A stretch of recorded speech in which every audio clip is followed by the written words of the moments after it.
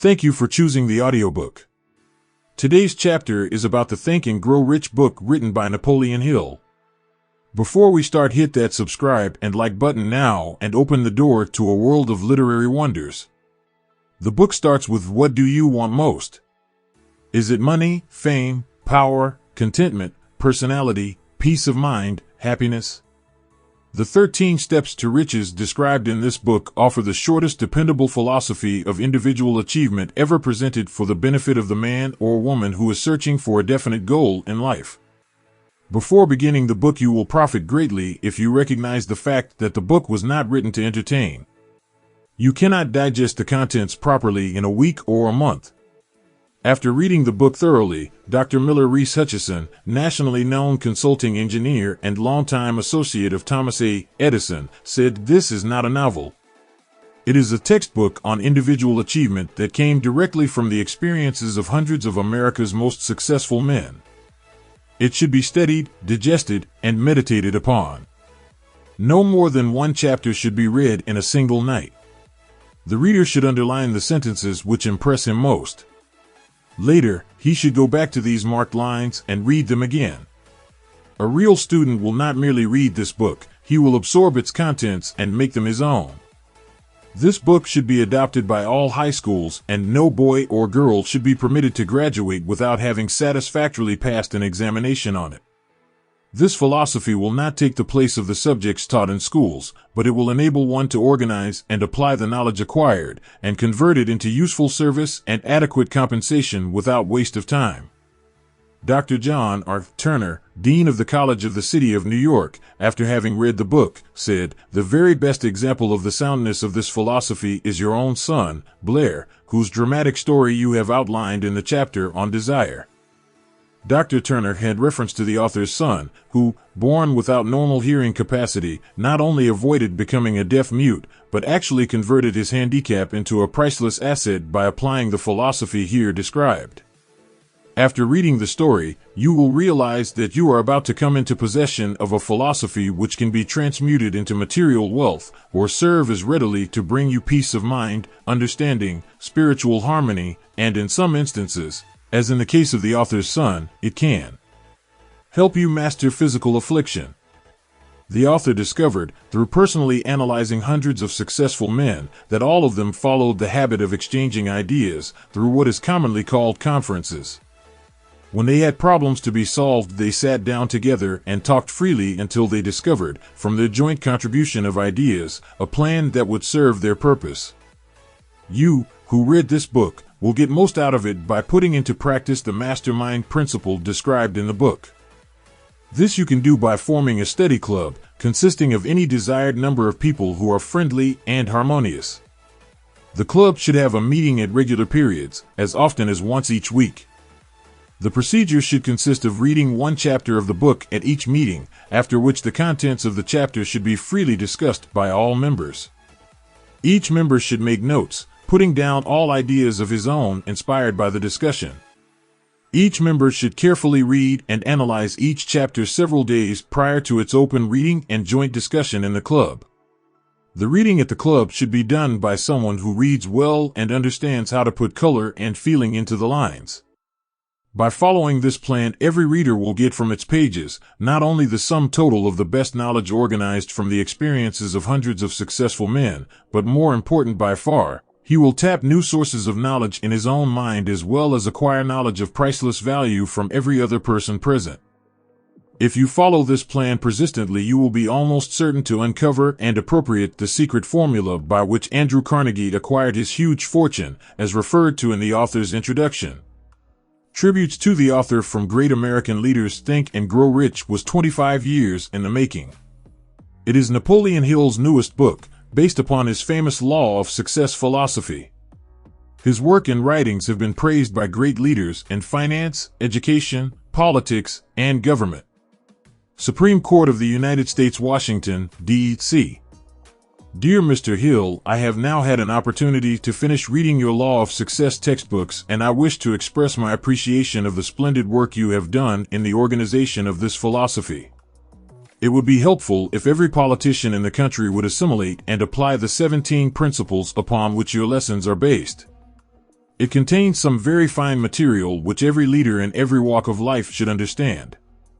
I am happy to have had the privilege of rendering you some slight measure of help in the organization of this splendid course of common sense philosophy.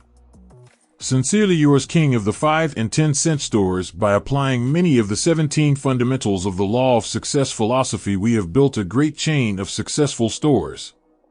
I presume it would be no exaggeration of fact if I said that the Woolworth Building might properly be called a monument to the soundness of these principles. F.W. Woolworth, a great steamship magnate, I feel greatly indebted for the privilege of reading your law of success. If I had had this philosophy 50 years ago, I suppose I could have accomplished all that I have done in less than half the time. I sincerely hope the world will discover and reward you. Robert Dollar, famous American labor leader. Mastery of the law of success philosophy is the equivalent of an insurance policy against failure. Samuel Gompers, a former president of the United States, may I not congratulate you on your persistence? Any man who devotes that much time must of necessity make discoveries of great value to others. I am deeply impressed by your interpretation of the mastermind principles which you have so clearly described. Woodrow Wilson, a merchant prince, I know that your 17 fundamentals of success are sound because I have been applying them in my business for more than 30 years. John Wanamaker, world's largest maker of cameras, I know that you are doing a world of good with your law of success. I would not care to set a monetary value on this training because it brings to the student qualities which cannot be measured by money alone. George Eastman, a nationally known business chief, whatever success I may have attained I owe entirely to the application of your 17 fundamental principles of the law of success. I believe I have the honor of being your first student. W.M. Wrigley, Jr. The publisher's preface. This book conveys the experience of more than 500 men of great wealth who began at scratch, with nothing to give in return for riches except thoughts, ideas, and organized plans. Here you have the entire philosophy of money-making, just as it was organized from the actual achievements of the most successful men known to the American people during the past 50 years. It describes what to do, also how to do it. It presents complete instructions on how to sell your personal services. It provides you with a perfect system of self-analysis that will readily disclose what has been standing between you and the big money in the past. It describes the famous Andrew Carnegie formula of personal achievement by which he accumulated hundreds of millions of dollars for himself and made no fewer than a score of millionaires of men to whom he taught his secret. Perhaps you do not need all that is to be found in the book. No one of the 500 men from whose experiences it was written did, but you may need one idea, plan, or suggestion to start you toward your goal. Somewhere in the book you will find this needed stimulus. The book was inspired by Andrew Carnegie after he had made his millions and retired. It was written by the man to whom Carnegie disclosed the astounding secret of his riches, the same man to whom the 500 wealthy men revealed the source of their riches. In this volume will be found the 13 principles of money-making essential to every person who accumulates sufficient money to guarantee financial independence. It is estimated that the research which went into the preparation before the book was written, or could be written, research covering more than 25 years of continuous effort, could not be duplicated at a cost of less than $100,000. Moreover, the knowledge contained in the book never can be duplicated at any cost, for the reason that more than half of the 500 men who supplied the information it brings have passed on. Riches cannot always be measured in money.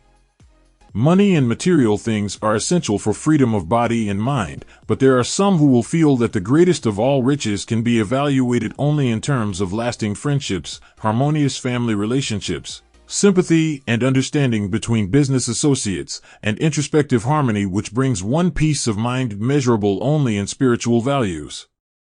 All who read, understand, and apply this philosophy will be better prepared to attract and enjoy these higher estates which always have been and always will be denied to all except those who are ready for them. Be prepared, therefore, when you expose yourself to the influence of this philosophy, to experience a changed life which may help you not only to negotiate your way through life with harmony and understanding, but also to prepare you for the accumulation of material riches in abundance. The publisher. Abundance. Author's preface: in every chapter of this book, mention has been made of the money-making secret which has made fortunes for more than 500 exceedingly wealthy men whom I have carefully analyzed over a long period of years. The secret was brought to my attention by Andrew Carnegie more than a quarter of a century ago. The canny, lovable old Scotsman carelessly tossed it into my mind when I was but a boy. Then he sat back in his chair, with a merry twinkle in his eyes, and watched carefully to see if I had brains enough to understand the full significance of what he had said to me. When he saw that I had grasped the idea, he asked if I would be willing to spend 20 years or more preparing myself to take it to the world, to men and women who, without the secret, might go through life as failures. I said I would, and with Mr. Carnegie's cooperation, I have kept my promise. This book contains the secret, after having been put to a practical test by thousands of people in almost every walk of life. It was Mr. Carnegie's idea that the magic formula, which gave him a stupendous fortune, ought to be placed within reach of people who do not have time to investigate how men make money, and it was his hope that I might test and demonstrate the soundness of the formula through the experience of men and women in every calling. He believed the formula should be taught in all public schools and colleges, and expressed the opinion that if it were properly taught it would so revolutionize the entire educational system that the time spent in school could be reduced to less than half. His experience with Charles M. Schwab and other young men of Mr. Schwab's type convinced Mr. Carnegie that much of that which is taught in the schools is of no value whatsoever in connection with the business of earning a living or accumulating riches. He had arrived at this decision because he had taken into his business one young man after another, many of them with but little schooling, and by coaching them in the use of this formula, developed in them rare leadership. Moreover, his coaching made fortunes for every one of them who followed his instructions. In the chapter on faith, you will read the astounding story of the organization of the giant United States Steel Corporation, as it was conceived and carried out by one of the young men through whom Mr. Carnegie proved that his formula will work for all who are ready for it. This single application of the secret, by that young man, Charles M. Schwab, made him a huge fortune in both money and opportunity. Roughly speaking, this particular application of the formula was worth $600 million.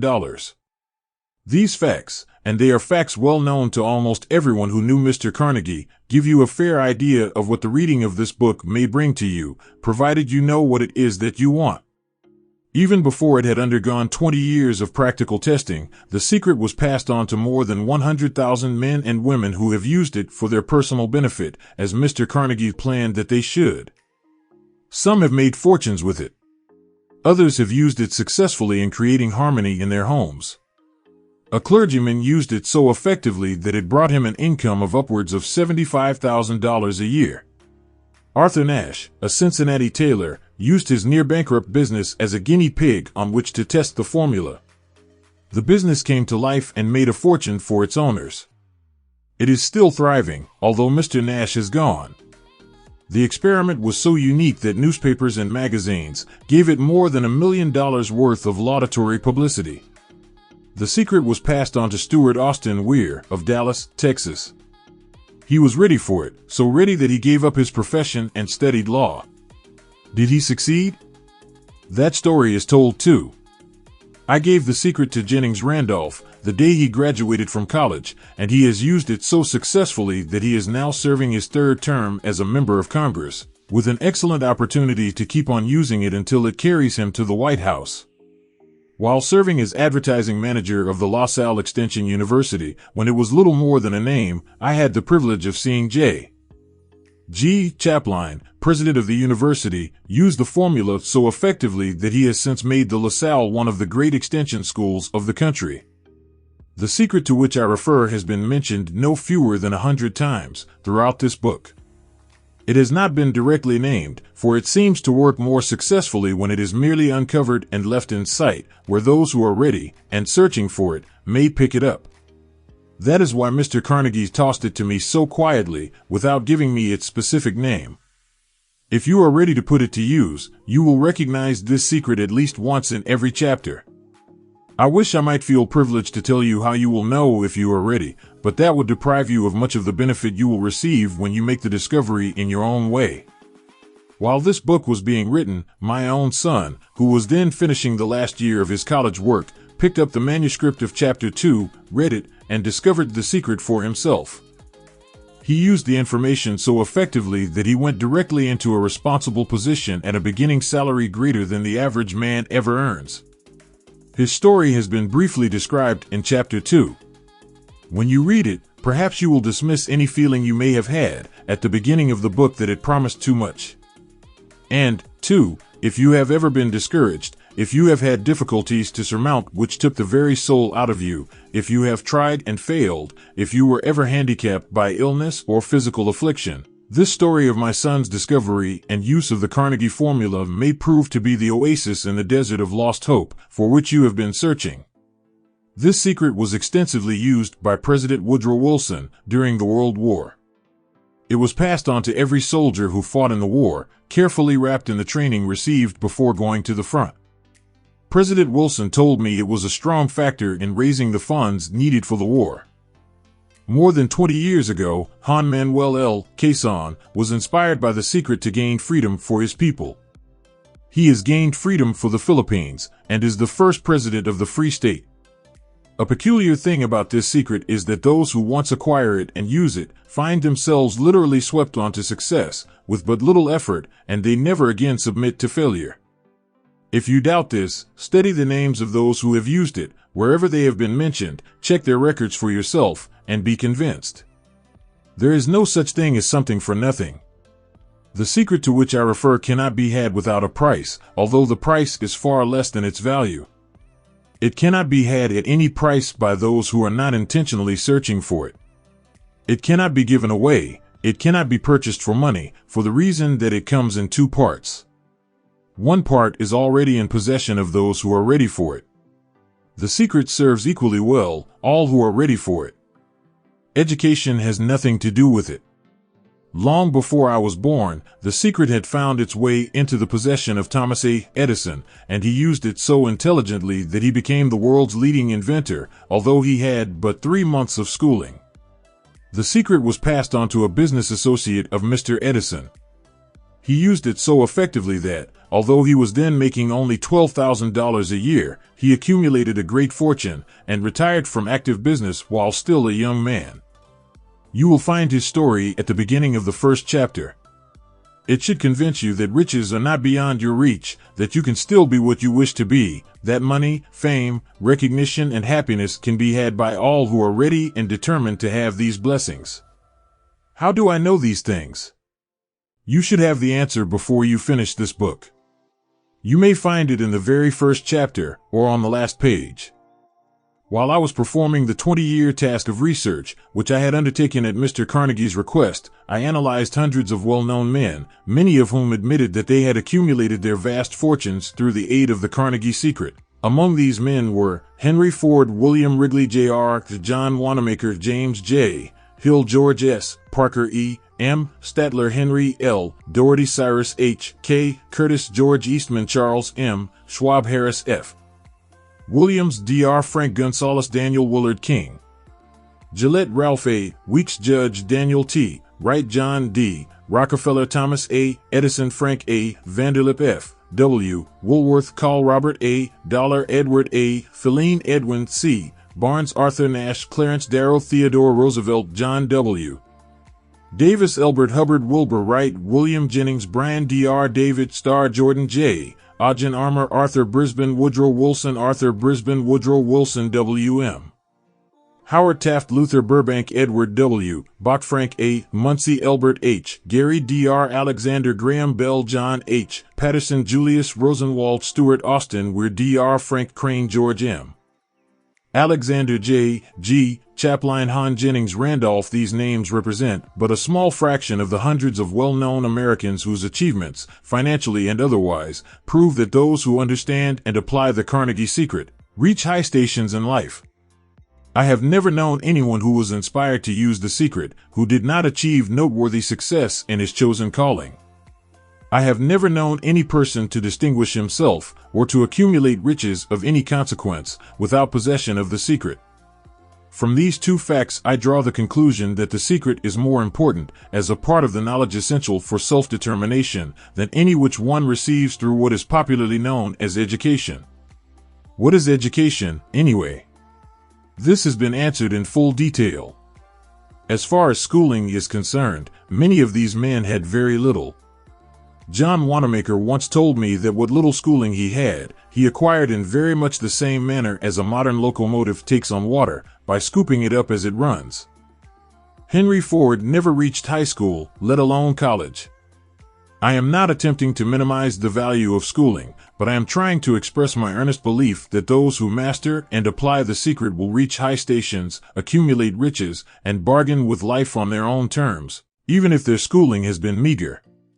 Somewhere, as you read, the secret to which I refer will jump from the page and stand boldly before you, if you are ready for it. When it appears, you will recognize it. Whether you receive the sign in the first or the last chapter, stop for a moment when it presents itself, and turn down a glass, for that occasion will mark the most important turning point of your life. We pass now to Chapter 1, and to the story of my very dear friend, who has generously acknowledged having seen the mystic sign, and whose business achievements are evidence enough that he turned down a glass. As you read his story, and the others, remember that they deal with the important problems of life, such as all men experience. The problems arising from one's endeavor to earn a living, to find hope, courage, contentment, and peace of mind, to accumulate riches, and to enjoy freedom of body and spirit. Remember, too, as you go through the book, that it deals with facts and not with fiction, its purpose being to convey a great universal truth through which all who are ready may learn, not only what to do, but also how to do it. And receive, as well, the needed stimulus to make a start. As a final word of preparation, before you begin the first chapter, may I offer one brief suggestion which may provide a clue by which the Carnegie secret may be recognized? It is this: all achievement, all earned riches, have their beginning in an idea. If you are ready for the secret, you already possess one half of it, therefore, you will readily recognize the other half the moment it reaches your mind. The author. Your mind. The author. Your mind. Chapter 1: Introduction. The man who thought his way into partnership with Thomas Edison. Truly, thoughts are things, and powerful things at that, when they are mixed with definiteness of purpose, persistence, and a burning desire for their translation into riches or other material objects. A little more than 30 years ago, Edwin C. Barnes discovered how true it is that men really do think and grow rich. His discovery did not come about at one sitting. It came little by little, beginning with a burning desire to become a business associate of the great Edison. One of the chief characteristics of Barnes' desire was that it was definite. He wanted to work with Edison, not for him. Observe, carefully, the description of how he went about translating his desire into reality, and you will have a better understanding of the 13 principles which lead to riches. When this desire, or impulse of thought, first flashed into his mind, he was in no position to act upon it. Two difficulties stood in his way. He did not know Mr. Edison, and he did not have enough money to pay his railroad fare to Orange, New Jersey. These difficulties were sufficient to have discouraged the majority of men from making any attempt to carry out the desire. But his was no ordinary desire. He was so determined to find a way to carry out his desire that he finally decided to travel by blind baggage rather than be defeated. He presented himself at Mr. Edison's laboratory and announced he had come to go into business with the inventor. And speaking of the first meeting between Barnes and Edison, years later, Mr. Edison said, "He stood there before me, looking like an ordinary tramp, but there was something in the expression of his face which conveyed the impression that he was determined to get what he had come after." I had learned, from years of experience with men, that when a man really desires a thing so deeply that he is willing to stake his entire future on a single turn of the wheel in order to get it, he is sure to win. I gave him the opportunity he asked for, because I saw he had made up his mind to stand by until he succeeded. Subsequent events proved that no mistake was made. Just what young Barnes said to Mr. Edison on that occasion was far less important than that which he thought. Edison, himself, said so. It could not have been the young man's appearance which got him his start in the Edison office, for that was definitely against him. It was what he thought that counted. If the significance of this statement could be conveyed to every person who reads it, there would be no need for the remainder of this book. Barnes did not get his partnership with Edison on his first interview. He did get a chance to work in the Edison offices at a very nominal wage, doing work that was unimportant to Edison, but most important to Barnes, because it gave him an opportunity to display his merchandise where his intended partner could see it. Months went by. Apparently nothing happened to bring the coveted goal which Barnes had set up in his mind as his definite major purpose. But something important was happening in Barnes' mind. He was constantly intensifying his desire to become the business associate of Edison. Psychologists have correctly said that when one is truly ready for a thing, it puts in its appearance. Barnes was ready for a business association with Edison. Moreover, he was determined to remain ready until he got that which he was seeking. He did not say to himself, "Ah well, what's the use? I guess I'll change my mind and try for a salesman's job." But he did say, "I came here to go into business with Edison, and I'll accomplish this end if it takes the remainder of my life." He meant it. What a different story men would have to tell if only they would adopt a definite purpose and stand by that purpose until it had time to become an all-consuming obsession. Maybe young Barnes did not know it at the time, but his bulldog determination, his persistence in standing back of a single desire, was destined to mow down all opposition and bring him the opportunity he was seeking. When the opportunity came, it appeared in a different form and from a different direction than Barnes had expected. That is one of the tricks of opportunity. It has a sly habit of slipping in by the back door, and often it comes disguised in the form of misfortune or temporary defeat. Perhaps this is why so many fail to recognize opportunity. Mr. Edison had just perfected a new office device, known at that time as the Edison dictating machine. His salesmen were not enthusiastic over the machine. They did not believe it could be sold without great effort. Barnes saw his opportunity. It had crawled in quietly, hidden in a queer-looking machine which interested no one but Barnes and the inventor. Barnes knew he could sell the Edison dictating machine. He suggested this to Edison and promptly got his chance. He did sell the machine. In fact, he sold it so successfully that Edison gave him a contract to distribute and market it all over the nation. Out of that business association grew the slogan, "Made by Edison and installed by Barnes." The business alliance has been in operation for more than 30 years. Out of it, Barnes has made himself rich in money, but he has done something infinitely greater. He has proved that one really may think and grow rich. How much actual cash that original desire of Barnes has been worth to him, I have no way of knowing. Perhaps it has brought him $2 or $3 million, but the amount, whatever it is, becomes insignificant when compared with the greater asset he acquired in the form of definite knowledge that an intangible impulse of thought can be transmuted into its physical counterpart by the application of known principles. Barnes literally thought himself into a partnership with the great Edison. He thought himself into a fortune. He had nothing to start with except the capacity to know what he wanted and the determination to stand by that desire until he realized it. He had no money to begin with. He had but little education. He had no influence. But he did have initiative, faith, and the will to win. With these intangible forces, he made himself number one man with the greatest inventor who ever lived. Now, let us look at a different situation and study a man who had plenty of tangible evidence of riches, but lost it because he stopped 3 feet short of the goal he was seeking. 3 feet short of the goal. 3 feet from gold. One of the most common causes of failure is the habit of quitting when one is overtaken by temporary defeat. Every person is guilty of this mistake at one time or another.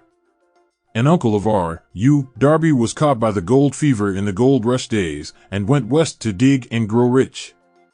He had never heard that more gold has been mined from the brains of men than has ever been taken from the earth. He staked a claim and went to work with pick and shovel. The going was hard, but his lust for gold was definite. After weeks of labor, he was rewarded by the discovery of the shining ore. He needed machinery to bring the ore to the surface. Quietly, he covered up the mine, retraced his footsteps to his home in Williamsburg, Maryland, and told his relatives and a few neighbors of the strike. They got together money for the needed machinery, had it shipped. The uncle and Darby went back to work at the mine. The first car of ore was mined and shipped to a smelter. The returns proved they had one of the richest mines in Colorado. A few more cars of that ore would clear the debts.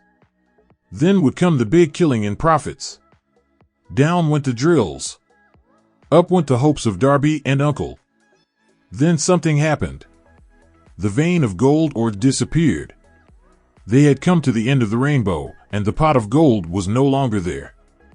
They drilled on, desperately trying to pick up the vein again, all to no avail. Finally, they decided to quit. They sold the machinery to a junkman for a few $100s and took the train back home. Some junkmen are dumb, but not this one. He called in a mining engineer to look at the mine and do a little calculating.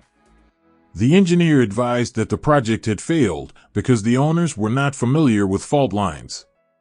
His calculations showed that the vein would be found just 3 feet from where the Darbys had stopped drilling.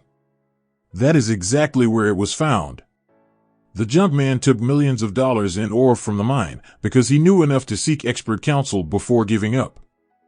Most of the money which went into the machinery was procured through the efforts of R.U. Darby, who was then a very young man. The money came from his relatives and neighbors because of their faith in him. He paid back every dollar of it, although he was years in doing so. Long afterward, Mr. Darby recouped his loss many times over when he made the discovery that desire can be transmuted into gold. The discovery came after he went into the business of selling life insurance. Remembering that he lost a huge fortune because he stopped 3 feet from gold, Darby profited by the experience in his chosen work by the simple method of saying to himself, "I stopped 3 feet from gold, but I will never stop because men say no when I ask them to buy insurance." Darby is one of a small group of fewer than 50 men who sell more than $1 million in life insurance annually. He owes his stickability to the lesson he learned from his quitability in the gold mining business. Before success comes in any man's life, he is sure to meet with much temporary defeat and, perhaps, some failure. When defeat overtakes a man, the easiest and most logical thing to do is to quit. That is exactly what the majority of men do. More than 500 of the most successful men this country has ever known told the author their greatest success came just one step beyond the point at which defeat had overtaken them. Failure is a trickster with a keen sense of irony and cunning. It takes great delight in tripping one when success is almost within reach. A 50-cent lesson in persistence. Shortly after Mr. Darby received his degree from the University of Hard Knocks and had decided to profit by his experience in the gold mining business, he had the good fortune to be present on an occasion that proved to him that no does not necessarily mean no. One afternoon he was helping his uncle grind wheat in an old-fashioned mill. The uncle operated a large farm on which a number of colored sharecrop farmers lived. Quietly, the door was opened, and a small colored child, the daughter of a tenant, walked in and took her place near the door. The uncle looked up, saw the child, and barked at her roughly, "What do you want?" Meekly, the child replied, "My mammy says send her 50 cents. "I'll not do it," the uncle retorted, "now you run on home." "Yes, sir," the child replied. But she did not move. The uncle went ahead with his work, so busily engaged that he did not pay enough attention to the child to observe that she did not leave. When he looked up and saw her still standing there, he yelled at her, "I told you to go on home. Now go, or I'll take a switch to you." The little girl said yes, sir, but she did not budge an inch. The uncle dropped a sack of grain he was about to pour into the mill hopper, picked up a barrel stave, and started toward the child with an expression on his face that indicated trouble. Darby held his breath. He was certain he was about to witness a murder. He knew his uncle had a fierce temper. He knew that colored children were not supposed to defy white people in that part of the country. When the uncle reached the spot where the child was standing, she quickly stepped forward one step, looked up into his eyes, and screamed at the top of her shrill voice, "My mammy's gotta have that 50 cents. The uncle stopped, looked at her for a minute, then slowly laid the barrel stave on the floor, put his hand in his pocket, took out $50, and gave it to her.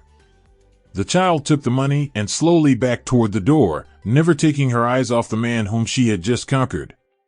After she had gone, the uncle sat down on a box and looked out the window into space for more than 10 minutes. He was pondering, with awe, over the whipping he had just taken.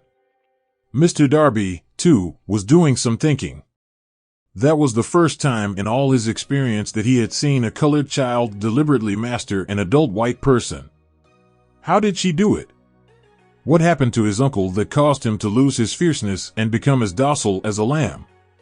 What strange power did this child use that made her master over her superior? These and other similar questions flashed into Darby's mind, but he did not find the answer until years later, when he told me the story. Strangely, the story of this unusual experience was told to the author in the old mill, on the very spot where the uncle took his whipping. Strangely, too, I had devoted nearly a quarter of a century to the study of the power which enabled an ignorant, illiterate colored child to conquer an intelligent man. As we stood there in that musty old mill, Mr. Darby repeated the story of the unusual conquest, and finished by asking, "What can you make of it? What strange power did that child use that so completely whipped my uncle?" The answer to his question will be found in the principles described in this book. The answer is full and complete. It contains details and instructions sufficient to enable anyone to understand and apply the same force which the little child accidentally stumbled upon. Keep your mind alert, and you will observe exactly what strange power came to the rescue of the child. You will catch a glimpse of this power in the next chapter. Somewhere in the book you will find an idea that will quicken your receptive powers and place at your command, for your own benefit, this same irresistible power. The awareness of this power may come to you in the first chapter, or it may flash into your mind in some subsequent chapter. It may come in the form of a single idea. Or, it may come in the nature of a plan, or a purpose. Again, it may cause you to go back into your past experiences of failure or defeat, and bring to the surface some lesson by which you can regain all that you lost through defeat. After I had described to Mr. Darby the power unwittingly used by the little colored child, he quickly retraced his 30 years of experience as a life insurance salesman, and frankly acknowledged that his success in that field was due, in no small degree, to the lesson he had learned from the child. Mr. Darby pointed out, every time a prospect tried to bow me out, without buying, I saw that child standing there in the old mill, her big eyes glaring in defiance, and I said to myself, I've got to make this sale. The better portion of all sales I have made were made after people had said "Enoda." He recalled, too, his mistake in having stopped only 3 feet from gold, but, he said, that experience was a blessing in disguise. It taught me to keep on keeping on, no matter how hard the going may be, a lesson I needed to learn before I could succeed in anything. This story of Mr. Darby and his uncle, the colored child and the gold mine, doubtless will be read by hundreds of men who make their living by selling life insurance, and to all of these, the author wishes to offer the suggestion that Darby owes to these 2 experiences his ability to sell more than $1 million of life insurance every year. Life is strange and often imponderable. Both the successes and the failures have their roots in simple experiences. Mr. Darby's experiences were commonplace and simple enough, yet they held the answer to his destiny in life, therefore they were as important as life itself. He profited by these 2 dramatic experiences because he analyzed them and found the lesson they taught. But what of the man who has neither the time nor the inclination to study failure in search of knowledge that may lead to success? Where and how is he to learn the art of converting defeat into stepping stones to opportunity? In answer to these questions, this book was written. The answer called for a description of 13 principles, but remember, as you read, the answer you may be seeking, to the questions which have caused you to ponder over the strangeness of life, may be found in your own mind, through some idea, plan, or purpose which may spring into your mind as you read. One sound idea is all that one needs to achieve success. The principles described in this book contain the best and the most practical of all that is known concerning ways and means of creating useful ideas. Before we go any further in our approach to the description of these principles, we believe you are entitled to receive this important suggestion. When riches begin to come, they come so quickly, and such great abundance, that one wonders where they have been hiding during all those lean years. This is an astounding statement, and all the more so, when we take into consideration the popular belief that riches come only to those who work hard and long. When you begin to think and grow rich, you will observe that riches begin with a state of mind, with definiteness of purpose, with little or no hard work. You, and every other person, ought to be interested in knowing how to acquire that state of mind which will attract riches. I spent 25 years in research, analyzing more than 25,000 people, because I, too, wanted to know how wealthy men become that way. Without that research, this book could not have been written. Here take notice of a very significant truth, viz., the business depression started in 1929 and continued on to an all-time record of destruction until sometime after President Roosevelt entered office. Then the depression began to fade into nothingness. Just as an electrician in a theater raises the lights so gradually that darkness is transmuted into light before you realize it, so did the spell of fear in the minds of the people gradually fade away and become faith. Observe very closely. As soon as you master the principles of this philosophy and begin to follow the instructions for applying those principles, your financial status will begin to improve, and everything you touch will begin to transmute itself into an asset for your benefit. Impossible? Not at all. One of the main weaknesses of mankind is the average man's familiarity with the word impossible. He knows all the rules which will not work. He knows all the things which cannot be done. This book was written for those who seek the rules which have made others successful and are willing to stake everything on those rules. A great many years ago, I purchased a fine dictionary. The first thing I did with it was to turn to the word impossible and neatly clip it out of the book. That would not be an unwise thing for you to do. Success comes to those who become success conscious. Failure comes to those who indifferently allow themselves to become failure conscious. The object of this book is to help all who seek it to learn the art of changing their minds from failure consciousness to success consciousness. Another weakness found in altogether too many people is the habit of measuring everything and everyone by their own impressions and beliefs. Some who will read this will believe that no one can think and grow rich. They cannot think in terms of riches because their thought habits have been steeped in poverty, want, misery, failure, and defeat. These unfortunate people remind me of a prominent Chinese who came to America to be educated in American ways. He attended the University of Chicago. One day President Harper met this young Oriental on the campus, stopped to chat with him for a few minutes, and asked what had impressed him as being the most noticeable characteristic of the American people. "Why," the Chinaman exclaimed, "the queer slant of your eyes. Your eyes are off slant." What do we say about the Chinese? We refuse to believe that which we do not understand. We foolishly believe that our own limitations are the proper measure of limitations. Sure, the other fellow's eyes are off slant because they are not the same as our own. Millions of people look at the achievements of Henry Ford after he has arrived and envy him because of his good fortune, or luck, or genius, or whatever it is that they credit for Ford's fortune.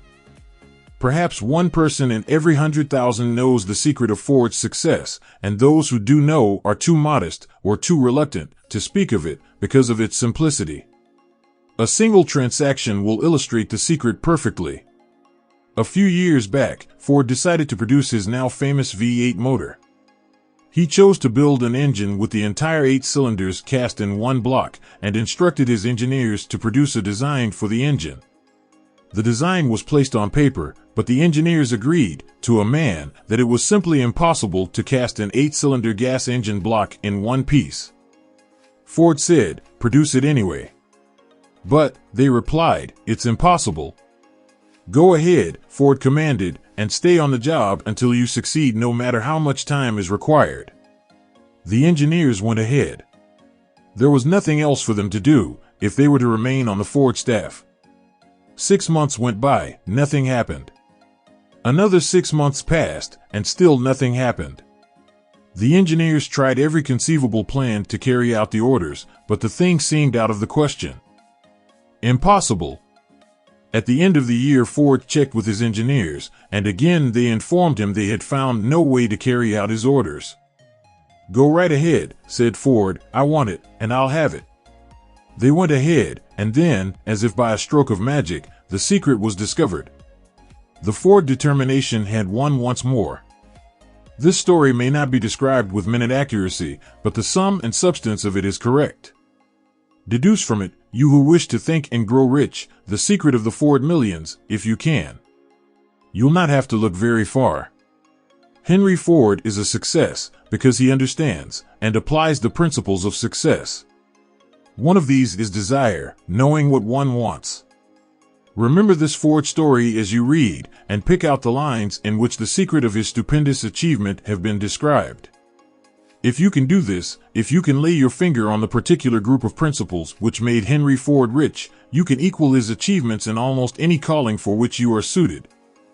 You are the master of your fate, the captain of your soul, because when Henley wrote the prophetic lines, "I am the master of my fate, I am the captain of my soul," he should have informed us that we are the masters of our fate, the captains of our souls, because we have the power to control our thoughts.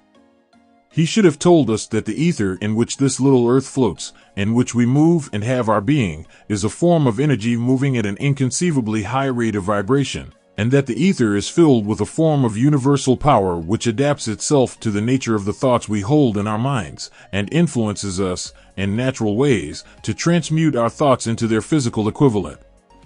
If the poet had told us of this great truth, we would know why it is that we are the masters of our fate, the captains of our souls. He should have told us, with great emphasis, that this power makes no attempt to discriminate between destructive thoughts and constructive thoughts, that it will urge us to translate into physical reality thoughts of poverty, just as quickly as it will influence us to act upon thoughts of riches. He should have told us, too, that our brains become magnetized with the dominating thoughts which we hold in our minds, and, by means with which no man is familiar, these magnets attract to us the forces, the people, the circumstances of life which harmonize with the nature of our dominating thoughts. He should have told us that before we can accumulate riches in great abundance, we must magnetize our minds with intense desire for riches, that we must become money conscious until the desire for money drives us to create definite plans for acquiring it. But, being a poet, and not a philosopher, Henley contented himself by stating a great truth in poetic form, leaving those who followed him to interpret the philosophical meaning of his lines. Little by little, the truth has unfolded itself, until it now appears certain that the principles described in this book hold the secret of mastery over our economic fate. We are now ready to examine the first of these principles. Maintain a spirit of open-mindedness, and remember as you read, they are the invention of no one man. The principles were gathered from the life experiences of more than 500 men who actually accumulated riches in huge amounts, men who began in poverty, with but little education, without influence. The principles worked for these men. You can put them to work for your own enduring benefit. You will find it easy, not hard, to do. Before you read the next chapter, I want you to know that it conveys factual information which might easily change your entire financial destiny, as it has so definitely brought changes of stupendous proportions to two people described. I want you to know, also, that the relationship between these two men and myself is such that I could have taken no liberties with the facts, even if I had wished to do so. One of them has been my closest personal friend for almost 25 years, the other is my own son. The unusual success of these two men, success which they generously accredit to the principle described in the next chapter, more than justifies this personal reference as a means of emphasizing the far-flung power of this principle. Almost 15 years ago, I delivered the commencement address at Salem College, Salem, West Virginia. I emphasized the principle described in the next chapter with so much intensity that one of the members of the graduating class definitely appropriated it and made it a part of his own philosophy. The young man is now a member of Congress and an important factor in the present administration. Just before this book went to the publisher, he wrote me a letter in which he so clearly stated his opinion of the principle outlined in the next chapter that I have chosen to publish his letter as an introduction to that chapter. It gives you an idea of the rewards to come. My dear Napoleon, my service as a member of Congress having given me an insight into the problems of men and women, I am writing to offer a suggestion which may become helpful to thousands of worthy people. With apologies, I must state that the suggestion, if acted upon, will mean several years of labor and responsibility for you, but I am enheartened to make the suggestion, because I know your great love for rendering useful service. In 1922, you delivered the commencement address at Salem College, when I was a member of the graduating class. In that address, you planted in my mind an idea which has been responsible for the opportunity one now have to serve the people of my state, and will be responsible, in a very large measure, for whatever success I may have in the future. The suggestion I have in mind is that you put into a book the sum and substance of the address you delivered at Salem College, and in that way give the people of America an opportunity to profit by your many years of experience and association with the men who, by their greatness, have made America the richest nation on earth. I recall, as though it were yesterday, the marvelous description you gave of the method by which Henry Ford, with but little schooling, without a dollar, with no influential friends, rose to great heights. I made up my mind then, even before you had finished your speech, that I would make a place for myself, no matter how many difficulties I had to surmount. Thousands of young people will finish their schooling this year, and within the next few years. Every one of them will be seeking just such a message of practical encouragement as the one I received from you. They will want to know where to turn, what to do, to get started in life. You can tell them, because you have helped to solve the problems of so many, many people. If there is any possible way that you can afford to render so great a service, may I offer the suggestion that you include with every book one of your personal analysis charts, in order that the purchaser of the book may have the benefit of a complete self-inventory, indicating, as you indicated to me years ago, exactly what is standing in the way of success. Such a service as this, providing the readers of your book with a complete, unbiased picture of their faults and their virtues, would mean to them the difference between success and failure. The service would be priceless. Millions of people are now facing the problem of staging a comeback because of the depression, and I speak from personal experience when I say, I know these earnest people would welcome the opportunity to tell you their problems, and to receive your suggestions for the solution. You know the problems of those who face the necessity of beginning all over again. There are thousands of people in America today who would like to know how they can convert ideas into money, people who must start at scratch, without finances, and recoup their losses. If anyone can help them, you can. If you publish the book, I would like to own the first copy that comes from the press, personally autographed by you. With best wishes, believe me, cordially yours, Jennings Randolph. Cordially yours, Jennings Randolph. Cordially yours, Jennings Randolph. Chapter 2 Desire the starting point of all achievement, the first step toward riches. When Edwin C. Barnes climbed down from the freight train in Orange, N.J., more than 30 years ago, he may have resembled a tramp, but his thoughts were those of a king.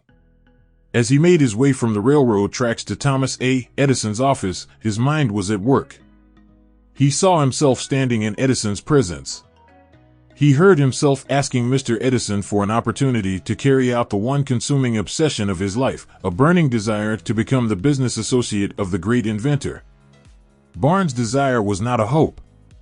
It was not a wish. It was a keen, pulsating desire, which transcended everything else. It was definite. The desire was not new when he approached Edison. It had been Barnes' dominating desire for a long time. In the beginning, when the desire first appeared in his mind, it may have been, probably was, only a wish, but it was no mere wish when he appeared before Edison with it. A few years later, Edwin C. Barnes again stood before Edison, in the same office where he first met the inventor. This time his desire had been translated into reality. He was in business with Edison. The dominating dream of his life had become a reality. Today, people who know Barnes envy him because of the break life yielded him. They see him in the days of his triumph, without taking the trouble to investigate the cause of his success. Barnes succeeded because he chose a definite goal, placed all his energy, all his willpower, all his effort, everything back of that goal. He did not become the partner of Edison the day he arrived. He was content to start in the most menial work as long as it provided an opportunity to take even one step toward his cherished goal. 5 years passed before the chance he had been seeking made its appearance. During all those years, not one ray of hope, not one promise of attainment of his desire had been held out to him. To everyone, except himself, he appeared only another cog in the Edison business wheel, but in his own mind, he was the partner of Edison every minute of the time, from the very day that he first went to work there. It is a remarkable illustration of the power of a definite desire. Barnes won his goal because he wanted to be a business associate of Mr. Edison more than he wanted anything else. He created a plan by which to attain that purpose. But he burned all bridges behind him. He stood by his desire until it became the dominating obsession of his life and, finally, a fact. When he went to Orange, he did not say to himself, "I will try to induce Edison to give me a job of some sort." He said, "I will see Edison and put him on notice that I have come to go into business with him." He did not say, "I will work there for a few months, and if I get no encouragement, I will quit and get a job somewhere else." He did say, "I will start anywhere. I will do anything Edison tells me to do, but before I am through, I will be his associate." He did not say, "I will keep my eyes open for another opportunity, in case I fail to get what I want in the Edison organization." He said, "There is but one thing in this world that I am determined to have, and that is a business association with Thomas A. Edison. I will burn all bridges behind me and stake my entire future on my ability to get what I want." He left himself no possible way of retreat. He had to win or perish. That is all there is to the Barnes story of success. A long while ago, a great warrior faced a situation which made it necessary for him to make a decision which ensured his success on the battlefield. He was about to send his armies against a powerful foe, whose men outnumbered his own. He loaded his soldiers into boats, sailed to the enemy's country, unloaded soldiers and equipment, and then gave the order to burn the ships that had carried them. Addressing his men before the first battle, he said, "You see the boats going up in smoke. That means that we cannot leave these shores alive unless we win. We now have no choice. We win or we perish." They won. Every person who wins in any undertaking must be willing to burn his ships and cut all sources of retreat. Only by so doing can one be sure of maintaining that state of mind known as a burning desire to win, essential to success. The morning after the Great Chicago Fire, a group of merchants stood on State Street, looking at the smoking remains of what had been their stores. They went into a conference to decide if they would try to rebuild or leave Chicago and start over in a more promising section of the country. They reached a decision, all except one, to leave Chicago. The merchant who decided to stay and rebuild pointed a finger at the remains of his store and said, "Gentlemen, on that very spot I will build the world's greatest store, no matter how many times it may burn down." That was more than 50 years ago. The store was built. It stands there today, a towering monument to the power of that state of mind known as a burning desire. The easy thing for Marshall Field to have done would have been exactly what his fellow merchants did. When the going was hard and the future looked dismal, they pulled up and went where the going seemed easier. Mark well this difference between Marshall Field and the other merchants, because it is the same difference which distinguishes Edwin C. Barnes from thousands of other young men who have worked in the Edison organization. It is the same difference which distinguishes practically all who succeed from those who fail. Every human being who reaches the age of understanding of the purpose of money wishes for it. Wishing will not bring riches. But desiring riches with a state of mind that becomes an obsession, then planning definite ways and means to acquire riches, and backing those plans with persistence which does not recognize failure, will bring riches. The method by which desire for riches can be transmuted into its financial equivalent consists of 6 definite, practical steps, viz. First, fix in your mind the exact amount of money you desire. It is not sufficient merely to say, "I want plenty of money." Be definite as to the amount. Second, determine exactly what you intend to give in return for the money you desire. Third, establish a definite date when you intend to possess the money you desire. Fourth, Create a definite plan for carrying out your desire, and begin at once, whether you are ready or not, to put this plan into action. Fifth, write out a clear, concise statement of the amount of money you intend to acquire. Name the time limit for its acquisition, state what you intend to give in return for the money, and describe clearly the plan through which you intend to accumulate it. Sixth, read your written statement aloud, twice daily, once just before retiring at night, and once after arising in the morning. As you read, see and feel and believe yourself already in possession of the money. It is important that you follow the instructions described in these 6 steps. It is especially important that you observe and follow the instructions in the 6th paragraph. You may complain that it is impossible for you to see yourself in possession of money before you actually have it. Here is where a burning desire will come to your aid. If you truly desire money so keenly that your desire is an obsession, you will have no difficulty in convincing yourself that you will acquire it. The object is to want money, and to become so determined to have it that you convince yourself you will have it. Only those who become money conscious ever accumulate great riches. Money consciousness means that the mind has become so thoroughly saturated with the desire for money that one can see oneself already in possession of it. To the uninitiated, who has not been schooled in the working principles of the human mind, these instructions may appear impractical. It may be helpful, to all who fail to recognize the soundness of the 6 steps, to know that the information they convey was received from Andrew Carnegie, who began as an ordinary laborer in the steel mills, but managed, despite his humble beginning, to make these principles yield him a fortune of considerably more than $100 million. It may be of further help to know that the 6 steps here recommended were carefully scrutinized by the late Thomas Edison, who placed his stamp of approval upon them as being not only the steps essential for the accumulation of money, but necessary for the attainment of any definite goal. The steps call for no hard labor. They call for no sacrifice. They do not require one to become ridiculous or credulous. To apply them calls for no great amount of education.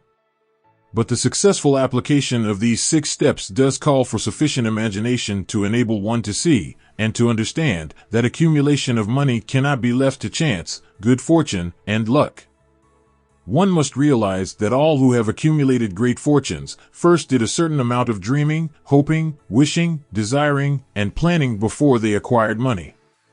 You may as well know, right here, that you can never have riches in great quantities unless you can work yourself into a white heat of desire for money and actually believe you will possess it.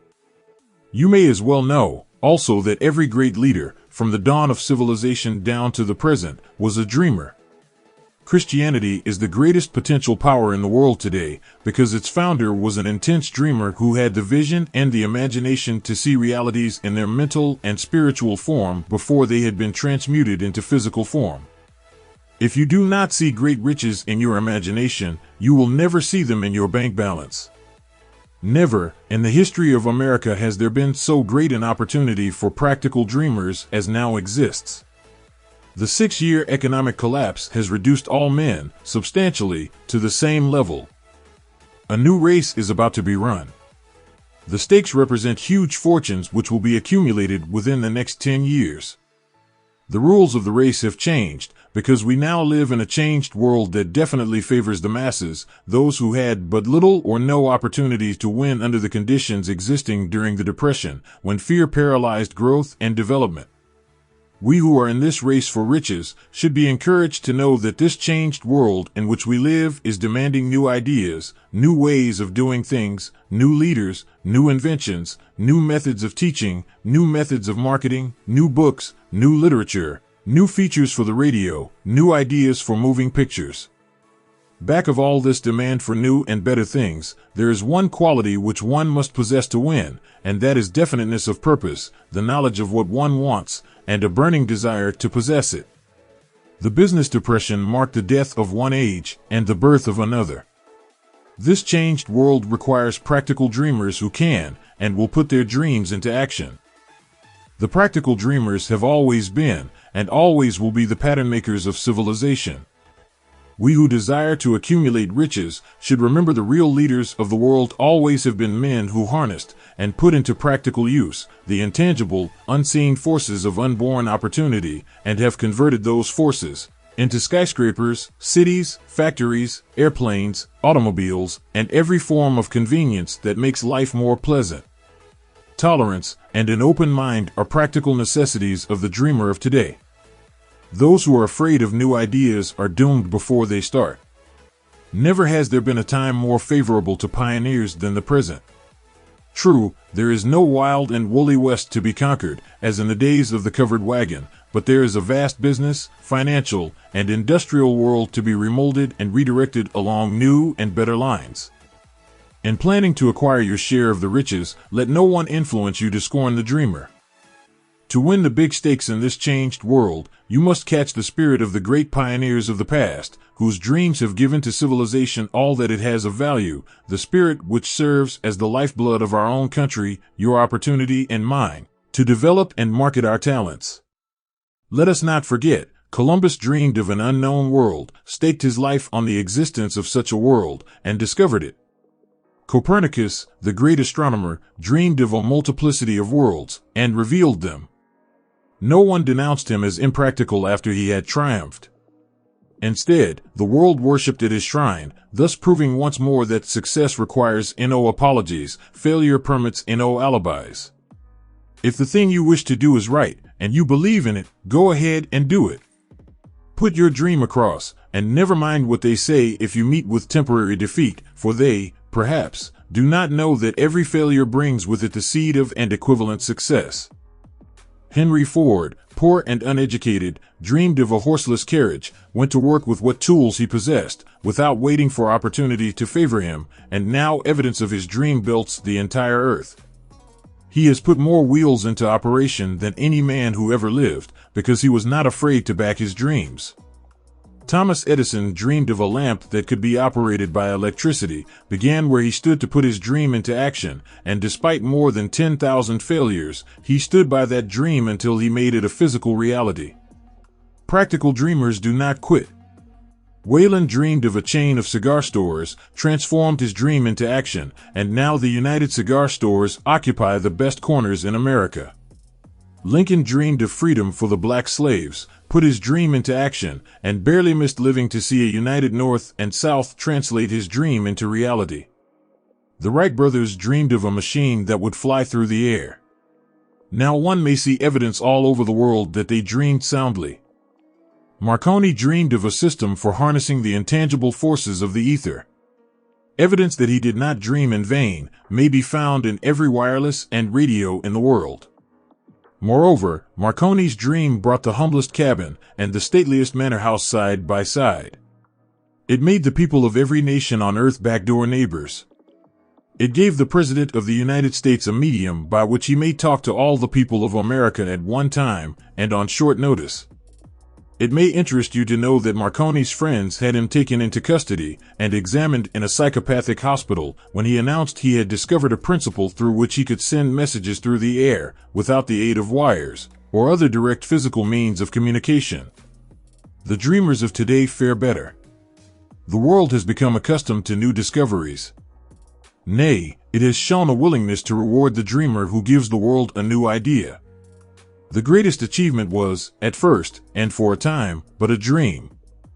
The oak sleeps in the acorn.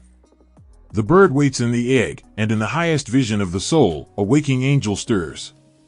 Dreams are the seedlings of reality. Awake, arise, and assert yourself, you dreamers of the world. Your star is now in the ascendancy. The world depression brought the opportunity you have been waiting for. It taught people humility, tolerance, and open-mindedness. The world is filled with an abundance of opportunity which the dreamers of the past never knew. A burning desire to be, and to do is the starting point from which the dreamer must take off. Dreams are not born of indifference, laziness, or lack of ambition. The world no longer scoffs at the dreamer, nor calls him impractical. If you think it does, take a trip to Tennessee and witness what a dreamer president has done in the way of harnessing and using the great water power of America. A score of years ago, such a dream would have seemed like madness. You have been disappointed, you have undergone defeat during the Depression, and you have felt the great heart within you crushed until it bled. Take courage, for these experiences have tempered the spiritual metal of which you are made. They are assets of incomparable value. Remember, too, that all who succeed in life get off to a bad start and pass through many heartbreaking struggles before they arrive. The turning point in the lives of those who succeed usually comes at the moment of some crisis through which they are introduced to their other selves. John Bunyan wrote The Pilgrim's Progress, which is among the finest of all English literature, after he had been confined in prison and sorely punished because of his views on the subject of religion. O. Henry discovered the genius which slept within his brain after he had met with great misfortune and was confined in a prison cell in Columbus, Ohio. Being forced, through misfortune, to become acquainted with his other self and to use his imagination, he discovered himself to be a great author instead of a miserable criminal and outcast. Strange and varied are the ways of life, and stranger still are the ways of infinite intelligence, through which men are sometimes forced to undergo all sorts of punishment before discovering their own brains and their own capacity to create useful ideas through imagination. Edison, the world's greatest inventor and scientist, was a tramp telegraph operator. He failed innumerable times before he was driven, finally, to the discovery of the genius which slept within his brain.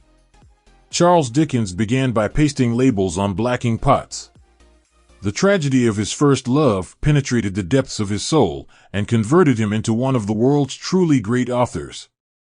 That tragedy produced, first, David Copperfield, then a succession of other works that made this a richer and better world for all who read his books. Disappointment over love affairs generally has the effect of driving men to drink and women to ruin, and this, because most people never learn the art of transmuting their strongest emotions into dreams of a constructive nature. Helen Keller became deaf, dumb, and blind shortly after birth. Despite her greatest misfortune, she has written her name indelibly in the pages of the history of the great. Her entire life has served as evidence that no one ever is defeated until defeat has been accepted as a reality. Robert Burns was an illiterate country lad. He was cursed by poverty and grew up to be a drunkard in the bargain. The world was made better for his having lived, because he clothed beautiful thoughts in poetry and thereby plucked a thorn and planted a rose in its place. Booker T. Washington was born in slavery, handicapped by race and color. Because he was tolerant, had an open mind at all times, on all subjects, and was a dreamer, he left his impress for good on an entire race. Beethoven was deaf, Milton was blind, but their names will last as long as time endures, because they dreamed and translated their dreams into organized thought. Before passing to the next chapter, kindle anew in your mind the fire of hope, faith, courage, and tolerance. If you have these states of mind, and a working knowledge of the principles described, all else that you need will come to you, when you are ready for it. Let Emerson state the thought in these words: every proverb, every book, and every byword that belongs to thee for aid and comfort shall surely come home through open or winding passages. Every friend whom not thy fantastic will, but the great and tender soul in thee craveth, shall lock thee in his embrace.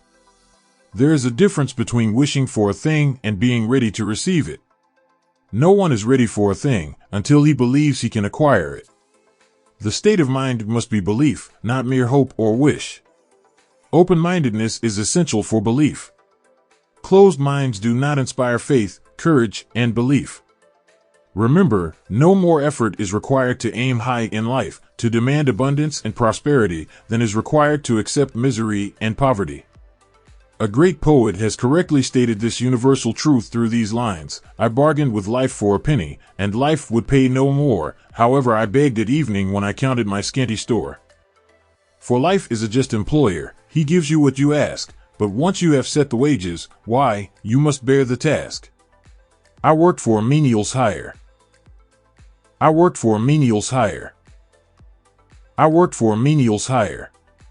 Only to learn, dismayed, that any wage I had asked of life, life would have willingly paid.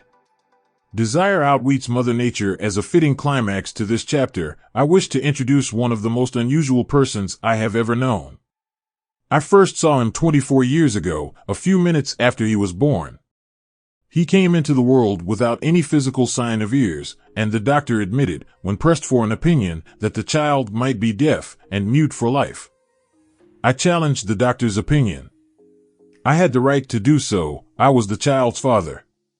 I, too, reached a decision and rendered an opinion, but I expressed the opinion silently, in the secrecy of my own heart. I decided that my son would hear and speak. Nature could send me a child without ears, but nature could not induce me to accept the reality of the affliction. In my own mind, I knew that my son would hear and speak. How? I was sure there must be a way, and I knew I would find it. I thought of the words of the immortal Emerson, "The whole course of things goes to teach us faith. We need only obey." There is guidance for each of us, and by lowly listening, we shall hear the right word. The right word? Desire. More than anything else, I desired that my son should not be a deaf mute. From that desire I never receded, not for a second.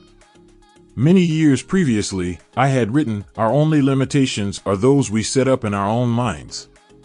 For the first time, I wondered if that statement were true. Lying on the bed in front of me was a newly born child, without the natural equipment of hearing. Even though he might hear and speak, he was obviously disfigured for life. Surely, this was a limitation which that child had not set up in his own mind. What could I do about it? Somehow I would find a way to transplant into that child's mind my own burning desire for ways and means of conveying sound to his brain without the aid of ears. As soon as the child was old enough to cooperate, I would fill his mind so completely with a burning desire to hear that nature would, by methods of her own, translate it into physical reality. All this thinking took place in my own mind, but I spoke of it to no one. Every day I renewed the pledge I had made to myself, not to accept a deaf mute for a son. As he grew older and began to take notice of things around him, we observed that he had a slight degree of hearing. When he reached the age when children usually begin talking, he made no attempt to speak, but we could tell by his actions that he could hear certain sounds slightly. That was all I wanted to know. I was convinced that if he could hear, even slightly, he might develop still greater hearing capacity. Then something happened which gave me hope. It came from an entirely unexpected source. We bought a Victrola. When the child heard the music for the first time, he went into ecstasies and promptly appropriated the machine. He soon showed a preference for certain records, among them, "It's a Long Way to Tipperary." On one occasion, he played that piece over and over, for almost 2 hours, standing in front of the Victrola, with his teeth clamped on the edge of the case.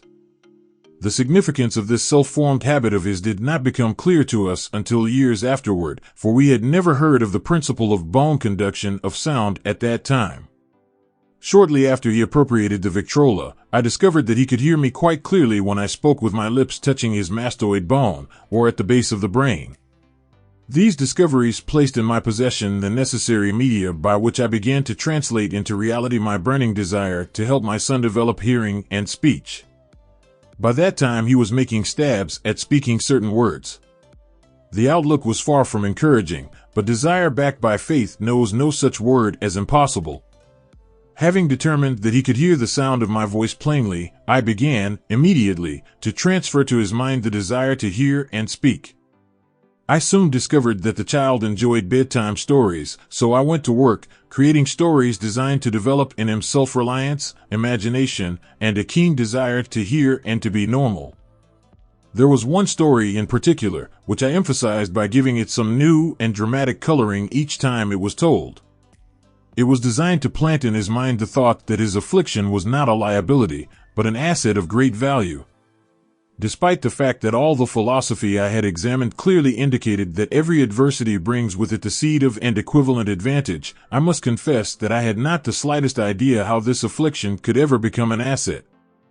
However, I continued my practice of wrapping that philosophy in bedtime stories, hoping the time would come when he would find some plan by which his handicap could be made to serve some useful purpose. Reason told me plainly that there was no adequate compensation for the lack of ears and natural hearing equipment. Desire backed by faith pushed reason aside and inspired me to carry on. As I analyze the experience in retrospect, I can see now that my son's faith in me had much to do with the astounding results. He did not question anything I told him. I sold him the idea that he had a distinct advantage over his older brother, and that this advantage would reflect itself in many ways. For example, the teachers in school would observe that he had no ears, and, because of this, they would show him special attention and treat him with extraordinary kindness. They always did. His mother saw to that, by visiting the teachers and arranging with them to give the child the extra attention necessary. I sold him the idea, too, that when he became old enough to sell newspapers, he would have a big advantage over his brother, for the reason that people would pay him extra money for his wares, because they could see that he was a bright, industrious boy, despite the fact he had no ears. We could notice that, gradually, the child's hearing was improving. Moreover, he had not the slightest tendency to be self-conscious because of his affliction. When he was about 7, he showed the first evidence that our method of servicing his mind was bearing fruit. For several months he begged for the privilege of selling newspapers, but his mother would not give her consent. She was afraid that his deafness made it unsafe for him to go on the street alone. Finally, he took matters in his own hands. One afternoon, when he was left at home with the servants, he climbed through the kitchen window, shinnied to the ground, and set out on his own. He borrowed 6 cents in capital from the neighborhood shoemaker, invested it in papers, sold out, reinvested, and kept repeating until late in the evening. After balancing his accounts and paying back the 6 cents he had borrowed from his banker, he had a net profit of 42 cents. When we got home that night, we found him in bed asleep, with the money tightly clenched in his hand. His mother opened his hand, removed the coins, and cried. Of all things, crying over her son's first victory seemed so inappropriate. My reaction was the reverse. I laughed heartily, for I knew that my endeavor to plant in the child's mind an attitude of faith in himself had been successful. His mother saw, in his first business venture, a little deaf boy who had gone out in the streets and risked his life to earn money. I saw a brave, ambitious, self-reliant little businessman whose stock in himself had been increased 100% because he had gone into business on his own initiative and had won. The transaction pleased me because I knew that he had given evidence of a trait of resourcefulness that would go with him all through life. Later events proved this to be true. When his older brother wanted something, he would lie down on the floor, kick his feet in the air, cry for it, and get it. When the little deaf boy wanted something, he would plan a way to earn the money, then buy it for himself. He still follows that plan. Truly, my own son has taught me that handicaps can be converted into stepping stones on which one may climb towards some worthy goal, unless they are accepted as obstacles and used as alibis. The little deaf boy went through the grades, high school, and college without being able to hear his teachers, excepting when they shouted loudly, at close range. He did not go to a school for the deaf. We would not permit him to learn the sign language. We were determined that he should live a normal life and associate with normal children, and we stood by that decision, although it cost us many heated debates with school officials. While he was in high school, he tried an electrical hearing aid, but it was of no value to him, due, we believed, to a condition that was disclosed when the child was 6 by Dr. J. Gordon Wilson of Chicago, when he operated on one side of the boy's head and discovered that there was no sign of natural hearing equipment. During his last week in college, something happened which marked the most important turning point of his life. Through what seemed to be mere chance, he came into possession of another electrical hearing device, which was sent to him on trial. He was slow about testing it, due to his disappointment with a similar device. Finally, he picked the instrument up, and more or less carelessly, placed it on his head, hooked up the battery, and lo! As if by a stroke of magic, his lifelong desire for normal hearing became a reality. For the first time in his life he heard practically as well as any person with normal hearing. God moves in mysterious ways, his wonders to perform. Overjoyed because of the changed world which had been brought to him through his hearing device, he rushed to the telephone, called his mother, and heard her voice perfectly. The next day he plainly heard the voices of his professors in class, for the first time in his life. Previously, he could hear them only when they shouted, at short range. He heard the radio. He heard the talking pictures. For the first time in his life, he could converse freely with other people, without the necessity of their having to speak loudly. Truly, he had come into possession of a changed world. We had refused to accept nature's error, and, by persistent desire, we had induced nature to correct that error through the only practical means available. Desire had commenced to pay dividends, but the victory was not yet complete. The boy still had to find a definite and practical way to convert his handicap into an equivalent asset. Hardly realizing the significance of what had already been accomplished, but intoxicated with the joy of his newly discovered world of sound, he wrote a letter to the manufacturer of the hearing aid, enthusiastically describing his experience. Something in his letter, something, perhaps which was not written on the lines, but back of them, caused the company to invite him to New York. When he arrived, he was escorted through the factory, and while talking with the chief engineer, telling him about his changed world, a hunch, an idea, or an inspiration, call it what you wish, flashed into his mind. It was this impulse of thought which converted his affliction into an asset, destined to pay dividends in both money and happiness to thousands for all time to come. The sum and substance of that impulse of thought was this: it occurred to him that he might be of help to the millions of deafened people who go through life without the benefit of hearing devices, if he could find a way to tell them the story of his changed world. Then and there, he reached a decision to devote the remainder of his life to rendering useful service to the hard of hearing. For an entire month, he carried on an intensive research, during which he analyzed the entire marketing system of the manufacturer of the hearing device, and created ways and means of communicating with the hard of hearing all over the world for the purpose of sharing with them his newly discovered changed world. When this was done, he put in writing a 2-year plan, based upon his findings. When he presented the plan to the company, he was instantly given a position, for the purpose of carrying out his ambition. Little did he dream, when he went to work, that he was destined to bring hope and practical relief to thousands of deafened people who, without his help, would have been doomed forever to deaf autism.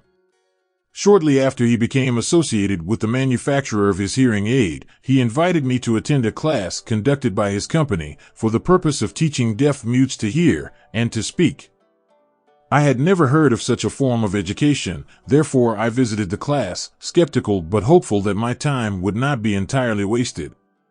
Here I saw a demonstration which gave me a greatly enlarged vision of what I had done to arouse and keep alive in my son's mind the desire for normal hearing. I saw deaf mutes actually being taught to hear and to speak through application of the selfsame principle I had used more than 20 years previously in saving my son from deaf mutism.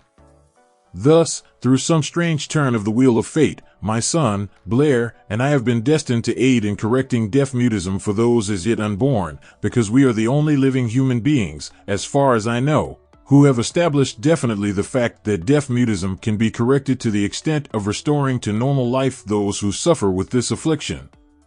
It has been done for one, it will be done for others. There is no doubt in my mind that Blair would have been a deaf mute all his life if his mother and I had not managed to shape his mind as we did. The doctor who attended at his birth told us, confidentially, the child might never hear or speak. A few weeks ago, Dr. Irving Voorhees, a noted specialist on such cases, examined Blair very thoroughly. He was astounded when he learned how well my son now hears and speaks, and said his examination indicated that theoretically, the boy should not be able to hear at all. But the lad does hear, despite the fact that X-ray pictures show there is no opening in the skull whatsoever from where his ears should be to the brain. When I planted in his mind the desire to hear and talk and live as a normal person, there went with that impulse some strange influence which caused nature to become bridge builder and span the gulf of silence between his brain and the outer world, by some means which the keenest medical specialists have not been able to interpret. It would be sacrilege for me to even conjecture as to how nature performed this miracle. It would be unforgivable if I neglected to tell the world as much as I know of the humble part one assumed in the strange experience. It is my duty, and a privilege to say I believe, and not without reason, that nothing is impossible to the person who backs desire with enduring faith. Verily, a burning desire has devious ways of transmuting itself into its physical equivalent. Blair desired normal hearing, now he has it. He was born with a handicap which might easily have sent one with a less defined desire to the street with a bundle of pencils and a tin cup. That handicap now promises to serve as the medium by which he will render useful service to many millions of hard of hearing, also to give him useful employment at adequate financial compensation the remainder of his life. The little white lies I planted in his mind when he was a child, by leading him to believe his affliction would become a great asset, which he could capitalize, has justified itself. Verily, there is nothing, right or wrong, which belief, plus burning desire, cannot make real. These qualities are free to everyone. In all my experience in dealing with men and women who had personal problems, I never handled a single case which more definitely demonstrates the power of desire. Authors sometimes make the mistake of writing of subjects of which they have but superficial or very elementary knowledge. It has been my good fortune to have had the privilege of testing the soundness of the power of desire through the affliction of my own son. Perhaps it was providential that the experience came as it did, for surely no one is better prepared than he to serve as an example of what happens when desire is put to the test. If Mother Nature bends to the will of desire, is it logical that mere men can defeat a burning desire? Strange and imponderable is the power of the human mind. We do not understand the method by which it uses every circumstance, every individual, and every physical thing within its reach as a means of transmuting desire into its physical counterpart. Perhaps science will uncover this secret. I planted in my son's mind the desire to hear and to speak as any normal person hears and speaks. That desire has now become a reality. I planted in his mind the desire to convert his greatest handicap into his greatest asset. That desire has been realized. The modus operandi by which this astounding result was achieved is not hard to describe. It consisted of three very definite facts. First, I mixed faith with the desire for normal hearing, which I passed on to my son. Second, I communicated my desire to him in every conceivable way available, through persistent, continuous effort over a period of years. Third, he believed me. As this chapter was being completed, news came of the death of Madame Schumann-Heink. One short paragraph in the news dispatch gives the clue to this unusual woman's stupendous success as a singer. I quote the paragraph because the clue it contains is none other than desire. Early in her career, Madame Schumann-Heink visited the director of the Vienna Court Opera to have him test her voice. But he did not test it. After taking one look at the awkward and poorly dressed girl, he exclaimed, none too gently, with such a face, and with no personality at all, how can you ever expect to succeed in opera? My good child, give up the idea. Buy a sewing machine and go to work. You can never be a singer. Never is a long time. The director of the Vienna Court Opera knew much about the technique of singing. He knew little about the power of desire when it assumes the proportion of an obsession. If he had known more of that power, he would not have made the mistake of condemning genius without giving it an opportunity. Several years ago, one of my business associates became ill. He became worse as time went on, and finally was taken to the hospital for an operation. Just before he was wheeled into the operating room, I took a look at him and wondered how anyone as thin and emaciated as he could possibly go through a major operation successfully. The doctor warned me that there was little if any chance of my ever seeing him alive again. But that was the doctor's opinion. It was not the opinion of the patient. Just before he was wheeled away, he whispered feebly, "Do not be disturbed, Chief, I will be out of here in a few days." The attending nurse looked at me with pity. But the patient did come through safely. After it was all over, his physician said, nothing but his own desire to live saved him. He never would have pulled through if he had not refused to accept the possibility of death. I believe in the power of desire backed by faith, because I have seen this power lift men from lowly beginnings to places of power and wealth. I have seen it rob the grave of its victims. I have seen it serve as the medium by which men staged a comeback after having been defeated in 100 different ways. I have seen it provide my own son with a normal, happy, successful life, despite nature's having sent him into the world without ears. How can one harness and use the power of desire? This has been answered through this and the subsequent chapters of this book. This message is going out to the world at the end of the longest, and perhaps, the most devastating depression America has ever known. It is reasonable to presume that the message may come to the attention of many who have been wounded by the depression, those who have lost their fortunes, others who have lost their positions, and great numbers who must reorganize their plans and stage a comeback. To all these I wish to convey the thought that all achievement, no matter what may be its nature or its purpose, must begin with an intense, burning desire for something definite. Through some strange and powerful principle of mental chemistry which she has never divulged, nature wraps up in the impulse of strong desire that something which recognizes no such word as impossible and accepts no such reality as failure. And accepts no such reality as failure. And accepts no such reality as failure. Chapter 3 Faith Visualization of, and Belief in Attainment of Desire. The second step toward riches. Faith is the head chemist of the mind. When faith is blended with the vibration of thought, the subconscious mind instantly picks up the vibration, translates it into its spiritual equivalent, and transmits it to infinite intelligence, as in the case of prayer. The emotions of faith, love, and sex are the most powerful of all the major positive emotions. When the three are blended, they have the effect of coloring the vibration of thought in such a way that it instantly reaches the subconscious mind, where it is changed into its spiritual equivalent, the only form that induces a response from infinite intelligence. Love and faith are psychic, related to the spiritual side of man. Sex is purely biological, and related only to the physical. The mixing, or blending, of these three emotions has the effect of opening a direct line of communication between the finite, thinking mind of man and infinite intelligence. How to develop faith? There comes, now, a statement which will give a better understanding of the importance the principle of autosuggestion assumes in the transmutation of desire into its physical, or monetary equivalent, namely, faith is a state of mind which may be induced, or created, by affirmation or repeated instructions to the subconscious mind through the principle of autosuggestion. As an illustration, consider the purpose for which you are, presumably, reading this book. The object is, naturally, to acquire the ability to transmute the intangible thought impulse of desire into its physical counterpart, money. By following the instructions laid down in the chapters on autosuggestion and the subconscious mind, as summarized in the chapter on autosuggestion, you may convince the subconscious mind that you believe you will receive that for which you ask, and it will act upon that belief, which your subconscious mind passes back to you in the form of faith, followed by definite plans for procuring that which you desire. The method by which one develops faith, where it does not already exist, is extremely difficult to describe, almost as difficult, in fact, as it would be to describe the color of red to a blind man who has never seen color, and has nothing with which to compare what you describe to him.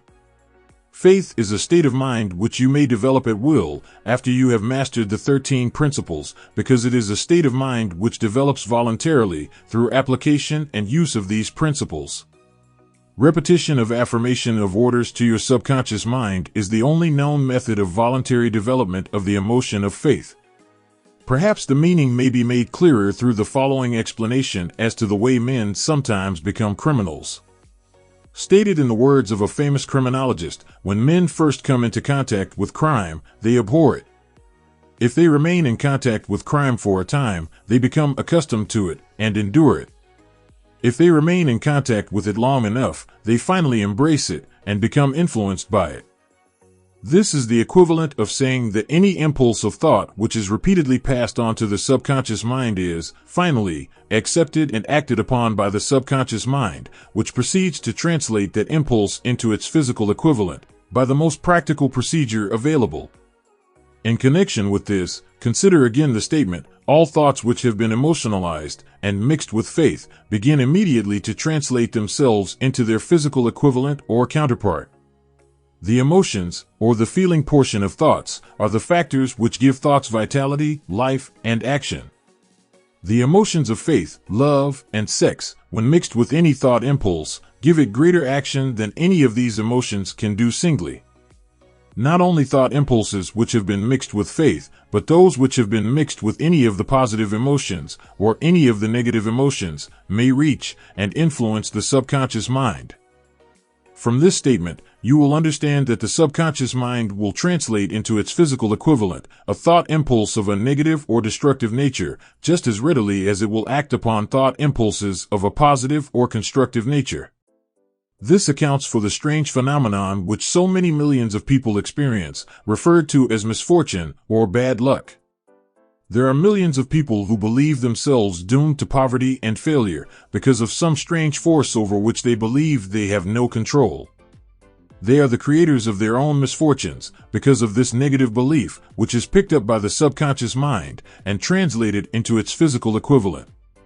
This is an appropriate place at which to suggest again that you may benefit by passing on to your subconscious mind any desire which you wish translated into its physical or monetary equivalent, in a state of expectancy or belief that the transmutation will actually take place.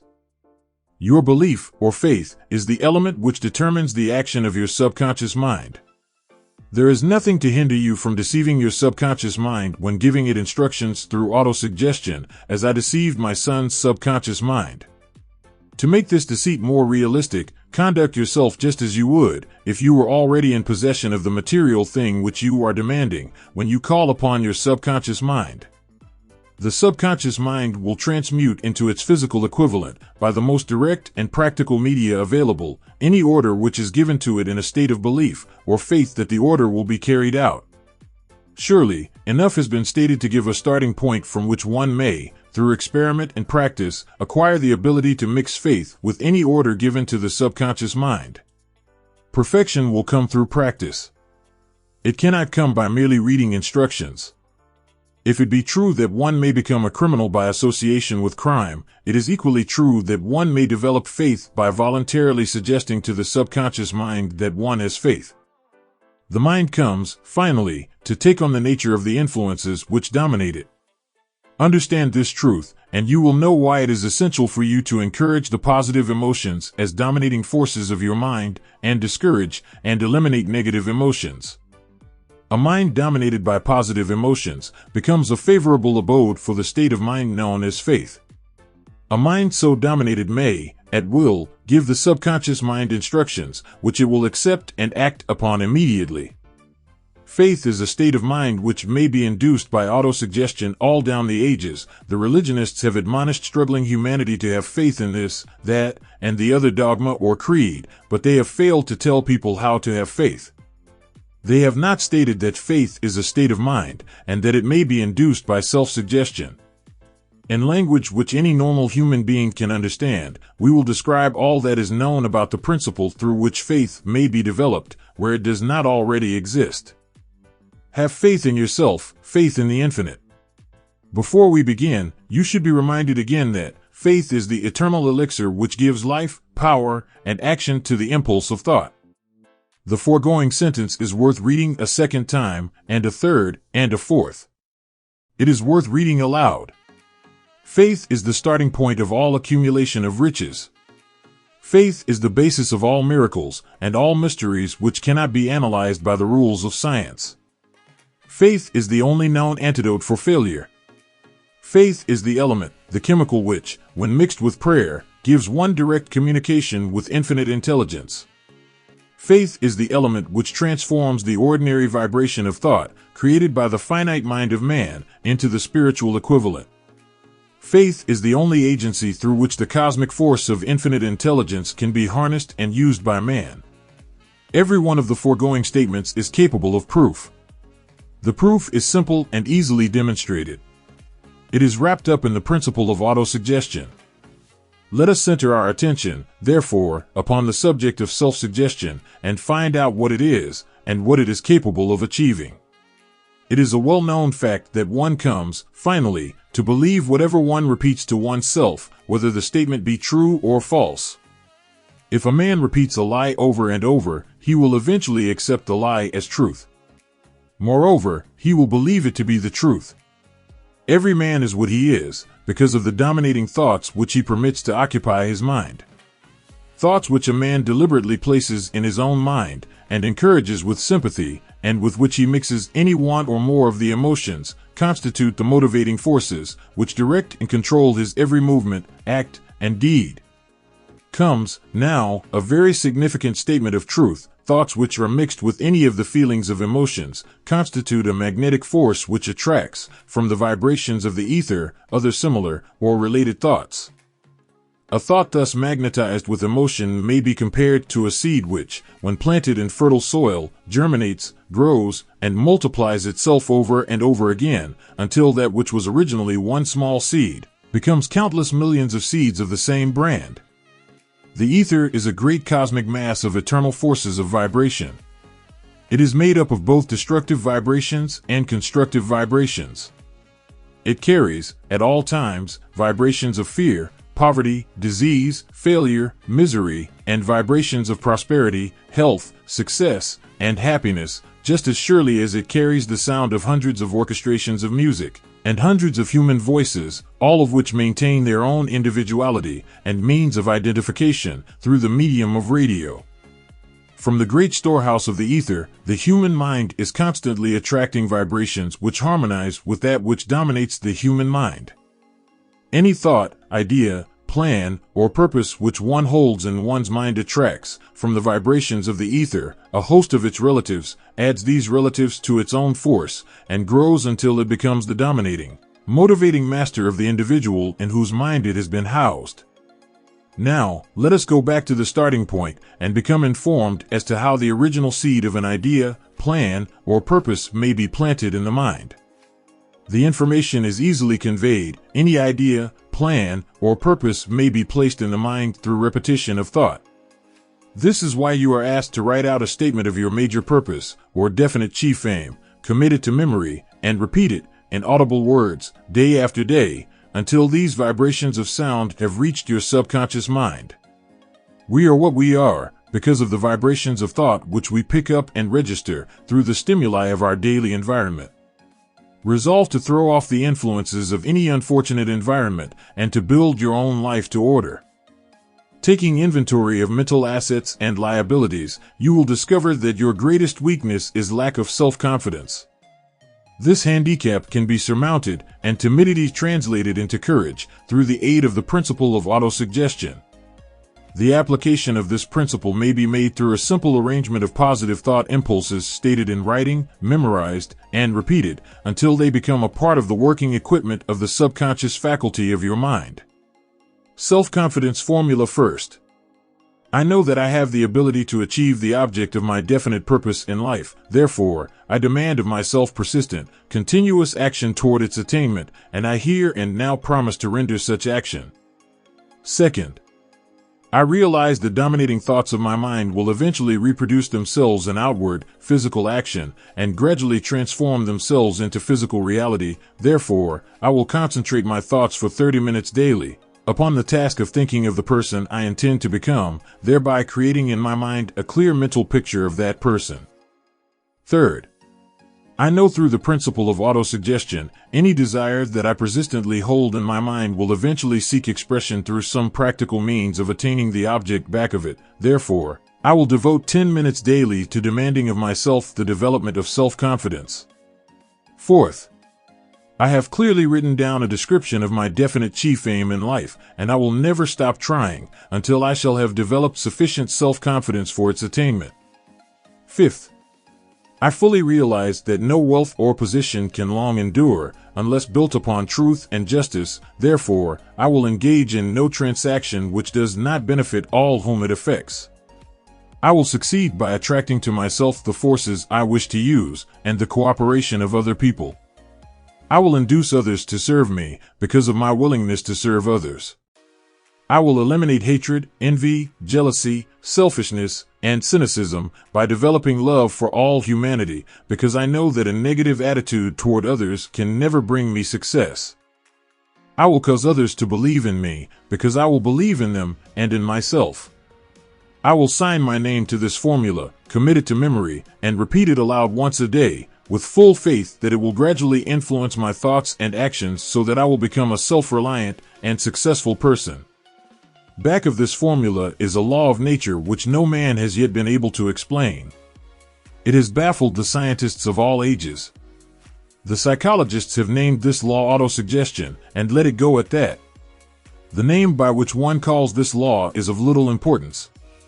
The important fact about it is, it works for the glory and success of mankind if it is used constructively. On the other hand, if used destructively, it will destroy just as readily. In this statement may be found a very significant truth, namely, that those who go down in defeat and end their lives in poverty, misery, and distress do so because of negative application of the principle of autosuggestion. The cause may be found in the fact that all impulses of thought have a tendency to clothe themselves in their physical equivalent. The subconscious mind makes no distinction between constructive and destructive thought impulses. It works with the material we feed it, through our thought impulses. The subconscious mind will translate into reality of thought driven by fear just as readily as it will translate into reality of thought driven by courage or faith. The pages of medical history are rich with illustrations of cases of suggestive suicide. A man may commit suicide through negative suggestion just as effectively as by any other means. In a Midwestern city, a man by the name of Joseph Grant, a bank official, borrowed a large sum of the bank's money without the consent of the directors. He lost the money through gambling. One afternoon, the bank examiner came and began to check the accounts. Grant left the bank, took a room in a local hotel, and when they found him, 3 days later, he was lying in bed, wailing and moaning, repeating over and over these words, "My God, this will kill me. I cannot stand the disgrace." In a short time he was dead. The doctors pronounced the case one of mental suicide. Just as electricity will turn the wheels of industry and render useful service if used constructively, or snuff out life if wrongly used, so will the law of autosuggestion lead you to peace and prosperity, or down into the valley of misery, failure, and death, according to your degree of understanding and application of it.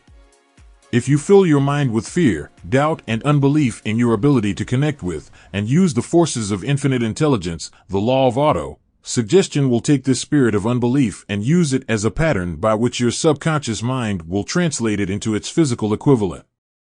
This statement is as true as the statement that 2 and 2 are 4. Like the wind which carries one ship east and another west, the law of autosuggestion will lift you up or pull you down, according to the way you set your sails of thought. The law of autosuggestion, through which any person may rise to altitudes of achievement which stagger the imagination, is well described in the following verse: "If you think you are beaten, you are. If you think you dare not, you don't. If you like to win, but you think you can't, it is almost certain you won't. If you think you'll lose, you're lost, for out of the world we find success begins with a fellow's will. It's all in the state of mind. If you think you are outclassed, you are. You've got to think high to rise. You've got to be sure of yourself before you can ever win a prize. Life's battles don't always go to the stronger or faster man, but soon or late the man who wins is the man who thinks he can." Observe the words which have been emphasized, and you will catch the deep meaning which the poet had in mind. Somewhere in your makeup there lies sleeping the seed of achievement which, if aroused and put into action, would carry you to heights such as you may never have hoped to attain.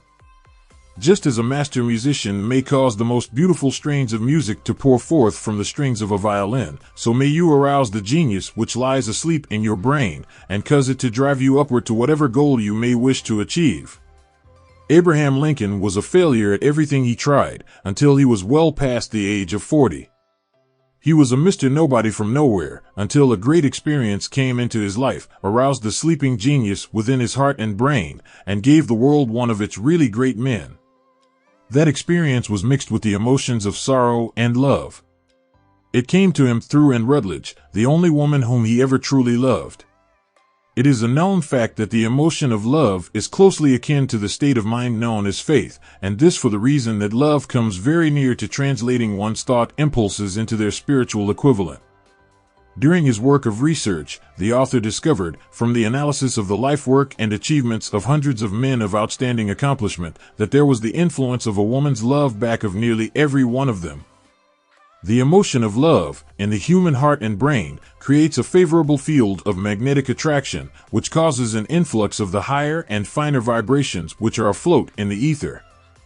If you wish evidence of the power of faith, study the achievements of men and women who have employed it. At the head of the list comes the Nazarene. Christianity is the greatest single force which influences the minds of men. The basis of Christianity is faith, no matter how many people may have perverted or misinterpreted the meaning of this great force, and no matter how many dogmas and creeds have been created in its name, which do not reflect its tenets. The sum and substance of the teachings and the achievements of Christ, which may have been interpreted as miracles, were nothing more nor less than faith. If there are any such phenomena as miracles, they are produced only through the state of mind known as faith. Some teachers of religion, and many who call themselves Christians, neither understand nor practice faith. Let us consider the power of faith, as it is now being demonstrated, by a man who is well known to all of civilization, Mahatma Gandhi, of India. In this man, the world has one of the most astounding examples known to civilization of the possibilities of faith. Gandhi wields more potential power than any man living at this time, and this, despite the fact that he has none of the orthodox tools of power, such as money, battleships, soldiers, and materials of warfare. Gandhi has no money, he has no home, he does not own a suit of clothes, but he does have power. How does he come by that power? He created it out of his understanding of the principle of faith, and through his ability to transplant that faith into the minds of 200 million people.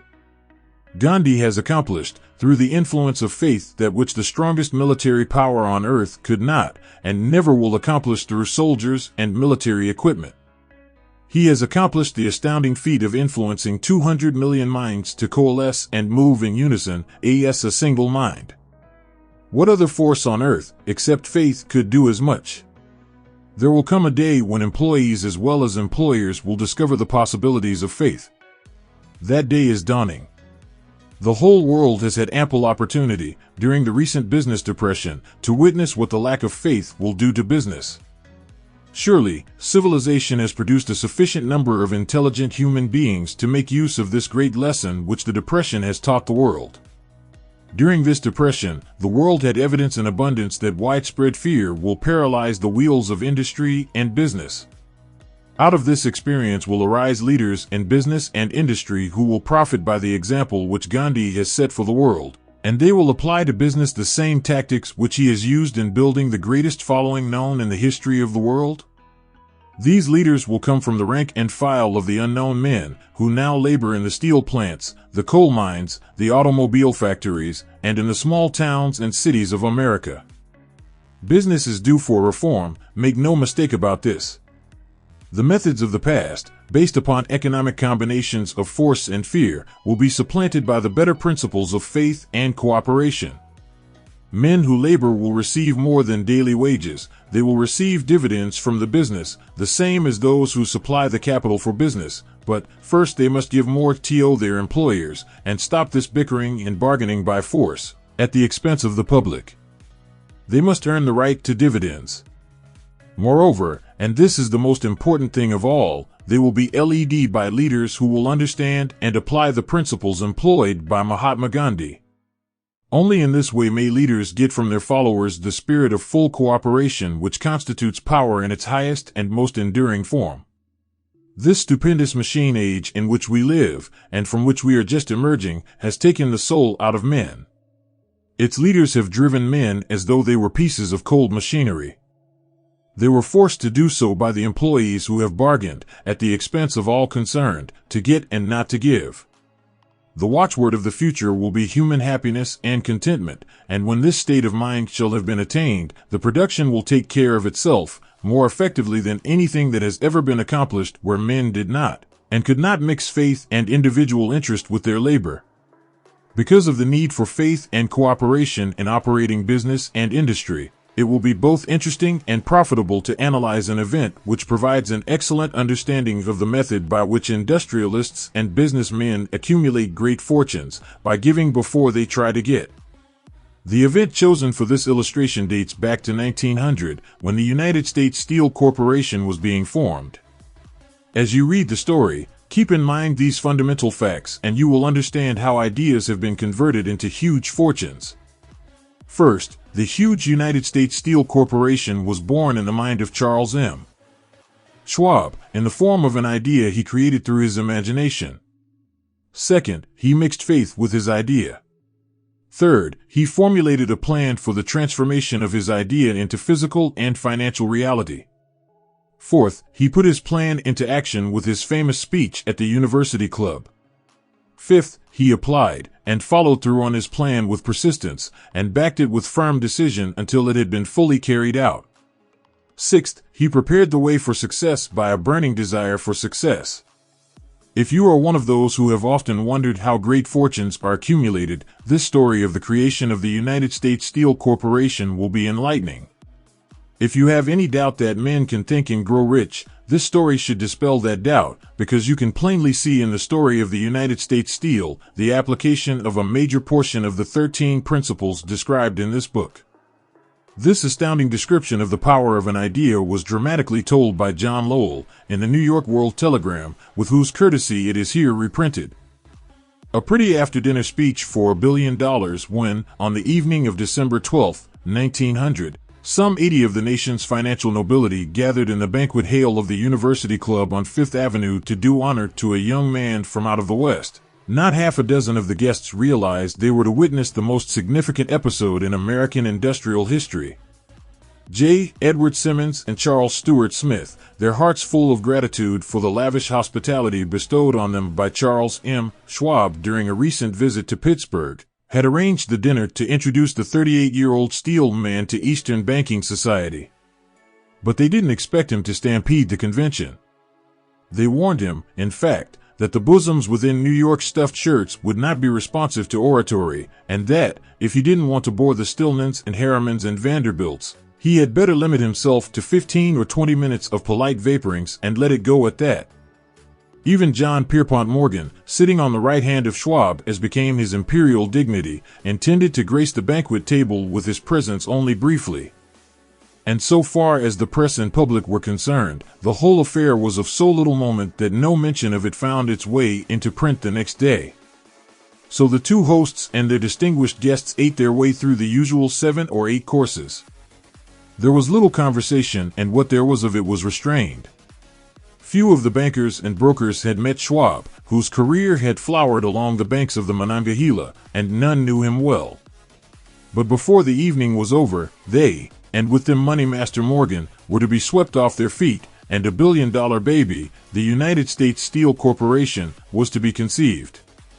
It is perhaps unfortunate, for the sake of history, that no record of Charlie Schwab's speech at the dinner ever was made. He repeated some parts of it at a later date during a similar meeting of Chicago bankers. And still later, when the government brought suit to dissolve the Steel Trust, he gave his own version, from the witness stand, of the remarks that stimulated Morgan into a frenzy of financial activity. It is probable, however, that it was a homely speech, somewhat ungrammatical, full of epigram and threaded with wit. But aside from that, it had a galvanic force and effect upon the 5 billions of estimated capital that was represented by the diners. After it was over and the gathering was still under its spell, although Schwab had talked for 90 minutes, Morgan led the orator to a recessed window where, dangling their legs from the high, uncomfortable seat, they talked for an hour more. The magic of the Schwab personality had been turned on, full force, but what was more important and lasting was the full-fledged, clear-cut program he laid down for the aggrandizement of steel. Many other men had tried to interest Morgan in slapping together a steel trust after the pattern of the biscuit, wire and hoop, sugar, rubber, whiskey, oil, or chewing gum combinations. John W. Gates, the gambler, had urged it, but Morgan distrusted him. The Moore boys, Bill and Jim, Chicago stock jobbers who had glued together a match trust and a cracker corporation, had urged it and failed. Elbert H. Gary, the sanctimonious country lawyer, wanted to foster it, but he wasn't big enough to be impressive. Until Schwab's eloquence took J. P. Morgan to the heights from which he could visualize the solid results of the most daring financial undertaking ever conceived, the project was regarded as a delirious dream of easy money crackpots. The financial magnetism that began, a generation ago, to attract thousands of small and sometimes inefficiently managed companies into large and competition-crushing combinations, had become operative in the steel world through the devices of that jovial business pirate, John W. Gates. Gates already had formed the American Steel and Wire Company out of a chain of small concerns, and together with Morgan had created the Federal Steel Company. The National Tube and American Bridge Companies were two more Morgan concerns, and the Moore brothers had forsaken the match and cookie business to form the American Group, Tin Plate, Steel Hoop, Sheet Steel, and the National Steel Company. But by the side of Andrew Carnegie's gigantic vertical trust, a trust owned and operated by 53 partners, those other combinations were picayune.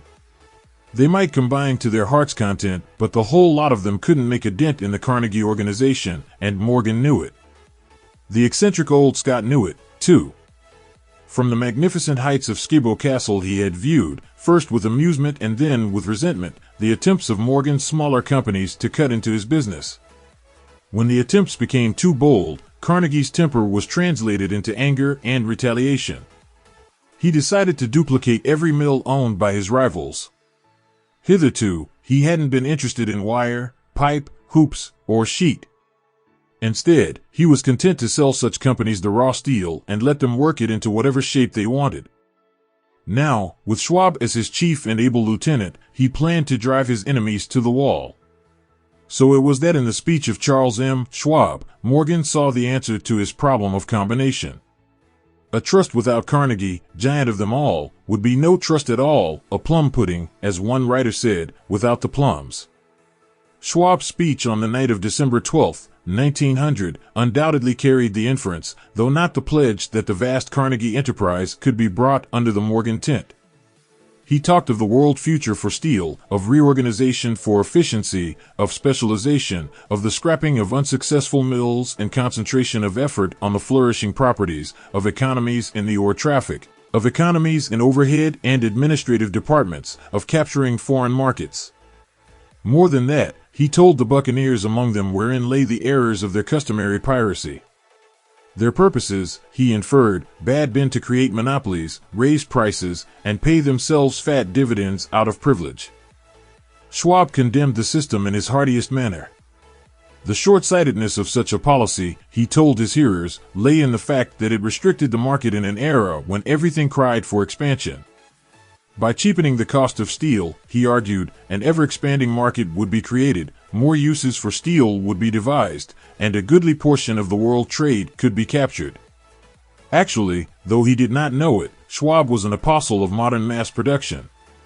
So the dinner at the University Club came to an end. Morgan went home to think about Schwab's rosy predictions. Schwab went back to Pittsburgh to run the steel business for Andrew Carnegie, while Gary and the rest went back to their stock tickers to fiddle around in anticipation of the next move. It was not long coming. It took Morgan about 1 week to digest the feast of reason Schwab had placed before him. When he had assured himself that no financial indigestion was to result, he sent for Schwab and found that young man rather coy. Mr. Carnegie, Schwab indicated, might not like it if he found his trusted company president had been flirting with the Emperor of Wall Street, the street upon which Carnegie was resolved never to tread. Then it was suggested by John W. Gates, the go-between, that if Schwab happened to be in the Bellevue Hotel in Philadelphia, J. P. Morgan might also happen to be there. When Schwab arrived, however, Morgan was inconveniently ill at his New York home, and so, on the elder man's pressing invitation, Schwab went to New York and presented himself at the door of the financier's library. Now certain economic historians have professed the belief that from the beginning to the end of the drama, the stage was set by Andrew Carnegie, that the dinner to Schwab, the famous speech, the Sunday night conference between Schwab and the Money King, were events arranged by the canny Scot. The truth is exactly the opposite. When Schwab was called in to consummate the deal, he didn't even know whether the little boss, as Andrew was called, would so much as listen to an offer to sell, particularly to a group of men whom Andrew regarded as being endowed with something less than holiness. But Schwab did take into the conference with him, in his own handwriting, 6 sheets of copperplate figures, representing to his mind the physical worth and the potential earning capacity of every steel company he regarded as an essential star in the new metal firmament. 4 men pondered over these figures all night. The chief, of course, was Morgan, steadfast in his belief in the divine right of money. With him was his aristocratic partner, Robert Bacon, a scholar and a gentleman. The third was John W. Gates, whom Morgan scorned as a gambler and used as a tool. The fourth was Schwab, who knew more about the processes of making and selling steel than any whole group of men then living. Throughout that conference, the Pittsburghers' figures were never questioned. If he said a company was worth so much, then it was worth that much and no more. He was insistent, too, upon including in the combination only those concerns he nominated. He had conceived a corporation in which there would be no duplication, not even to satisfy the greed of friends who wanted to unload their companies upon the broad Morgan shoulders. Thus he left out, by design, a number of the larger concerns upon which the walruses and carpenters of Wall Street had cast hungry eyes. When dawn came, Morgan rose and straightened his back. Only one question remained. "Do you think you can persuade Andrew Carnegie to sell?" he asked. "I can try," said Schwab. "If you can get him to sell, I will undertake the matter," said Morgan. So far so good. But would Carnegie sell? How much would he demand? What would he take payment in? Common or preferred stocks? Bonds? Cash? Nobody could raise $1/3 billion in cash. There was a golf game in January on the frost-cracking heath of the St. Andrew's Links in Westchester, with Andrew bundled up in sweaters against the cold, and Charlie talking volubly, as usual, to keep his spirits up. But no word of business was mentioned until the pair sat down in the cozy warmth of the Carnegie cottage hard by. Then, with the same persuasiveness that had hypnotized 80 millionaires at the University Club, Schwab poured out the glittering promises of retirement and comfort, of untold millions to satisfy the old man's social caprices. Carnegie capitulated, wrote a figure on a slip of paper, handed it to Schwab and said, "All right, that's what we'll sell for." The figure was approximately $400 million, and was reached by taking the $320 million mentioned by Schwab as a basic figure, and adding to it $80 million to represent the increased capital value over the previous 2 years. Later, on the deck of a transatlantic liner, the Scotsman said ruefully to Morgan, "I wish I had asked you for $100 million more." "If you had asked for it, you'd have gotten it," Morgan told him cheerfully. There was an uproar, of course. A British correspondent cabled that the foreign steel world was appalled by the gigantic combination. President Hadley, of Yale, declared that unless trusts were regulated, the country might expect an emperor in Washington within the next 25 years. But that able stock manipulator, Kane, went at his work of shoving the new stock at the public so vigorously that all the excess water, estimated by some at nearly $600,000, was absorbed in a twinkling. So Carnegie had his millions, and the Morgan Syndicate had $62 million for all its trouble, and all the boys, from Gates to Gary, had their millions. The 38-year-old Schwab had his reward. He was made president of the new corporation and remained in control until 1930.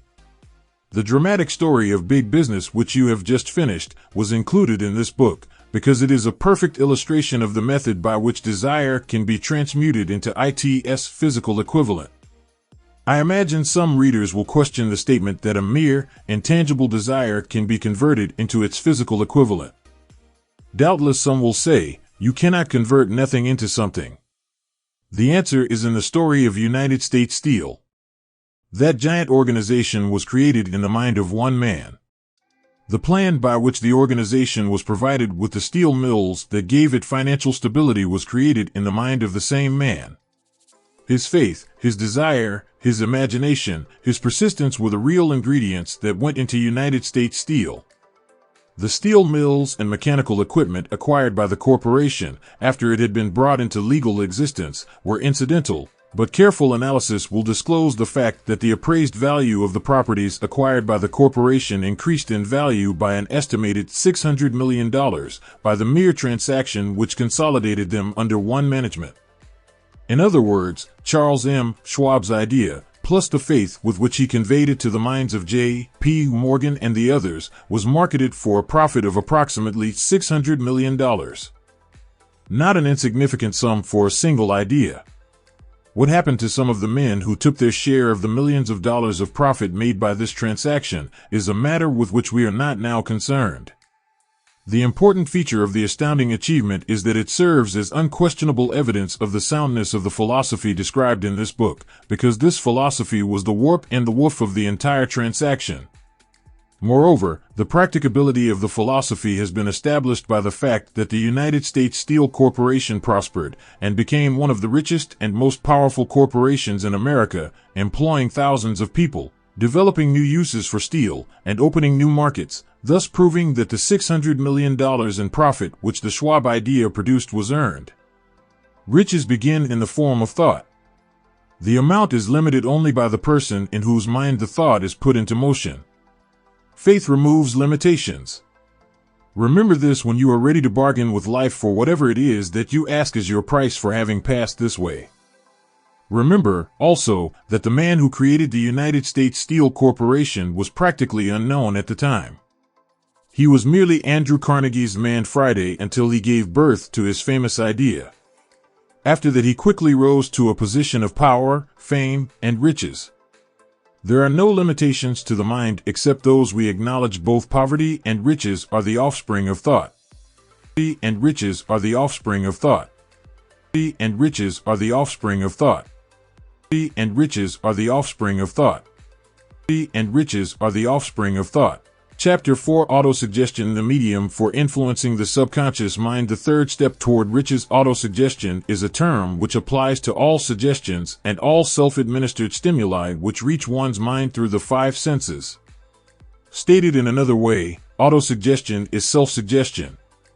It is the agency of communication between that part of the mind where conscious thought takes place and that which serves as the seat of action for the subconscious mind. Through the dominating thoughts which one permits to remain in the conscious mind, the principle of autosuggestion voluntarily reaches the subconscious mind and influences it with these thoughts. No thought, whether it be negative or positive, can enter the subconscious mind without the aid of the principle of autosuggestion, with the exception of thoughts picked up from the ether. Stated differently, all sense impressions which are perceived through the five senses are stopped by the conscious thinking mind, and may be either passed on to the subconscious mind or rejected at will. The conscious faculty serves, therefore, as an outerguard to the approach of the subconscious.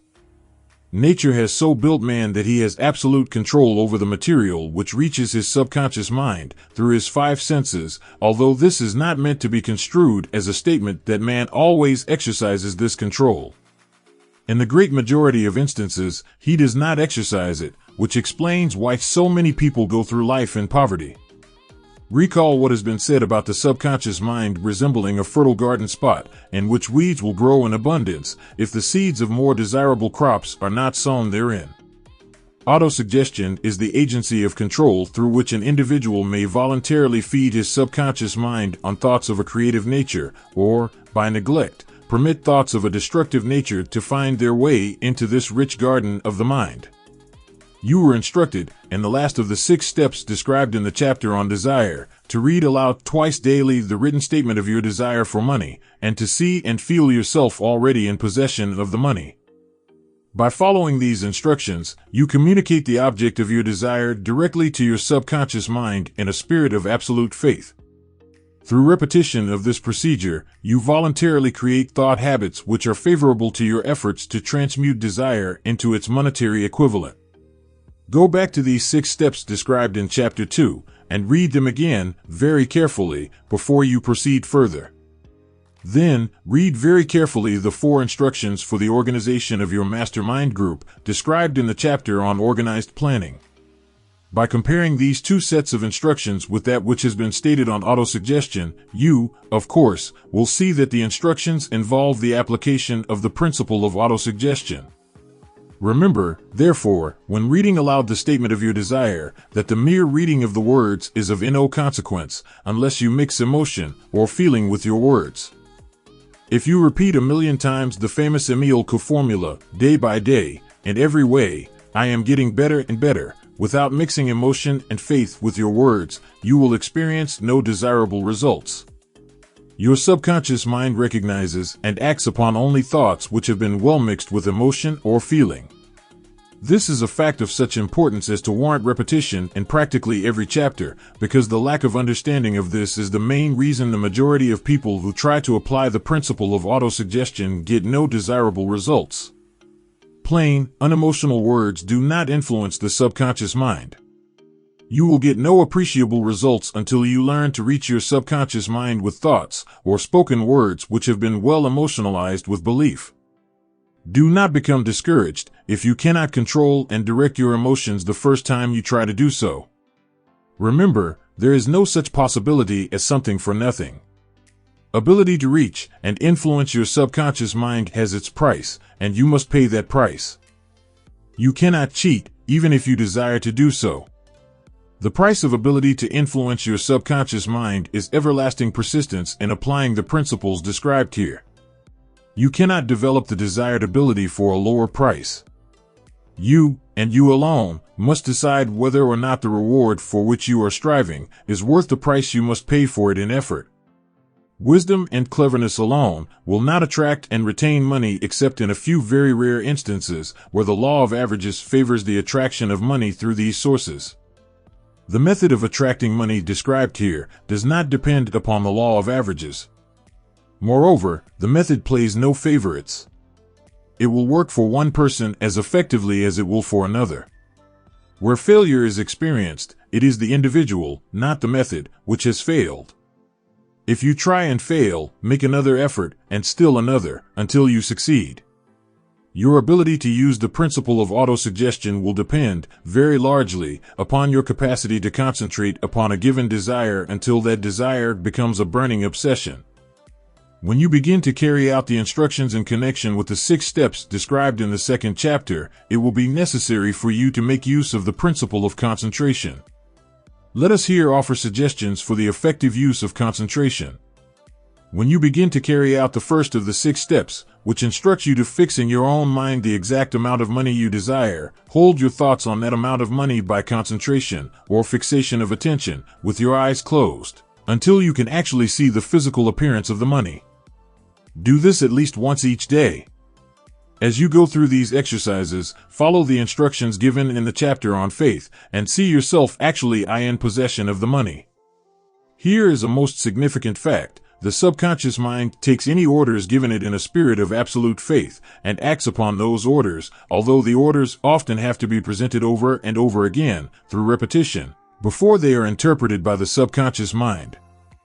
Following the preceding statement, consider the possibility of playing a perfectly legitimate trick on your subconscious mind by making it believe, because you believe it, that you must have the amount of money you are visualizing, that this money is already awaiting your claim, that the subconscious mind must hand over to you practical plans for acquiring the money which is yours.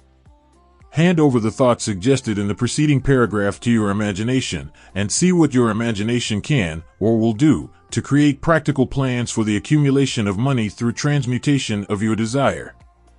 Do not wait for a definite plan, through which you intend to exchange services or merchandise in return for the money you are visualizing, but begin at once to see yourself in possession of the money, demanding and expecting meanwhile, that your subconscious mind will hand over the plan, or plans you need. Be on the alert for these plans, and when they appear, put them into action immediately. When the plans appear, they will probably flash into your mind through the 6th sense, in the form of an inspiration. This inspiration may be considered a direct telegram or message from infinite intelligence. Treat it with respect, and act upon it as soon as you receive it. Failure to do this will be fatal to your success. In the 4th of the 6 steps, you were instructed to create a definite plan for carrying out your desire, and begin at once to put this plan into action. You should follow this instruction in the manner described in the preceding paragraph. Do not trust to your reason when creating your plan for accumulating money through the transmutation of desire. Your reason is faulty. Moreover, your reasoning faculty may be lazy, and, if you depend entirely upon it to serve you, it may disappoint you. When visualizing the money you intend to accumulate, see yourself rendering the service or delivering the merchandise you intend to give in return for this money. This is important. Summary of instructions: the fact that you are reading this book is an indication that you earnestly seek knowledge. It is also an indication that you are a student of this subject. If you are only a student, there is a chance that you may learn much that you did not know, but you will learn only by assuming an attitude of humility. If you choose to follow some of the instructions but neglect or refuse to follow others, you will fail. To get satisfactory results, you must follow all instructions in a spirit of faith. The instructions given in connection with the 6 steps in the 2nd chapter will now be summarized and blended with the principles covered by this chapter as follows. First, go into some quiet spot where you will not be disturbed or interrupted, close your eyes, and repeat aloud the written statement of the amount of money you intend to accumulate, the time limit for its accumulation, and a description of the service or merchandise you intend to give in return for the money. As you carry out these instructions, see yourself already in possession of the money. For example, suppose that you intend to accumulate $50,000 by the 1st of January, 5 years hence, that you intend to give personal services in return for the money, in the capacity of a salesman. Your written statement of your purpose should be similar to the following: by the 1st day of January, 19, I will have in my possession $50,000, which will come to me in various amounts from time to time during the interim. In return for this money, I will give the most efficient service of which I am capable, rendering the fullest possible quantity and the best possible quality of service in the capacity of salesman of. I believe that I will have this money in my possession. My faith is so strong that I can now see this money before my eyes. I can touch it with my hands. It is now awaiting transfer to me at the time and in the proportion that I deliver the service I intend to render in return for it. I am awaiting a plan by which to accumulate this money, and I will follow that plan when it is received. Second, repeat this program night and morning until you can see the money you intend to accumulate.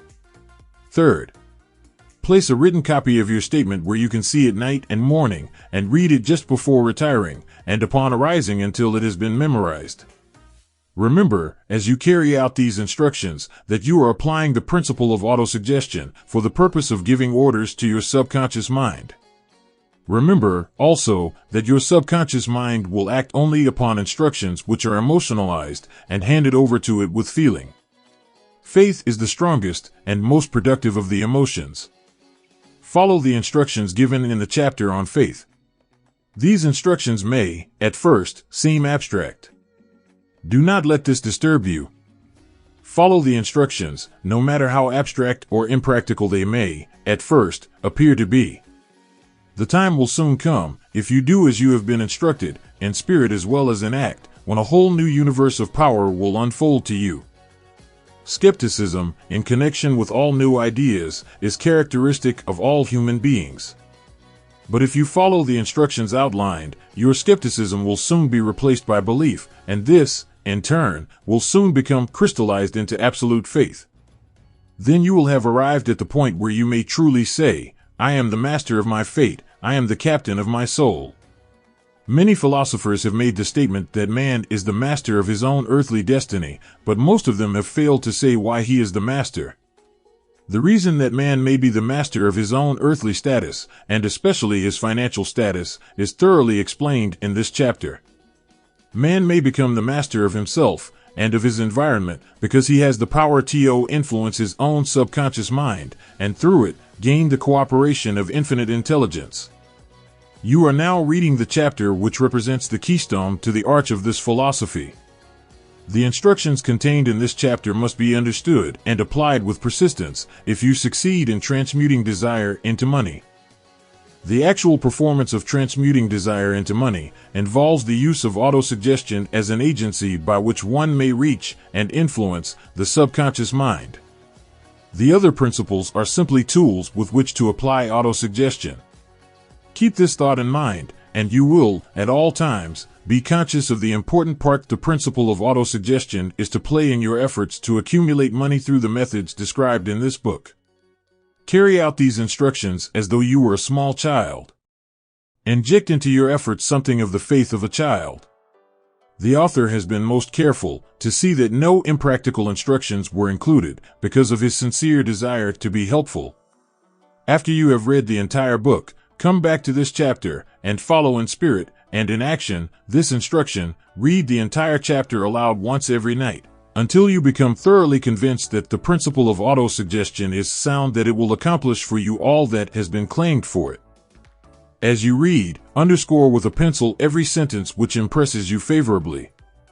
Follow the foregoing instruction to the letter, and it will open the way for a complete understanding and mastery of the principles of success. Mastery of the principles of success.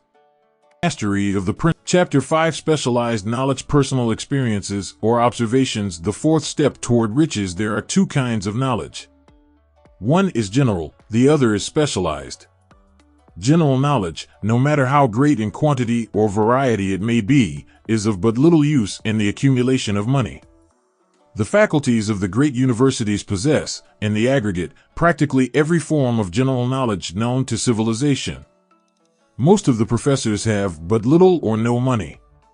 They specialize on teaching knowledge, but they do not specialize on the organization or the use of knowledge. Knowledge will not attract money unless it is organized and intelligently directed through practical plans of action to the definite end of accumulation of money. Lack of understanding of this fact has been the source of confusion to millions of people who falsely believe that knowledge is power. It is nothing of the sort. Knowledge is only potential power. It becomes power only when, and if, it is organized into definite plans of action and directed to a definite end. This missing link in all systems of education known to civilization today may be found in the failure of educational institutions to teach their students how to organize and use knowledge after they acquire it. Many people make the mistake of assuming that, because Henry Ford had but little schooling, he is not a man of education. Those who make this mistake do not know Henry Ford, nor do they understand the real meaning of the word educate. That word is derived from the Latin word educo, meaning to educe, to draw out, to develop from within. An educated man is not, necessarily, one who has an abundance of general or specialized knowledge. An educated man is one who has so developed the faculties of his mind that he may acquire anything he wants, or its equivalent, without violating the rights of others. Henry Ford comes well within the meaning of this definition. During the World War, a Chicago newspaper published certain editorials in which, among other statements, Henry Ford was called an ignorant pacifist. Mr. Ford objected to the statements and brought suit against the paper for libeling him. When the suit was tried in the courts, the attorneys for the paper pleaded justification and placed Mr. Ford himself on the witness stand for the purpose of proving to the jury that he was ignorant. The attorneys asked Mr. Ford a great variety of questions, all of them intended to prove, by his own evidence, that, while he might possess considerable specialized knowledge pertaining to the manufacture of automobiles, he was, in the main, ignorant. Mr. Ford was plied with such questions as the following: who was Benedict Arnold, and how many soldiers did the British send over to America to put down the rebellion of 1776? In answer to the last question, Mr. Ford replied, "I do not know the exact number of soldiers the British sent over, but I have heard that it was a considerably larger number than ever went back." Finally, Mr. Ford became tired of this line of questioning, and in reply to a particularly offensive question, he leaned over, pointed his finger at the lawyer who had asked the question, and said, "If I should really want to answer the foolish question you have just asked, or any of the other questions you have been asking me, let me remind you that I have a row of electric push buttons on my desk, and by pushing the right button, I can summon to my aid men who can answer any question I desire to ask concerning the business to which I am devoting most of my efforts. Now, will you kindly tell me why I should clutter up my mind with general knowledge for the purpose of being able to answer questions when I have men around me who can supply any knowledge I require?" There certainly was good logic to that reply. That answer floored the lawyer. Every person in the courtroom realized it was the answer, not of an ignorant man, but of a man of education. Any man is educated who knows where to get knowledge when he needs it, and how to organize that knowledge into definite plans of action. Through the assistance of his mastermind group, Henry Ford had at his command all the specialized knowledge he needed to enable him to become one of the wealthiest men in America. It was not essential that he have this knowledge in his own mind. Surely no person who has sufficient inclination and intelligence to read a book of this nature can possibly miss the significance of this illustration.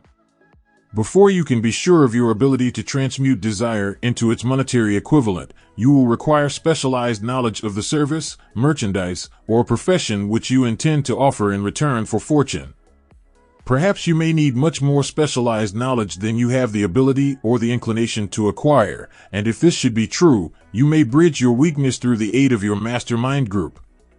Andrew Carnegie stated that he, personally, knew nothing about the technical end of the steel business. Moreover, he did not particularly care to know anything about it. The specialized knowledge which he required for the manufacture and marketing of steel, he found available through the individual units of his mastermind group. The accumulation of great fortunes calls for power, and power is acquired through highly organized and intelligently directed specialized knowledge, but that knowledge does not, necessarily, have to be in the possession of the man who accumulates the fortune. The preceding paragraph should give hope and encouragement to the man with ambition to accumulate a fortune, who has not possessed himself of the necessary education to supply such specialized knowledge as he may require. Men sometimes go through life suffering from inferiority complexes because they are not men of education. The man who can organize and direct a mastermind group of men who possess knowledge useful in the accumulation of money is just as much a man of education as any man in the group. Remember this if you suffer from a feeling of inferiority because your schooling has been limited. Thomas Edison had only 3 months of schooling during his entire life. He did not lack education, neither did he die poor.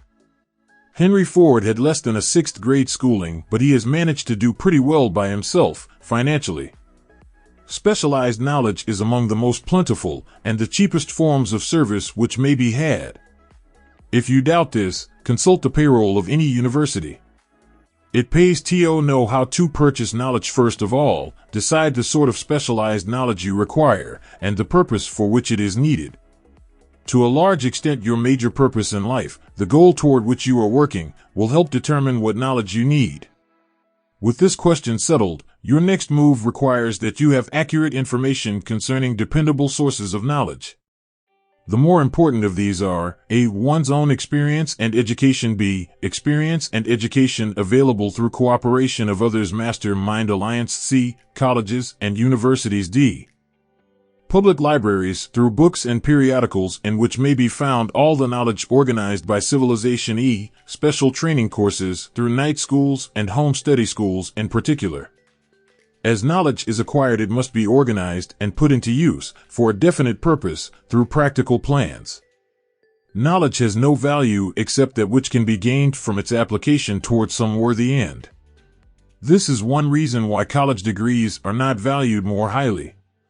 They represent nothing but miscellaneous knowledge. If you contemplate taking additional schooling, first determine the purpose for which you want the knowledge you are seeking, then learn where this particular sort of knowledge can be obtained from reliable sources. Successful men, in all callings, never stop acquiring specialized knowledge related to their major purpose, business, or profession. Those who are not successful usually make the mistake of believing that the knowledge acquiring period ends when one finishes school. The truth is that schooling does but little more than to put one in the way of learning how to acquire practical knowledge. With this changed world, which began at the end of the economic collapse, came also astounding changes in educational requirements. The order of the day is specialization. This truth was emphasized by Robert P. Moore, Secretary of Appointments of Columbia University.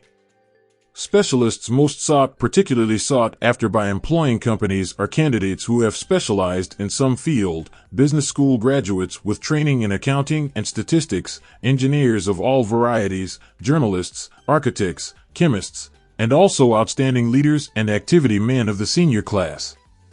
The man who has been active on the campus, whose personality is such that he gets along with all kinds of people and who has done an adequate job with his studies has a most decided edge over the strictly academic student. Some of these, because of their all-around qualifications, have received several offers of positions, a few of them as many as 6. In departing from the conception that the straighter student was invariably the one to get the choice of the better jobs, Mr. Moore said that most companies look not only to academic records, but to activity records and personalities of the students. One of the largest industrial companies, the leader in its field, and writing to Mr. Moore concerning prospective seniors at the college, said, "We are interested primarily in finding men who can make exceptional progress in management work. For this reason, we emphasize qualities of character, intelligence, and personality far more than specific educational background." Apprenticeship proposing a system of apprenticing students in offices, stores, and industrial occupations during the summer vacation. Mr. Moore asserts that after the first 2 or 3 years of college, every student should be asked to choose a definite future course and to call a halt if he has been merely pleasantly drifting without purpose through an unspecialized academic curriculum. Colleges and universities must face the practical consideration that all professions and occupations now demand specialists, he said, urging that educational institutions accept more direct responsibility for vocational guidance. One of the most reliable and practical sources of knowledge available to those who need specialized schooling is the night schools operated in most large cities. The correspondence schools give specialized training anywhere the U.S. males go, on all subjects that can be taught by the extension method. One advantage of home study training is the flexibility of the study program, which permits one to study during spare time. Another stupendous advantage of home study training is the fact that most courses offered by home study schools carry with them generous privileges of consultation which can be of priceless value to those needing specialized knowledge. No matter where you live, you can share the benefits. Anything acquired without effort and without cost is generally unappreciated, often discredited. Perhaps this is why we get so little from our marvelous opportunity in public schools. The self-discipline one receives from a definite program of specialized study makes up to some extent for the wasted opportunity when knowledge was available without cost. Correspondence schools are highly organized business institutions. Their tuition fees are so low that they are forced to insist upon prompt payments. Being asked to pay, whether the student makes good grades or poor, has the effect of causing one to follow through with the course when he would otherwise drop it. The correspondence schools have not stressed this point sufficiently, for the truth is that their collection departments constitute the very finest sort of training on decision, promptness, action, and the habit of finishing that which one begins. I learned this from experience, more than 25 years ago. I enrolled for a home study course in advertising. After completing 8 or 10 lessons, I stopped studying, but the school did not stop sending me bills. Moreover, it insisted upon payment, whether I kept up my studies or not. I decided that if I had to pay for the course, I should complete the lessons and get my money's worth. I felt, at the time, that the collection system of the school was somewhat too well organized, but I learned later in life that it was a valuable part of my training for which no charge had been made. Being forced to pay, I went ahead and completed the course. Later in life, I discovered that the efficient collection system of that school had been worth much in the form of money earned, because of the training in advertising I had so reluctantly taken. We have in this country what is said to be the greatest public school system in the world. We have invested fabulous sums for fine buildings, we have provided convenient transportation for children living in the rural districts, so they may attend the best schools, but there is one astounding weakness to this marvelous system: it is free. One of the strange things about human beings is that they value only that which has a price. The free schools of America and the free public libraries do not impress people because they are free. This is the major reason why so many people find it necessary to acquire additional training after they quit school and go low work. It is also one of the major reasons why employers give greater consideration to employees who take home study courses. They have learned, from experience, that any person who has the ambition to give up a part of his spare time to studying at home has in him those qualities which make for leadership. This recognition is not a charitable gesture, it is sound business judgment upon the part of the employers. There is one weakness in people for which there is no remedy. It is the universal weakness of lack of ambition. Persons, especially salaried people, who schedule their spare time to provide for home study, seldom remain at the bottom very long. Their action opens the way for the upward climb, removes many obstacles from their path, and gains the friendly interest of those who have the power to put them in the way of opportunity. The home study method of training is especially suited to the needs of employed people who find, after leaving school, that they must acquire additional specialized knowledge, but cannot spare the time to go back to school. The changed economic conditions prevailing since the Depression have made it necessary for thousands of people to find additional or new sources of income. For the majority of these, the solution to their problem may be found only by acquiring specialized knowledge. Many will be forced to change their occupations entirely. When a merchant finds that a certain line of merchandise is not selling, he usually supplants it with another that is in demand. The person whose business is that of marketing personal services must also be an efficient merchant. If his services do not bring adequate returns in one occupation, he must change to another, where broader opportunities are available.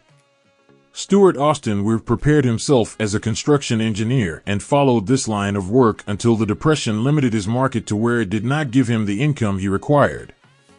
He took inventory of himself, decided to change his profession to law, went back to school and took special courses by which he prepared himself as a corporation lawyer. Despite the fact the Depression had not ended, he completed his training, passed the bar examination, and quickly built a lucrative law practice in Dallas, Texas. In fact, he is turning away clients. Just to keep the record straight, and to anticipate the alibis of those who will say, "I couldn't go to school because I have a family to support," or "I'm too old," I will add the information that Mr. Weir was past 40 and married when went back to school. Moreover, by carefully selecting highly specialized courses and colleges best prepared to teach the subjects chosen, Mr. Weir completed in 2 years the work for which the majority of law students require 4 years. It pays to know how to purchase knowledge. The person who stops studying merely because he has finished school is forever hopelessly doomed to mediocrity, no matter what may be his calling. The way of success is the way of continuous pursuit of knowledge. Let us consider a specific instance. During the Depression, a salesman in a grocery store found himself without a position. Having had some bookkeeping experience, he took a special course in accounting, familiarized himself with all the latest bookkeeping and office equipment, and went into business for himself. Starting with the grocer for whom he had formerly worked, he made contracts with more than 100 small merchants to keep their books at a very nominal monthly fee. His idea was so practical that he soon found it necessary to set up a portable office in a light delivery truck, which he equipped with modern bookkeeping machinery. He now has a fleet of these bookkeeping offices on wheels and employs a large staff of assistants, thus providing small merchants with accounting service equal to the best that money can buy, at very nominal cost. Specialized knowledge, plus imagination, were the ingredients that went into this unique and successful business.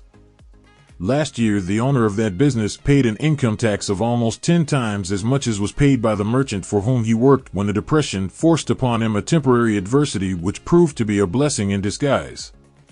The beginning of this successful business was an idea. Inasmuch as I had the privilege of supplying the unemployed salesman with that idea, I now assumed the further privilege of suggesting another idea which has within it the possibility of even greater income. Also, the possibility of rendering useful service to thousands of people who badly need that service. The idea was suggested by the salesman who gave up selling and went into the business of keeping books on a wholesale basis. When the plan was suggested as a solution of his unemployment problem, he quickly exclaimed, "I like the idea, but I would not know how to turn it into cash." In other words, he complained he would not know how to market his bookkeeping knowledge after he acquired it. So, that brought up another problem which had to be solved. With the aid of a young woman typist, clever at hand lettering, and who could put the story together, a very attractive book was prepared, describing the advantages of the new system of bookkeeping. The pages were neatly typed and pasted in an ordinary scrapbook, which was used as a silent salesman with which the story of this new business was so effectively told that its owner soon had more accounts than he could handle. There are thousands of people, all over the country, who need the services of a merchandising specialist capable of preparing an attractive brief for use in marketing personal services. The aggregate annual income from such a service might easily exceed that received by the largest employment agency, and the benefits of the service might be made far greater to the purchaser than any to be obtained from an employment agency. The idea here described was born of necessity, to bridge an emergency which had to be covered, but it did not stop by merely serving one person. The woman who created the idea has a keen imagination. She saw in her newly born brainchild the making of a new profession, one that is destined to render valuable service to thousands of people who need practical guidance in marketing personal services. Spurred to action by the instantaneous success of her first prepared plan to market personal services, this energetic woman turned next to the solution of a similar problem for her son who had just finished college, but had been totally unable to find a market for his services. The plan she originated for his use was the finest specimen of merchandising of personal services I have ever seen. When the plan book had been completed, it contained nearly 50 pages of beautifully typed, properly organized information telling the story of her son's native ability, schooling, personal experiences, and a great variety of other information too extensive for description. The plan book also contained a complete description of the position her son desired, together with a marvelous word picture of the exact plan he would use in filling the position. The preparation of the plan book required several weeks' labor, during which time its creator sent her son to the public library almost daily to procure data needed in selling his services to best advantage. She sent him also to all the competitors of his prospective employer and gathered from them vital information concerning their business methods, which was of great value in the formation of the plan he intended to use in filling the position he sought. When the plan had been finished, it contained more than half a dozen very fine suggestions for the use and benefit of the prospective employer. One may be inclined to ask, why go to all this trouble to secure a job? The answer is straight to the point. Also, it is dramatic, because it deals with a subject which assumes the proportion of a tragedy with millions of men and women whose sole source of income is personal services. The answer is, doing a thing well never is trouble. The plan prepared by this woman for the benefit of her son helped him get the job for which he applied, at the first interview, at a salary fixed by himself. Moreover, and this, too, is important, the position did not require the young man to start at the bottom. He began as a junior executive at an executive's salary. Why go to all this trouble, do you ask? Well, for one thing, the planned presentation of this young man's application for a position clipped off no less than 10 years of time he would have required to get to where he began, had he started at the bottom and worked his way up. This idea of starting at the bottom and working one's way up may appear to be sound, but the major objection to it is this: too many of those who begin at the bottom never manage to lift their heads high enough to be seen by opportunity, so they remain at the bottom. It should be remembered, also, that the outlook from the bottom is not so very bright or encouraging. It has a tendency to kill off ambition. We call it getting into a rut, which means that we accept our fate because we form the habit of daily routine, a habit that finally becomes so strong we cease to try to throw it off. And that is another reason why it pays to start 1 or 2 steps above the bottom. By so doing, one forms the habit of looking around, of observing how others get ahead, of seeing opportunity, and of embracing it without hesitation. Dan Halpin is a splendid example of what I mean. During his college days, he was manager of the famous 1930 national championship Notre Dame football team, when it was under the direction of the late Knute Rockne. Perhaps he was inspired by the great football coach to aim high, and not mistake temporary defeat for failure, just as Andrew Carnegie, the great industrial leader, inspired his young business lieutenants to set high goals for themselves. At any rate, young Halpin finished college at a mighty unfavorable time, when the Depression had made jobs scarce, so, after a fling at investment banking and motion pictures, he took the first opening with a potential future he could find, selling electrical hearing aids on a commission basis. Anyone could start in that sort of job, and Halpin knew it, but it was enough to open the door of opportunity to him. For almost 2 years, he continued in a job not to his liking, and he would never have risen above that job if he had not done something about his dissatisfaction. He aimed, first, at the job of assistant sales manager of his company, and got the job. That one step upward placed him high enough above the crowd to enable him to see still greater opportunity. Also, it placed him where opportunity could see him. He made such a fine record selling hearing aids that Andrews, chairman of the board of the Dictograph Products Company, a business competitor of the company for which Halpin worked, wanted to know something about that man Dan Halpin, who was taking big sales away from the long-established Dictograph Company. He sent for Halpin. When the interview was over, Halpin was the new sales manager in charge of the acoustic-on division. Then, to test young Halpin's mettle, Mr. Andrews went away to Florida for 3 months, leaving him to sink or swim in his new job. He did not sink. Knute Rockne's spirit of all the world loves a winner and has no time for a loser inspired him to put so much into his job that he was recently elected vice president of the company and general manager of the acoustic-on and silent radio division, a job which most men would be proud to earn through 10 years of loyal effort. Halpin turned the trick in little more than 6 months. It is difficult to say whether Mr. Andrews or Mr. Halpin is more deserving of eulogy, for the reason that both showed evidence of having an abundance of that very rare quality known as imagination. Mr. Andrews deserves credit for seeing, in young Halpin, a go-getter of the highest order. Halpin deserves credit for refusing to compromise with life by accepting and keeping a job he did not want, and that is one of the major points I am trying to emphasize through this entire philosophy, that we rise to high positions or remain at the bottom because of conditions we can control if we desire to control them. I am also trying to emphasize another point, namely, that both success and failure are largely the results of habit. I have not the slightest doubt that Dan Halpin's close association with the greatest football coach America ever knew planted in his mind the same brand of desire to excel which made the Notre Dame football team world famous. Truly, there is something to the idea that hero worship is helpful, provided one worships a winner. Halpin tells me that Rockne was one of the world's greatest leaders of men in all history. My belief in the theory that business associations are vital factors, both in failure and in success, was recently demonstrated when my son Blair was negotiating with Dan Halpin for a position. Mr. Halpin offered him a beginning salary of about 1/2 what he could have gotten from a rival company. I brought parental pressure to bear and induced him to accept the place with Mr. Halpin because I believe that close association with one who refuses to compromise with circumstances he does not like is an asset that can never be measured in terms of money. The bottom is a monotonous, dreary, and profitable place for any person. That is why I have taken the time to describe how lowly beginnings may be circumvented by proper planning.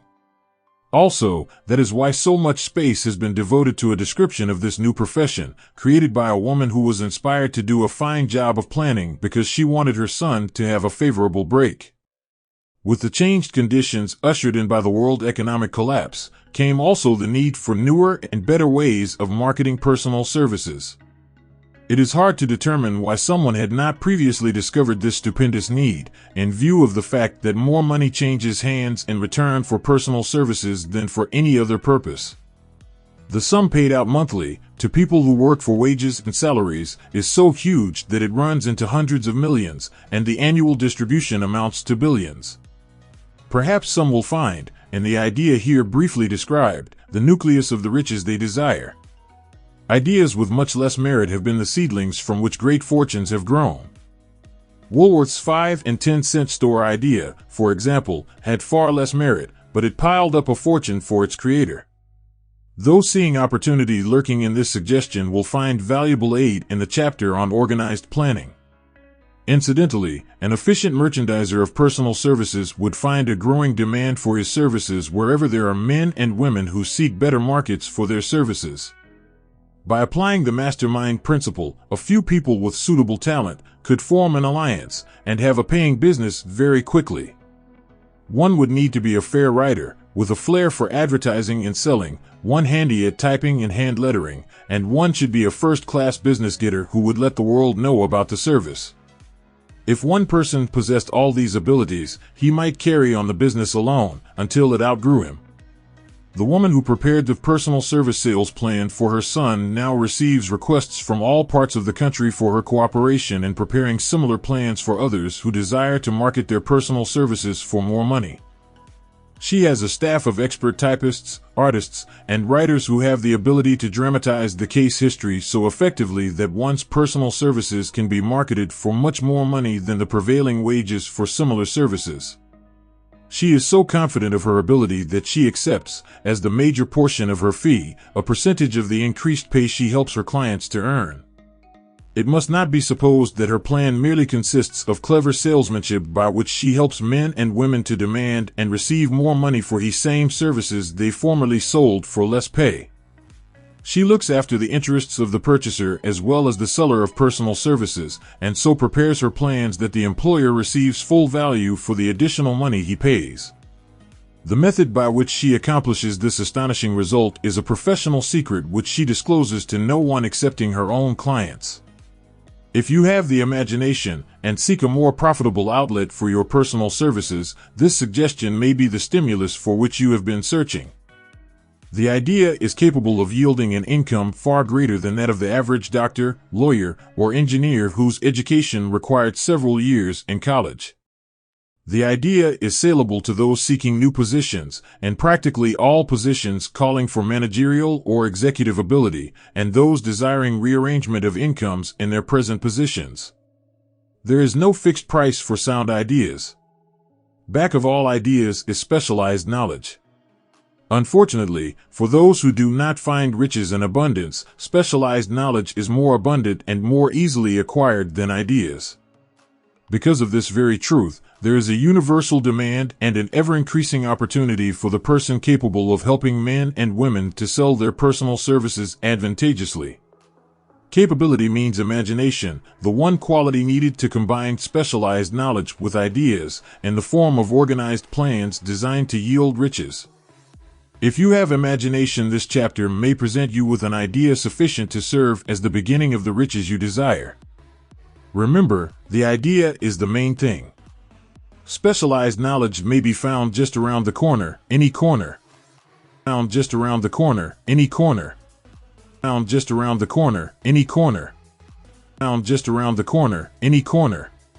Chapter 6, Imagination, the Workshop of the Mind. The fifth step toward riches. The imagination is literally the workshop wherein are fashioned all plans created by man. The impulse, the desire, is given shape, form, and action through the aid of the imaginative faculty of the mind. It has been said that man can create anything which he can imagine. Of all the ages of civilization, this is the most favorable for the development of the imagination, because it is an age of rapid change. On every hand one may contact stimuli which develop the imagination. Through the aid of his imaginative faculty, man has discovered and harnessed more of nature's forces during the past 50 years than during the entire history of the human race previous to that time. He has conquered the air so completely that the birds are a poor match for him in flying. He has harnessed the ether and made it serve as a means of instantaneous communication with any part of the world. He has analyzed and weighed the sun at a distance of millions of miles, and has determined, through the aid of imagination, the elements of which it consists. He has discovered that his own brain is both a broadcasting and a receiving station for the vibration of thought, and he is beginning now to learn how to make practical use of this discovery. He has increased the speed of locomotion until he may now travel at a speed of more than 300 miles an hour. The time will soon come when a man may breakfast in New York and lunch in San Francisco. Man's only limitation, within reason, lies in his development and use of his imagination. He has not yet reached the apex of development in the use of his imaginative faculty. He has merely discovered that he has an imagination and has commenced to use it in a very elementary way. Two forms of imagination. The imaginative faculty functions in two forms. One is known as synthetic imagination, and the other is creative imagination. Synthetic imagination. Through this faculty, one may arrange old concepts, ideas, or plans into new combinations. This faculty creates nothing. It merely works with the material of experience, education, and observation with which it is fed. It is the faculty used most by the inventor, with the exception of the who draws upon the creative imagination when he cannot solve his problem through synthetic imagination. Creative imagination. Through the faculty of creative imagination, the finite mind of man has direct communication with infinite intelligence. It is the faculty through which hunches and inspirations are received. It is by this faculty that all basic or new ideas are handed over to man. It is through this faculty that thought vibrations from the minds of others are received. It is through this faculty that one individual may tune in or communicate with the subconscious minds of other men. The creative imagination works automatically in the manner described in subsequent pages.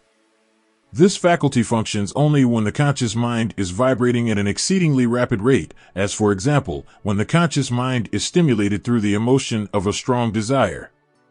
The creative faculty becomes more alert, more receptive to vibrations from the sources mentioned, in proportion to its development through use. This statement is significant. Ponder over it before passing on. Keep in mind as you follow these principles that the entire story of how one may convert desire into money cannot be told in one statement. The story will be complete only when one has mastered, assimilated, and begun to make use of all the principles. The great leaders of business, industry, finance, and the great artists, musicians, poets, and writers became great because they developed the faculty of creative imagination. Both the synthetic and creative faculties of imagination become more alert with use, just as any muscle or organ of the body develops through use. Desire is only a thought, an impulse. It is nebulous and ephemeral. It is abstract and of no value until it has been transformed into its physical counterpart. While the synthetic imagination is the one which will be used most frequently in the process of transforming the impulse of desire into money, you must keep in mind the fact that you may face circumstances and situations which demand use of the creative imagination as well. Your imaginative faculty may have become weak through inaction. It can be revived and made alert through use. This faculty does not die, though it may become quiescent through lack of use. Enter your attention, for the time being, on the development of the synthetic imagination, because this is the faculty which you will use more often in the process of converting desire into money. Transformation of the intangible impulse of desire into the tangible reality of money calls for the use of a plan or plans. These plans must be formed with the aid of the imagination and mainly with the synthetic faculty. Read the entire book through, then come back to this chapter and begin at once to put your imagination to work on the building of a plan or plans for the transformation of your desire into money. Detailed instructions for the building of plans have been given in almost every chapter. Carry out the instructions best suited to your needs. Reduce your plan to writing if you have not already done so. The moment you complete this, you will have definitely given concrete form to the intangible desire. Read the preceding sentence once more. Read it aloud, very slowly, and as you do so, remember that the moment you reduce the statement of your desire and a plan for its realization to writing, you have actually taken the first of a series of steps, which will enable you to convert the thought into its physical counterpart. The earth on which you live, you, yourself, and every other material thing are the result of evolutionary change, through which microscopic bits of matter have been organized and arranged in an orderly fashion. Moreover, and this statement is of stupendous importance, this earth, every one of the billions of individual cells of your body, and every atom of matter, began as an intangible form of energy. Desire is thought impulse. Thought impulses are forms of energy. When you begin with the thought impulse, desire, to accumulate money, you are drafting into your service the same stuff that nature used in creating this earth and every material form in the universe, including the body and brain in which the thought impulses function. As far as science has been able to determine, the entire universe consists of but two elements, matter and energy.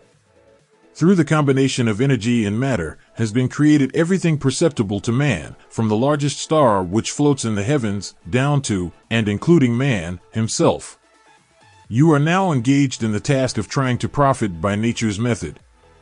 You are, trying to adapt yourself to nature's laws by endeavoring to convert desire into its physical or monetary equivalent. You can do it. It has been done before. You can build a fortune through the aid of laws which are immutable. But, first, you must become familiar with these laws and learn to use them. Through repetition, and by approaching the description of these principles from every conceivable angle, the author hopes to reveal to you the secret through which every great fortune has been accumulated. Strange and paradoxical as it may seem, the secret is not a secret. Nature, herself, advertises it in the earth on which we live, the stars, the planets suspended within our view, and the elements above and around us, and every blade of grass, and every form of life within our vision. Nature advertises this secret in the terms of biology, in the conversion of a tiny cell, so small that it may be lost on the point of a pen, into the human being now reading this line. The conversion of desire into its physical equivalent is, certainly, no more miraculous.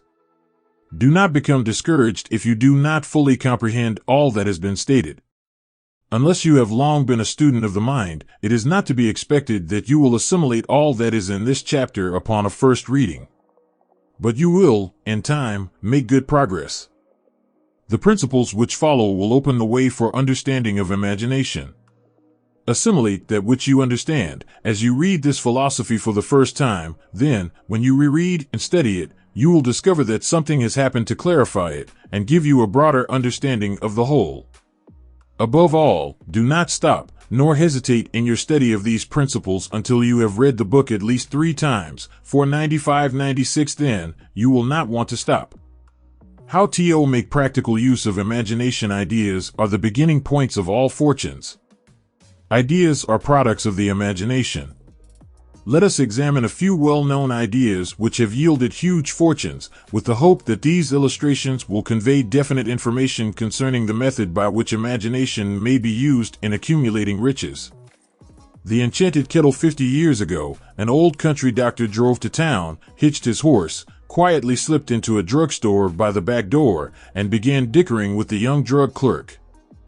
His mission was destined to yield great wealth to many people. It was destined to bring to the South the most far-flung benefit since the Civil War. For more than an hour, behind the prescription counter, the old doctor and the clerk talked in low tones. Then the doctor left. He went out to the buggy and brought back a large, old-fashioned kettle, a big wooden paddle, and deposited them in the back of the store.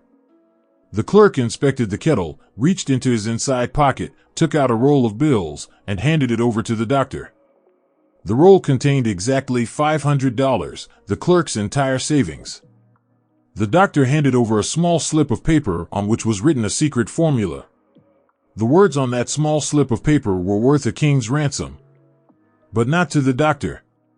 Those magic words were needed to start the kettle to boiling, but neither the doctor nor the young clerk knew what fabulous fortunes were destined to flow from that kettle. The old doctor was glad to sell the outfit for $500. The money would pay off his debts and give him freedom of mind. The clerk was taking a big chance by staking his entire life savings on a mere scrap of paper and an old kettle. He never dreamed his investment would start a kettle to overflowing with gold that would surpass the miraculous performance of Aladdin's lamp. What the clerk really purchased was an idea. The old kettle and the wooden paddle and the secret message on a slip of paper were incidental. The strange performance of that kettle began to take place after the new owner mixed with the secret instructions an ingredient of which the doctor knew nothing. Read this story carefully, give your imagination a test. See if you can discover what it was that the young man added to the secret message, which caused the kettle to overflow with gold.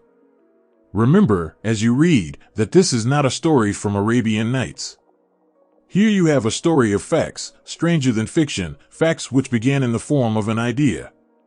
Let us take a look at the vast fortunes of gold this idea has produced. It has paid, and still pays huge fortunes to men and women all over the world, who distribute the contents of the kettle to millions of people. The old kettle is now one of the world's largest consumers of sugar, thus providing jobs of a permanent nature to thousands of men and women engaged in growing sugar cane, and in refining and marketing sugar. The old kettle consumes, annually, millions of glass bottles, providing jobs to huge numbers of glass workers. The old kettle gives employment to an army of clerks, stenographers, copywriters, and advertising experts throughout the nation. It has brought fame and fortune to scores of artists who have created magnificent pictures describing the product. The old kettle has converted a small southern city into the business capital of the South, where it now benefits, directly or indirectly, every business and practically every resident of the city. The influence of this idea now benefits every civilized country in the world, pouring out a continuous stream of gold to all who touch it. Gold from the kettle built and maintains one of the most prominent colleges of the South, where thousands of young people receive the training essential for success. The old kettle has done other marvelous things. All through the World Depression, when factories, banks, and business houses were folding up and quitting by the thousands, the owner of this enchanted kettle went marching on, giving continuous employment to an army of men and women all over the world, and paying out extra portions of gold to those who, long ago, had faith in the idea. If the product of that old brass kettle could talk, it would tell thrilling tales of romance in every language. Romances of love, romances of business, and romances of professional men and women who are daily being stimulated by it. The author is sure of at least one such romance, for he was a part of it, and it all began not far from the very spot on which the drug clerk purchased the old kettle. It was here that the author met his wife, and it was she who first told him of the enchanted kettle. It was the product of that kettle they were drinking when he asked her to accept him for better or worse. Now that you know the content of the enchanted kettle is a world-famous drink, it is fitting that the author confess that the home city of the drink supplied him with a wife, also that the drink itself provides him with stimulation of thought without intoxication, and thereby it serves to give the refreshment of mind which an author must have to do his best work. Whoever you are, wherever you may live, whatever occupation you may be engaged in, just remember in the future, every time you see the words Coca-Cola, that its vast empire of wealth and influence grew out of a single idea, and that the mysterious ingredient the drug clerk, Asa Candler, mixed with the secret formula was imagination. Stop and think of that for a moment. Remember, also, that the 13 steps to riches, described in this book, were the media through which the influence of Coca-Cola has been extended to every city, town, village, and crossroads of the world, and that any idea you may create, as sound and meritorious as Coca-Cola, has the possibility of duplicating the stupendous record of this worldwide thirst killer. Truly, thoughts are things, and their scope of operation is the world itself. What I would do if I had $1 million. This story proves the truth of that old saying, where there's a will, there's a way. It was told to me by that beloved educator and clergyman, the late Frank W. Gonzalez, who began his preaching career in the Stockyards region of South Chicago.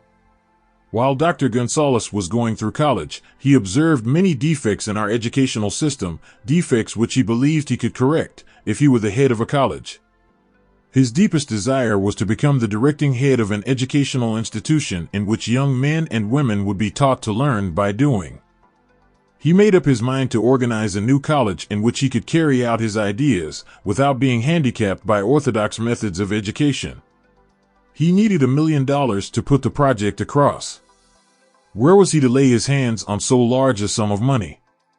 That was the question that absorbed most of this ambitious young preacher's thought. But he couldn't seem to make any progress. Every night he took that thought to bed with him. He got up with it in the morning. He took it with him everywhere he went. He turned it over and over in his mind until it became a consuming obsession with him. $1 million is a lot of money. He recognized that fact, but he also recognized the truth that the only limitation is that which one sets up in one's own mind. Being a philosopher as well as a preacher, Dr. Gonzalez recognized, as do all who succeed in life, that definiteness of purpose is the starting point from which one must begin.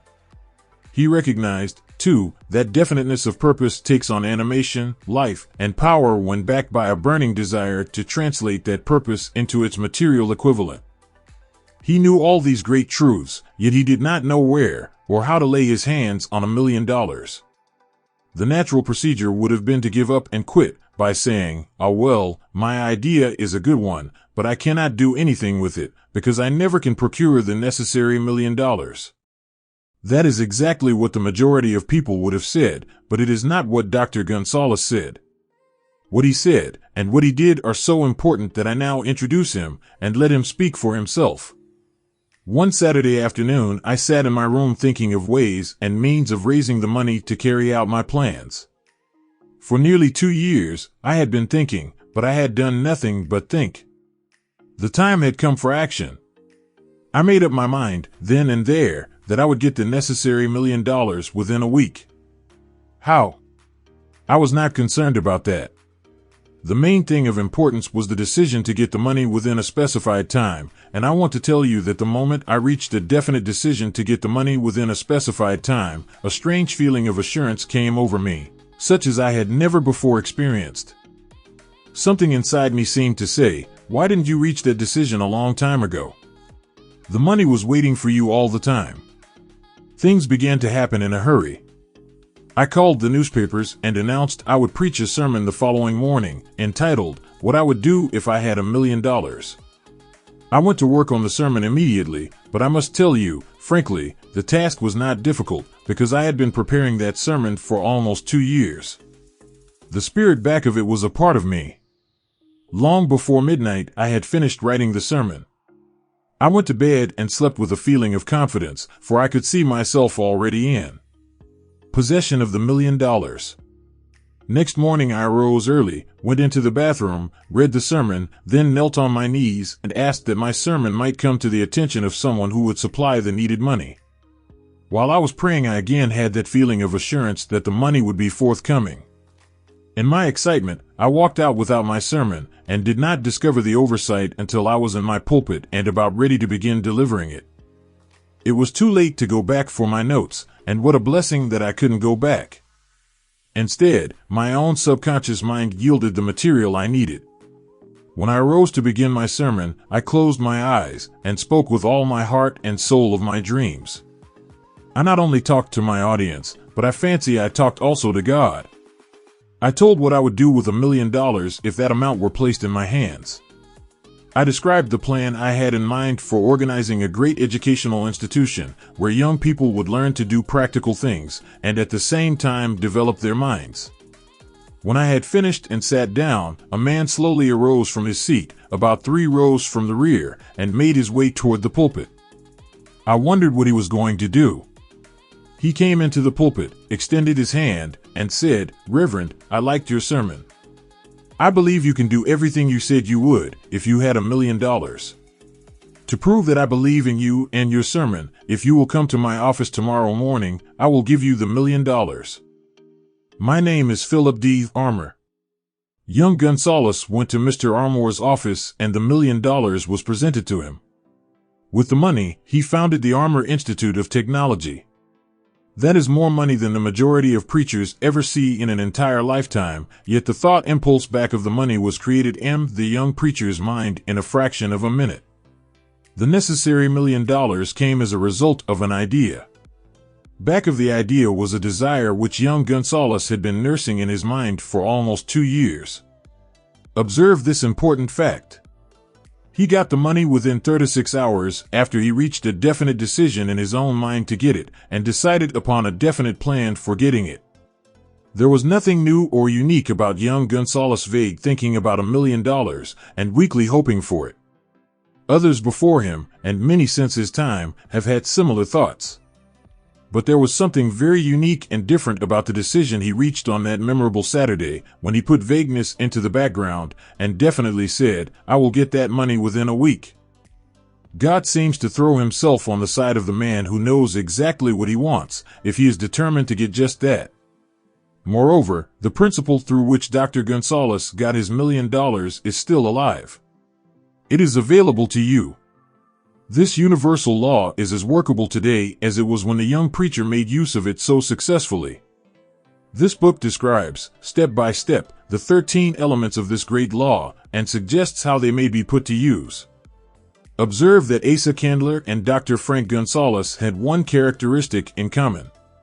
Both knew the astounding truth that ideas can be transmuted into cash through the power of definite purpose plus definite plans.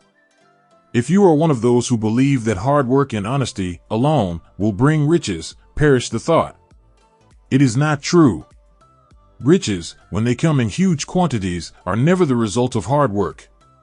Riches come, if they come at all, in response to definite demands, based upon the application of definite principles, and not by chance or luck. Generally speaking, an idea is an impulse of thought that impels action by an appeal to the imagination. All master salesmen know that ideas can be sold where merchandise cannot. Ordinary salesmen do not know this, that is why they are ordinary. A publisher of books, which sell for a nickel, made a discovery that should be worth much to publishers generally. He learned that many people buy titles, and not contents of books. By merely changing the name of one book that was not moving, his sales on that book jumped upward more than 1 million copies. The inside of the book was not changed in any way. He merely ripped off the cover bearing the title that did not sell, and put on a new cover with a title that had box office value. That, as simple as it may seem, was an idea. It was imagination. There is no standard price on ideas. The creator of ideas makes his own price, and, if he is smart, gets it. The moving picture industry created a whole flock of millionaires. Most of them were men who couldn't create ideas, but they had the imagination to recognize ideas when they saw them. The next flock of millionaires will grow out of the radio business, which is new and not overburdened with men of keen imagination. The money will be made by those who discover or create new and more meritorious radio programs and have the imagination to recognize merit and to give the radio listeners a chance to profit by it. The sponsor, that unfortunate victim who now pays the cost of all radio entertainment, soon will become idea conscious and demand something for his money. The man who beats the sponsor to the draw and supplies programs that render useful service is the man who will become rich in this new industry. Crooners and light chatter artists who now pollute the air with wisecracks and silly giggles will go the way of all light timbers, and their places will be taken by real artists who interpret carefully planned programs which have been designed to service the minds of men, as well as provide entertainment.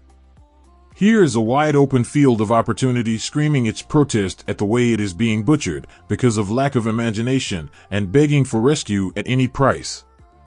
Above all, the thing that radio needs is new ideas. If this new field of opportunity intrigues you, perhaps you might profit by the suggestion that the successful radio programs of the future will give more attention to creating buyer audiences and less attention to listener audiences. Stated more plainly, the builder of radio programs who succeeds in the future must find practical ways to convert listeners into buyers. Moreover, the successful producer of radio programs in the future must key his features so that he can definitely show its effect upon the audience. Sponsors are becoming a bit weary of buying glib selling talks based upon statements grabbed out of thin air.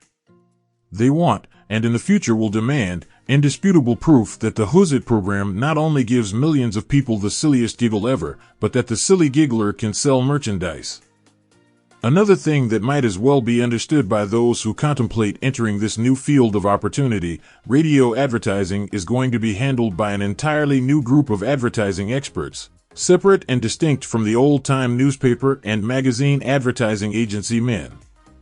The old-timers in the advertising game cannot read the modern radio scripts because they have been schooled to see ideas. The new radio technique demands men who can interpret ideas from a written manuscript in terms of sound. It cost the author a year of hard labor and many thousands of dollars to learn this. Radio, right now, is about where the moving pictures were when Mary Pickford and her curls first appeared on the screen. There is plenty of room in radio for those who can produce or recognize ideas. If the foregoing comment on the opportunities of radio has not started your idea factory to work, you had better forget it. Your opportunity is in some other field. If the comment intrigued you in the slightest degree, then go further into it, and you may find the one idea you need to round out your career. Never let it discourage you if you have no experience in radio. Andrew Carnegie knew very little about making steel. I have Carnegie's own word for this, but he made practical use of two of the principles described in this book and made the steel business yield him a fortune. The story of practically every great fortune starts with the day when a creator of ideas and a seller of ideas got together and worked in harmony. Carnegie surrounded himself with men who could do all that he could not do. Men who created ideas, and men who put ideas into operation, and made himself and the others fabulously rich. Millions of people go through life hoping for favorable breaks. Perhaps a favorable break can get one an opportunity, but the safest plan is not to depend upon luck. It was a favorable break that gave me the biggest opportunity of my life, but 25 years of determined effort had to be devoted to that opportunity before it became an asset. The break consisted of my good fortune in meeting and gaining the cooperation of Andrew Carnegie. On that occasion, Carnegie planted in my mind the idea of organizing the principles of achievement into a philosophy of success. Thousands of people have profited by the discoveries made in the 25 years of research, and several fortunes have been accumulated through the application of the philosophy. The beginning was simple. It was an idea which anyone might have developed. The favorable break came through Carnegie, but what about the determination, definiteness of purpose, and the desire to attain the goal, and the persistent effort of 25 years? It was no ordinary desire that survived disappointment, discouragement, temporary defeat, criticism, and the constant reminding of waste of time. It was a burning desire. An obsession. When the idea was first planted in my mind by Mr. Carnegie, it was coaxed, nursed, and enticed to remain alive. Gradually, the idea became a giant under its own power, and it coaxed, nursed, and drove me. Ideas are like that. First you give life and action and guidance to ideas, then they take on power of their own and sweep aside all opposition. Ideas are intangible forces, but they have more power than the physical brains that give birth to them. They have the power to live on, after the brain that creates them has returned to dust. For example, take the power of Christianity. That began with a simple idea, born in the brain of Christ. Its chief tenet was, do unto others as you would have others do unto you. Christ has gone back to the source from whence he came, but his idea goes marching on. Someday, it may grow up and come into its own, then it will have fulfilled Christ's deepest desire. The idea has been developing only 2,000 years. Give it time. Success requires no explanations. Failure permits no alibis. Failure permits no alibis. Failure permits no alibis. Failure permits no alibis. Chapter 7 Organized Planning the Crystallization of Desire into Action. The sixth step toward riches. You have learned that everything man creates or acquires begins in the form of desire. That desire is taken on the first lap of its journey, from the abstract to the concrete, into the workshop of the imagination, where plans for its transition are created and organized. In Chapter 2, you were instructed to take 6 definite, practical steps as your first move in translating the desire for money into its monetary equivalent. One of these steps is the formation of a definite, practical plan, or plans, through which this transformation may be made. You will now be instructed how to build plans which will be practical, viz. Ally yourself with a group of as many people as you may need for the creation and carrying out of your plan, or plans for the accumulation of money, making use of the mastermind principle described in a later chapter. Compliance with this instruction is absolutely essential. Do not neglect it. Before forming your mastermind alliance, decide what advantages and benefits you may offer the individual members of your group in return for their cooperation. No one will work indefinitely without some form of compensation. No intelligent person will either request or expect another to work without adequate compensation, although this may not always be in the form of money. Arrange to meet with the members of your mastermind group at least twice a week, and more often if possible, until you have jointly perfected the necessary plan or plans for the accumulation of money. Maintain perfect harmony between yourself and every member of your mastermind group. If you fail to carry out this instruction to the letter, you may expect to meet with failure.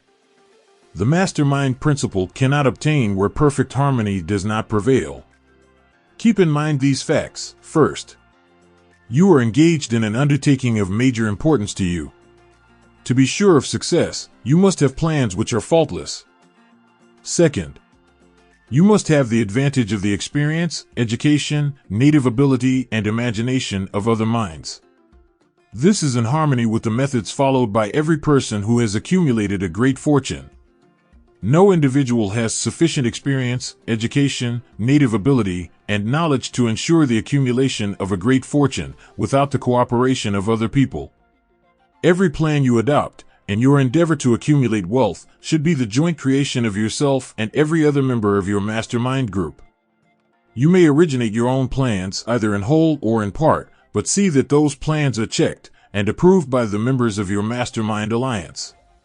If the first plan which you adopt does not work successfully, replace it with a new plan. If this new plan fails to work, replace it, and turn with still another, and so on, until you find a plan which does work.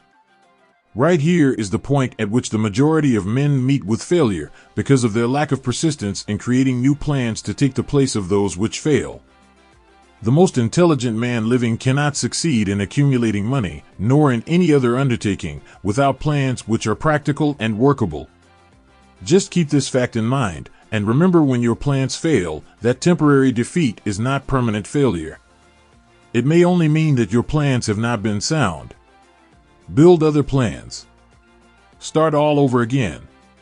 Thomas Edison failed 10,000 times before he perfected the incandescent electric light bulb. That is, he met with temporary defeat 10,000 times before his efforts were crowned with success. Temporary defeat should mean only one thing: the certain knowledge that there is something wrong with your plan. Millions of men go through life in misery and poverty because they lack a sound plan through which to accumulate a fortune. Henry Ford accumulated a fortune not because of his superior mind, but because he adopted and followed a plan which proved to be sound.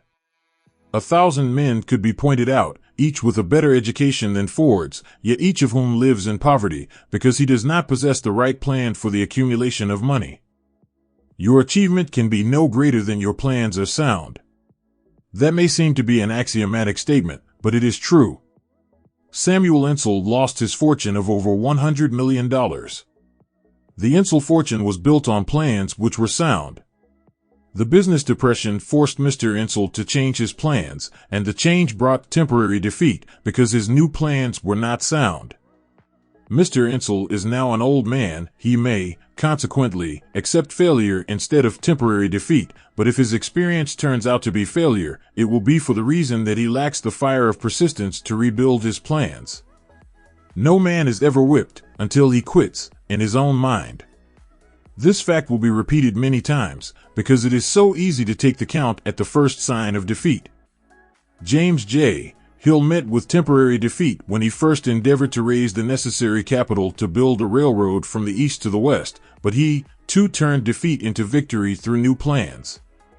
Henry Ford met with temporary defeat not only at the beginning of his automobile career, but after he had gone far toward the top. He created new plans and went marching on to financial victory. We see men who have accumulated great fortunes, but we often recognize only their triumph, overlooking the temporary defeats which they had to surmount before arriving.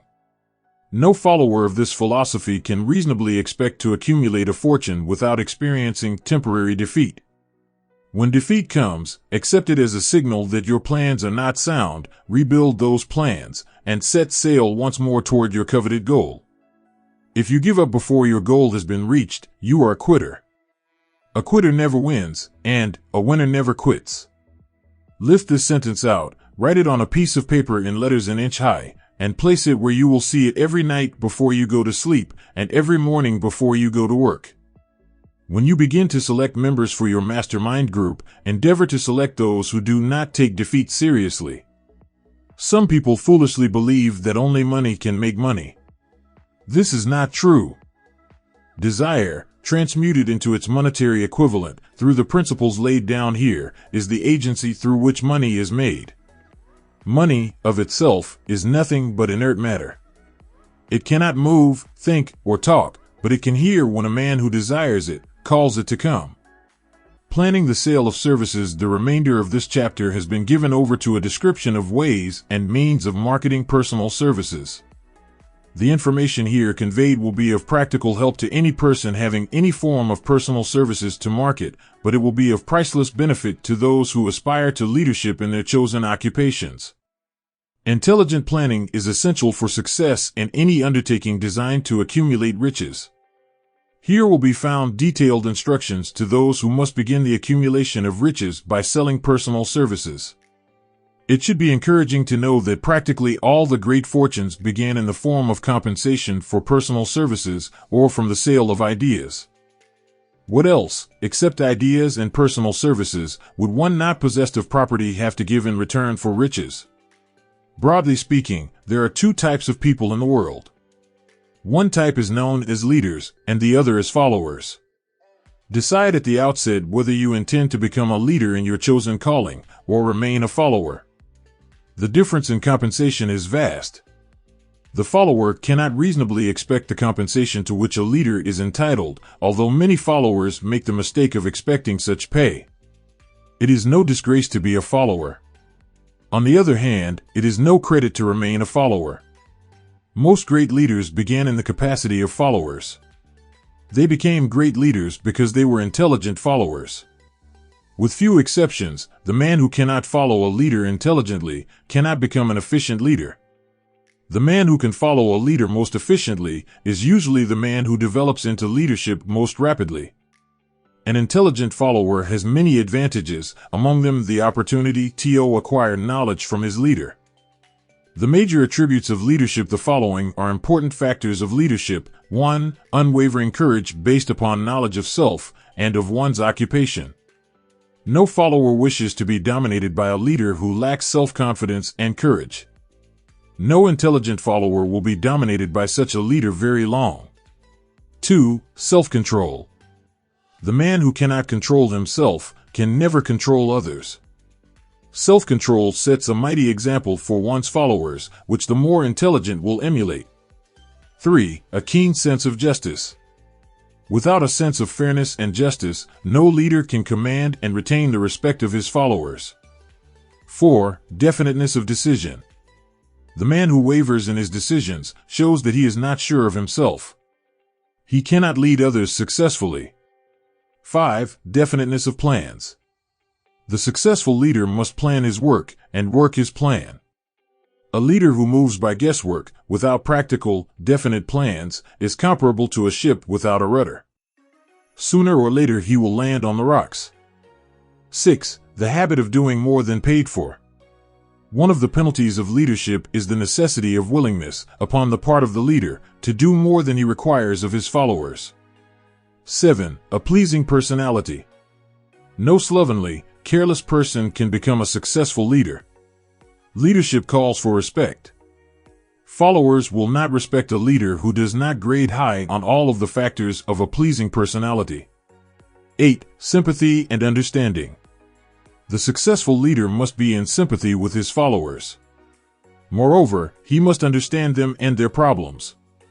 9. Mastery of detail. Successful leadership calls for mastery of details of the leader's position. 10. Willingness to assume full responsibility. The successful leader must be willing to assume responsibility for the mistakes and the shortcomings of his followers. If he tries to shift this responsibility, he will not remain the leader. If one of his followers makes a mistake and shows himself incompetent, the leader must consider that it is he who failed. 11. Cooperation. The successful leader must understand and apply the principle of cooperative effort and be able to induce his followers to do the same.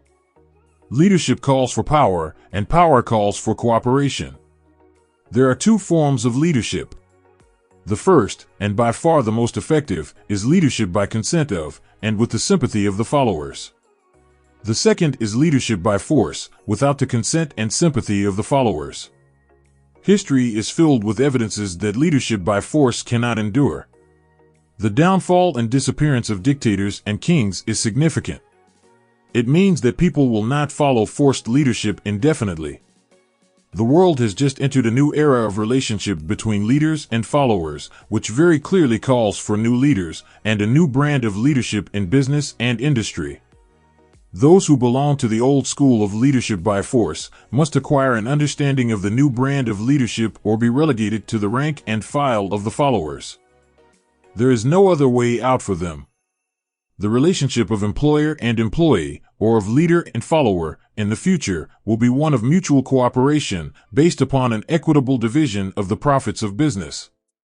In the future, the relationship of employer and employee will be more like a partnership than it has been in the past.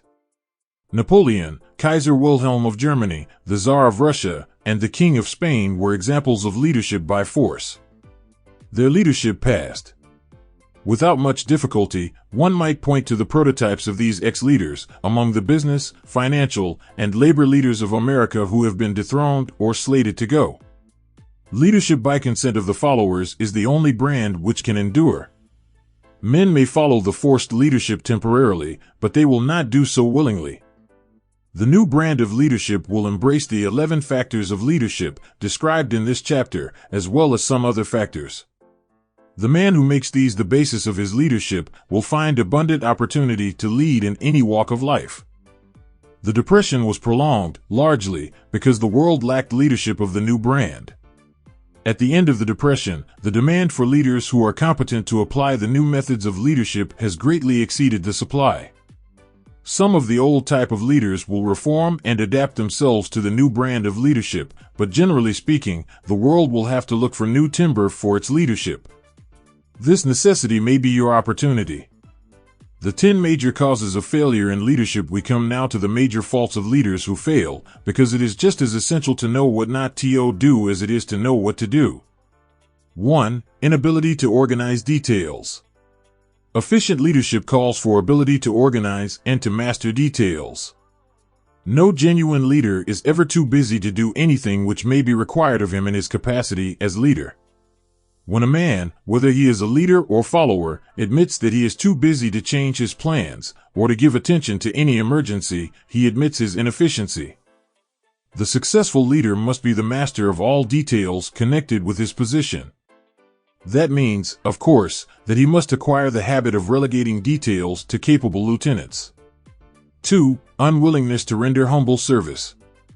Truly great leaders are willing, when occasion demands, to perform any sort of labor which they would ask another to perform. The greatest among ye shall be the servant of all is a truth which all able leaders observe and respect. 3. Expectation of pay for what they know instead of what they do with that which they know. The world does not pay men for that which they know. It pays them for what they do, or induce others to do. 4. Fear of competition from followers. The leader who fears that one of his followers may take his position is practically sure to realize that fear sooner or later. The able leader trains understudies to whom he may delegate, at will, any of the details of his position. Only in this way may a leader multiply himself and prepare himself to be at many places and give attention to many things at one time. It is an eternal truth that men receive more pay for their ability to get others to perform than they could possibly earn by their own efforts.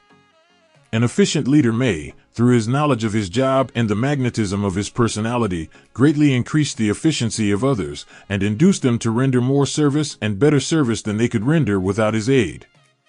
5. Lack of imagination. Without imagination, the leader is incapable of meeting emergencies and of creating plans by which to guide his followers efficiently. 6. Selfishness. The leader who claims all the honor for the work of his followers is sure to be met by resentment. The really great leader claims none of the honors. He is contented to see the honors, when there are any, go to his followers, because he knows that most men will work harder for commendation and recognition than they will for money alone. 7. Intemperance. Followers do not respect an intemperate leader. Moreover, intemperance in any of its various forms destroys the endurance and the vitality of all who indulge in it.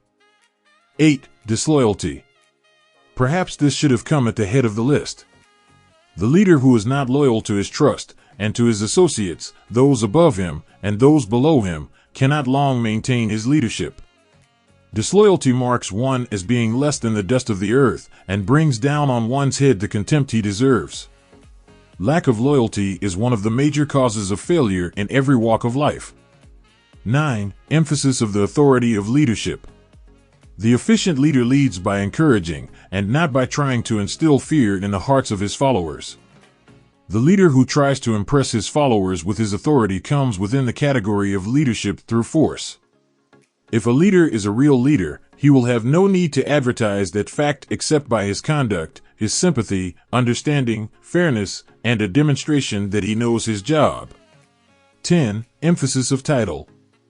The competent leader requires no title to give him the respect of his followers. The man who makes too much over his title generally has little else to emphasize. The doors to the office of the real leader are open to all who wish to enter, and his working quarters are free from formality or ostentation. These are among the more common of the causes of failure in leadership. Any one of these faults is sufficient to induce failure. Study the list carefully if you aspire to leadership, and make sure that you are free of these faults. Some fertile fields in which new leadership will be required before leaving this chapter. Your attention is called to a few of the fertile fields in which there has been a decline of leadership, and in which the new type of leader may find an abundance of opportunity.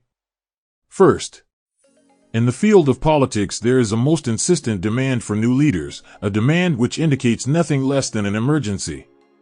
The majority of politicians have, seemingly, become high-grade, legalized racketeers. They have increased taxes and debauched the machinery of industry and business until the people can no longer stand the burden. Second, the banking business is undergoing a reform. The leaders in this field have almost entirely lost the confidence of the public. Already the bankers have sensed the need of reform, and they have begun it. Third, industry calls for new leaders. The old type of leaders thought and moved in terms of dividends instead of thinking and moving in terms of human equations. The future leader in industry, to endure, must regard himself as a quasi-public official whose duty it is to manage his trust in such a way that it will work hardship on no individual or group of individuals. Exploitation of working men is a thing of the past. Let the man who aspires to leadership in the field of business, industry, and labor remember this. Fourth, the religious leader of the future will be forced to give more attention to the temporal needs of his followers and the solution of their economic and personal problems of the present, and less attention to the dead past and the yet unborn future. Fifth, in the professions of law, medicine, and education, a new brand of leadership, and to some extent, new leaders will become a necessity. This is especially true in the field of education. The leader in that field must, in the future, find ways and means of teaching people how to apply the knowledge they receive in school. He must deal more with practice and less with theory. Sixth, new leaders will be required in the field of journalism. Newspapers of the future, to be conducted successfully, must be divorced from special privilege and relieved from the subsidy of advertising. They must cease to be organs of propaganda for the interests which patronize their advertising columns. The type of newspaper which publishes scandal and lewd pictures will eventually go the way of all forces which debauch the human mind. These are but a few of the fields in which opportunities for new leaders and a new brand of leadership are now available. The world is undergoing a rapid change. This means that the media through which the changes in human habits are promoted must be adapted to the changes. The media here described are the ones which, more than any others, determine the trend of civilization. When and how to apply for a position, the information described here is the net result of many years of experience during which thousands of men and women were helped to market their services effectively. It can, therefore, be relied upon as sound and practical. Media through which services may be marketed experience has proved that the following media offer the most direct and effective methods of bringing the buyer and seller of personal services together. 1. Employment bureaus. Care must be taken to select only reputable bureaus, the management of which can show adequate records of achievement of satisfactory results. There are comparatively few such bureaus. 2. Advertising in newspapers, trade journals, magazines, and radio. Classified advertising may usually be relied upon to produce satisfactory results in the case of those who apply for clerical or ordinary salaried positions. Display advertising is more desirable in the case of those who seek executive connections, the copy to appear in the section of the paper which is most apt to come to the attention of the class of employer being sought. The copy should be prepared by an expert who understands how to inject sufficient selling qualities to produce replies. 3. Personal letters of application, directed to particular firms or individuals most apt to need such services as are being offered. Letters should be neatly typed, always, and signed by hand. With the letter, should be sent a complete brief or outline of the applicant's qualifications. Both the letter of application and the brief of experience or qualifications should be prepared by an expert. See instructions as to information to be supplied. 4. Application through personal acquaintances. When possible, the applicant should endeavor to approach prospective employers through some mutual acquaintance. This method of approach is particularly advantageous in the case of those who seek executive connections and do not wish to appear to be peddling themselves. 5. Application in person. In some instances, it may be more effective if the applicant offers personally his services to prospective employers, in which event a complete written statement of qualifications for the position should be presented, for the reason that prospective employers often wish to discuss with associates one's record. Information to be supplied in a written brief. This brief should be prepared as carefully as a lawyer would prepare the brief of a case to be tried in court. Unless the applicant is experienced in the preparation of such briefs, an expert should be consulted and his services enlisted for this purpose. Successful merchants employ men and women who understand the art and the psychology of advertising to present the merits of their merchandise. One who has personal services for sale should do the same. The following information should appear in the brief. 1. Education. State briefly, but definitely, what schooling you have had, and in what subjects you specialized in school, giving the reasons for that specialization. 2. Experience. If you have had experience in connection with positions similar to the one you seek, describe it fully, state names and addresses of former employers. Be sure to bring out clearly any special experience you may have had which would equip you to fill the position you seek. 3. References. Practically every business firm desires to know all about the previous records, antecedents, etc., of prospective employees who seek positions of responsibility. Attach to your brief photostatic copies of letters from A. Former employers. B. Teachers under whom you studied. C. Prominent people whose judgment may be relied upon. 4. Photograph of self. Attach to your brief a recent, unmounted photograph of yourself. 5. Apply for a specific position. Avoid application for a position without describing exactly what particular position you seek. Never apply for just a position. That indicates you lack specialized qualifications. 6. State your qualifications for the particular position for which you apply. Give full details as to the reason you believe you are qualified for the particular position you seek. This is the application. It will determine, more than anything else, what consideration you receive. 7. Offer to go to work on probation. In the majority of instances, if you are determined to have the position for which you apply, it will be most effective if you offer to work for a week, or a month, or for a sufficient length of time to enable your prospective employer to judge your value without pay. This may appear to be a radical suggestion, but experience has proved that it seldom fails to win at least a trial. If you are sure of your qualifications, a trial is all you need. Incidentally, such an offer indicates that you have confidence in your ability to fill the position you seek. It is most convincing. If your offer is accepted, and you make good, more than likely you will be paid for your probation period. Make clear the fact that your offer is based upon A. Your confidence in your ability to fill the position. B. Your confidence in your prospective employer's decision to employ you after trial. C. Your determination to have the position you seek. 8. Knowledge of your prospective employer's business. Before applying for a position, do sufficient research in connection with the business to familiarize yourself thoroughly with that business and indicate in your brief the knowledge you have acquired in this field. This will be impressive, as it will indicate that you have imagination and a real interest in the position you seek.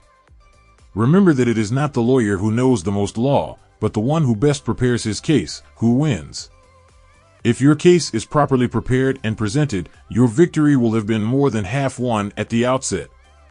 Do not be afraid of making your brief too long. Employers are just as much interested in purchasing the services of well-qualified applicants as you are in securing employment. In fact, the success of most successful employers is due, in the main, to their ability to select well-qualified lieutenants. They want all the information available. Remember another thing, neatness in the preparation of your brief will indicate that you are a painstaking person. I have helped to prepare briefs for clients which were so striking and out of the ordinary that they resulted in the employment of the applicant without a personal interview. When your brief has been completed, have it neatly bound by an experienced binder and lettered by an artist or printer similar to the following: Brief of the Qualifications of Robert K. Smith applying for the position of private secretary to the president of the blank company incorporated. Change names each time brief is shown. This personal touch is sure to command attention. Have your brief neatly typed or mimeographed on the finest paper you can obtain, and bound with a heavy paper of the book cover variety, the binder to be changed, and the proper firm name to be inserted if it is to be shown to more than one company. Your photograph should be pasted on one of the pages of your brief. Follow these instructions to the letter, improving upon them wherever your imagination suggests. Successful salesmen groom themselves with care. They understand that first impressions are lasting. Your brief is your salesman.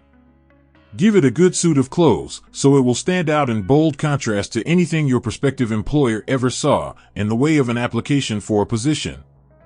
If the position you seek is worth having, it is worth going after with care. Moreover, if you sell yourself to an employer in a manner that impresses him with your individuality, you probably will receive more money for your services from the very start than you would if you applied for employment in the usual conventional way.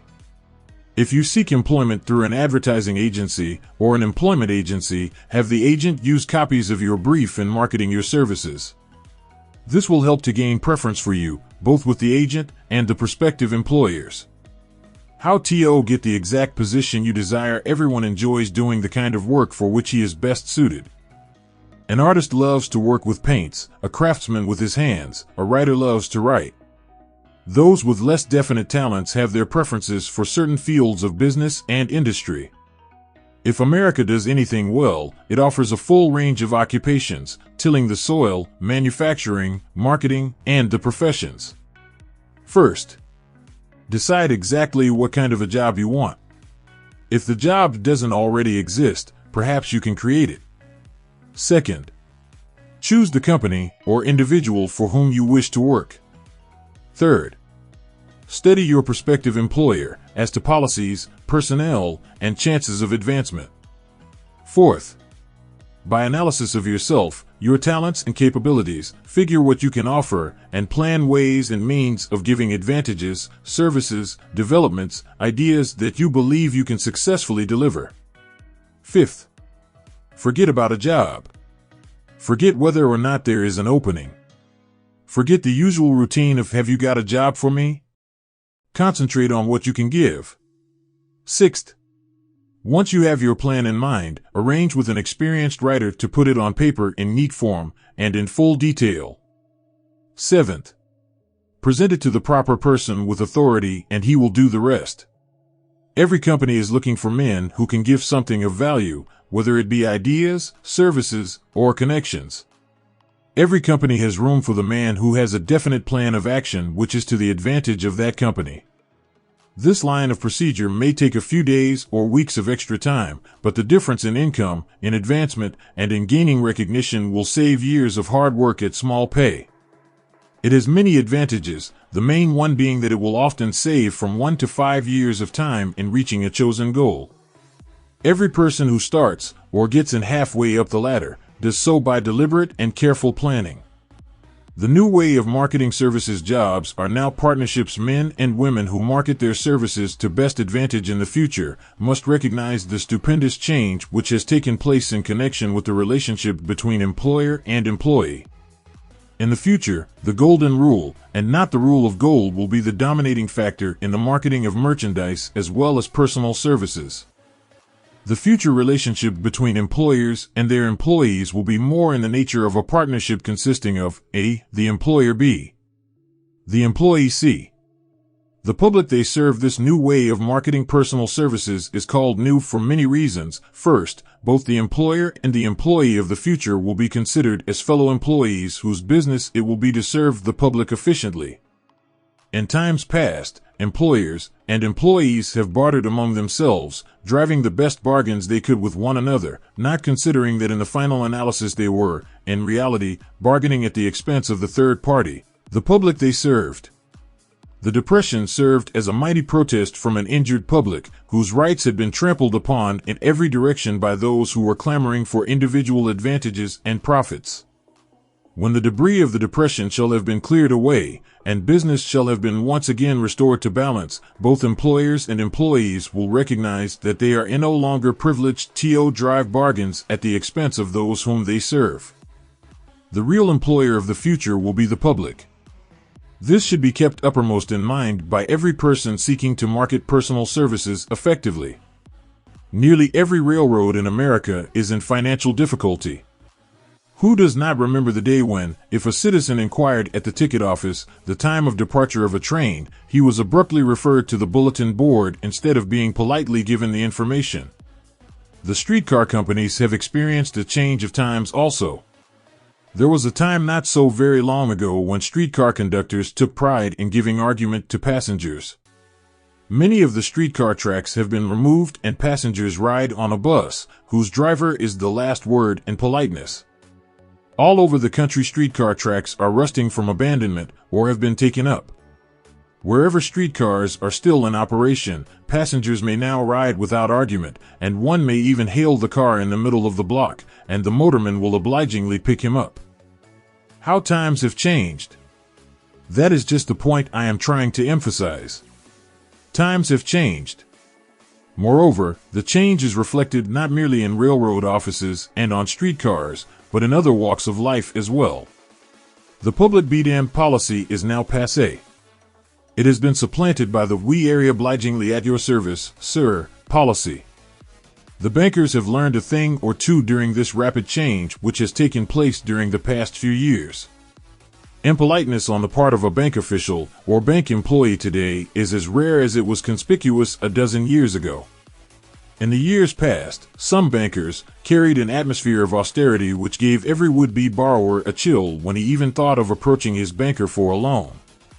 The thousands of bank failures during the Depression had the effect of removing the mahogany doors behind which bankers formerly barricaded themselves. They now sit at desks in the open, where they may be seen and approached at will by any depositor, or by anyone who wishes to see them, and the whole atmosphere of the bank is one of courtesy and understanding. It used to be customary for customers to have to stand and wait at the corner grocery until the clerks were through passing the time of day with friends, and the proprietor had finished making up his bank deposit before being waited upon. Chain stores, managed by courteous men who do everything in the way of service, short of shining the customer's shoes, have pushed the old-time merchants into the background. Time marches on.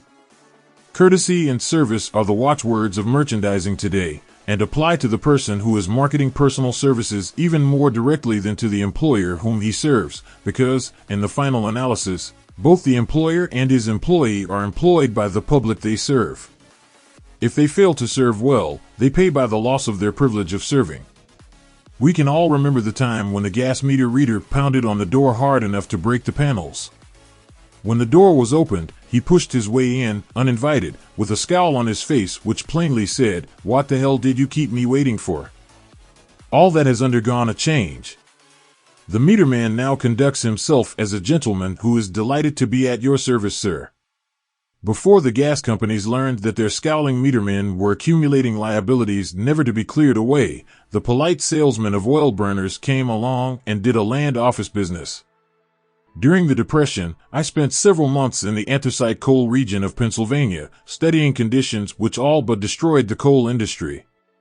Among several very significant discoveries was the fact that greed on the part of operators and their employees was the chief cause of the loss of business for the operators and loss of jobs for the miners.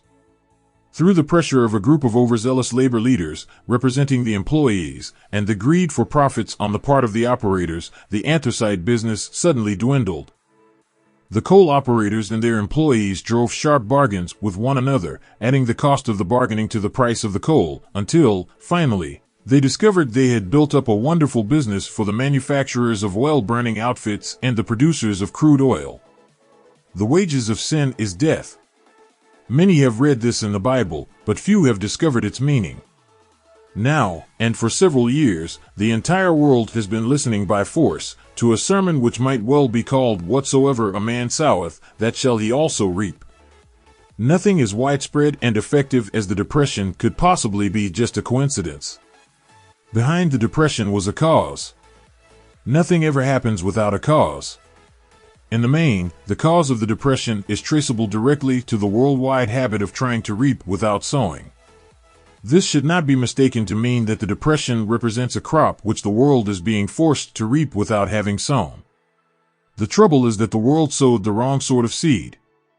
Any farmer knows he cannot sow the seed of thistles and reap a harvest of grain. Beginning at the outbreak of the World War, the people of the world began to sow the seed of service inadequate in both quality and quantity. Nearly everyone was engaged in the pastime of trying to get without giving.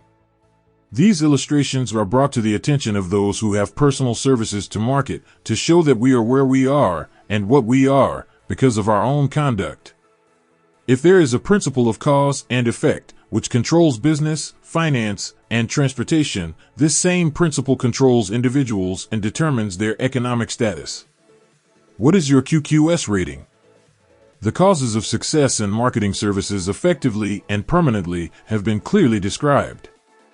Unless those causes are studied, analyzed, understood, and applied, no man can market his services effectively and permanently.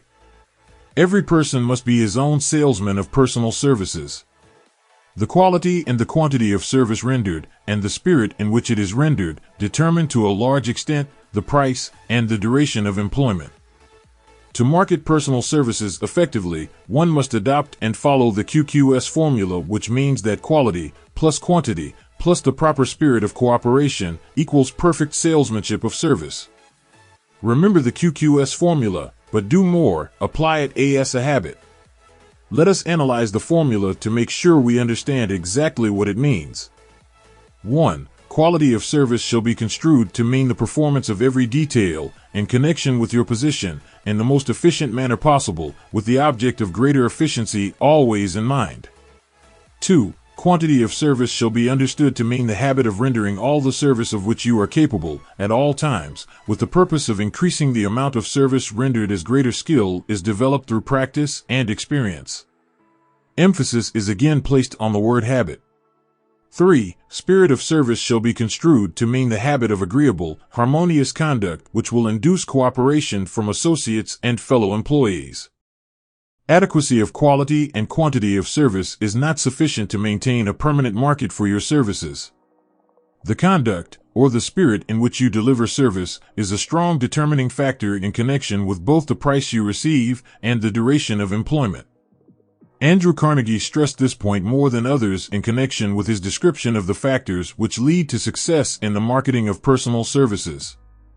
He emphasized again and again the necessity for harmonious conduct. He stressed the fact that he would not retain any man, no matter how great a quantity or how efficient the quality of his work, unless he worked in a spirit of harmony. Mr. Carnegie insisted upon men being agreeable. To prove that he placed a high value upon this quality, he permitted many men who conformed to his standards to become very wealthy. Those who did not conform had to make room for others. The importance of a pleasing personality has been stressed because it is a factor which enables one to render service in the proper spirit. If one has a personality which pleases and renders service in a spirit of harmony, these assets often make up for deficiencies in both the quality and the quantity of service one renders. Nothing, however, can be successfully substituted for pleasing conduct. The capital value of your services, the person whose income is derived entirely from the sale of personal services, is no less a merchant than the man who sells commodities, and it might well be added, such a person is subject to exactly the same rules of conduct as the merchant who sells merchandise. This has been emphasized because the majority of people who live by the sale of personal services make the mistake of considering themselves free from the rules of conduct and the responsibilities attached to those who are engaged in marketing commodities. The new way of marketing services has practically forced both employer and employee into partnership alliances through which both take into consideration the rights of the third party, the public they serve. The day of the go-getter has passed. He has been supplanted by the go-giver. High-pressure methods in business finally blew the lid off. There will never be the need to put the lid back on, because, in the future, business will be conducted by methods that will require no pressure. The actual capital value of your brains may be determined by the amount of income you can produce. A fair estimate of the capital value of your services may be made by multiplying your annual income by 16 2/3, as it is reasonable to estimate that your annual income represents 6% of your capital value. Money rents for 6% per annum. Money is worth no more than brains. It is often worth much less. Competent brains, if effectively marketed, represent a much more desirable form of capital than that which is required to conduct a business dealing in commodities, because brains are a form of capital which cannot be permanently depreciated through depressions, nor can this form of capital be stolen or spent. Moreover, the money which is essential for the conduct of business is as worthless as a sand dune until it has been mixed with efficient brains. Till it has been mixed with efficient brains. Till it has been mixed with efficient brains. Till it has been mixed with efficient brains. Till it has been mixed with efficient brains. Till it is. The 30 major causes of failure. How many of these are holding you back? Life's greatest tragedy consists of men and women who earnestly try and fail. The tragedy lies in the overwhelmingly large majority of people who fail as compared to the few who succeed. I have had the privilege of analyzing several thousand men and women, 98% of whom were classed as failures. There is something radically wrong with a civilization and a system of education which permit 98% of the people to go through life as failures. But I did not write this book for the purpose of moralizing on the rights and wrongs of the world. That would require a book 100 times the size of this one. My analysis work proved that there are 30 major reasons for failure and 13 major principles through which people accumulate fortunes. In this chapter, a description of the 30 major causes of failure will be given. As you go over the list, check yourself by it, point by point, for the purpose of discovering how many of these causes of failure stand between you and success. 1. Unfavorable hereditary background. There is but little, if anything, which can be done for people who are born with a deficiency in brain power. This philosophy offers but one method of bridging this weakness through the aid of the mastermind. Observe with profit, however, that this is the only one of the 30 causes of failure which may not be easily corrected by any individual. 2. Lack of a well-defined purpose in life. There is no hope of success for the person who does not have a central purpose or definite goal at which to aim. 98 out of every 100 of those whom I have analyzed had no such aim. Perhaps this was the 3. Lack of ambition to aim above mediocrity. We offer no hope for the person who is so indifferent as not to want to get ahead in life and who is not willing to pay the price. 4. Insufficient education. This is a handicap which may be overcome with comparative ease. Experience has proven that the best educated people are often those who are known as self-made or self-educated. It takes more than a college degree to make one a person of education. Any person who is educated is one who has learned to get whatever he wants in life without violating the rights of others. Education consists not so much of knowledge, but of knowledge effectively and persistently applied. Men are paid not merely for what they know, but more particularly for what they do with that which they know. 5. Lack of self-discipline. Discipline comes through self-control. This means that one must control all negative qualities. Before you can control conditions, you must first control yourself. Self-mastery is the hardest job you will ever tackle. If you do not conquer self, you will be conquered by self. You may see at one and the same time both your best friend and your greatest enemy by stepping in front of a mirror. 6. Ill health. No person may enjoy outstanding success without good health. Many of the causes of ill health are subject to mastery and control. These, in the main, are A. Overeating of foods not conducive to health. B. Wrong habits of thought, giving expression to negatives. C. Wrong use of and overindulgence in sex. D. Lack of proper physical exercise. E. An inadequate supply of fresh air due to improper breathing. 7. Unfavorable environmental influences during childhood. As the twig is bent, so shall the tree grow. Most people who have criminal tendencies acquire them as the result of bad environment and improper associates during childhood. 8. Procrastination. This is one of the most common causes of failure. Old man procrastination stands within the shadow of every human being, waiting his opportunity to spoil one's chances of success. Most of us go through life as failures because we are waiting for this time to be right to start doing something worthwhile. Do not wait. The time will never be just right. Start where you stand and work with whatever tools you may have at your command, and better tools will be found as you go along. 9. Lack of persistence. Most of us are good starters but poor finishers of everything we begin. Moreover, people are prone to give up at the first signs of defeat. There is no substitute for persistence. The person who makes persistence his watchword discovers that old man failure finally becomes tired and makes his departure. Failure cannot cope with persistence. 10. Negative personality. There is no hope of success for the person who repels people through a negative personality. Success comes through the application of power, and power is attained through the cooperative efforts of other people. A negative personality will not induce cooperation. 11. Lack of controlled sexual urge. Sex energy is the most powerful of all the stimuli which move people into action. Because it is the most powerful of the emotions, it must be controlled through transmutation and converted into other channels. 12. Uncontrolled desire for something for nothing. The gambling instinct drives millions of people to failure. Evidence of this may be found in a study of the Wall Street crash of '29, during which millions of people tried to make money by gambling on stock margins. 13. Lack of a well-defined power of decision. Men who succeed reach decisions promptly and change them, if at all, very slowly. Men who fail reach decisions, if at all, very slowly, and change them frequently and quickly. Indecision and procrastination are twin brothers. Where one is found, the other may usually be found also. Kill off this pair before they completely hogtie you to the treadmill of failure. 14. One or more of the 6 basic fears. These fears have been analyzed for you in a later chapter. They must be mastered before you can market your services effectively. 15. Wrong selection of a mate in marriage. This is a most common cause of failure. The relationship of marriage brings people intimately into contact. Unless this relationship is harmonious, failure is likely to follow.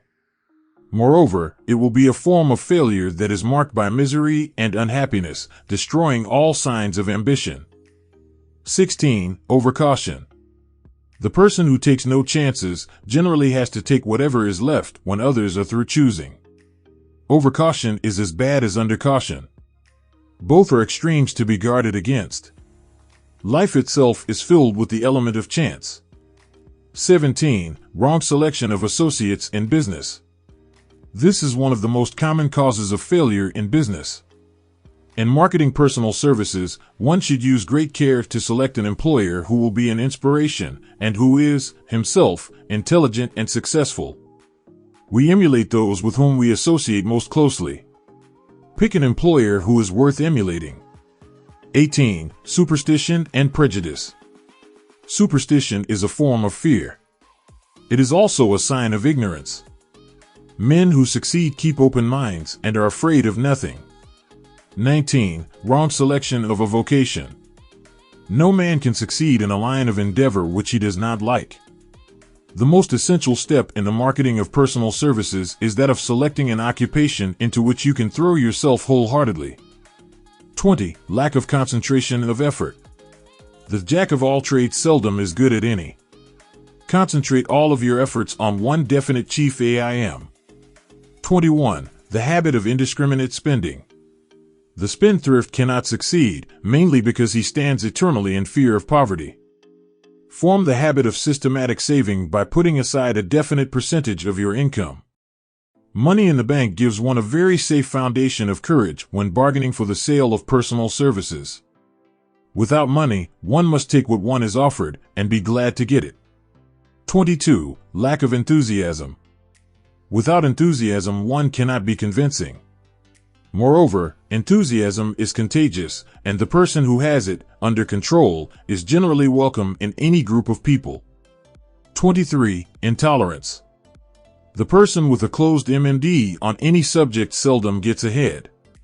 Intolerance means that one has stopped acquiring knowledge. The most damaging forms of intolerance are those connected with religious, racial, and political differences of opinion. 24. Intemperance. The most damaging forms of intemperance are connected with eating, strong drink, and sexual activities. Overindulgence in any of these is fatal to success. 25. Inability to cooperate with others. More people lose their positions and their big opportunities in life because of this fault than for all other reasons combined. It is a fault which no well-informed businessman or leader will tolerate. 26. Possession of power that was not acquired through self-effort. Power in the hands of one who did not acquire it gradually is often fatal to success. Quick riches are more dangerous than poverty. 27. Intentional dishonesty. There is no substitute for honesty. One may be temporarily dishonest by force of circumstances over which one has no control, without permanent damage. But there is no hope for the person who is dishonest by choice. Sooner or later, his deeds will catch up with him, and he will pay by loss of reputation, and perhaps even loss of liberty. 28. Egotism and vanity. These qualities serve as red lights which warn others to keep away. They are fatal to success. 29. Guessing instead of thinking. Most people are too indifferent or lazy to acquire facts with which to think accurately. They prefer to act on opinions created by guesswork or snap judgments. 30. Lack of capital. This is a common cause of failure among those who start out in business for the first time, without sufficient reserve of capital to absorb the shock of their mistakes and to carry them over until they have established a reputation. 31. Under this, name any particular cause of failure from which you have suffered that has not been included in the foregoing list. In these 30 major causes of failure is found a description of the tragedy of life, which obtains for practically every person who tries and fails. It will be helpful if you can induce someone who knows you well to go over this list with you and help to analyze you by the 30 causes of failure. It may be beneficial if you try this alone. Most people cannot see themselves as others see them. You may be one who cannot. The oldest of admonitions is, man, know thyself. If you market merchandise successfully, you must know the merchandise. The same is true in marketing personal services. You should know all of your weaknesses in order that you may either bridge them or eliminate them entirely. You should know your strength in order that you may call attention to it when selling your services. You can know yourself only through accurate analysis. The folly of ignorance in connection with self was displayed by a young man who applied to the manager of a well-known business for a position. He made a very good impression until the manager asked him what salary he expected. He replied that he had no fixed sum in mind. The manager then said, "We will pay you all you are worth, alter we try you out for a week." "I will not accept it," the applicant replied, "because I am getting more than that where I am now employed." Before you even start to negotiate for a readjustment of your salary in your present position, or to seek employment elsewhere, be sure that you are worth more than you now receive. It is one thing to want money, everyone wants more, but it is something entirely different to be worth more. Many people mistake their wants for their just dues. Your financial requirements or wants have nothing whatever to do with your worth. Your value is established entirely by your ability to render useful service or your capacity to induce others to render such service. Take inventory of yourself. 28 questions you should answer. Annual self-analysis is an essential in the effective marketing of personal services, as is annual inventory in merchandising. Moreover, the yearly analysis should disclose a decrease in faults and an increase in virtues. One goes ahead, stands still, or goes backward in life. One's object should be, of course, to go ahead. Annual self-analysis will disclose whether advancement has been made, and if so, how much. It will also disclose any backward steps one may have made. The effective marketing of personal services requires one to move forward even if the progress is slow. Your annual self-analysis should be made at the end of each year, so you can include in your New Year's resolutions any improvements which the analysis indicates should be made. Take this inventory by asking yourself the following questions, and by checking your answers with the aid of someone who will not permit you to deceive yourself as to their accuracy. Self-analysis questionnaire for personal inventory 1. Have I attained the goal which I established as my objective for this year?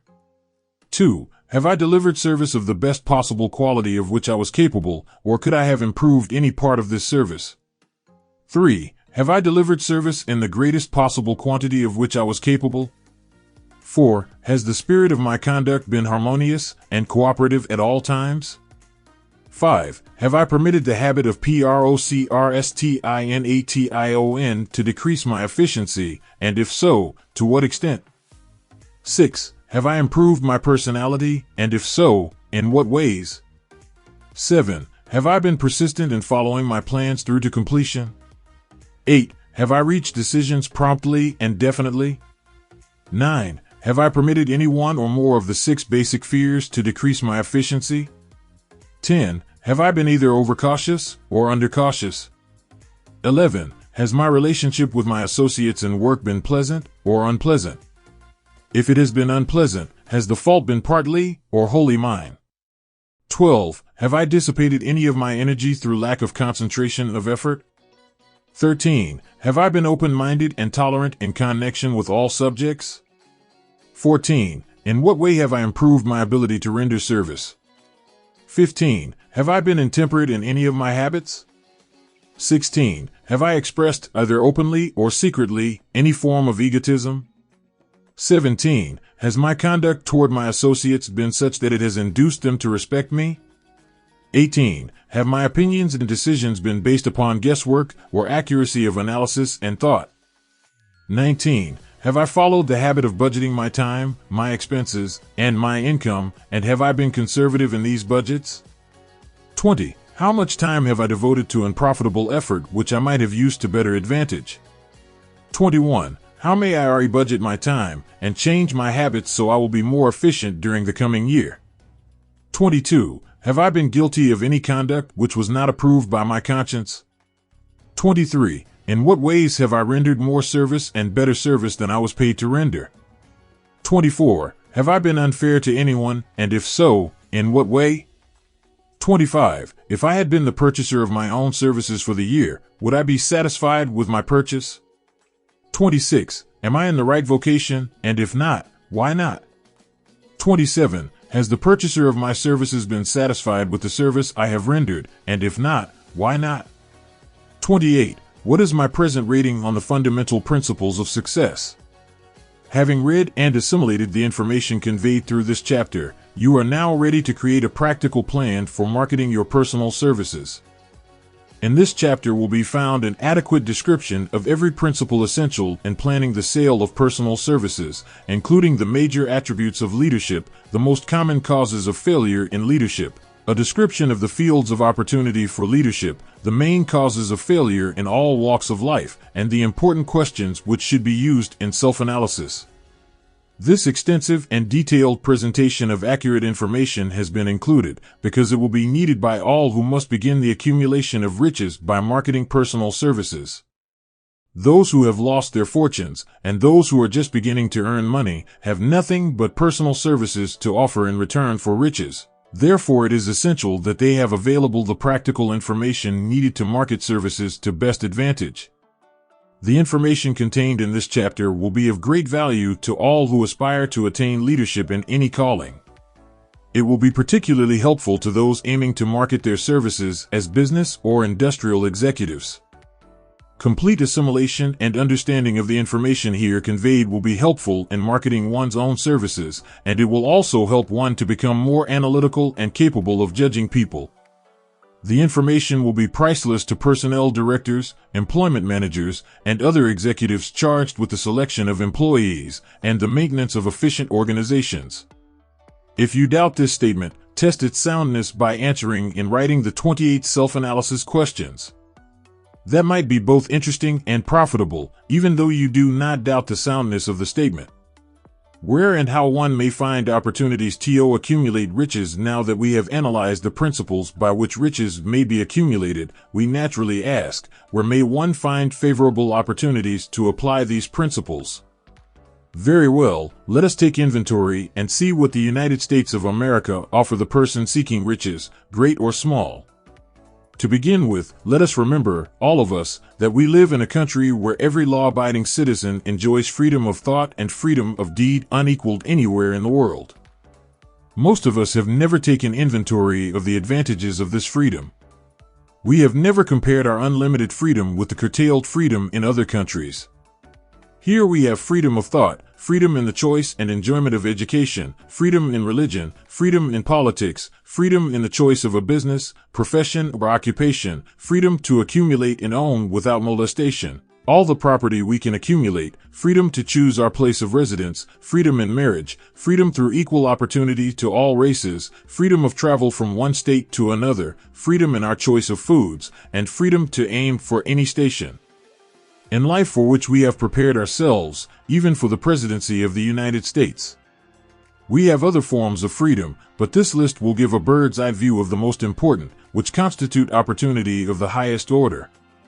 This advantage of freedom is all the more conspicuous because the United States is the only country guaranteeing to every citizen, whether native-born or naturalized, so broad and varied a list of freedom. Next, let us recount some of the blessings which our widespread freedom has placed within our hands.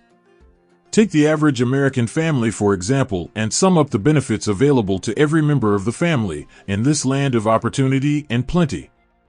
A. Food.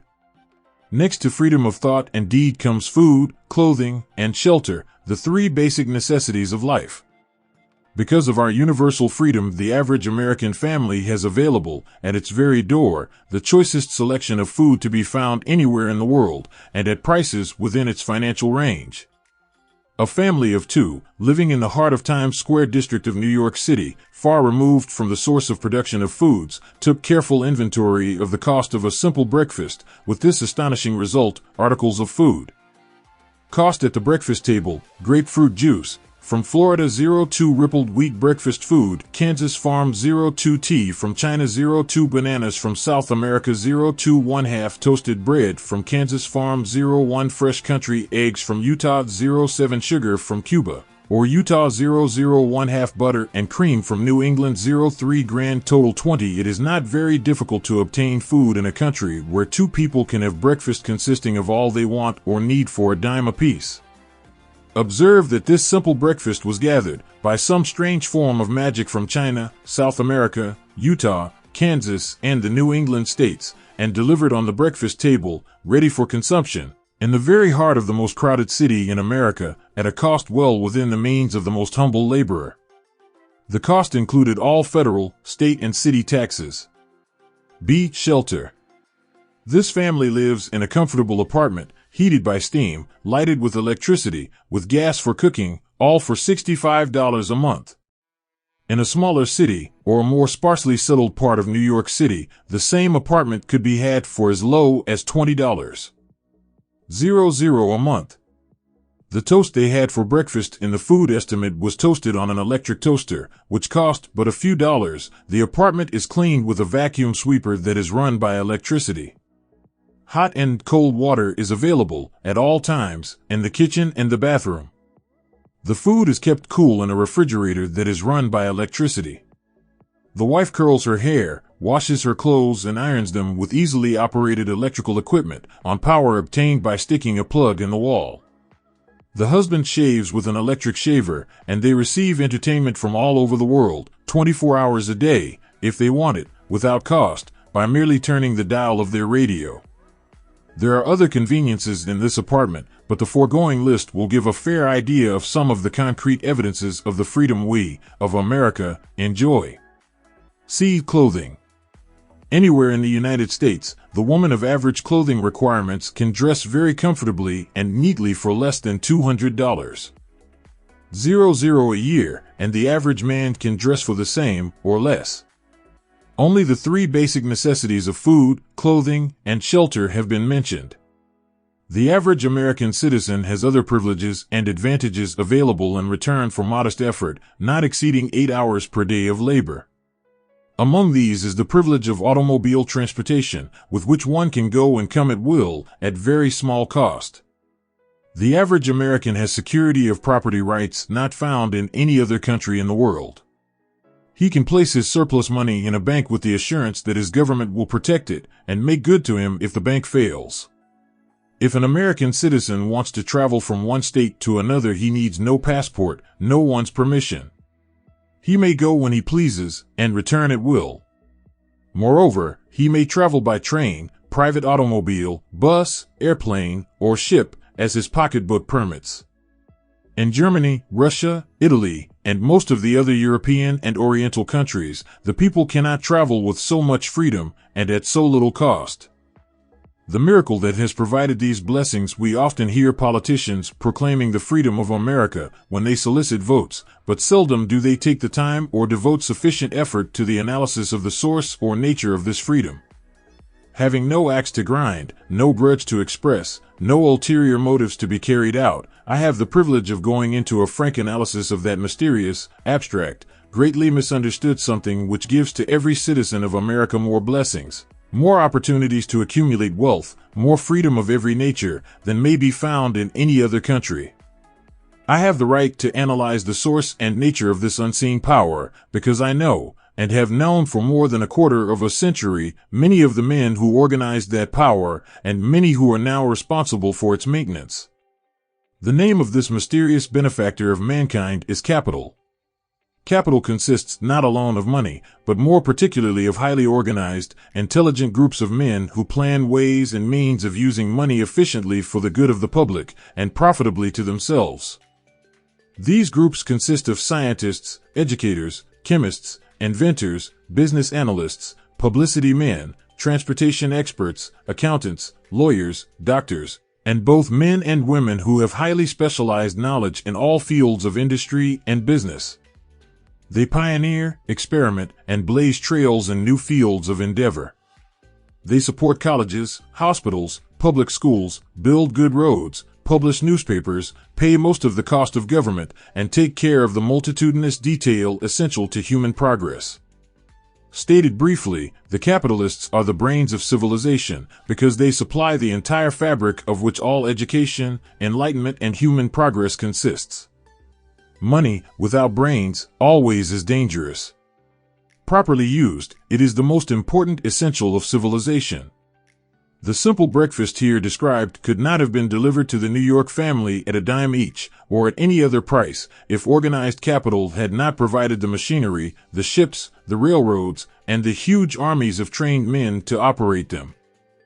Some slight idea of the importance of organized capital may be had by trying to imagine yourself burdened with the responsibility of collecting, without the aid of capital, and delivering to the New York City family the simple breakfast described.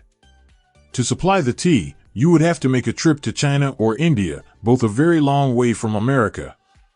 Unless you are an excellent swimmer, you would become rather tired before making the round trip. Then, too, another problem would confront you. What would you use for money, even if you had the physical endurance to swim the ocean?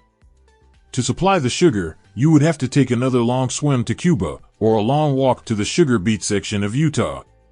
But even then, you might come back without the sugar, because organized effort and money are necessary to produce sugar, to say nothing of what is required to refine, transport, and deliver it to the breakfast table anywhere in the United States.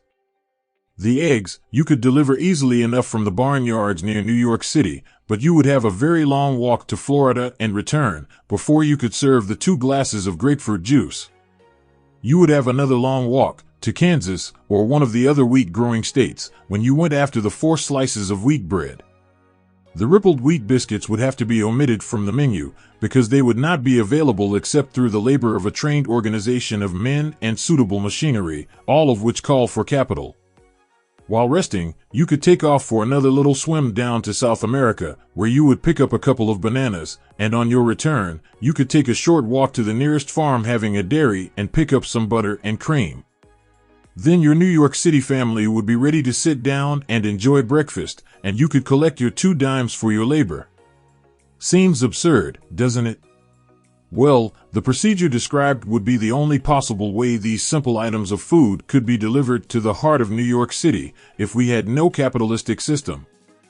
The sum of money required for the building and maintenance of the railroads and steamships used in the delivery of that simple breakfast is so huge that it staggers one's imagination. It runs into hundreds of millions of dollars, not to mention the armies of trained employees required to man the ships and trains. But transportation is only a part of the requirements of modern civilization in capitalistic America. Before there can be anything to haul, something must be grown from the ground or manufactured and prepared for market. This calls for more millions of dollars for equipment, machinery, boxing, marketing, and for the wages of millions of men and women. Steamships and railroads do not spring up from the earth and function automatically. They come in response to the call of civilization through the labor and ingenuity and organizing ability of men who have imagination, faith, enthusiasm, decision, and persistence. These men are known as capitalists. They are motivated by the desire to build, construct, achieve, render useful service, earn profits, and accumulate riches. And, because they render service without which there would be no civilization, they put themselves in the way of great riches. Just to keep the record simple and understandable, I will add that these capitalists are the self-same men of whom most of us have heard soapbox orators speak. They are the same men to whom radicals, racketeers, dishonest politicians, and grafting labor leaders refer as the predatory interests, or Wall Street. I am not attempting to present a brief for or against any group of men or any system of economics. I am not attempting to condemn collective bargaining when I refer to grafting labor leaders, nor do I aim to give a clean bill of health to all individuals known as capitalists. The purpose of this book, a purpose to which I have faithfully devoted over a quarter of a century, is to present to all who want the knowledge, the most dependable philosophy through which individuals may accumulate riches in whatever amounts they desire. I have here analyzed the economic advantages of the capitalistic system for the twofold purpose of showing, 1. That all who seek riches must recognize and adapt themselves to the system that controls all approaches to fortunes, large or small, and 2. To present the side of the picture opposite to that being shown by politicians and demagogues who deliberately becloud the issues they bring up by referring to organized capital as if it were something poisonous. This is a capitalistic country. It was developed through the use of capital, and we who claim the right to partake of the blessings of freedom and opportunity, we who seek to accumulate riches here, may as well know that neither riches nor opportunity would be available to us if organized capital had not provided these benefits. For more than 20 years it has been a somewhat popular and growing pastime for radicals, self-seeking politicians, racketeers, crooked labor leaders, and on occasion religious leaders, to take potshots at Wall Street, the money changers, and big business. The practice became so general that we witnessed during the business depression the unbelievable sight of high government officials lining up with the cheap politicians and labor leaders, with the openly avowed purpose of throttling the system which has made industrial America the richest country on earth. The lineup was so general and so well organized that it prolonged the worst depression America has ever known. It cost millions of men their jobs, because those jobs were inseparably a part of the industrial and capitalistic system which formed the very backbone of the nation. During this unusual alliance of government officials and self-seeking individuals who were endeavoring to profit by declaring open season on the American system of industry, A certain type of labor leader joined forces with the politicians and offered to deliver voters in return for legislation designed to permit men to take riches away from industry by organized force of numbers, instead of the better method of giving a fair day's work for a fair day's pay.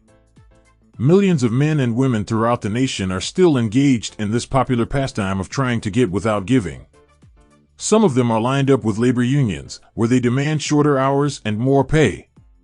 Others do not take the trouble to work at all. They demand government relief and are getting it.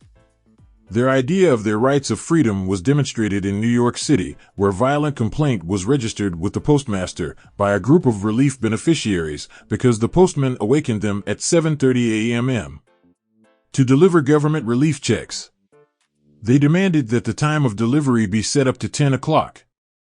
If you are one of those who believe that riches can be accumulated by the mere act of men who organize themselves into groups and demand more pay for less service, if you are one of those who demand government relief without early morning disturbance when the money is delivered to you, if you are one of those who believe in trading their votes to politicians in return for the passing of laws which permit the raiding of the public treasury, you may rest securely on your belief, with certain knowledge that no one will disturb you, because this is a free country where every man may think as he pleases, where nearly everybody can live with but little effort, where many may live well without doing any work whatsoever.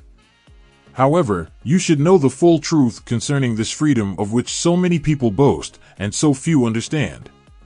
As great as it is, as far as it reaches, as many privileges as it provides, it does not and cannot bring riches without effort. There is but one dependable method of accumulating and legally holding riches, and that is by rendering useful service.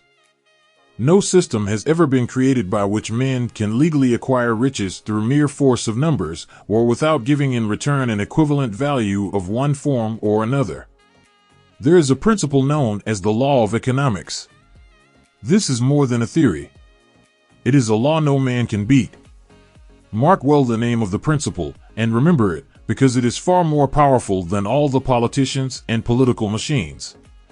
It is above and beyond the control of all the labor unions. It cannot be swayed, nor influenced, nor bribed by racketeers or self-appointed leaders in any calling. Moreover, it has an all-seeing eye, and a perfect system of bookkeeping, in which it keeps an accurate account of the transactions of every human being engaged in the business of trying to get without giving. Sooner or later its auditors come around, look over the records of individuals both great and small, and demand an accounting. Wall Street, big business, capital predatory interests, or whatever name you choose to give the system which has given us American freedom, represents a group of men who understand, respect, and adapt themselves to this powerful law of economics. Their financial continuation depends upon their respecting the law. Most people living in America like this country, its capitalistic system and all. I must confess I know of no better country, where one may find greater opportunities to accumulate riches. Judging by their acts and deeds, there are some in this country who do not like it. That, of course, is their privilege. If they do not like this country, its capitalistic system, its boundless opportunities, they have the privilege of clearing out. Always there are other countries, such as Germany, Russia, and Italy, where one may try one's hand at enjoying freedom and accumulating riches providing one is not too particular. America provides all the freedom and all the opportunity to accumulate riches that any honest person may require. When one goes hunting for game, one selects hunting grounds where game is plentiful. When seeking riches, the same rule would naturally obtain. If it is riches you are seeking, do not overlook the possibilities of a country whose citizens are so rich that women, alone, spend over $200 million annually for lipsticks, rouge, and cosmetics. Think twice, you who are seeking riches, before trying to destroy the capitalistic system of a country whose citizens spend over $50 million a year for greeting cards, with which to express their appreciation of their freedom. If it is money you are seeking, consider carefully a country that spends hundreds of millions of dollars annually for cigarettes, the bulk of the income from which goes to only 4 major companies engaged in supplying this national builder of nonchalance and quiet nerves. By all means, give plenty of consideration to a country whose people spend annually more than $15 million for the privilege of seeing moving pictures, and toss in a few additional millions for liquor, narcotics, and other less potent soft drinks and giggle waters. Do not be in too big a hurry to get away from a country whose people willingly, even eagerly, hand over millions of dollars annually for football, baseball, and prize fights. And, by all means, stick by a country whose inhabitants give up more than $1 million a year for chewing gum, and another $1 million for safety razor blades. Remember, also, that this is but the beginning of the available sources for the accumulation of wealth. Only a few of the luxuries and non-essentials have been mentioned. But, remember that the business of producing, transporting, and marketing these few items of merchandise gives regular employment to many millions of men and women who receive for their services many millions of dollars monthly, and spend it freely for both the luxuries and the necessities. Especially remember that back of all this exchange of merchandise and personal services may be found an abundance of opportunity to accumulate riches. Here our American freedom comes to one's aid. There is nothing to stop you, or anyone from engaging in any portion of the effort necessary to carry on these businesses. If one has superior talent, training, experience, one may accumulate riches in large amounts. Those not so fortunate may accumulate smaller amounts. Anyone may earn a living in return for a very nominal amount of labor. So, there you are. Opportunity has spread its wares before you. Step up to the front, select what you want, create your plan, put the plan into action, and follow through with persistence. Capitalistic America will do the rest. You can depend upon this much: capitalistic America ensures every person the opportunity to render useful service and to collect riches in proportion to the value of the service. The system denies no one this right, but it does not and cannot promise something for nothing, because the system itself is irrevocably controlled by the law of economics, which neither recognizes nor tolerates for long getting without giving. The law of economics was passed by nature. There is no Supreme Court to which violators of this law may appeal. The law hands out both penalties for its violation and appropriate rewards for its observance, without interference or the possibility of interference by any human being. The law cannot be repealed. It is as fixed as the stars in the heavens, and subject to, and a part of the same system that controls the stars. May one refuse to adapt oneself to the law of economics? Certainly. This is a free country, where all men are born with equal rights, including the privilege of ignoring the law of economics. What happens then? Well, nothing happens until large numbers of men join forces for the avowed purpose of ignoring the law and taking what they want by force. Then comes the dictator, with well-organized firing squads and machine guns. We have not yet reached that stage in America. But we have heard all we want to know about how the system works. Perhaps we shall one be fortunate enough not to demand personal knowledge of so gruesome a reality. Doubtless we shall prefer to continue with our freedom of speech, freedom of deed, and freedom to render useful service in return for riches. The practice, by government officials, of extending to men and women the privilege of raiding the public treasury in return for votes, sometimes results in election, but as night follows day, the final payoff comes, when every penny wrongfully used must be repaid with compound interest on compound interest. If those who make the grab are not forced to repay, the burden falls on their children and their children's children, even unto the third and fourth generations. There is no way to avoid the debt.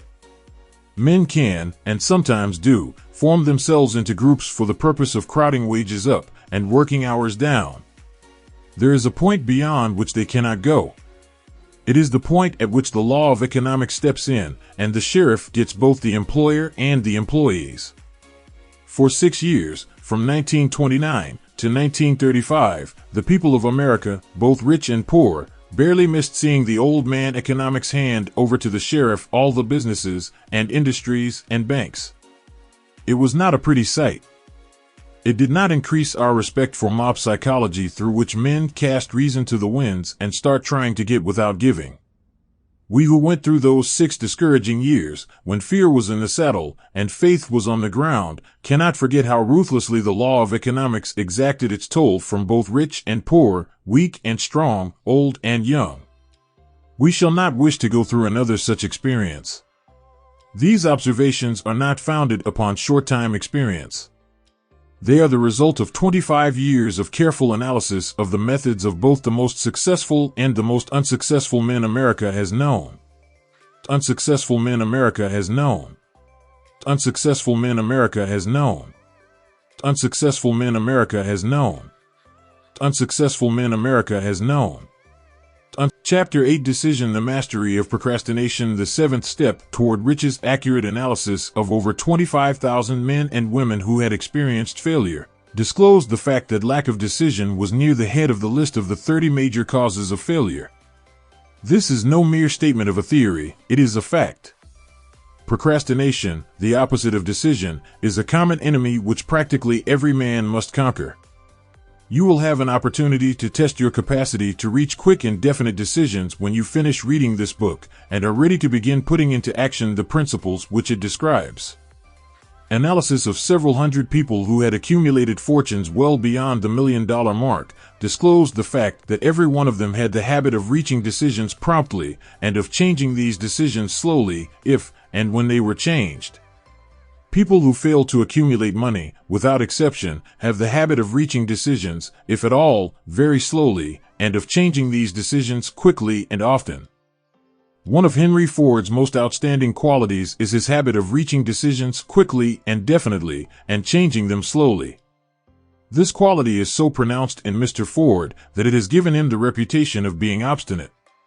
It was this quality which prompted Mr. Ford to continue to manufacture his famous Model T when all of his advisors and many of the purchasers of the car were urging him to change it. Perhaps Mr. Ford delayed too long in making the change, but the other side of the story is that Mr. Ford's firmness of decision yielded a huge fortune before the change in model became necessary. There is but little doubt that Mr. Ford's habit of definiteness of decision assumes the proportion of obstinacy, but this quality is preferable to slowness in reaching decisions and quickness in changing them. The majority of people who fail to accumulate money sufficient for their needs are, generally, easily influenced by the opinions of others. They permit the newspapers and the gossiping neighbors to do their thinking for them. Opinions are the cheapest commodities on earth. Everyone has a flock of opinions ready to be wished upon anyone who will accept them. If you are influenced by opinions when you reach decisions, you will not succeed in any undertaking, much less in that of transmuting your own desire into money. If you are influenced by the opinions of others, you will have no desire of your own. Keep your own counsel when you begin to put into practice the principles described here, by reaching your own decisions and following them. Take no one into your confidence, except the members of your mastermind group, and be very sure in your selection of this group that you choose only those who will be in complete sympathy and harmony with your purpose. Close friends and relatives, while not meaning to do so, often handicap one through opinions and sometimes through ridicule, which is meant to be humorous. Thousands of men and women carry inferiority complexes with them all through life, because some well-meaning, but ignorant person destroyed their confidence through opinions or ridicule. You have a brain and mind of your own. Use it and reach your own decisions. If you need facts or information from other people to enable you to reach decisions, as you probably will in many instances, acquire these facts or secure the information you need quietly without disclosing your purpose. It is characteristic of people who have but a smattering or a veneer of knowledge to try to give the impression that they have much knowledge. Such people generally do too much talking and too little listening. Keep your eyes and ears wide open and your mouth closed if you wish to acquire the habit of prompt decision. Those who talk too much do little else. If you talk more than you listen, you not only deprive yourself of many opportunities to accumulate useful knowledge, but you also disclose your plans and purposes to people who will take great delight in defeating you because they envy you. Remember, also, that every time you open your mouth in the presence of a person who has an abundance of knowledge, you display to that person your exact stock of knowledge, or your lack of it. Genuine wisdom is usually conspicuous through modesty and silence. Keep in mind the fact that every person with whom you associate is, like yourself, seeking the opportunity to accumulate money. If you talk about your plans too freely, you may be surprised when you learn that some other person has beaten you to your goal by putting into action ahead of you the plans of which you talked unwisely. Let one of your first decisions be to keep a closed mouth and open ears and eyes. As a reminder to yourself to follow this advice, it will be helpful if you copy the following epigram in large letters and place it where you will see it daily. Tell the world what you intend to do, but first show it. This is the equivalent of saying that deeds, and not words, are what count most. Freedom or death on a decision. The value of decisions depends upon the courage required to render them. The great decisions, which served as the foundation of civilization, were reached by assuming great risks, which often meant the possibility of death. Lincoln's decision to issue his famous Proclamation of Emancipation, which gave freedom to the colored people of America, was rendered with full understanding that his act would turn thousands of friends and political supporters against him. He knew, too, that the carrying out of that proclamation would mean death to thousands of men on the battlefield. In the end, it cost Lincoln his life. That required courage.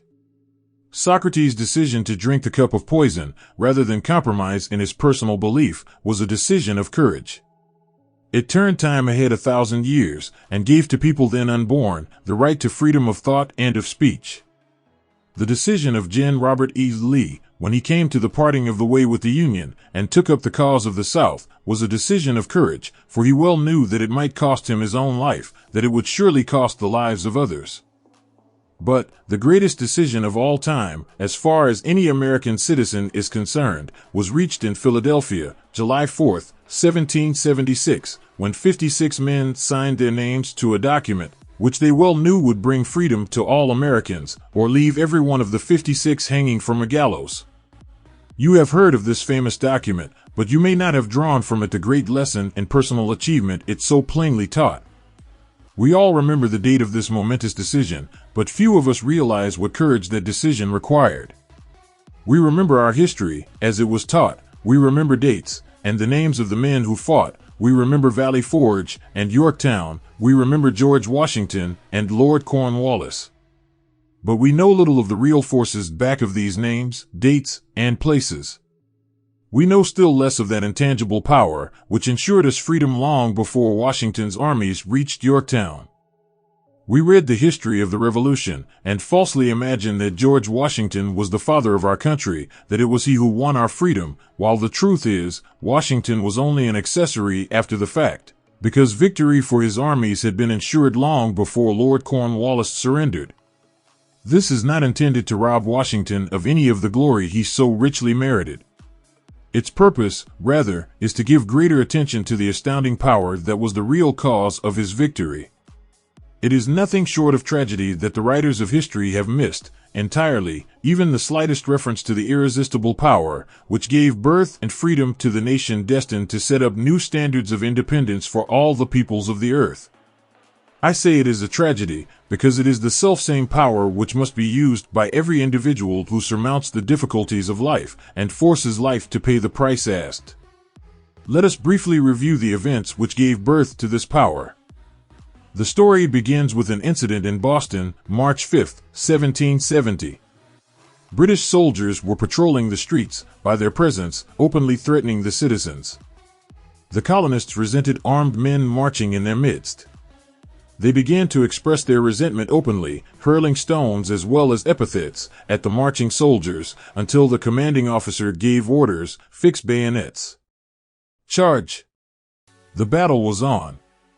It resulted in the death and injury of many. The incident aroused such resentment that the Provincial Assembly called a meeting for the purpose of taking definite action. Two of the members of that assembly were John Hancock and Samuel Adams, long live their names. They spoke up courageously and declared that a move must be made to eject all British soldiers from Boston. Remember this, a decision, in the minds of two men, might properly be called the beginning of the freedom which we, of the United States, now enjoy. Remember, too, that the decision of these two men called for faith and courage, because it was dangerous. Before the assembly adjourned, Samuel Adams was appointed to call on the governor of the province, Hutchinson, and demand the withdrawal of the British troops. The request was granted, the troops were removed from Boston, but the incident was not closed. It had caused a situation destined to change the entire trend of civilization. Strange, is it not, how the great changes, such as the American Revolution and the World War, often have their beginnings in circumstances which seem unimportant? It is interesting, also, to observe that these important changes usually begin in the form of a definite decision in the minds of a relatively small number of people. Few of us know the history of our country well enough to realize that John Hancock, Samuel Adams, and Richard Henry Lee were the real fathers of our country. Richard Henry Lee became an important factor in this story by reason of the fact that he and Samuel Adams communicated frequently by correspondence, sharing freely their fears and their hopes concerning the welfare of the people of their provinces. From this practice, Adams conceived the idea that a mutual exchange of letters between the 13 colonies might help to bring about the coordination of effort so badly needed in connection with the solution of their problems. 2 years after the clash with the soldiers in Boston, March 72, Adams presented this idea to the Assembly in the form of a motion that a correspondence committee be established among the colonies, with definitely appointed correspondents in each colony for the purpose of friendly cooperation for the betterment of the colonies of British America. Mark well this incident. It was the beginning of the organization of the far-flung power destined to give freedom to you and to me. The mastermind had already been organized. It consisted of Adams, Lee, and Hancock. I tell you further, that if two of you agree upon the earth concerning anything for which you ask, it will come to you from my Father, who is in heaven. The Committee of Correspondence was organized. Observe that this move provided the way for increasing the power of the mastermind by adding to it men from all the colonies. Take notice that this procedure constituted the first organized planning of the disgruntled colonists. In union there is strength. The citizens of the colonies had been waging disorganized warfare against the British soldiers through incidents similar to the Boston riot, but nothing of benefit had been accomplished. Their individual grievances had not been consolidated under one mastermind. No group of individuals had put their hearts, minds, souls, and bodies together in one definite decision to settle their difficulty with the British once and for all, until Adams, Hancock, and Lee got together. Meanwhile, the British were not idle. They, too, were doing some planning and masterminding on their own account, with the advantage of having back of them money and organized soldiery. The Crown appointed Gage to supplant Hutchinson as the governor of Massachusetts. One of the new governor's first acts was to send a messenger to call on Samuel Adams for the purpose of endeavoring to stop his opposition by fear. We can best understand the spirit of what happened by quoting the conversation between Carl Fenton and Adams. Carl Fenton, I have been authorized by Governor Gage to assure you, Mr. Adams, that the governor has been empowered to confer upon you such benefits as would be satisfactory, upon the condition that you engage to cease in your opposition to the measures of the government. It is the governor's advice to you, sir, not to incur the further displeasure of His Majesty. Your conduct has been such as makes you liable to penalties of an MT of Henry VIII, by which persons can be sent to England for trial for treason or misprision of treason at the discretion of a governor of a province. But, by changing your political course, you will not only receive great personal advantages, but you will make your peace with the king. Samuel Adams had the choice of two decisions. He could cease his opposition and receive personal bribes, or he could continue and run the risk of being hanged. Clearly, the time had come when Adams was forced to reach instantly a decision which could have cost his life. The majority of men would have found it difficult to reach such a decision. The majority would have sent back an evasive reply, but not Adams. He insisted upon Carl Fenton's word of honor that the colonel would deliver to the governor the answer exactly as Adams would give it to him. Adams' answer, then you may tell Governor Gage that I trust one have long since made my peace with the King of Kings. No personal consideration shall induce me to abandon the righteous cause of my country. And, tell Governor Gage it is the advice of Samuel Adams to him, no longer to insult the feelings of an exasperated people. Comment as to the character of this man seems unnecessary. It must be obvious to all who read this astounding message that its sender possessed loyalty of the highest order. This is important.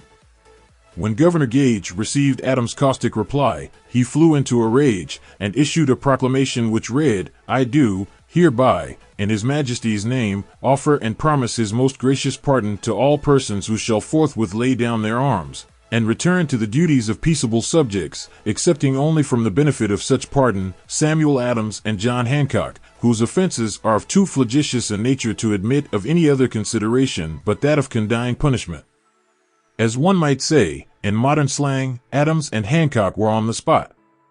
The threat of the irate governor forced the two men to reach another decision, equally as dangerous. They hurriedly called a secret meeting of their staunchest followers. After the meeting had been called to order, Adams locked the door, placed the key in his pocket, and informed all present that it was imperative that a Congress of the colonists be organized, and that no man should leave the room until the decision for such a Congress had been reached. Great excitement followed. Some weighed the possible consequences of such radicalism. Some expressed grave doubt as to the wisdom of so definite a decision in defiance of the Crown. Locked in that room were two men immune to fear, blind to the possibility of failure. Hancock and Adams. Through the influence of their minds, the others were induced to agree that, through the Correspondence Committee, arrangements should be made for a meeting of the First Continental Congress, to be held in Philadelphia, September 5, 1774.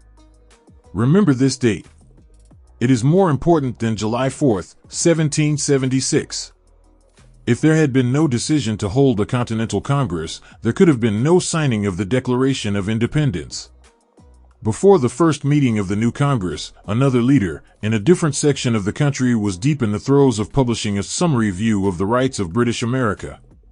He was Thomas Jefferson, of the province of Virginia, whose relationship to Lord Dunmore, representative of the Crown in Virginia, was as strained as that of Hancock and Adams with their governor. Shortly after his famous Summary of Rights was published, Jefferson was informed that he was subject to prosecution for high treason against His Majesty's government. Inspired by the threat, one of Jefferson's colleagues, Patrick Henry, boldly spoke his mind, concluding his remarks with a sentence which shall remain forever a classic: "If this be treason, then make the most of it." It was such men as these who, without power, without authority, without military strength, without money, sat in solemn consideration of the destiny of the colonies, beginning at the opening of the First Continental Congress, and continuing at intervals for 2 years, until on June 7, 1776, Richard Henry Lee arose, addressed the chair, and to the startled assembly made this motion: "Gentlemen, I make the motion that these united colonies are, and of right ought to be free and independent states. That they be absolved from all allegiance to the British Crown, and that all political connection between them and the state of Great Britain is, and ought to be totally dissolved." Lee's astounding motion was discussed fervently, and at such length that he began to lose patience. Finally, after days of argument, he again took the floor and declared, in a clear, firm voice, "Mr. President, we have discussed this issue for days. It is the only course for us to follow. Why, then, sir, do we longer delay? Why still deliberate? Let this happy day give birth to an American Republic. Let her arise, not to devastate and to conquer, but to reestablish the reign of peace and of law. The eyes of Europe are fixed upon us. She demands of us a living example of freedom that may exhibit a contrast, in the felicity of the citizen, to the ever-increasing tyranny." Before his motion was finally voted upon, Lee was called back to Virginia, because of serious family illness, but before leaving, he placed his cause in the hands of his friend, Thomas Jefferson, who promised to fight until favorable action was taken. Shortly thereafter, the President of the Congress appointed Jefferson as chairman of a committee to draw up a Declaration of Independence. Long and hard the committee labored on a document which would mean, when accepted by the Congress, that every man who signed it would be signing his own death warrant should the colonies lose in the fight with Great Britain, which was sure to follow. The document was drawn, and on June 28, the original draft was read before the Congress. For several days it was discussed, altered, and made ready.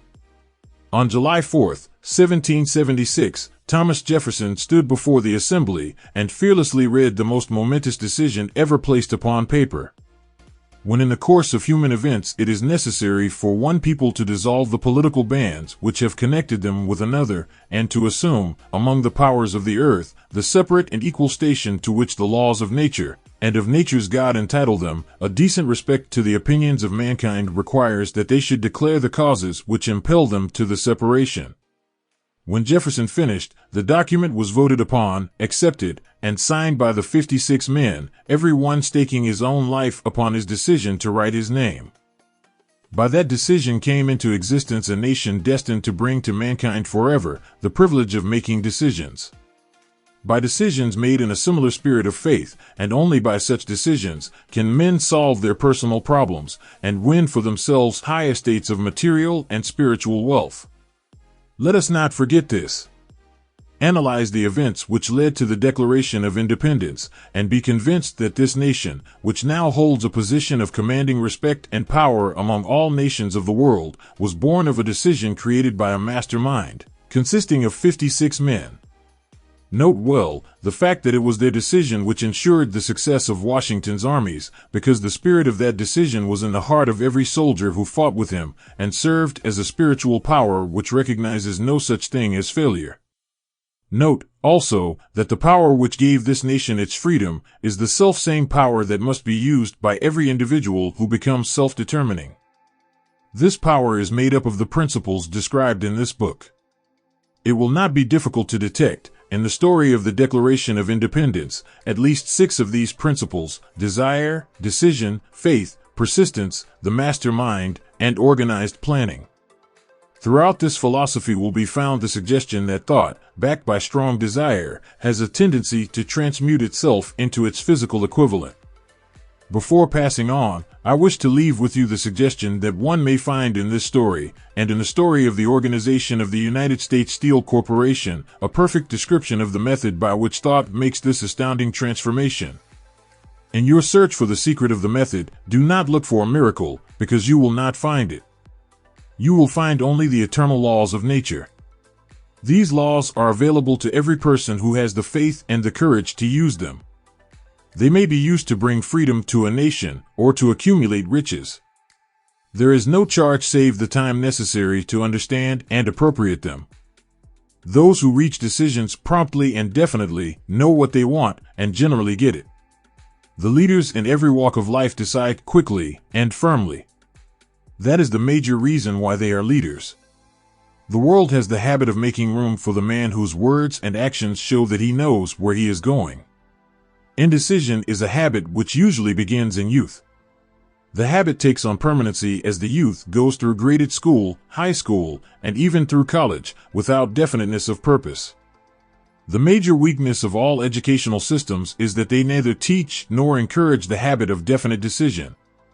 It would be beneficial if no college would permit the enrollment of any student unless and until the student declared his major purpose in matriculating. It would be of still greater benefit if every student who enters the graded schools were compelled to accept training in the habit of decision and forced to pass a satisfactory examination on this subject before being permitted to advance in the grades. The habit of indecision acquired because of the deficiencies of our school systems goes with the student into the occupation he chooses. If, in fact, he chooses his occupation. Generally, the youth just out of school seeks any job that can be found. He takes the first place he finds, because he has fallen into the habit of indecision. 98 out of every 100 people working for wages today are in the positions they hold because they lack the definiteness of decision to plan a definite position and the knowledge of how to choose an employer. Definiteness of decision always requires courage, sometimes very great courage. The 56 men who signed the Declaration of Independence staked their lives on the decision to affix their signatures to that document.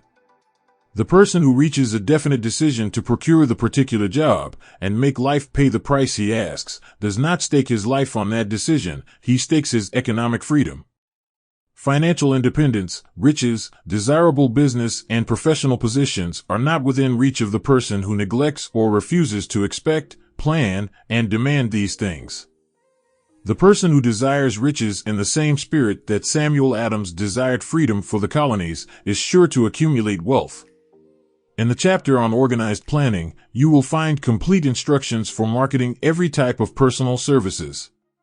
You will find also detailed information on how to choose the employer you prefer and the particular job you desire. These instructions will be of no value to you unless you definitely decide to organize them into a plan of action. To organize them into a plan of action. To organize them into a plan of action. To organize them in Chapter 9 Persistence, the sustained effort necessary to induce faith. The eighth step toward riches. Persistence is an essential factor in the procedure of transmuting desire into its monetary equivalent. The basis of persistence is the power of will. Willpower and desire, when properly combined, make an irresistible pair. Men who accumulate great fortunes are generally known as cold-blooded and sometimes ruthless. Often they are misunderstood.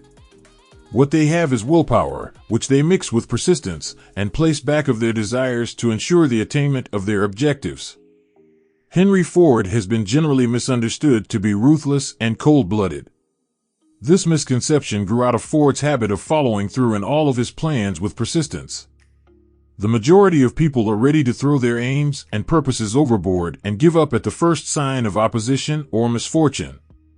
A few carry on despite all opposition until they attain their goal. These few are the Fords, Carnegies, Rockefellers, and Edisons. There may be no heroic connotation to the word persistence, but the quality is to the character of man what carbon is to steel. The building of a fortune, generally, involves the application of the entire 13 factors of this philosophy. These principles must be understood. They must be applied with persistence by all who accumulate money. If you are following this book with the intention of applying the knowledge it conveys, your first test as to your persistence will come when you begin to follow the 6 steps described in the second chapter. Unless you are one of the 2 out of every 100 who already have a definite goal at which you are aiming, and a definite plan for its attainment, you may read the instructions, and then pass on with your daily routine, and never comply with those instructions. The author is checking you up at this point, because lack of persistence is one of the major causes of failure. Moreover, experience with thousands of people has proved that lack of persistence is a weakness common to the majority of men. It is a weakness which may be overcome by effort.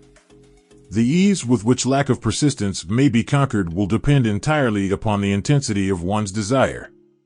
The starting point of all achievement is desire. Keep this constantly in mind. Weak desires bring weak results, just as a small amount of fire makes a small amount of heat.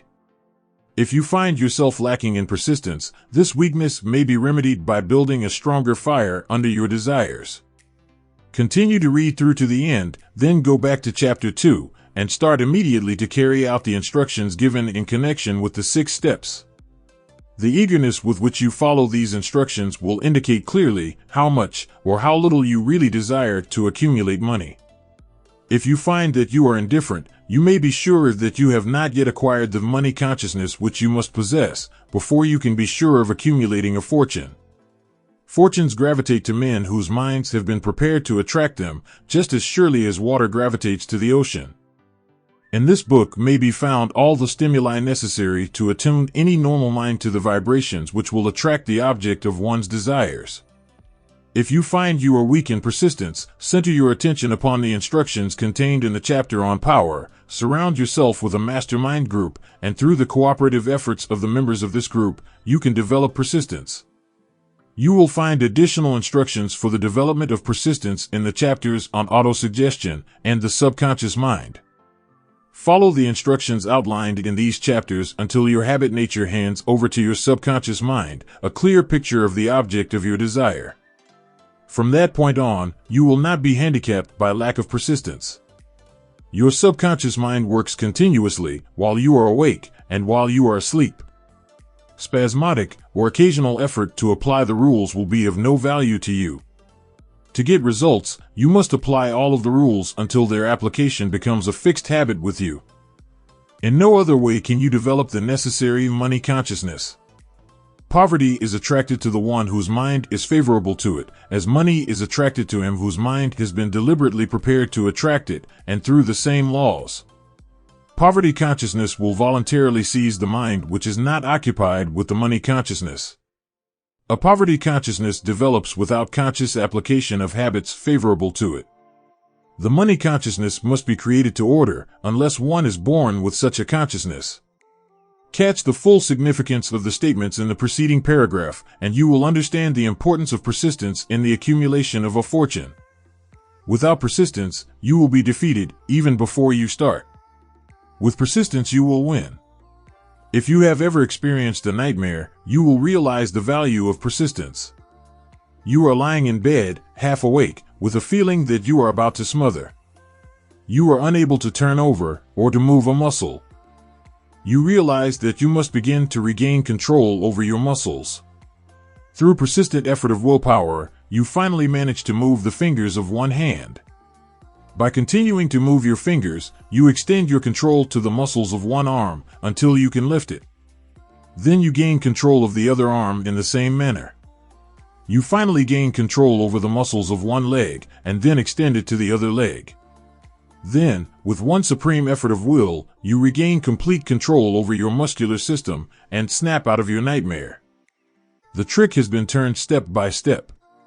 You may find it necessary to snap out of your mental inertia through a similar procedure, moving slowly at first, then increasing your speed until you gain complete control over your will. Be persistent no matter how slowly you may, at first, have to move. With persistence will come success. If you select your mastermind group with care, you will have in it at least one person who will aid you in the development of persistence. Some men who have accumulated great fortunes did so because of necessity. They developed the habit of persistence because they were so closely driven by circumstances that they had to become persistent. There is no substitute for persistence. It cannot be supplanted by any other quality. Remember this, and it will hearten you, in the beginning, when the going may seem difficult and slow. Those who have cultivated the habit of persistence seem to enjoy insurance against failure. No matter how many times they are defeated, they finally arrive up toward the top of the ladder. Sometimes it appears that there is a hidden guide whose duty is to test men through all sorts of discouraging experiences. Those who pick themselves up after defeat and keep on trying arrive, and the world cries, "Bravo! I knew you could do it." The hidden guide lets no one enjoy great achievement without passing the persistence test. Those who can't take it simply do not make the grade. Those who can take it are bountifully rewarded for their persistence. They receive, as their compensation, whatever goal they are pursuing. That is not all. They receive something infinitely more important than material compensation, the knowledge that every failure brings with it the seed of and equivalent advantage. There are exceptions to this rule. A few people know from experience the soundness of persistence. They are the ones who have not accepted defeat as being anything more than temporary. They are the ones whose desires are so persistently applied that defeat is finally changed into victory. We who stand on the sidelines of life see the overwhelmingly large number who go down in defeat, never to rise again. We see the few who take the punishment of defeat as an urge to greater effort. These, fortunately, never learn to accept life's reverse gear. But what we do not see, what most of us never suspect of existing, is the silent but irresistible power which comes to the rescue of those who fight on in the face of discouragement. If we speak of this power at all, we call it persistence, and let it go at that. One thing we all know, if one does not possess persistence, one does not achieve noteworthy success in any calling. As these lines are being written, I look up from my work and see before me, less than a block away, the great mysterious Broadway, the graveyard of dead hopes, and the front porch of opportunity. From all over the world people have come to Broadway, seeking fame, fortune, power, love, or whatever it is that human beings call success. Once in a great while someone steps out from the long procession of seekers, and the world hears that another person has mastered Broadway. But Broadway is not easily nor quickly conquered. She acknowledges talent, recognizes genius, pays off in money, only after one has refused to quit. Then we know he has discovered the secret of how to conquer Broadway. The secret is always inseparably attached to one word: persistence. The secret is told in the struggle of Fannie Hurst, whose persistence conquered the Great White Way. She came to New York in 1915 to convert writing into riches. The conversion did not come quickly, but it came. For 4 years, Miss Hurst learned about the sidewalks of New York from first-hand experience. She spent her days laboring and her nights hoping. When hope grew dim, she did not say, "All right, Broadway, you win." She said, "Very well, Broadway, you may whip some, but not me. I'm going to force you to give up." One publisher sent her 36 rejection slips before she broke the ice and got a story across. The average writer, like the average in other walks of life, would have given up the job when the first rejection slip came. She pounded the pavements for 4 years to the tune of the publisher's N.O. because she was determined to win. Then came the payoff. The spell had been broken, the unseen guide had tested Fannie Hurst, and she could take it. From that time on, publishers made a beaten path to her door. Money came so fast she hardly had time to count it. Then the moving picture men discovered her, and money came not in small change, but in floods. The moving picture rights to her latest novel, Great Laughter, brought $100,000, said to be the highest price ever paid for a story before publication. Her royalties from the sale of the book probably will run much more. Briefly, you have a description of what persistence is capable of achieving. Fannie Hurst is no exception. Wherever men and women accumulate great riches, you may be sure they first acquired persistence. Broadway will give any beggar a cup of coffee and a sandwich, but it demands persistence of those who go after the big stakes. Kate Smith will say amen when she reads this. For years she sang, without money and without price, before any microphone she could reach. Broadway said to her, "Come and get it, if you can take it." She did take it until one happy day Broadway got tired and said, "What's the use? You don't know when you're whipped, so name your price, and go to work in earnest." Miss Smith named her price. It was plenty. Away up in figures so high that 1 week's salary is far more than most people make in a whole year. Verily it pays to be persistent. And here is an encouraging statement which carries with it a suggestion of great significance. Thousands of singers who excel Kate Smith are walking up and down Broadway looking for a break, without success. Countless others have come and gone, many of them sang well enough, but they failed to make the grade because they lacked the courage to keep on keeping on, until Broadway became tired of turning them away. Persistence is a state of mind, therefore it can be cultivated. Like all states of mind, persistence is based upon definite causes, among them these: a definiteness of purpose. Knowing what one wants is the first and, perhaps, the most important step toward the development of persistence. A strong motive forces one to surmount many difficulties. B. Desire. It is comparatively easy to acquire and to maintain persistence in pursuing the object of intense desire. C. Self-reliance. Belief in one's ability to carry out a plan encourages one to follow the plan through with persistence. D. Definiteness of plans. Organized plans, even though they may be weak and entirely impractical, encourage persistence. E. Accurate knowledge. Knowing that one's plans are sound, based upon experience or observation, encourages persistence. Guessing instead of knowing destroys persistence. F. Cooperation. Sympathy, understanding, and harmonious cooperation with others tend to develop persistence. G. Willpower. The habit of concentrating one's thoughts upon the building of plans for the attainment of a definite 164 page, 165,166,165 purpose leads to persistence. H. Habit. Persistence is the direct result of habit. The mind absorbs and becomes a part of the daily experiences upon which it feeds. Fear, the worst of all enemies, can be effectively cured by forced repetition of acts of courage. Everyone who has seen active service in war knows this. Before leaving the subject of persistence, take inventory of yourself and determine in what particular, if any, you are lacking in this essential quality.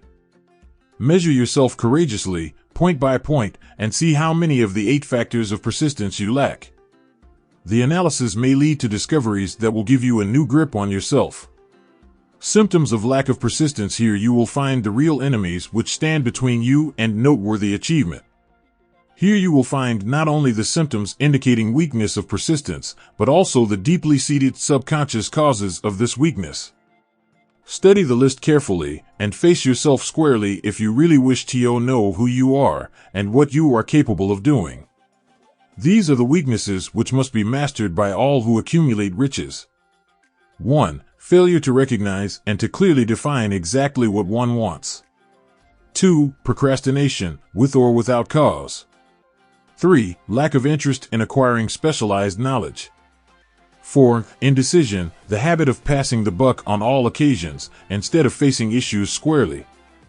5. The habit of relying upon alibis instead of creating definite plans for the solution of problems. 6. Self-satisfaction. There is but little remedy for this affliction, and no hope for those who suffer from it. 7. Indifference, usually reflected in one's readiness to compromise on all occasions, rather than meet opposition and fight it. 8. The habit of blaming others for one's mistakes, and accepting unfavorable circumstances as being unavoidable. 9. Weakness of desire, due to neglect in the choice of motives that impel action.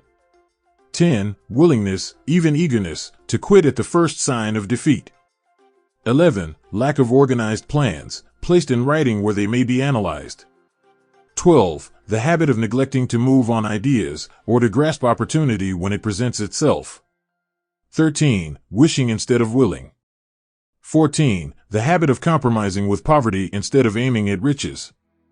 General absence of ambition to be, to do, and to own.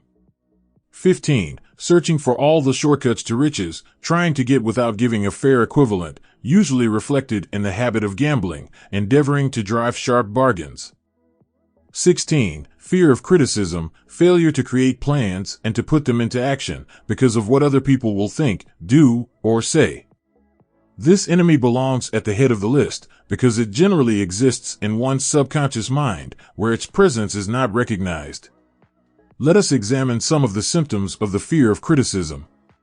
The majority of people permit relatives, friends, and the public at large to so influence them that they cannot live their own lives because they fear criticism. Huge numbers of people make mistakes in marriage, stand by the bargain, and go through life miserable and unhappy because they fear criticism which may follow if they correct the mistake. Millions of people neglect to acquire belated educations after having left school because they fear criticism. Countless numbers of men and women, both young and old, permit relatives to wreck their lives in the name of duty because they fear criticism. People refuse to take chances in business because they fear the criticism which may follow if they fail. The fear of criticism, in such cases, is stronger than the desire for success. Too many people refuse to set high goals for themselves or even neglect selecting a career because they fear the criticism of relatives and friends who may say, "Don't aim so high, people will think you are crazy." When Andrew Carnegie suggested that I devote 20 years to the organization of a philosophy of individual achievement, my first impulse of thought was fear of what people might say. The suggestion set up a goal for me, far out of proportion to any I had ever conceived. As quick as a flash, my mind began to create alibis and excuses, all of them traceable to the inherent fear of criticism.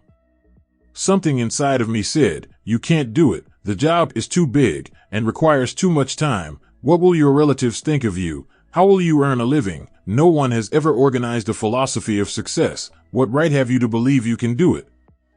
Who are you, anyway, to aim so high? Remember your humble birth, what you know about philosophy. People will think you are crazy. Why hasn't some other person done this before now?"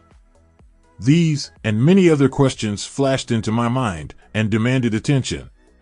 It seemed as if the whole world had suddenly turned its attention to me with the purpose of ridiculing me into giving up all desire to carry out Mr. Carnegie's suggestion.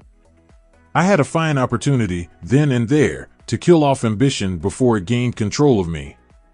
Later in life, after having analyzed thousands of people, I discovered that most ideas are stillborn and need the breath of life injected into them through definite plans of immediate action. The time to nurse an idea is at the time of its birth. Every minute it lives gives it a better chance of surviving. The fear of criticism is at the bottom of the destruction of most ideas which never reach the planning and action stage. Many people believe that material success is the result of favorable breaks. There is an element of ground for the belief, but those depending entirely upon luck are nearly always disappointed because they overlook another important factor which must be present before one can be sure of success. It is the knowledge with which favorable breaks can be made to order. During the Depression, W.C. Fields, the comedian, lost all his money and found himself without income, without a job, and his means of earning a living no longer existed. Moreover, he was past 60 when many men consider themselves old. He was so eager to stage a comeback that he offered to work without pay in a new field. In addition to his other troubles, he fell and injured his neck. Too many that would have been the place to give up and quit. But Fields was persistent. He knew that if he carried on he would get the breaks sooner or later, and he did get them, but not by chance. Marie Dressler found herself down and out, with her money gone, with no job, when she was about 60. She, too, went after the breaks, and got them. Her persistence brought an astounding triumph late in life, long beyond the age when most men and women are done with ambition to achieve. Eddie Cantor lost his money in the 1929 stock crash, but he still had his persistence and his courage. With these, plus 2 prominent eyes, he exploited himself back into an income of $10,000 a week. Verily, if one has persistence, one can get along very well without many other qualities. The only break anyone can afford to rely upon is a self-made break. These come through the application of persistence. The starting point is definiteness of purpose. Examine the first 100 people you meet, ask them what they want most in life, and 98 of them will not be able to tell you. If you press them for an answer, some will say security, many will say money, a few will say happiness, others will say fame and power, and still others will say social recognition, ease in living, ability to sing, dance, or write. But none of them will be able to define these terms, or give the slightest indication of a plan by which they hope to attain these vaguely expressed wishes.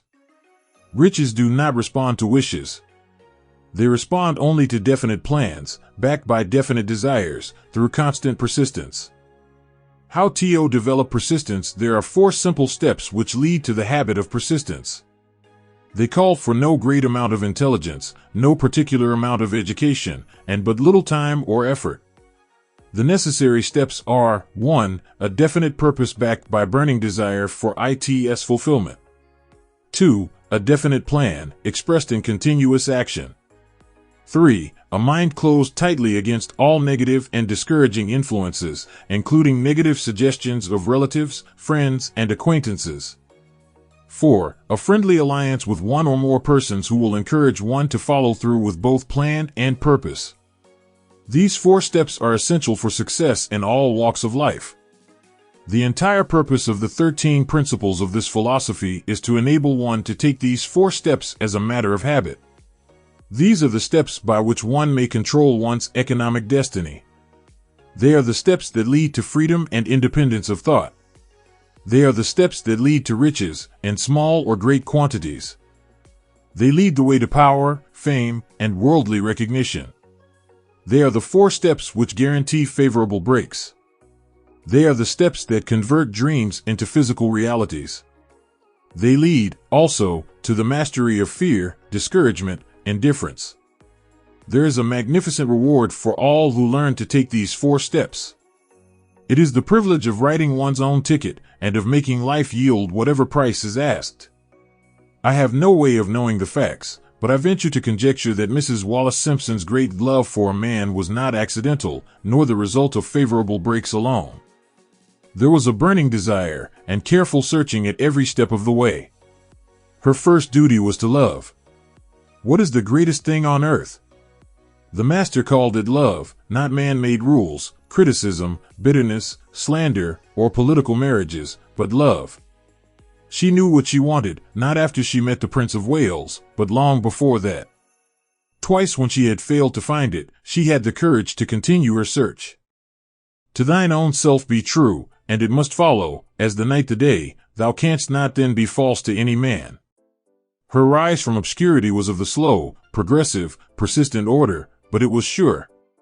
She triumphed over unbelievably long odds, and, no matter who you are, or what you may think of Wallace Simpson, or the king who gave up his crown for her love, she is an astounding example of applied persistence, an instructor on the rules of self-determination, from whom the entire world might profitably take lessons. When you think of Wallace Simpson, think of one who knew what she wanted, and shook the greatest empire on earth to get it. Women who complain that this is a man's world, that women do not have an equal chance to win, owe it to themselves to study carefully the life of this unusual woman, who, at an age which most women consider old, captured the affections of the most desirable bachelor in the entire world. And what of King Edward? What lesson may we learn from his part in the world's greatest drama of recent times? Did he pay too high a price for the affections of the woman of his choice? Surely no one but he can give the correct answer.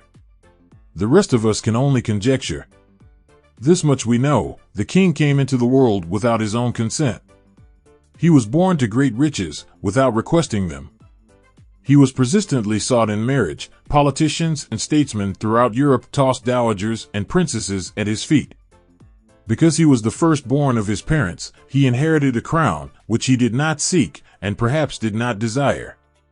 For more than 40 years he was not a free agent, could not live his life in his own way, had but little privacy, and finally assumed duties inflicted upon him when he ascended the throne. Some will say, with all these blessings, King Edward should have found peace of mind, contentment, and joy of living. The truth is that back of all the privileges of a crown, all the money, the fame, and the power inherited by King Edward, there was an emptiness which could be filled only by love. His greatest desire was for love. Long before he met Wallace Simpson, he doubtless felt this great universal emotion tugging at the strings of his heart, beating upon the door of his soul, and crying out for expression. And when he met a kindred spirit, crying out for this same holy privilege of expression, he recognized it, and without fear or apology, opened his heart and bade it enter. All the scandalmongers in the world cannot destroy the beauty of this international drama, through which two people found love, and had the courage to face open criticism, renounce all else to give it holy expression. King Edward's decision to give up the crown of the world's most powerful empire, for the privilege of going the remainder of the way through life with the woman of his choice, was a decision that required courage. The decision also had a price, but who has the right to say the price was too great? Surely not he who said, "He among you who is without sin, let him cast the first stone." As a suggestion to any evil-minded person who chooses to find fault with the Duke of Windsor, because his desire was for love, and for openly declaring his love for Wallace Simpson, and giving up his throne for her, let it be remembered that the open declaration was not essential. He could have followed the custom of clandestine liaison which has prevailed in Europe for centuries, without giving up either his throne or the woman of his choice, and there would have been no complaint from either church or laity. This unusual man was built of sterner stuff. His love was clean. It was deep and sincere. It represented the one thing which, above all else, he truly desired. Therefore, he took what he wanted and paid the price demanded. If Europe had been blessed with more rulers with the human heart and the traits of honesty of ex-King Edward, for the past century, that unfortunate hemisphere now seething with greed, hate, lust, political connivance, and threats of war, would have a different and a better story to tell. A story in which love and not hate would rule. In the words of Stuart Austin, where we raise our cup and drink this toast to ex-King Edward and Wallace Simpson, blessed is the man who has come to know that our muted thoughts are our sweetest thoughts. Blessed is the man who, from the blackest depths, can see the luminous figure of love, and sing, and singing, say, sweeter far than uttered lays are the thoughts I have of you. In these words would we pay tribute to the two people who, more than all others of modern times, have been the victims of criticism and the recipients of abuse, because they found life's greatest treasure and claimed it. Mrs. Simpson read and approved this analysis. Most of the world will applaud the Duke of Windsor and Wallace Simpson because of their persistence in searching until they found life's greatest reward. All of us can profit by following their example in our own search for that which we demand of life. What mystical power gives to men of persistence the capacity to master difficulties? Does the quality of persistence set up in one's mind some form of spiritual, mental, or chemical activity which gives one access to supernatural forces? Does infinite intelligence throw itself on the side of the person who still fights on after the battle has been lost, with the whole world on the opposing side? These and many other similar questions have arisen in my mind as I have observed men like Henry Ford, who started at scratch and built an industrial empire of huge proportions, with little else in the way of a beginning but persistence. Or Thomas Edison, who, with less than 3 months of schooling, became the world's leading inventor and converted persistence into the talking machine, the moving picture machine, and the incandescent light, to say nothing of 100 other useful inventions. I had the happy privilege of analyzing both Mr. Edison and Mr. Ford, year by year, over a long period of years, and therefore the opportunity to study them at close range. So I speak from actual knowledge when I say that I found no quality save persistence in either of them that even remotely suggested the major source of their stupendous achievements. As one makes an impartial study of the prophets, philosophers, miracle men, and religious leaders of the past, one is drawn to the inevitable conclusion that persistence, concentration of effort, and definiteness of purpose were the major sources of their achievements. Consider, for example, the strange and fascinating story of Muhammad. Analyze his life, compare him with men of achievement in this modern age of industry and finance, and observe how they have one outstanding trait in common: persistence. If you are keenly interested in studying the strange power which gives potency to persistence, read a biography of Muhammad, especially the one by Asad Bey. This brief review of that book, by Thomas Edison, in the Herald Tribune, will provide a preview of the rare treat in store for those who take the time to read the entire story of one of the most astounding examples of the power of persistence known to civilization. The last great prophet reviewed by Thomas Edison. Muhammad was a prophet, but he never performed a miracle. He was not a mystic, he had no formal schooling, he did not begin his mission until he was 40. When he announced that he was the messenger of God, bringing word of the true religion, he was ridiculed and labeled a lunatic. Children tripped him and women threw filth upon him. He was banished from his native city, Mecca, and his followers were stripped of their worldly goods and sent into the desert after him. When he had been preaching 10 years, he had nothing to show for it but banishment, poverty, and ridicule. Yet before another 10 years had passed, he was dictator of all Arabia, ruler of Mecca, and the head of a new world religion which was to sweep to the Danube and the Pyrenees before exhausting the impetus he gave it. That impetus was threefold: the power of words, the efficacy of prayer, and man's kinship with God. His career never made sense. Muhammad was born to impoverished members of a leading family of Mecca. Because Mecca, the crossroads of the world, home of the magic stone called the Kaaba, great city of trade and the center of trade routes, was unsanitary, its children were sent to be raised in the desert by Bedouins. Muhammad was thus nurtured, drawing strength and health from the milk of nomad, vicarious mothers. He tended sheep and soon hired out to a rich widow as leader of her caravans. He traveled to all parts of the Eastern world, talked with many men of diverse beliefs, and observed the decline of Christianity into warring sections. When he was 28, Khadija, the widow, looked upon him with favor and married him. Her father would have objected to such a marriage, so she got him drunk and held him up while he gave the paternal blessing. For the next 12 years, Muhammad lived as a rich and respected and very shrewd trader. Then he took to wandering in the desert, and one day he returned with the first verse of the Quran and told Khadija that the archangel Gabriel had appeared to him and said that he was to be the messenger of God. The Quran, the revealed word of God, was the closest thing to a miracle in Muhammad's life. He had not been a poet, he had no gift of words. Yet the verses of the Quran, as he received them and recited them to the faithful, were better than any verses which the professional poets of the tribes could produce. This, to the Arabs, was a miracle. To them the gift of words was the greatest gift, the poet was all-powerful. In addition, the Quran said that all men were equal before God, that the world should be a democratic state, Islam. It was this political heresy, plus Muhammad's desire to destroy all the 360 idols in the courtyard of the Kaaba, which brought about his banishment. The idols brought the desert tribes to Mecca, and that meant trade. So the businessmen of Mecca, the capitalists, of which he had been one, set upon Muhammad. Then he retreated to the desert and demanded sovereignty over the world. The rise of Islam began. Out of the desert came a flame which would not be extinguished, a democratic army fighting as a unit and prepared to die without wincing. Muhammad had invited the Jews and Christians to join him, for he was not building a new religion. He was calling all who believed in one God to join in a single faith. If the Jews and Christians had accepted his invitation, Islam would have conquered the world. They didn't. They would not even accept Muhammad's innovation of humane warfare. When the armies of the Prophet entered Jerusalem, not a single person was killed because of his faith. When the Crusaders entered the city, centuries later, not a Muslim man, woman, or child was spared. But the Christians did accept one Muslim idea, the place of learning, the university. The place of learning, the university. The place of learning, the university. The place of learning, the university.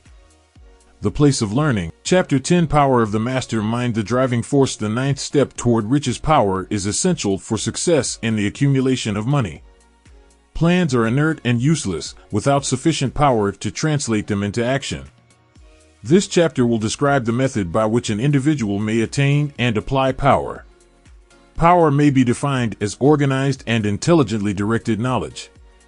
Power, as the term is here used, refers to organized effort, sufficient to enable an individual to transmute desire into its monetary equivalent. Organized effort is produced through the coordination of effort of two or more people who work toward a definite end in a spirit of harmony. Power is required for the accumulation of money. Power is necessary for the retention of money after it has been accumulated. Let us ascertain how power may be acquired. If power is organized knowledge, let us examine the sources of knowledge, A. Infinite intelligence. This source of knowledge may be contacted through the procedure described in another chapter, with the aid of creative imagination. B. The accumulated experience. The accumulated experience of man may be found in any well-equipped public library. An important part of this accumulated experience is taught in public schools and colleges, where it has been classified and organized. C. Experiment and research. In the field of science, and in practically every other walk of life, men are gathering, classifying, and organizing new facts daily. This is the source to which one must turn when knowledge is not available through accumulated experience. Here, too, the creative imagination must often be used. Knowledge may be acquired from any of the foregoing sources. It may be converted into power by organizing it into definite plans and by expressing those plans in terms of action. Examination of the three major sources of knowledge will readily disclose the difficulty an individual would have if he depended upon his efforts alone in assembling knowledge and expressing it through definite plans in terms of action. If his plans are comprehensive, and if they contemplate large proportions, he must, generally, induce others to cooperate with him before he can inject into them the necessary element of power. Gaining power through the mastermind. The mastermind may be defined as coordination of knowledge and effort in a spirit of harmony between two or more people for the attainment of a definite purpose.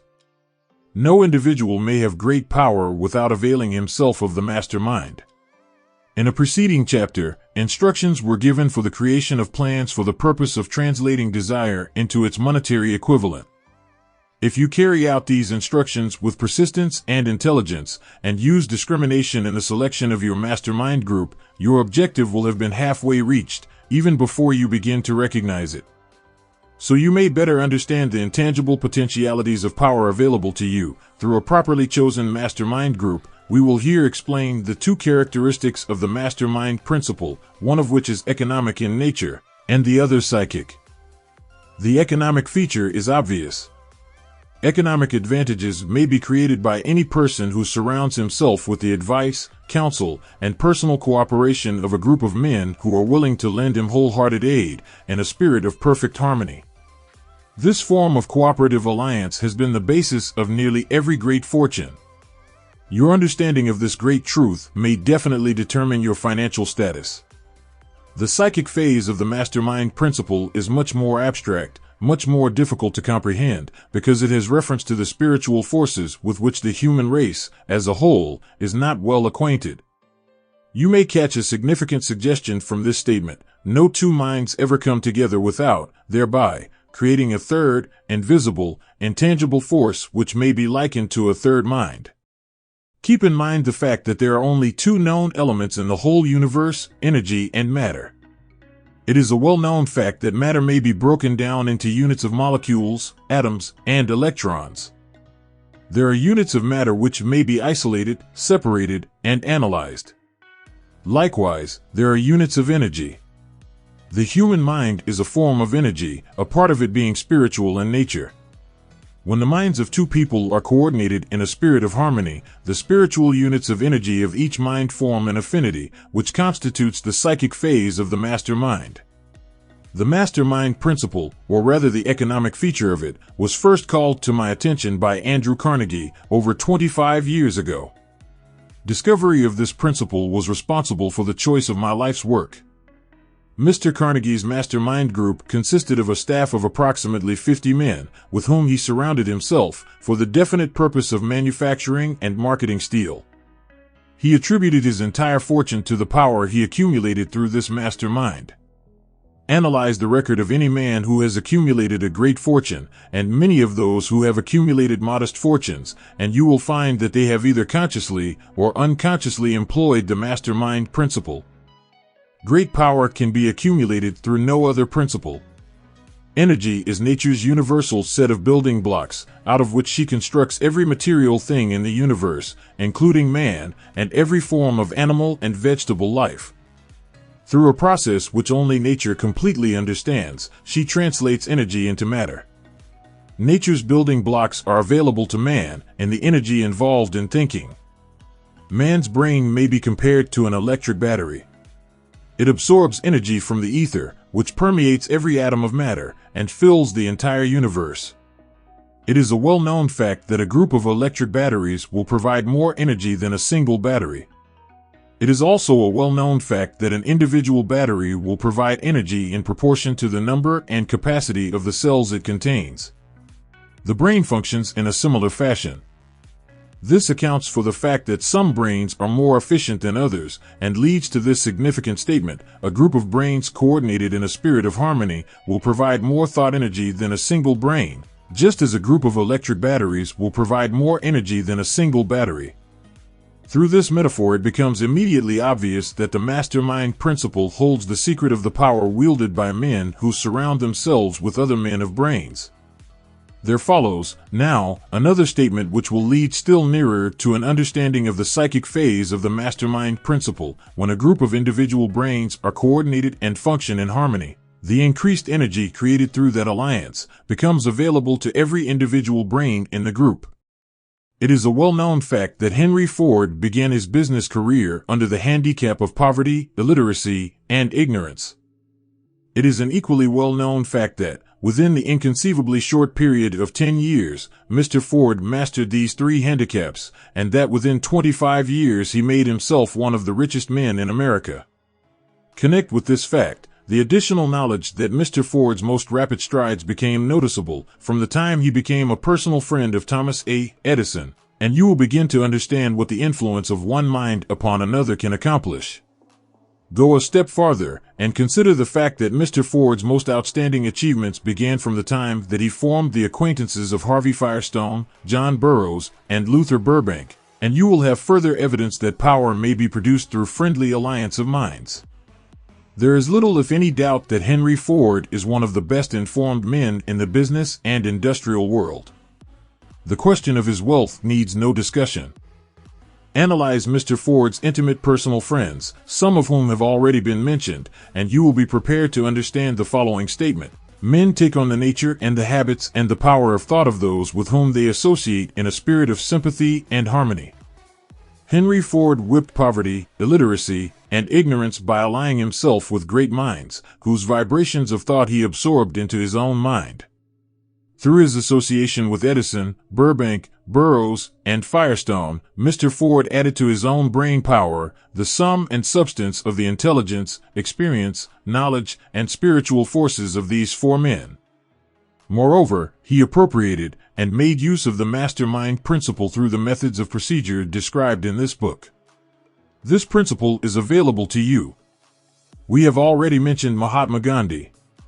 Perhaps the majority of those who have heard of Gandhi look upon him as merely an eccentric little man who goes around without formal wearing apparel and makes trouble for the British government.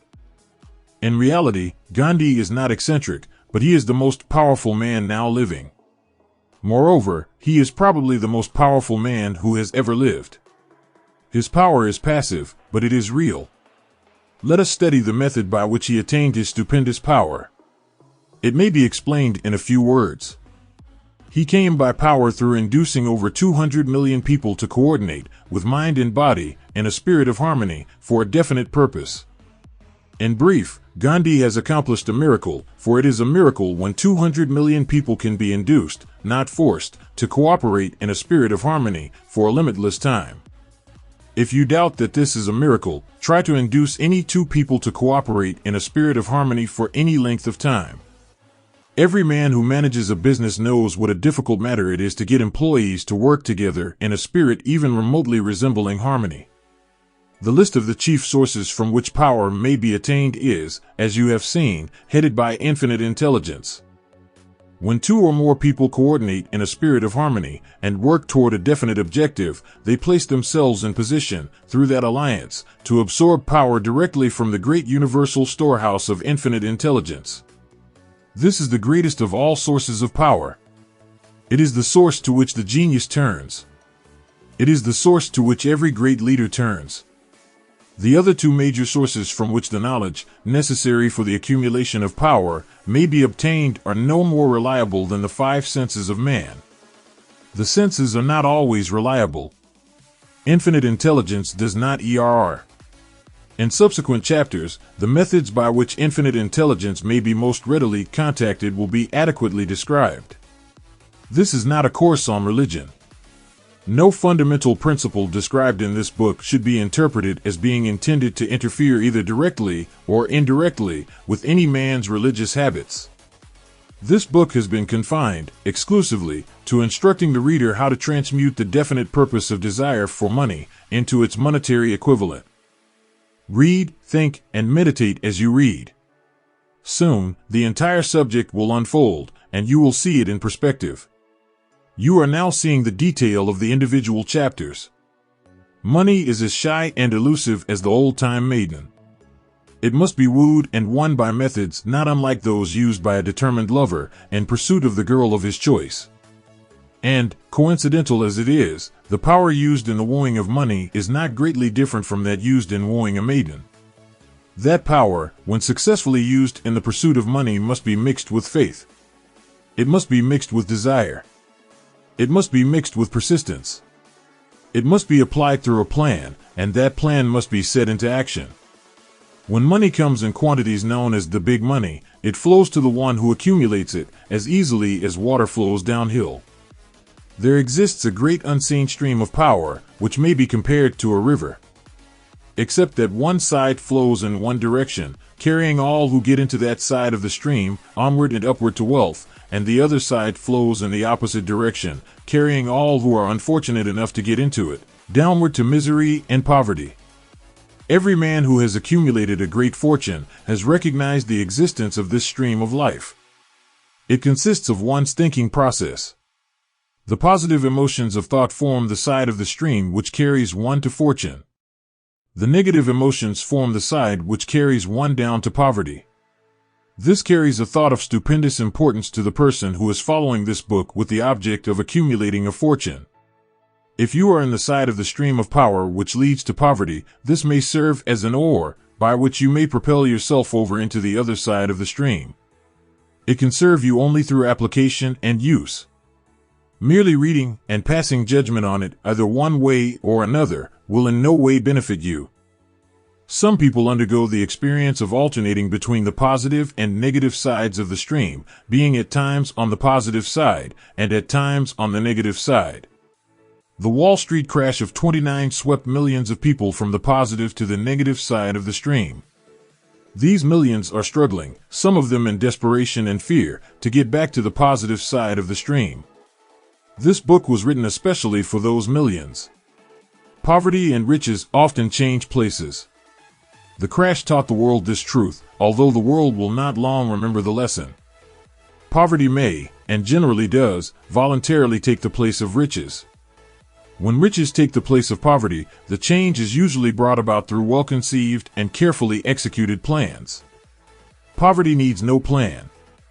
It needs no one to aid it, because it is bold and ruthless. Riches are shy and timid. They have to be attracted. Anybody can wish for riches, and most people do, but only a few know that a definite plan, plus a burning desire for wealth, are the only dependable means of accumulating wealth. Dependable means of accumulating wealth. Dependable means of Chapter 11 The Mystery of Sex Transmutation. The 10th step toward riches. The meaning of the word transmute is, in simple language, the changing or transferring of one element or form of energy into another. The emotion of sex brings into being a state of mind. Because of ignorance on the subject, this state of mind is generally associated with the physical, and because of improper influences to which most people have been subjected in acquiring knowledge of sex, things essentially physical have highly biased the mind. The emotion of sex has back of it the possibility of three constructive potentialities. They are 1. The perpetuation of mankind. 2. The maintenance of health. 3. The transformation of mediocrity into genius through transmutation. Sex transmutation is simple and easily explained. It means the switching of the mind from thoughts of physical expression to thoughts of some other nature. Sex desire is the most powerful of human desires. When driven by this desire, men develop keenness of imagination, courage, willpower, persistence, and creative ability unknown to them at other times. So strong and impelling is the desire for sexual contact that men freely run the risk of life and reputation to indulge it. When harnessed and redirected along other lines, this motivating force maintains all of its attributes of keenness of imagination, courage, etc., which may be used as powerful creative forces in literature, art, or in any other profession or calling, including, of course, the accumulation of riches. The transmutation of sex energy calls for the exercise of willpower, to be sure, but the reward is worth the effort. The desire for sexual expression is inborn and natural. The desire cannot and should not be submerged or eliminated. But it should be given an outlet through forms of expression which enrich the body, mind, and spirit of man. If not given this form of outlet through transmutation, it will seek outlets through purely physical channels. A river may be dammed and its water controlled for a time, but eventually it will force an outlet. The same is true of the emotion of sex. It may be submerged and controlled for a time, but its very nature causes it to be ever-seeking means of expression. If it is not transmuted into some creative effort, it will find a less worthy outlet. Fortunate, indeed, is the person who has discovered how to give sex emotion an outlet through some form of creative effort, for he has, by that discovery, lifted himself to the status of a genius. Scientific research has disclosed these significant facts. 1. The men of greatest achievement are men with highly developed sex natures, men who have learned the art of sex transmutation. 2. The men who have accumulated great fortunes and achieved outstanding recognition in literature, art, industry, architecture, and the professions were motivated by the influence of a woman. The research from which these astounding discoveries were made went back through the pages of biography and history for more than 2,000 years. Wherever there was evidence available in connection with the lives of men and women of great achievement, it indicated most convincingly that they possessed highly developed sex natures. The emotion of sex is an irresistible force, against which there can be no such opposition as an immovable body. When driven by this emotion, men become gifted with a superpower for action. Understand this truth, and you will catch the significance of the statement that sex transmutation will lift one to the status of a genius. The emotion of sex contains the secret of creative ability. Destroy the sex glands, whether in man or beast, and you have removed the major source of action. For proof of this, observe what happens to any animal after it has been castrated. A bull becomes as docile as a cow after it has been altered sexually. Sex alteration takes out of the male, whether man or beast, all the fight that was in him. Sex alteration of the female has the same effect. The human mind responds to stimuli, through which it may be keyed up to high rates of vibration, known as enthusiasm, creative imagination, intense desire, etc. The stimuli to which the mind responds most freely are 1. The desire for sex expression. 2. Love. 3. A burning desire for fame, power, or financial gain, money. 4. Music. 5. Friendship between either those of the same sex or those of the opposite sex. 6. A mastermind alliance based upon the harmony of two or more people who ally themselves for spiritual or temporal advancement. 7. Mutual suffering, such as that experienced by people who are persecuted. 8. Autosuggestion. 9. Fear. 10. Narcotics and alcohol. The desire for sex expression comes at the head of the list of stimuli, which most effectively step up the vibrations of the mind and start the wheels of physical action. 8 of these stimuli are natural and constructive. 2 are destructive. The list is here presented for the purpose of enabling you to make a comparative study of the major sources of mind stimulation. From this study, it will be readily seen that the emotion of sex is, by great odds, the most intense and powerful of all mind stimuli. This comparison is necessary as a foundation for proof of the statement that transmutation of sex energy may lift one to the status of a genius. Let us find out what constitutes a genius. Some wiseacre has said that a genius is a man who wears long hair, eats queer food, lives alone, and serves as a target for the joke-makers. A better definition of a genius is a man who has discovered how to increase the vibrations of thought to the point where he can freely communicate with sources of knowledge not available through the ordinary rate of vibration of thought. The person who thinks will want to ask some questions concerning this definition of genius. The first question will be, how may one communicate with sources of knowledge which are not available through the ordinary rate of vibration of thought? The next question will be, are there known sources of knowledge which are available only to genii, and if so, what are these sources, and exactly how may they be reached? We shall offer proof of the soundness of some of the more important statements made in this book, or at least we shall offer evidence through which you may secure your own proof through experimentation, and in doing so, we shall answer both of these questions. Genius is developed through the sixth sense. The reality of a sixth sense has been fairly well established. This sixth sense is creative imagination. The faculty of creative imagination is one which the majority of people never use during an entire lifetime, and if used at all, it usually happens by mere accident. A relatively small number of people use, with deliberation and purpose aforethought, the faculty of creative imagination. Those who use this faculty voluntarily, and with understanding of its functions, are genii. The faculty of creative imagination is the direct link between the finite mind of man and infinite intelligence. All so-called revelations, referred to in the realm of religion, and all discoveries of basic or new principles in the field of invention, take place through the faculty of creative imagination. When ideas or concepts flash into one's mind, through what is popularly called a hunch, they come from one or more of the following sources. 1. Infinite intelligence. 2. One's subconscious mind, wherein is stored every sense impression and thought impulse which ever reached the brain through any of the 5 senses. 3. From the mind of some other person who has just released the thought, or picture of the idea or concept, through conscious thought. Or 4. From the other person's subconscious storehouse.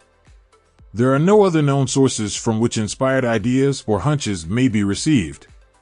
The creative imagination functions best when the mind is vibrating at an exceedingly high rate. That is, when the mind is functioning at a rate of vibration higher than that of ordinary, normal thought. When brain action has been stimulated through one or more of the 10 mind stimulants, it has the effect of lifting the individual far above the horizon of ordinary thought and permits him to envision distance, scope, and quality of thoughts not available on the lower plane, such as that occupied while one is engaged in the solution of the problems of business and professional routine. When lifted to this higher level of thought through any form of mind stimulation, an individual occupies, relatively, the same position as one who has ascended in an airplane to a height from which he may see over and beyond the horizon line which limits his vision while on the ground. Moreover, while on this higher level of thought, the individual is not hampered or bound by any of the stimuli which circumscribe and limit his vision while wrestling with the problems of gaining the 3 basic necessities of food, clothing, and shelter. He is in a world of thought in which the ordinary, workaday thoughts have been as effectively removed as are the hills and valleys and other limitations of physical vision when he rises in an airplane. While on this exalted plane of thought, the creative faculty of the mind is given freedom for action. The way has been cleared for the sixth sense to function. It becomes receptive to ideas which could not reach the individual under any other circumstances. The sixth sense is the faculty which marks the difference between a genius and an ordinary individual. The creative faculty becomes more alert and receptive to vibrations originating outside the individual's subconscious mind, the more this faculty is used, and the more the individual relies upon it and makes demands upon it for thought impulses. This faculty can be cultivated and developed only through use. That which is known as one's conscience operates entirely through the faculty of the sixth sense. The great artists, writers, musicians, and poets become great because they acquire the habit of relying upon the still small voice which speaks from within through the faculty of creative imagination. It is a fact well known to people who have keen imaginations that their best ideas come through so-called hunches. There is a great orator who does not attain to greatness until he closes his eyes and begins to rely entirely upon the faculty of creative imagination. When asked why he closed his eyes just before the climaxes of his oratory, he replied, "I do it, because then I speak through ideas which come to me from within." One of America's most successful and best-known financiers followed the habit of closing his eyes for 2 or 3 minutes before making a decision. When asked why he did this, he replied, "With my eyes closed, I am able to draw upon a source of superior intelligence." The late Dr. Elmer R. Gates, of Chevy Chase, Maryland, created more than 200 useful patents, many of them basic, through the process of cultivating and using the creative faculty. His method is both significant and interesting to one interested in attaining to the status of genius, in which category Dr. Gates unquestionably belonged. Dr. Gates was one of the really great, though less publicized scientists of the world. In his laboratory, he had what he called his personal communication room. It was practically soundproof, and so arranged that all light could be shut out. It was equipped with a small table, on which he kept a pad of writing paper. In front of the table, on the wall, was an electric push button, which controlled the lights. When Dr. Gates desired to draw upon the forces available to him through his creative imagination, he would go into this room, seat himself at the table, shut off the lights, and concentrate upon the known factors of the invention on which he was working, remaining in that position until ideas began to flash into his mind in connection with the unknown factors of the invention. On one occasion, ideas came through so fast that he was forced to write for almost 3 hours. When the thoughts stopped flowing, and he examined his notes, he found they contained a minute description of principles which bade not a parallel among the known data of the scientific world. Moreover, the answer to his problem was intelligently presented in those notes.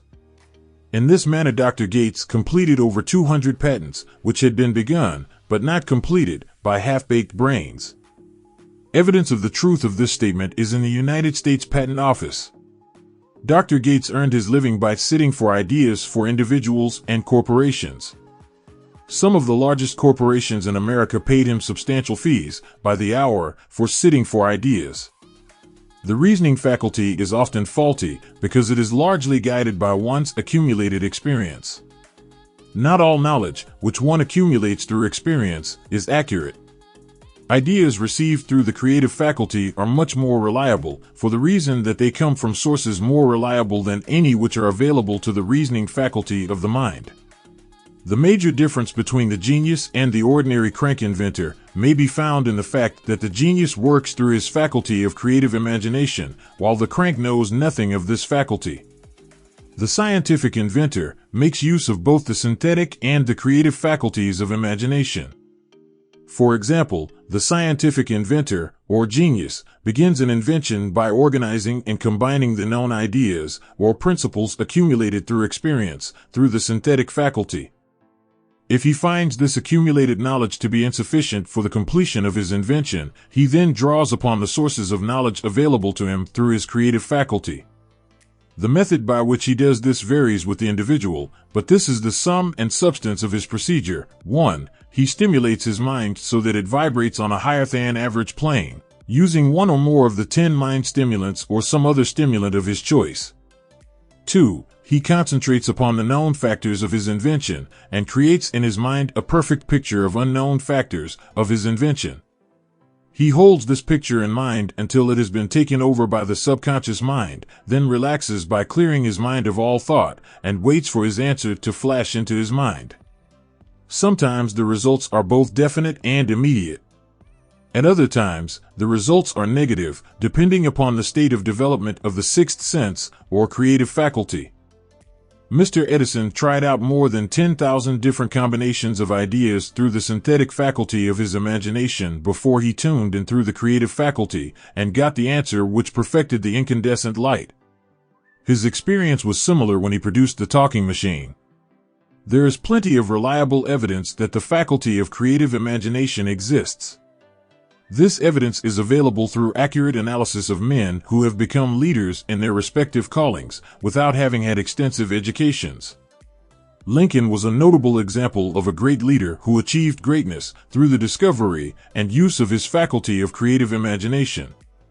He discovered and began to use this faculty as the result of the stimulation of love which he experienced after he met in Rutledge, a statement of the highest significance in connection with the study of the source of genius. The pages of history are filled with the records of great leaders whose achievements may be traced directly to the influence of women who aroused the creative faculties of their minds through the stimulation of sex desire. Napoleon Bonaparte was one of these. When inspired by his first wife, Josephine, he was irresistible and invincible. When his better judgment or reasoning faculty prompted him to put Josephine aside, he began to decline. His defeat and St. Helena were not far distant. If good taste would permit, we might easily mention scores of men, well known to the American people, who climbed to great heights of achievement under the stimulating influence of their wives, only to drop back to destruction after money and power went to their heads, and they put aside the old wife for a new one. Napoleon was not the only man to discover that sex influence, from the right source, is more powerful than any substitute of expediency, which may be created by mere reason. The human mind responds to stimulation. Among the greatest and most powerful of these stimuli is the urge of sex. When harnessed and transmuted, this driving force is capable of lifting men into that higher sphere of thought which enables them to master the sources of worry and petty annoyance which beset their pathway on the lower plane. Unfortunately, only the genii have made the discovery. Others have accepted the experience of sex urge without discovering one of its major potentialities, a fact which accounts for the great number of others as compared to the limited number of genii. For the purpose of refreshing the memory, in connection with the facts available from the biographies of certain men, we here present the names of a few men of outstanding achievement, each of whom was known to have been of a highly sexed nature. The genius which was theirs undoubtedly found its source of power in transmuted sex energy. George Washington, Napoleon Bonaparte, William Shakespeare, Abraham Lincoln, Ralph Waldo Emerson, Robert Burns, Thomas Jefferson, Elbert Hubbard, Elbert H. Gary, Oscar Wilde, Woodrow Wilson, John H. Patterson, Andrew Jackson, Enrico Caruso. Your own knowledge of biography will enable you to add to this list. Find, if you can, a single man in all history of civilization who achieved outstanding success in any calling, who was not driven by a well-developed sex nature. If you do not wish to rely upon biographies of men not now living, take inventory of those whom you know to be men of great achievement, and see if you can find one among them who is not highly sexed. Sex energy is the creative energy of all genii. There never has been, and never will be, a great leader, builder, or artist lacking in this driving force of sex. Surely no one will misunderstand these statements to mean that all who are highly sexed are genii. Man attains to the status of a genius only when, and if, he stimulates his mind so that it draws upon the forces available through the creative faculty of the imagination. Chief among the stimuli with which this stepping up of the vibrations may be produced is sex energy. The mere possession of this energy is not sufficient to produce a genius. The energy must be transmuted from desire for physical contact into some other form of desire and action before it will lift one to the status of a genius. Far from becoming genii, because of great sex desires, the majority of men lower themselves, through misunderstanding and misuse of this great force, to the status of the lower animals. Why men seldom succeed before 40? I discovered, from the analysis of over 25,000 people, that men who succeed in an outstanding way seldom do so before the age of 40. And more often they do not strike their real pace until they are well beyond the age of 50. This fact was so astounding that it prompted me to go into the study of its cause most carefully, carrying the investigation over a period of more than 12 years. This study disclosed the fact that the major reason why the majority of men who succeed do not begin to do so before the age of 40 to 50 is their tendency to dissipate their energies through overindulgence in physical expression of the emotion of sex. The majority of men never learn that the urge of sex has other possibilities, which far transcend in importance that of mere physical expression. The majority of those who make this discovery do so after having wasted many years at a period when the sex energy is at its height, prior to the age of 45 to 50. This usually is followed by noteworthy achievement. The lives of many men up to, and sometimes well past the age of 40, reflect a continued dissipation of energies, which could have been more profitably turned into better channels. Their finer and more powerful emotions are sown wildly to the four winds. Out of this habit of the male, grew the term, sowing his wild oats. The desire for sexual expression is by far the strongest and most impelling of all the human emotions, and for this very reason this desire, when harnessed and transmuted into action, other than that of physical expression, may raise one to the status of a genius. One of America's most able business men frankly admitted that his attractive secretary was responsible for most of the plans he created. He admitted that her presence lifted him to heights of creative imagination, such as he could experience under no other stimulus. One of the most successful men in America owes most of his success to the influence of a very charming young woman, who has served as his source of inspiration for more than 12 years. Everyone knows the man to whom this reference is made, but not everyone knows the real source of his achievements. History is not lacking in examples of men who attained to the status of genii as the result of the use of artificial mind stimulants in the form of alcohol and narcotics. Edgar Allan Poe wrote The Raven while under the influence of liquor, dreaming dreams that mortal never dared to dream before. James Whitcomb Riley did his best writing while under the influence of alcohol. Perhaps it was thus he saw the ordered intermingling of the real and the dream, the mill above the river, and the mist above the stream. Robert Burns wrote best when intoxicated, for auld lang syne, my dear, we'll take a cup of kindness yet, for auld lang syne. But let it be remembered that many such men have destroyed themselves in the end. Nature has prepared her own potions with which men may safely stimulate their minds so they vibrate on a plane that enables them to tune into fine and rare thoughts which come from no man knows where. No satisfactory substitute for nature's stimulants has ever been found. It is a fact well known to psychologists that there is a very close relationship between sex desires and spiritual urges, a fact which accounts for the peculiar behavior of people who participate in the orgies known as religious revivals, common among the primitive types. The world is ruled, and the destiny of civilization is established, by the human emotions. People are influenced in their actions, not by reason so much as by feelings. The creative faculty of the mind is set into action entirely by emotions, and not by cold reason. The most powerful of all human emotions is that of sex. There are other mind stimulants, some of which have been listed, but no one of them, nor all of them combined, can equal the driving power of sex. A mind stimulant is any influence which will either temporarily or permanently increase the vibrations of thought. The 10 major stimulants described are those most commonly resorted to. Through these sources one may commune with infinite intelligence, or enter, at will, the storehouse of the subconscious mind, either one's own, or that of another person, a procedure which is all there is of genius. A teacher, who has trained and directed the efforts of more than 30,000 salespeople, made the astounding discovery that highly sexed men are the most efficient salesmen. The explanation is that the factor of personality known as personal magnetism is nothing more nor less than sex energy. Highly sexed people always have a plentiful supply of magnetism. Through cultivation and understanding, this vital force may be drawn upon and used to great advantage in the relationships between people. This energy may be communicated to others through the following media. 1. The handshake. The touch of the hand indicates, instantly, the presence of magnetism or the lack of it. 2. The tone of voice.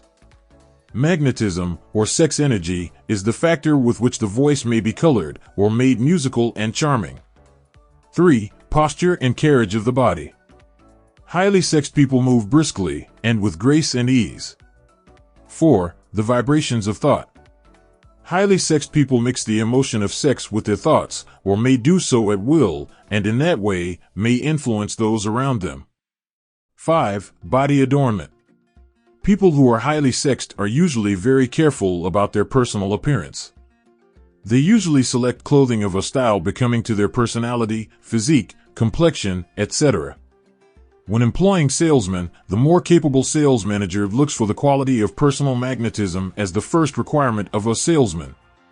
People who lack sex energy will never become enthusiastic nor inspire others with enthusiasm, and enthusiasm is one of the most important requisites in salesmanship, no matter what one is selling.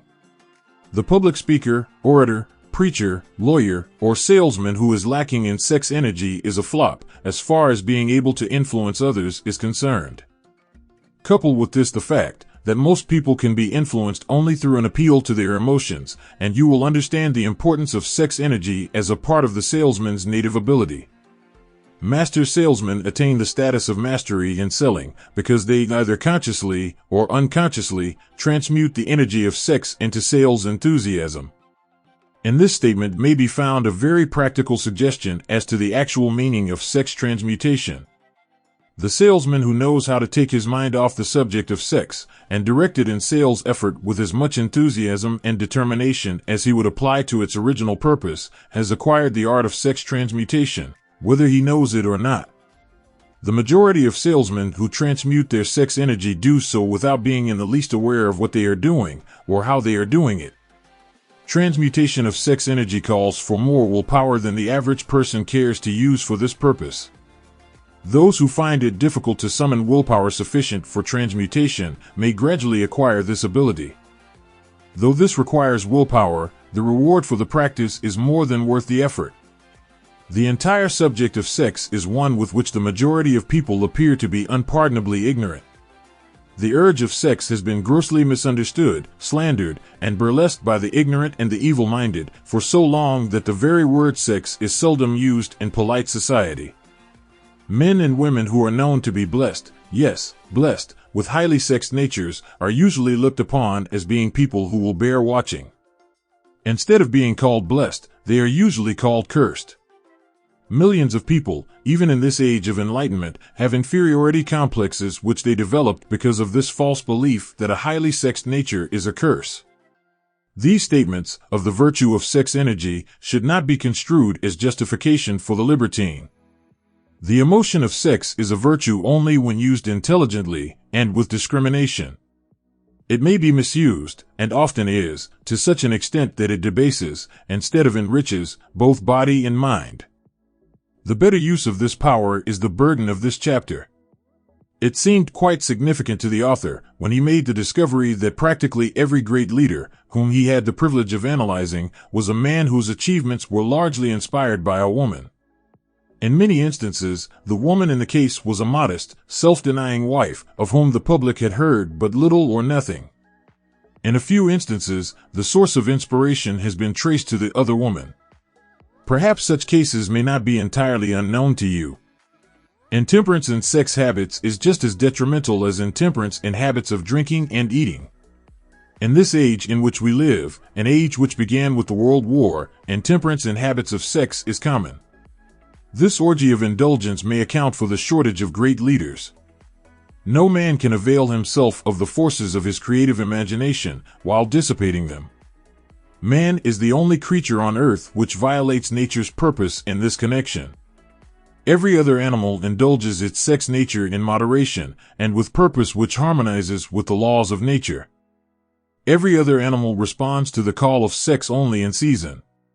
Man's inclination is to declare open season. Every intelligent person knows that stimulation in excess, through alcoholic drink and narcotics, is a form of intemperance which destroys the vital organs of the body, including the brain. Not every person knows, however, that overindulgence in sex expression may become a habit as destructive and as detrimental to creative effort as narcotics or liquor. A sex-mad man is not essentially different than a dope-mad man. Both have lost control over their faculties of reason and willpower. Sexual overindulgence may not only destroy reason and willpower, but it may also lead to either temporary or permanent insanity. Many cases of hypochondria grow out of habits developed in ignorance of the true function of sex. From these brief references to the subject, it may be readily seen that ignorance on the subject of sex transmutation forces stupendous penalties upon the ignorant on the one hand, and withholds from them equally stupendous benefits on the other. Widespread ignorance on the subject of sex is due to the fact that the subject has been surrounded with mystery and beclouded by dark silence. The conspiracy of mystery and silence has had the same effect upon the minds of young people that the psychology of prohibition had. The result has been increased curiosity and desire to acquire more knowledge on this forbidden subject, and to the shame of all lawmakers and most physicians, by training best qualified to educate youth on that subject, information has not been easily available. Seldom does an individual enter upon highly creative effort in any field of endeavor before the age of 40. The average man reaches the period of his greatest capacity to create between 40 and 60. These statements are based upon analysis of thousands of men and women who have been carefully observed. They should be encouraging to those who fail to arrive before the age of 40, and to those who become frightened at the approach of old age, around the 40-year mark. The years between 40 and 50 are, as a rule, the most fruitful. Man should approach this age, not with fear and trembling, but with hope and eager anticipation.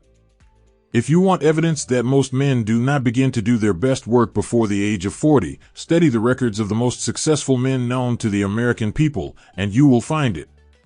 Henry Ford had not hit his pace of achievement until he had passed the age of 40.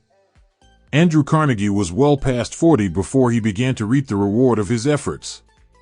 James J. Hill was still running a telegraph key at the age of 40. His stupendous achievements took place after that age. Biographies of American industrialists and financiers are filled with evidence that the period from 40 to 60 is the most productive age of man. Between the ages of 30 and 40, man begins to learn the art of sex transmutation. This discovery is generally accidental, and more often than otherwise, the man who makes it is totally unconscious of his discovery.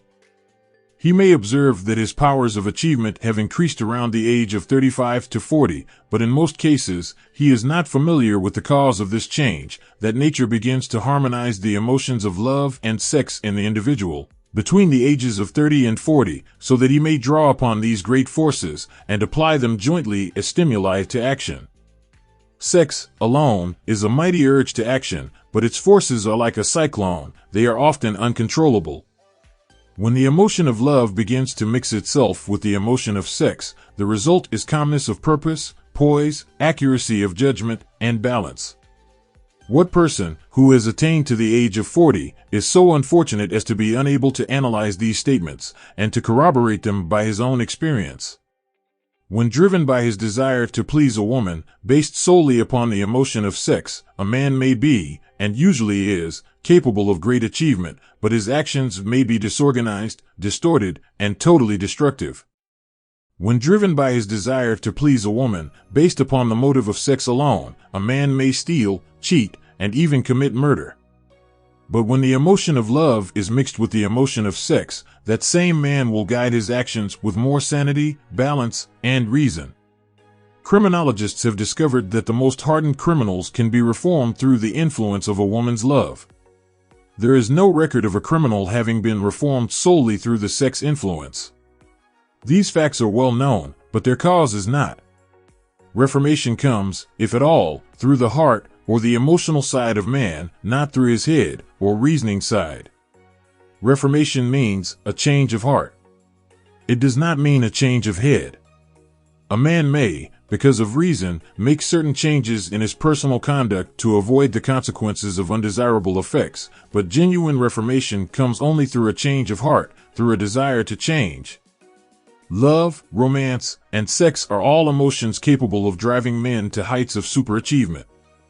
Love is the emotion which serves as a safety valve and ensures balance, poise, and constructive effort. When combined, these three emotions may lift one to an altitude of a genius. There are genii, however, who know but little of the emotion of love. Most of them may be found engaged in some form of action which is destructive, or at least, not based upon justice and fairness toward others. If good taste would permit, a dozen genii could be named in the field of industry and finance, who ride ruthlessly over the rights of their fellow men. They seem totally lacking in conscience. The reader can easily supply his own list of such men. The emotions are states of mind. Nature has provided man with a chemistry of the mind which operates in a manner similar to the principles of chemistry of matter. It is a well-known fact that, through the aid of chemistry of matter, a chemist may create a deadly poison by mixing certain elements, none of which are, in themselves, harmful in the right proportions. The emotions may, likewise, be combined so as to create a deadly poison. The emotions of sex and jealousy, when mixed, may turn a person into an insane beast. The presence of any one or more of the destructive emotions in the human mind, through the chemistry of the mind, sets up a poison which may destroy one's sense of justice and fairness. In extreme cases, the presence of any combination of these emotions in the mind may destroy one's reason. The road to genius consists of the development, control, and use of sex, love, and romance. Briefly, the process may be stated as follows: encourage the presence of these emotions as the dominating thoughts in one's mind, and discourage the presence of all the destructive emotions. The mind is a creature of habit. It thrives upon the dominating thoughts fed it. Through the faculty of willpower, one may discourage the presence of any emotion and encourage the presence of any other. Control of the mind, through the power of will, is not difficult. Control comes from persistence and habit. The secret of control lies in understanding the process of transmutation. When any negative emotion presents itself in one's mind, it can be transmuted into a positive or constructive emotion by the simple procedure of changing one's thoughts.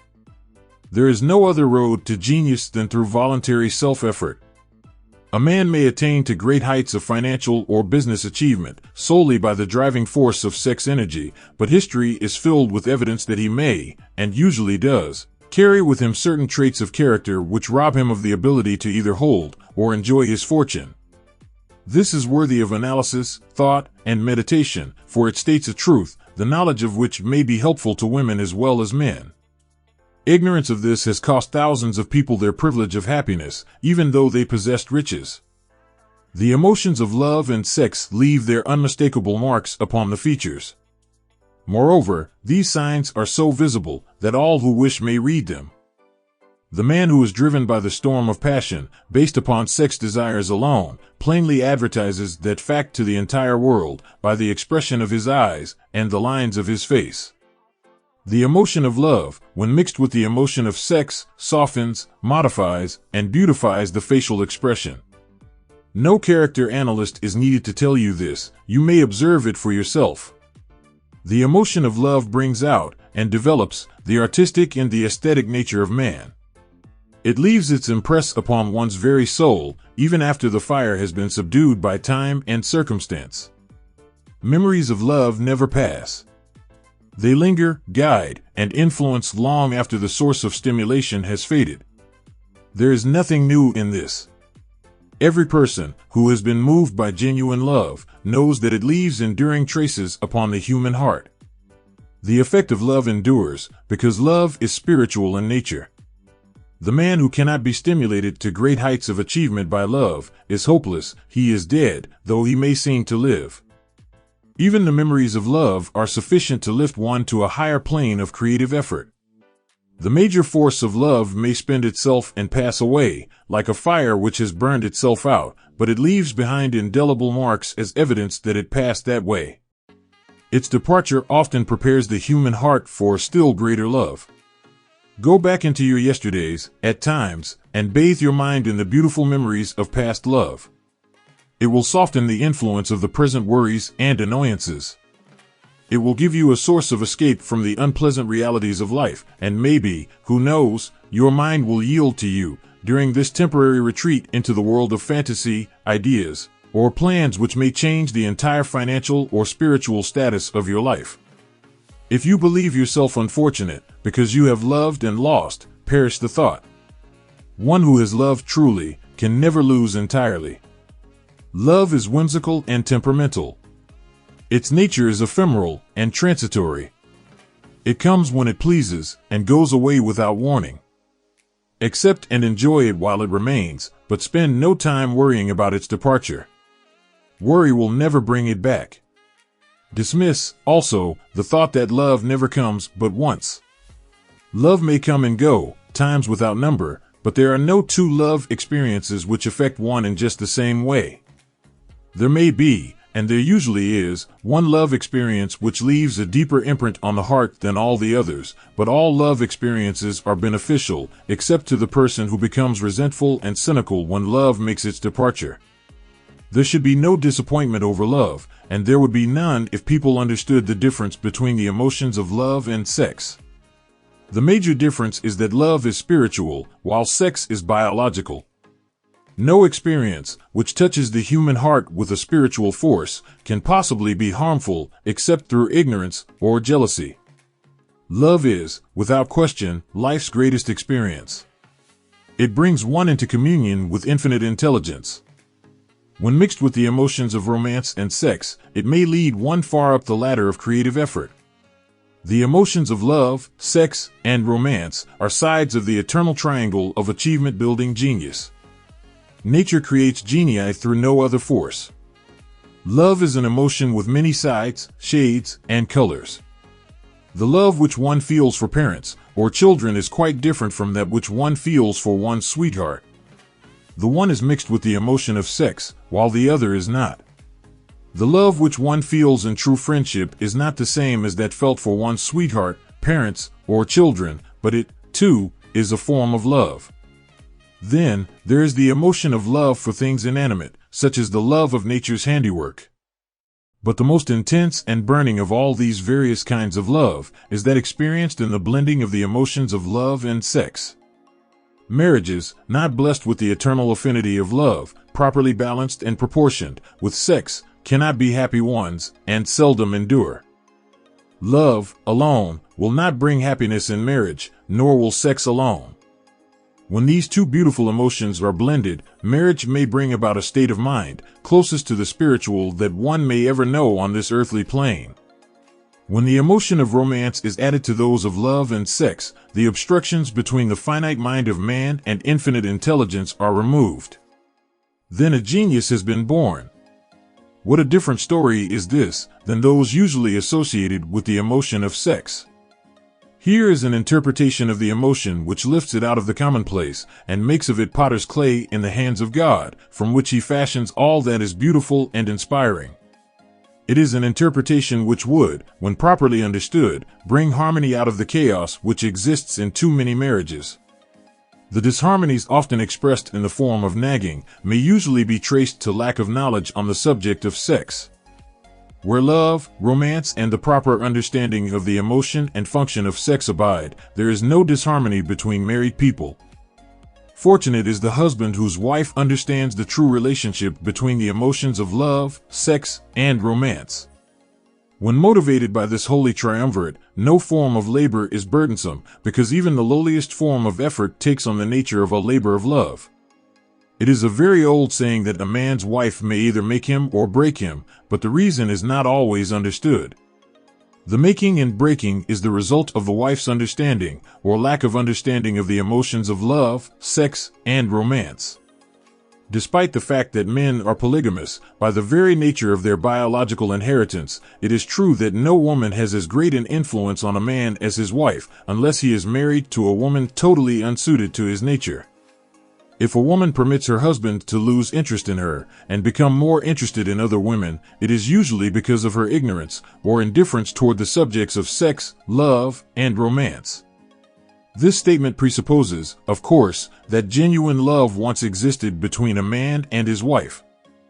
The facts are equally applicable to a man who permits his wife's interest in him to die. Married people often bicker over a multitude of trivialities. If these are analyzed accurately, the real cause of the trouble will often be found to be indifference or ignorance on these subjects. Man's greatest motivating force is his desire to please woman. The hunter who excelled during prehistoric days, before the dawn of civilization, did so because of his desire to appear great in the eyes of woman.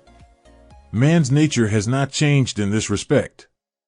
The hunter of today brings home no skins of wild animals, but he indicates his desire for her favor by supplying fine clothes, motor cars, and wealth.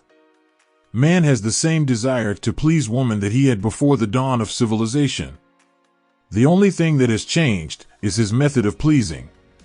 Men who accumulate large fortunes and attain to great heights of power and fame do so, mainly, to satisfy their desire to please women. Take women out of their lives, and great wealth would be useless to most men. It is this inherent desire of man to please woman which gives woman the power to make or break a man. The woman who understands man's nature and tactfully caters to it need have no fear of competition from other women. Men may be giants with indomitable willpower when dealing with other men, but they are easily managed by the women of their choice. Most men will not admit that they are easily influenced by the women they prefer, because it is in the nature of the male to want to be recognized as the stronger of the species. Moreover, the intelligent woman recognizes this manly trait and very wisely makes no issue of it.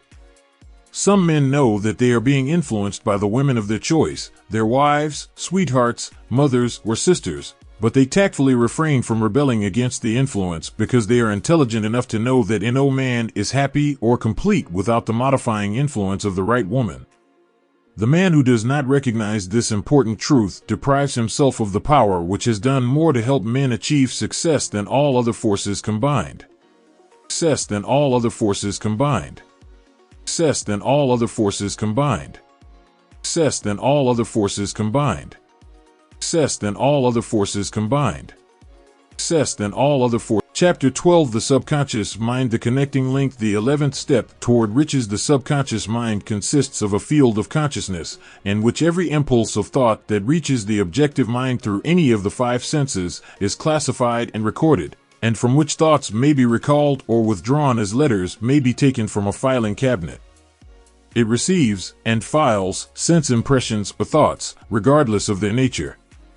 You may voluntarily plant in your subconscious mind any plan, thought, or purpose which you desire to translate into its physical or monetary equivalent.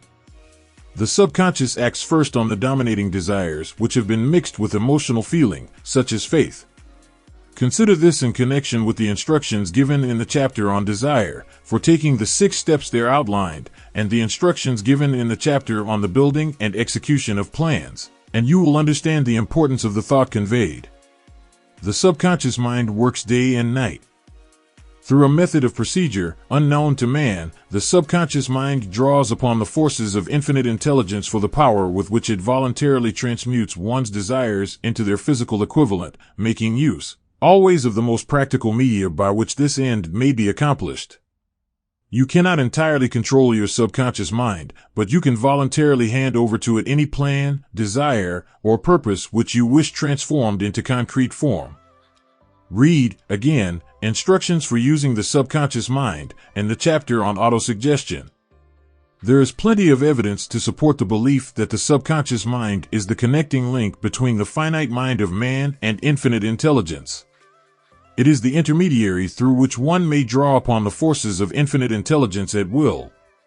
It, alone, contains the secret process by which mental impulses are modified and changed into their spiritual equivalent.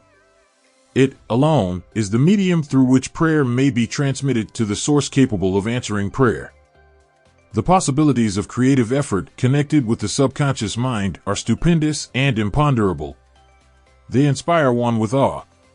I never approach the discussion of the subconscious mind without a feeling of littleness and inferiority due, perhaps, to the fact that man's entire stock of knowledge on this subject is so pitifully limited. The very fact that the subconscious mind is the medium of communication between the thinking mind of man and infinite intelligence is, of itself, a thought which almost paralyzes one's reason.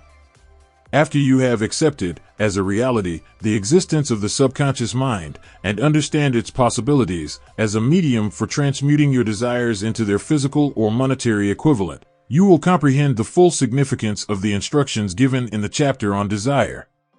You will also understand why you have been repeatedly admonished to make your desires clear, and reduce them to writing.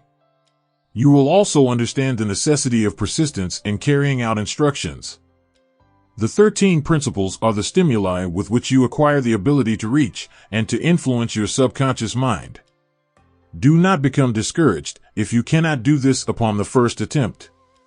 Remember that the subconscious mind may be voluntarily directed only through habit, under the directions given in the chapter on faith. You have not yet had time to master faith. Be patient. Be persistent.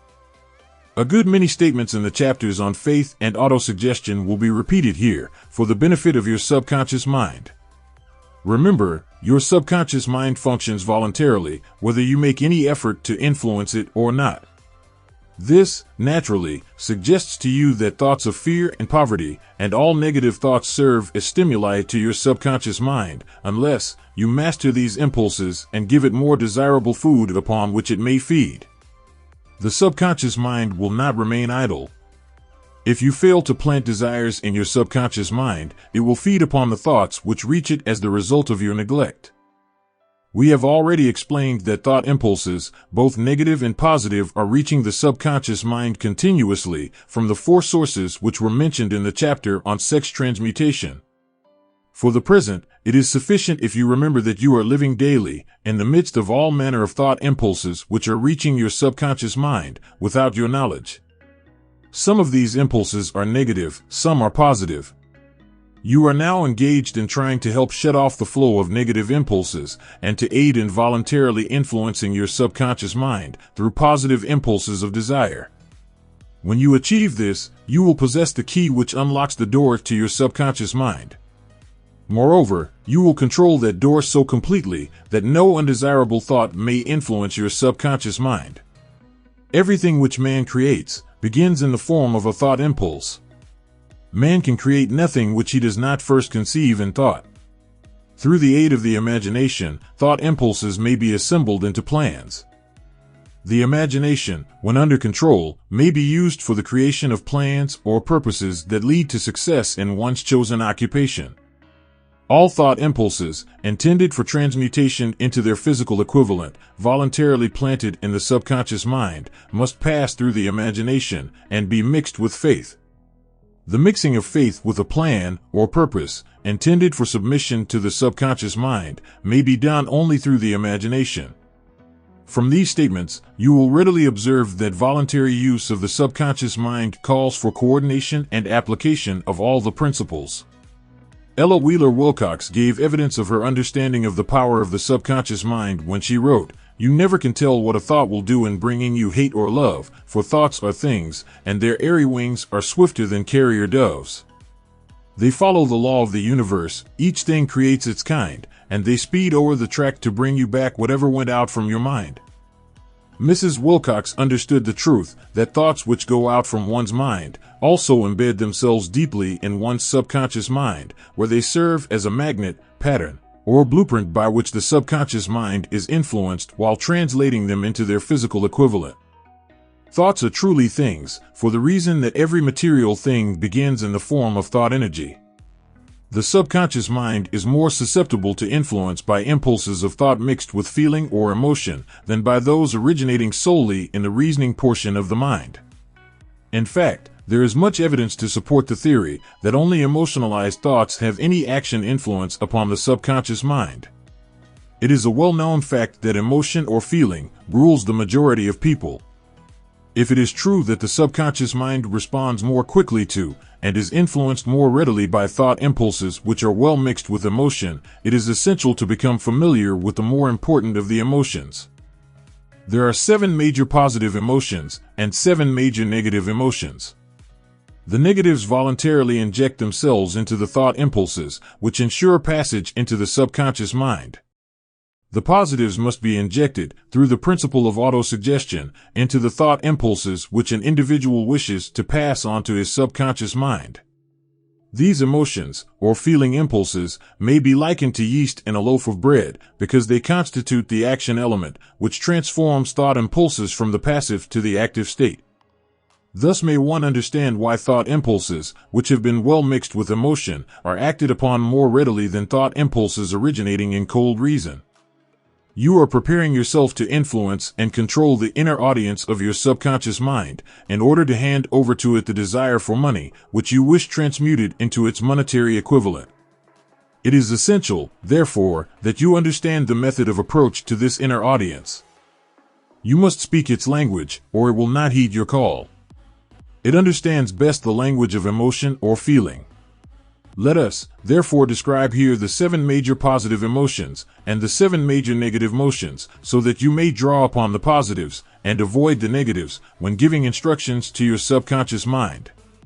The 7 major positive emotions: the emotion of desire, the emotion of faith, the emotion of love, the emotion of sex, the emotion of enthusiasm, the emotion of romance, the emotion of hope. There are other positive emotions, but these are the 7 most powerful and the ones most commonly used in creative effort. Master these 7 emotions, and the other positive emotions will be at your command when you need them. Remember, in this connection, that you are studying a book which is intended to help you develop a money consciousness by filling your mind with positive emotions. One does not become money conscious by filling one's mind with negative emotions. The 7 major negative emotions: the emotion of fear, the emotion of jealousy, the emotion of hatred, the emotion of revenge, the emotion of greed, the emotion of superstition, the emotion of anger. Positive and negative emotions cannot occupy the mind at the same time. One or the other must dominate. It is your responsibility to make sure that positive emotions constitute the dominating influence of your mind. Here the law of habit will come to your aid. Form the habit of applying and using the positive emotions. Eventually, they will dominate your mind so completely that the negatives cannot enter it. Only by following these instructions literally and continuously can you gain control over your subconscious mind. The presence of a single negative in your conscious mind is sufficient to destroy all chances of constructive aid from your subconscious mind. If you are an observing person, you must have noticed that most people resort to prayer only after everything else has failed. Or else they pray by a ritual of meaningless words. And, because it is a fact that most people who pray do so only after everything else has failed, they go to prayer with their minds filled with fear and doubt, which are the emotions the subconscious mind acts upon and passes on to infinite intelligence. Likewise, that is the emotion which infinite intelligence receives and acts upon. If you pray for a thing, but have fear as you pray, that you may not receive it, or that your prayer will not be acted upon by infinite intelligence, your prayer will have been in vain. Prayer does, sometimes, result in the realization of that for which one prays. If you have ever had the experience of receiving that for which you prayed, go back in your memory and recall your actual state of mind while you were praying, and you will know, for sure, that the theory here described is more than a theory. The time will come when the schools and educational institutions of the country will teach the science of prayer. Moreover, then prayer may be, and will be reduced to a science. When that time comes, no one will approach the universal mind in a state of fear, for the very good reason that there will be no such emotion as fear. Ignorance, superstition, and false teaching will have disappeared, and man will have attained his true status as a child of infinite intelligence. A few have already attained this blessing. If you believe this prophecy is far-fetched, take a look at the human race in retrospect. Less than 100 years ago, men believed the lightning to be evidence of the wrath of God, and feared it. Now, thanks to the power of faith, men have harnessed the lightning and made it turn the wheels of industry. Much less than 100 years ago, men believed the space between the planets to be nothing but a great void, a stretch of dead nothingness.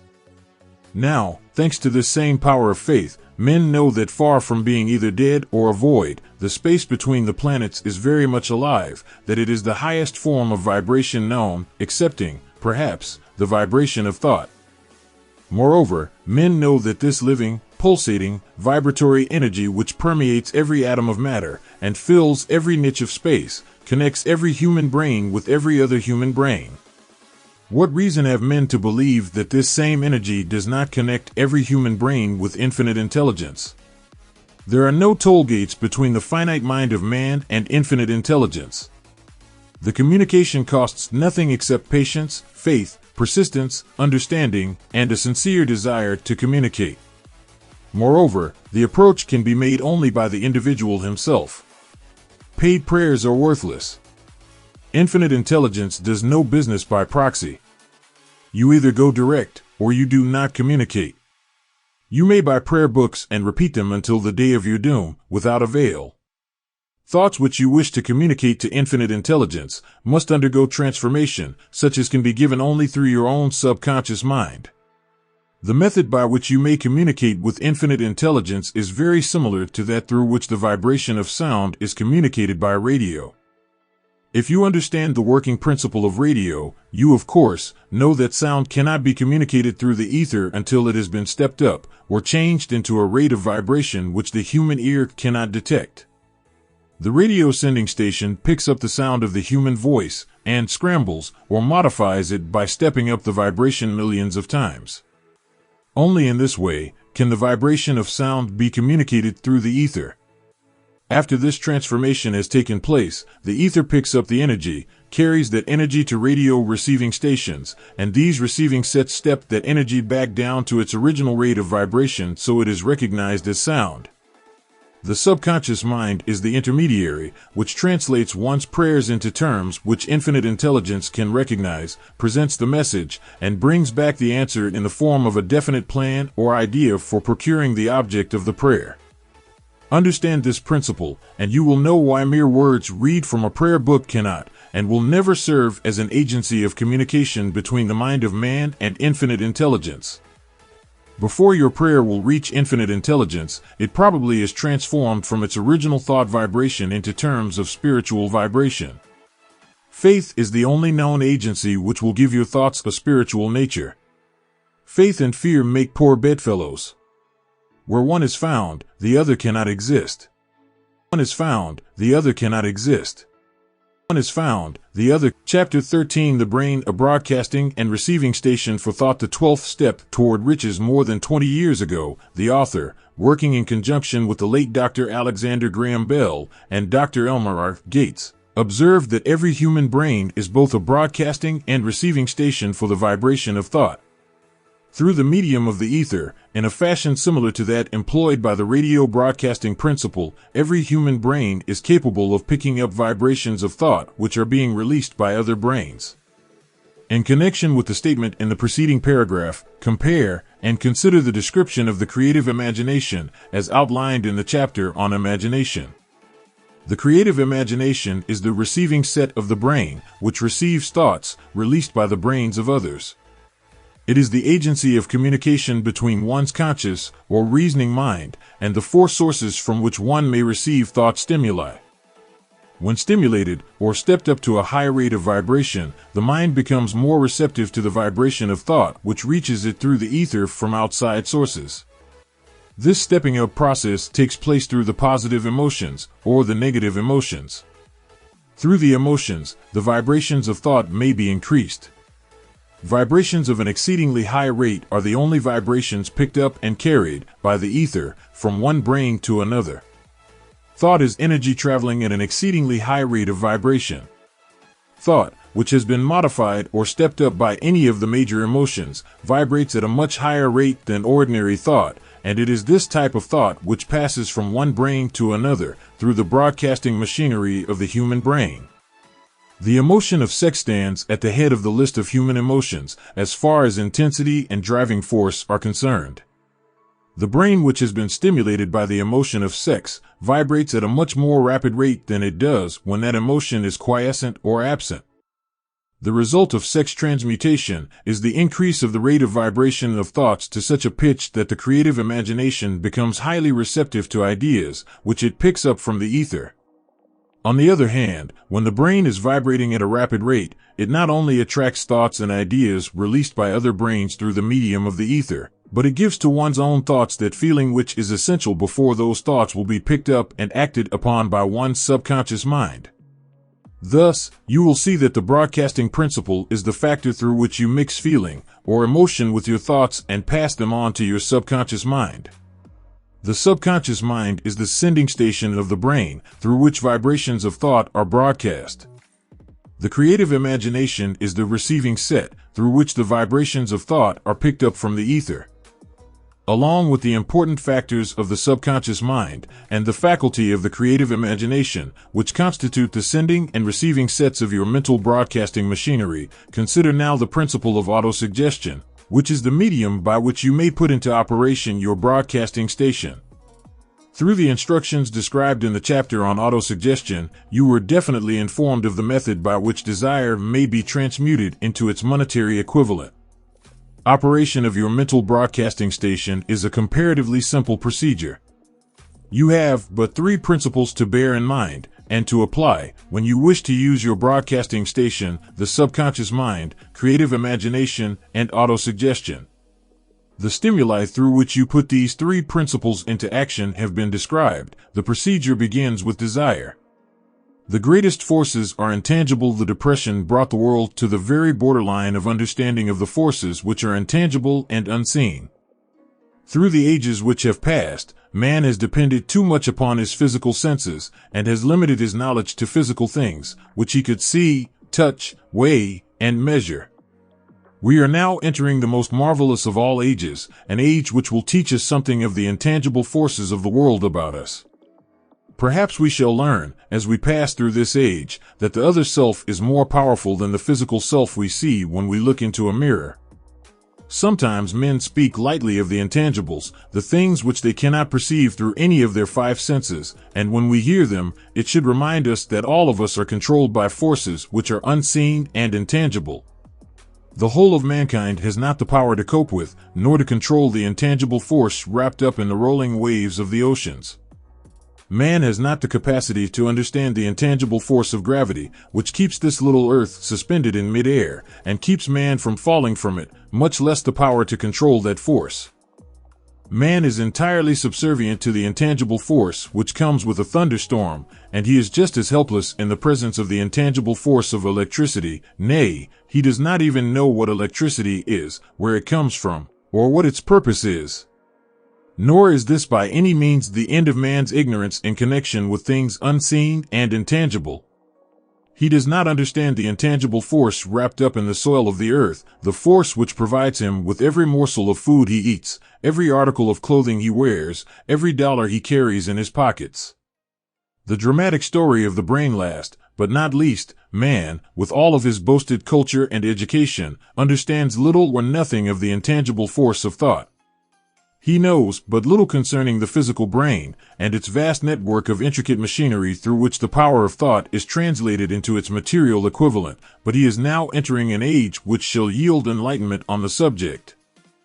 Already men of science have begun to turn their attention to the study of this stupendous thing called a brain, and, while they are still in the kindergarten stage of their studies, they have uncovered enough knowledge to know that the central switchboard of the human brain, the number of lines which connect the brain cells one with another, equal the figure 1, followed by 15 million ciphers.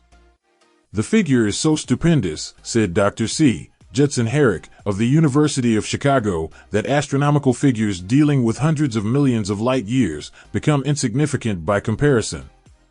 It has been determined that there are from 10 billion to 14 billion nerve cells in the human cerebral cortex, and we know that these are arranged in definite patterns. These arrangements are not haphazard. They are orderly. Recently developed methods of electrophysiology draw off action currents from very precisely located cells or fibers with microelectrodes, amplify them with radio tubes, and record potential differences to a millionth of a volt. It is inconceivable that such a network of intricate machinery should be in existence for the sole purpose of carrying on the physical functions incidental to growth and maintenance of the physical body. Is it not likely that the same system, which gives billions of brain cells the media for communication one with another, provides also the means of communication with other intangible forces? After this book had been written, just before the manuscript went to the publisher, there appeared in the New York Times an editorial showing that at least one great university and one intelligent investigator in the field of mental phenomena are carrying on an organized research through which conclusions have been reached that parallel many of those described in this and the following chapter. The editorial briefly analyzed the work carried on by Dr. Lhine and his associates at Duke University, viz., what is telepathy? A month ago we cited on this page some of the remarkable results achieved by Professor Lhine and his associates in Duke University from more than 100,000 tests to determine the existence of telepathy and clairvoyance. These results were summarized in the first two articles in Harper's Magazine. In the second, which has now appeared, the author, E. H. Wright, attempts to summarize what has been learned, or what it seems reasonable to infer, regarding the exact nature of these extrasensory modes of perception. The actual existence of telepathy and clairvoyance now seems to some scientists enormously probable as the result of Lhine's experiments. Various recipients were asked to name as many cards in a special pack as they could without looking at them and without other sensory access to them. About a score of men and women were discovered who could regularly name so many of the cards correctly that there was not one chance in many a million of their having done their feats by luck or accident. But how did they do them? These powers, assuming that they exist, do not seem to be sensory. There is no known organ for them. The experiments work just as well at distances of several hundred miles as they did in the same room.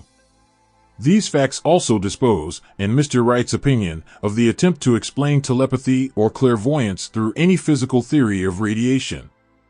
All known forms of radiant energy decline inversely as the square of the distance traversed. Telepathy and clairvoyance do not. But they do vary through physical causes as our other mental powers do.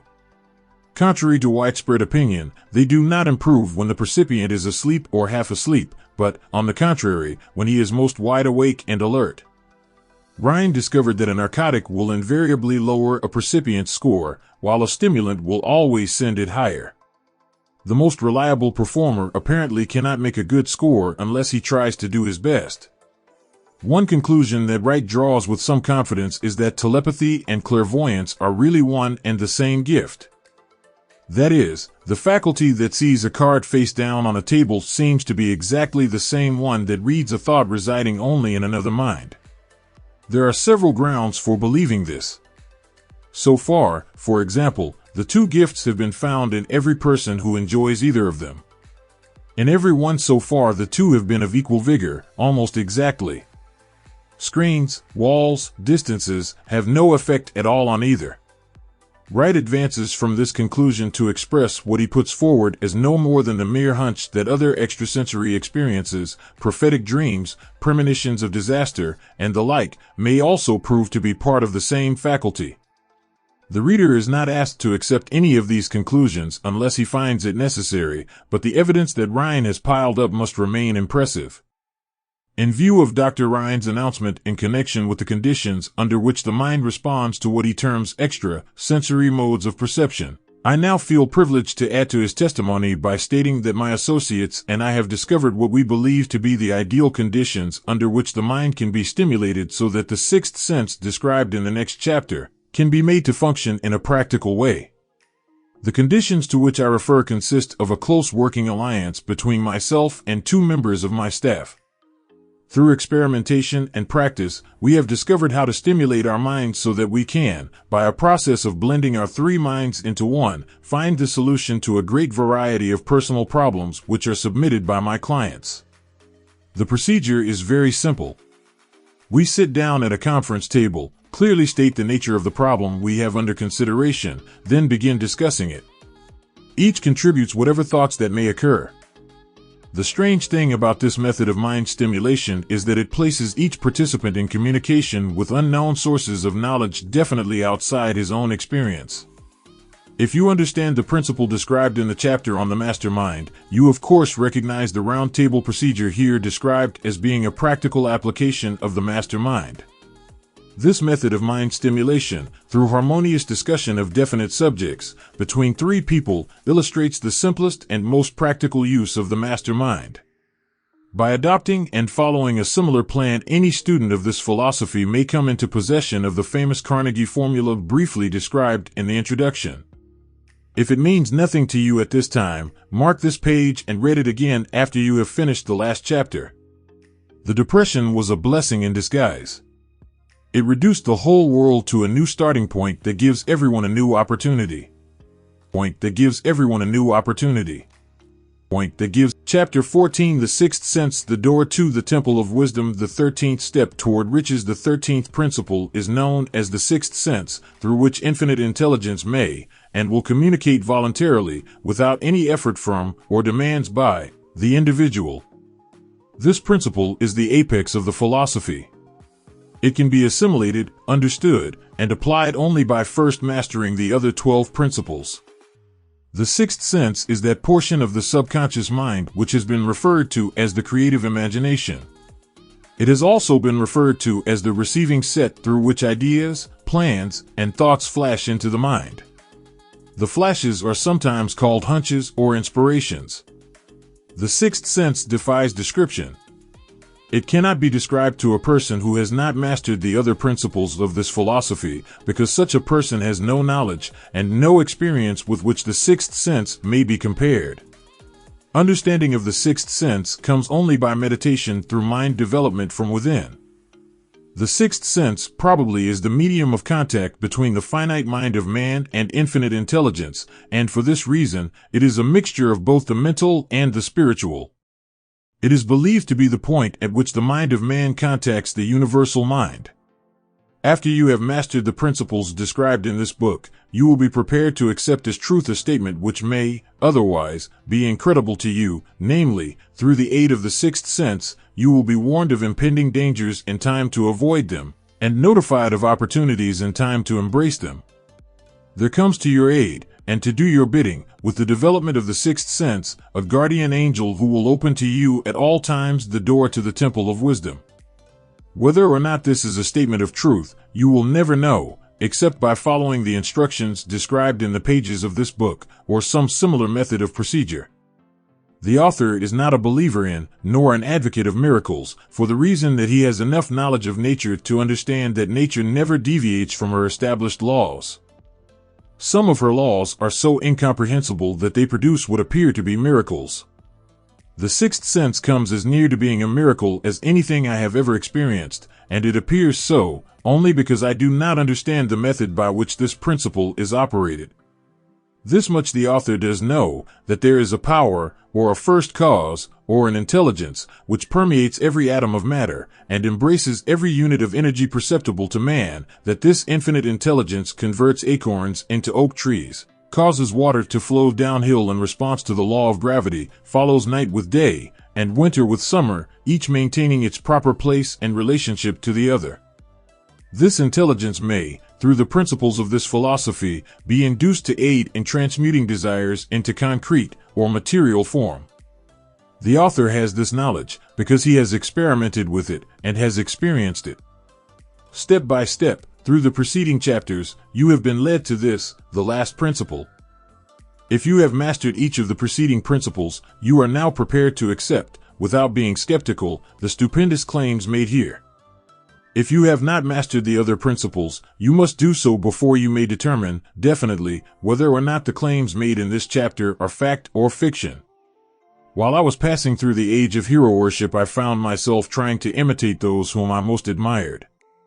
Moreover, I discovered that the element of faith, with which I endeavored to imitate my idols, gave me great capacity to do so quite successfully.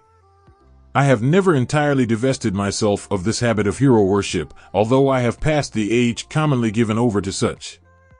My experience has taught me that the next best thing to being truly great is to emulate the great by feeling and action as nearly as possible. Long before I had ever written a line for publication or endeavored to deliver a speech in public, I followed the habit of reshaping my own character by trying to imitate the 9 men whose lives and life works had been most impressive to me. These 9 men were Emerson, Paine, Edison, Darwin, Lincoln, Burbank, Napoleon, Ford, and Carnegie. Every night, over a long period of years, I held an imaginary council meeting with this group whom I called my invisible counselors. The procedure was this. Just before going to sleep at night, I would shut my eyes and see, in my imagination, this group of men seated with me around my council table. Here I had not only an opportunity to sit among those whom I considered to be great, but I actually dominated the group by serving as the chairman. I had a very definite purpose in indulging my imagination through these nightly meetings.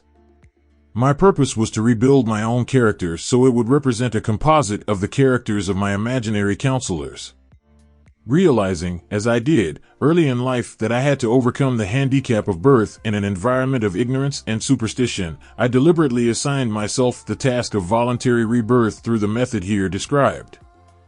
Building character through autosuggestion. Being an earnest student of psychology, I knew, of course, that all men have become what they are because of their dominating thoughts and desires.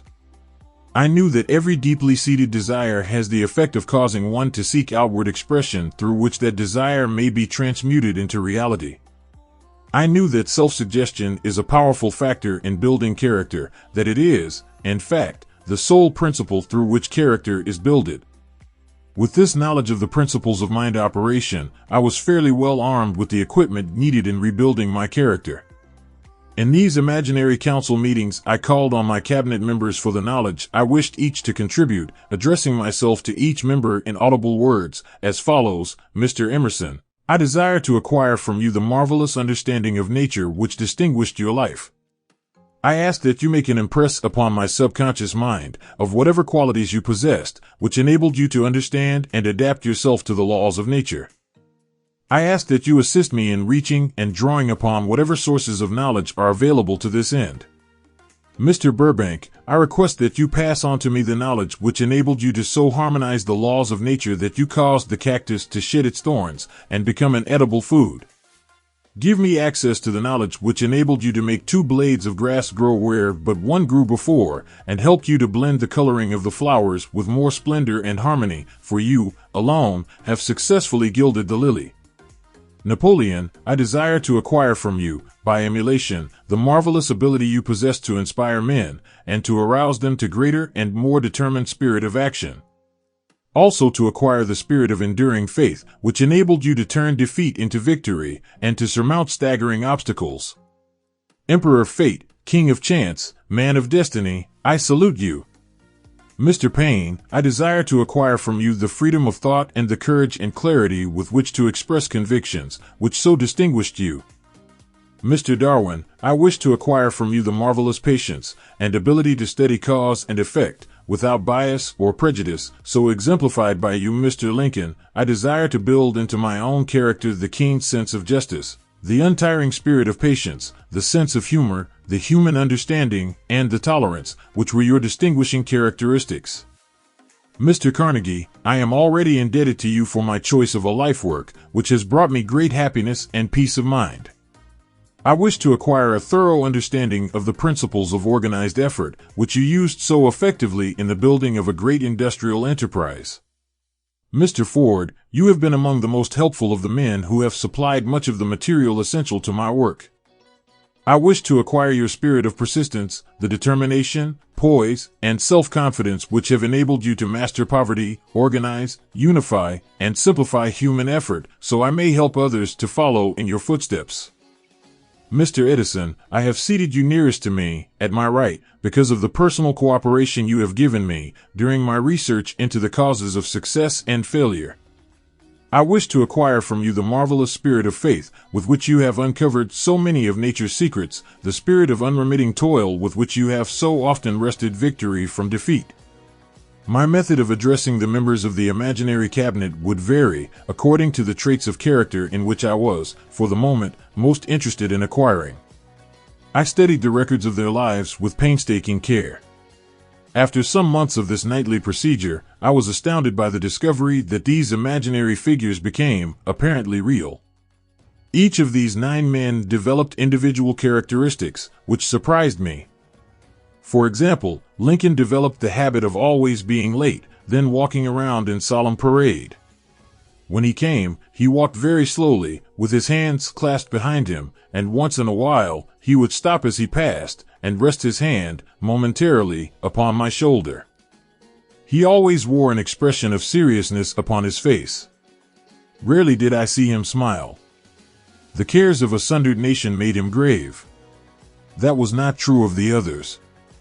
Burbank and Paine often indulged in witty repartee which seemed, at times, to shock the other members of the cabinet. One night Paine suggested that I prepare a lecture on the Age of Reason and deliver it from the pulpit of a church which I formerly attended. Many around the table laughed heartily at the suggestion. Not Napoleon. He drew his mouth down at the corners and groaned so loudly that all turned and looked at him with amazement. To him the church was but a pawn of the state, not to be reformed, but to be used as a convenient inciter to mass activity by the people. On one occasion Burbank was late. When he came, he was excited with enthusiasm and explained that he had been late because of an experiment he was making, through which he hoped to be able to grow apples on any sort of tree. Paine chided him by reminding him that it was an apple which started all the trouble between man and woman. Darwin chuckled heartily as he suggested that Paine should watch out for little serpents when he went into the forest to gather apples, as they had the habit of growing into big snakes. Emerson observed, "No serpents, no apples," and Napoleon remarked, "No apples, no state." Lincoln developed the habit of always being the last one to leave the table after each meeting. On one occasion, he leaned across the end of the table, his arms folded, and remained in that position for many minutes. I made no attempt to disturb him. Finally, he lifted his head slowly, got up and walked to the door, then turned around, came back, and laid his hand on my shoulder and said, "My boy, you will need much courage if you remain steadfast in carrying out your purpose in life. But remember, when difficulties overtake you, the common people have common sense. Adversity will develop it." One evening Edison arrived ahead of all the others. He walked over and seated himself at my left, where Emerson was accustomed to sit, and said, "You are destined to witness the discovery of the secret of life. When the time comes, you will observe that life consists of great swarms of energy, or entities, each as intelligent as human beings think themselves to be. These units of life group together like hives of bees, and remain together until they disintegrate, through lack of harmony. These units have differences of opinion, the same as human beings, and often fight among themselves. These meetings which you are conducting will be very helpful to you. They will bring to your rescue some of the same units of life which served the members of your cabinet during their lives. These units are eternal. They never die. Your own thoughts and desires serve as the magnet which attracts units of life from the great ocean of life out there. Only the friendly units are attracted, the ones which harmonize with the nature of your desires." The other members of the cabinet began to enter the room. Edison got up and slowly walked around to his own seat. Edison was still living when this happened. It impressed me so greatly that I went to see him and told him about the experience. He smiled broadly and said, "Your dream was more reality than you may imagine it to have been." He added no further explanation to his statement. These meetings became so realistic that I became fearful of their consequences and discontinued them for several months. The experiences were so uncanny, I was afraid if I continued them I would lose sight of the fact that the meetings were purely experiences of my imagination. Some 6 months after I had discontinued the practice, I was awakened one night, or thought I was, when I saw Lincoln standing at my bedside. He said, "The world will soon need your services. It is about to undergo a period of chaos which will cause men and women to lose faith and become panic-stricken. Go ahead with your work and complete your philosophy. That is your mission in life. If you neglect it, for any cause whatsoever, you will be reduced to a primal state and be compelled to retrace the cycles through which you have passed during thousands of years." I was unable to tell, the following morning, whether I had dreamed this or had actually been awake, and I have never since found out which it was, but I do know that the dream, if it were a dream, was so vivid in my mind the next day that I resumed my meetings the following night. At our next meeting, the members of my cabinet all filed into the room together and stood at their accustomed places at the council table, while Lincoln raised a glass and said, "Gentlemen, let us drink a toast to a friend who has returned to the fold." After that, I began to add new members to my cabinet, until now it consists of more than 50, among them Christ, St. Paul, Galileo, Copernicus, Aristotle, Plato, Socrates, Homer, Voltaire, Bruno, Spinoza, Drummond, Kant, Schopenhauer, Newton, Confucius, Elbert Hubbard, Brand, Ingersoll, Wilson, and William James. This is the first time that I have had the courage to mention this. Heretofore, I have remained quiet on the subject, because I knew, from my own attitude in connection with such matters, that I would be misunderstood if I described my unusual experience. I have been emboldened now to reduce my experience to the printed page, because I am now less concerned about what they say than I was in the years that have passed. One of the blessings of maturity is that it sometimes brings one greater courage to be truthful, regardless of what those who do not understand may think or say. Lest I be misunderstood, I wish here to state most emphatically that I still regard my cabinet meetings as being purely imaginary, but I feel entitled to suggest that, while the members of my cabinet may be purely fictional, and the meetings existent only in my own imagination, they have led me into glorious paths of adventure, rekindled an appreciation of true greatness, encouraged creative endeavor, and emboldened the expression of honest thought. Somewhere in the cell structure of the brain is located an organ which receives vibrations of thought ordinarily called hunches. So far, science has not discovered where this organ of the sixth sense is located, but this is not important. The fact remains that human beings do receive accurate knowledge through sources other than the physical senses. Such knowledge, generally, is received when the mind is under the influence of extraordinary stimulation. Any emergency which arouses the emotions and causes the heart to beat more rapidly than normal may, and generally does, bring the sixth sense into action. Anyone who has experienced a near accident while driving knows that on such occasions, the sixth sense often comes to one's rescue and aids, by split seconds, in avoiding the accident. These facts are mentioned preliminary to a statement of fact which I shall now make, namely, that during my meetings with the invisible counselors I find my mind most receptive to ideas, thoughts, and knowledge which reach me through the sixth sense. I can truthfully say that I owe entirely to my invisible counselors full credit for such ideas, facts, or knowledge as I receive through inspiration. On scores of occasions, when I have faced emergencies, some of them so grave that my life was in jeopardy, I have been miraculously guided past these difficulties through the influence of my invisible counselors. My original purpose in conducting council meetings with imaginary beings was solely that of impressing my own subconscious mind, through the principle of autosuggestion, with certain characteristics which I desired to acquire. In more recent years, my experimentation has taken on an entirely different trend. I now go to my imaginary counselors with every difficult problem which confronts me and my clients. The results are often astonishing, although I do not depend entirely on this form of counsel. You, of course, have recognized that this chapter covers a subject with which a majority of people are not familiar. The sixth sense is a subject that will be of great interest and benefit to the person whose aim is to accumulate vast wealth, but it need not claim the attention of those whose desires are more modest. Henry Ford undoubtedly understands and makes practical use of the sixth sense. His vast business and financial operations make it necessary for him to understand and use this principle.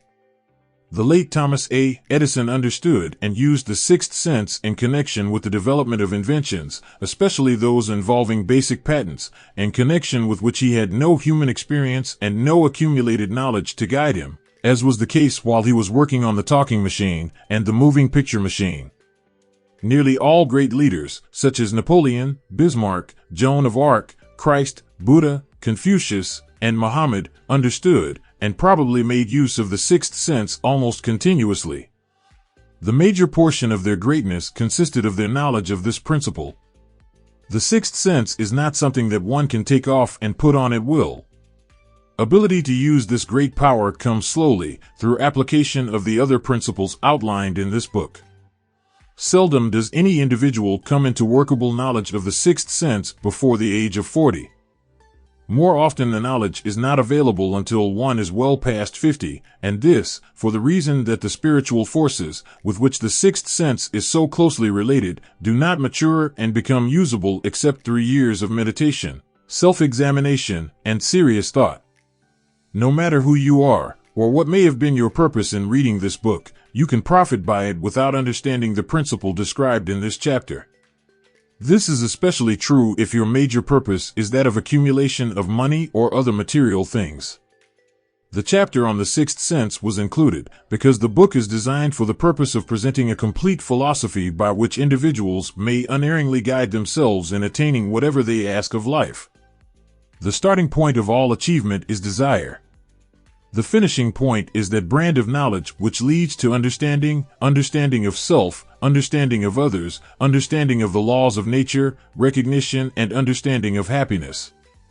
This sort of understanding comes in its fullness only through familiarity with and use of the principle of the sixth sense, hence that principle had to be included as a part of this philosophy for the benefit of those who demand more than money. Having read the chapter, you must have observed that while reading it, you were lifted to a high level of mental stimulation. Splendid! Come back to this again a month from now, read it once more, and observe that your mind will soar to a still higher level of stimulation. Repeat this experience from time to time, giving no concern as to how much or how little you learn at the time, and eventually you will find yourself in possession of a power that will enable you to throw off discouragement, master fear, overcome procrastination, and draw freely upon your imagination. Then you will have felt the touch of that unknown something which has been the moving spirit of every truly great thinker, leader, artist, musician, writer, statesman. Then you will be in position to transmute your desires into their physical or financial counterpart as easily as you may lie down and quit at the first sign of opposition. Faith versus fear. Previous chapters have described how to develop faith through autosuggestion, desire, and the subconscious. The next chapter presents detailed instructions for the mastery of fear. Here will be found a full description of the 6 fears which are the cause of all discouragement, timidity, procrastination, indifference, indecision, and the lack of ambition, self-reliance, initiative, self-control, and enthusiasm. Search yourself carefully as you study these 6 enemies, as they may exist only in your subconscious mind, where their presence will be hard to detect. Remember, too, as you analyze the 6 ghosts of fear, that they are nothing but ghosts because they exist only in one's mind. Remember, also, that ghosts, creations of uncontrolled imagination, have caused most of the damage people have done to their own minds. Therefore, ghosts can be as dangerous as if they lived and walked on the earth in physical bodies. The ghost of the fear of poverty, which seized the minds of millions of people in 1929, was so real that it caused the worst business depression this country has ever known. Moreover, this particular ghost still frightens some of us out of our wits. Still frightens some of us out of our wits. Still frightens some of us out of our wits. Chapter 15, How to Outwit the 6 Ghosts of Fear. Take inventory of yourself as you read this closing chapter and find out how many of the ghosts are standing in your way before you can put any portion of this philosophy into successful use. Your mind must be prepared to receive it. The preparation is not difficult. It begins with study, analysis, and understanding of 3 enemies which you shall have to clear out.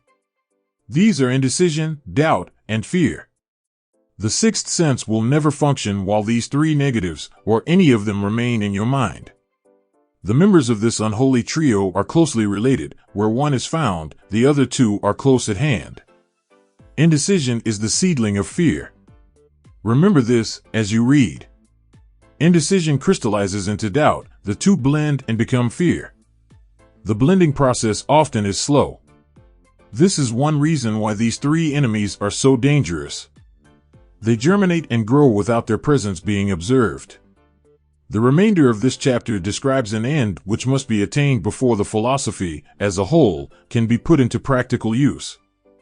It also analyzes a condition which has, but lately, reduced huge numbers of people to poverty, and it states a truth which must be understood by all who accumulate riches, whether measured in terms of money or a state of mind of far greater value than money. The purpose of this chapter is to turn the spotlight of attention upon the cause and the cure of the 6 basic fears. Before we can master an enemy, we must know its name, its habits, and its place of abode. As you read, analyze yourself carefully and determine which, if any, of the 6 common fears have attached themselves to you. Do not be deceived by the habits of these subtle enemies. Sometimes they remain hidden in the subconscious mind, where they are difficult to locate and still more difficult to eliminate. The 6 basic fears. There are 6 basic fears, with some combination of which every human suffers at one tune or another. Most people are fortunate if they do not suffer from the entire 6. Named in the order of their most common appearance, they are the fear of poverty at the bottom of the fear of criticism, most of one's, the fear of ill health worries, the fear of loss of love of someone, the fear of old age, the fear of death. All other fears are of minor importance. They can be grouped under these 6 headings. The prevalence of these fears, as a curse to the world, runs in cycles. For almost 6 years, while the Depression was on, we floundered in the cycle of fear of poverty. During the World War, we were in the cycle of fear of death. Just following the war, we were in the cycle of fear of ill health, as evidenced by the epidemic of disease which spread itself all over the world. Fears are nothing more than states of mind. One state of mind is subject to control and direction. Physicians, as everyone knows, are less subject to attack by disease than ordinary laymen, for the reason that physicians do not fear disease. Physicians, without fear or hesitation, have been known to physically contact hundreds of people daily who were suffering from such contagious diseases as smallpox without becoming infected. Their immunity against the disease consisted, largely, if not solely, in their absolute lack of fear. Man can create nothing which he does not first conceive in the form of an impulse of thought. Following this statement comes another of still greater importance, namely, man's thought impulses begin immediately to translate themselves into their physical equivalent, whether those thoughts are voluntary or involuntary. Thought impulses which are picked up through the ether, by mere chance. Thoughts hitched have been released by other minds. May determine one's financial, business, professional, or social destiny just as surely as do the thought impulses which one creates by intent and design. We are here laying the foundation for the presentation of a fact of great importance to the person who does not understand why some people appear to be lucky while others of equal or greater ability, training, experience, and brain capacity seem destined to ride with misfortune.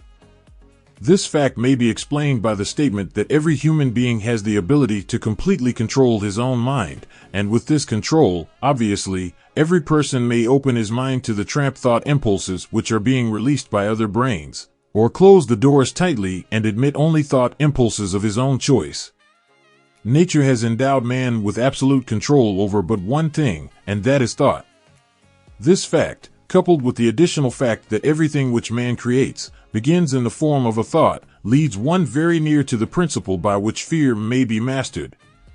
If it is true that all thought has a tendency to clothe itself in its physical equivalent, it is equally true that thought impulses of fear and poverty cannot be translated into terms of courage and financial gain.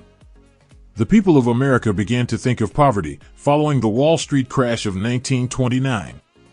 Slowly, but surely that mass thought was crystallized into its physical equivalent, which was known as a depression. This had to happen. It is in conformity with the laws of nature.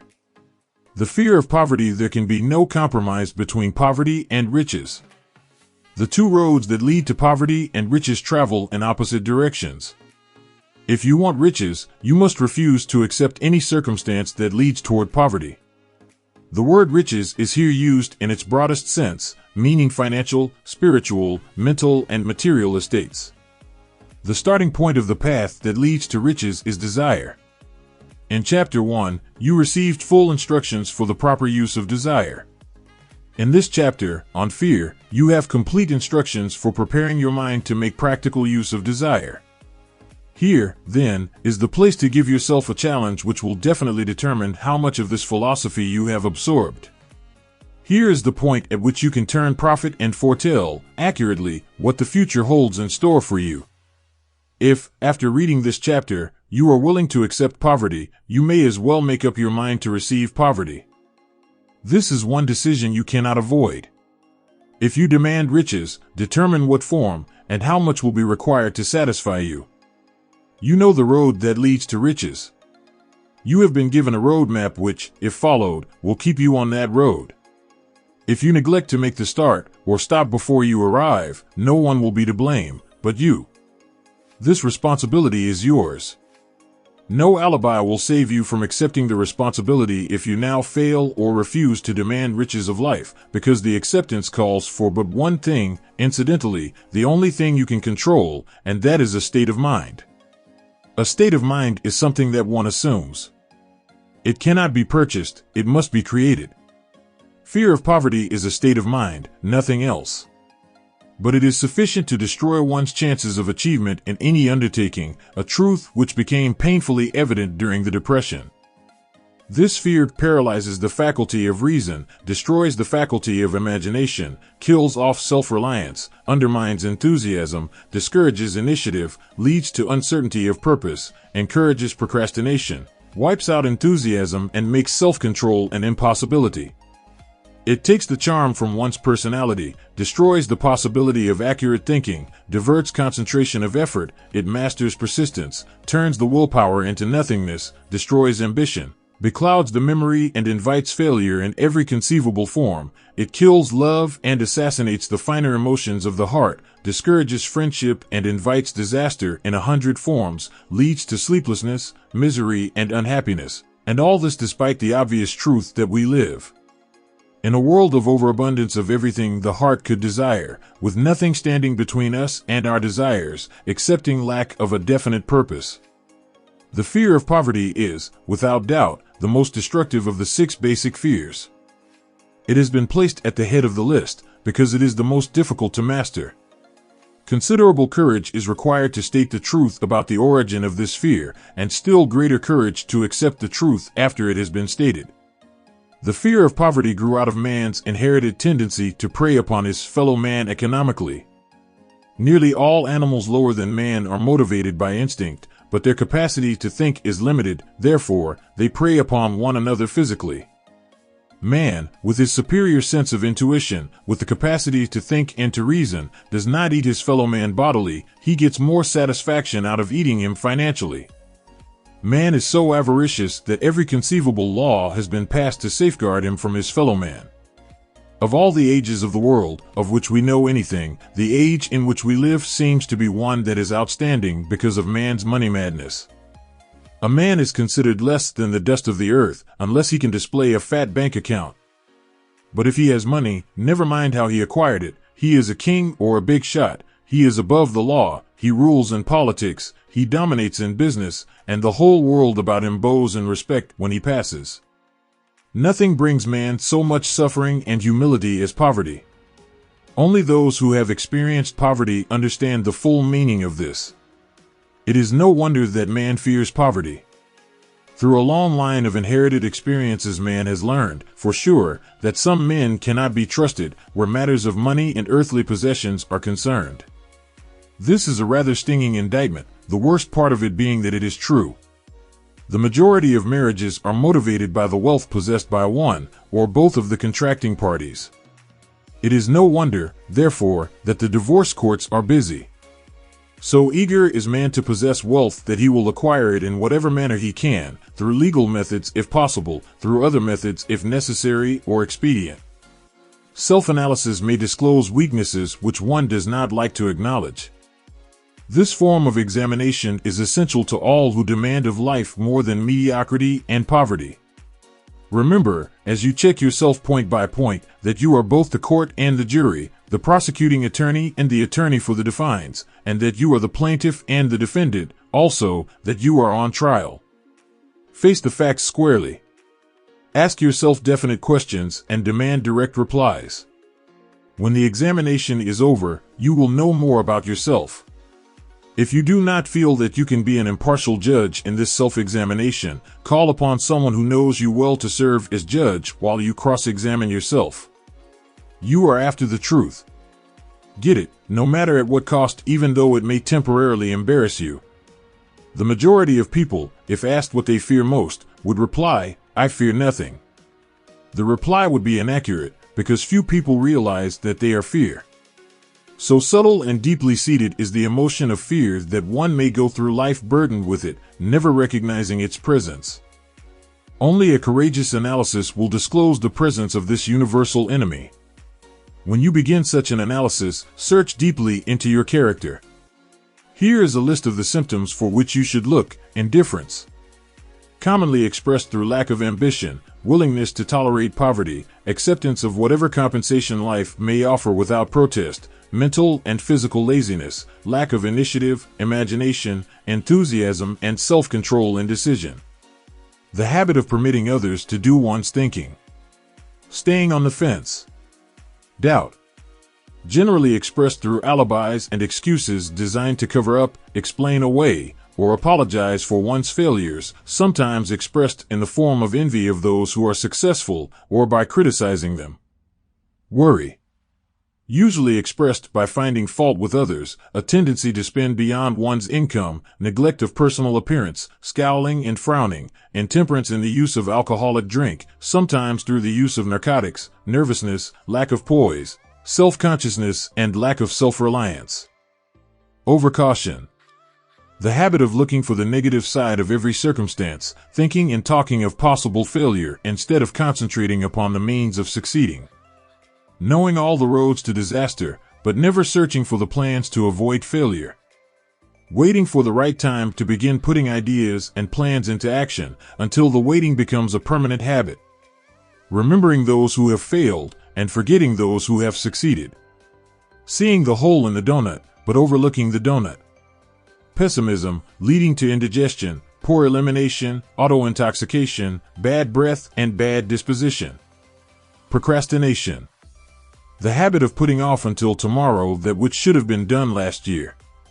Spending enough time in creating alibis and excuses to have done the job. This symptom is closely related to overcaution, doubt, and worry. Refusal to accept responsibility when it can be avoided.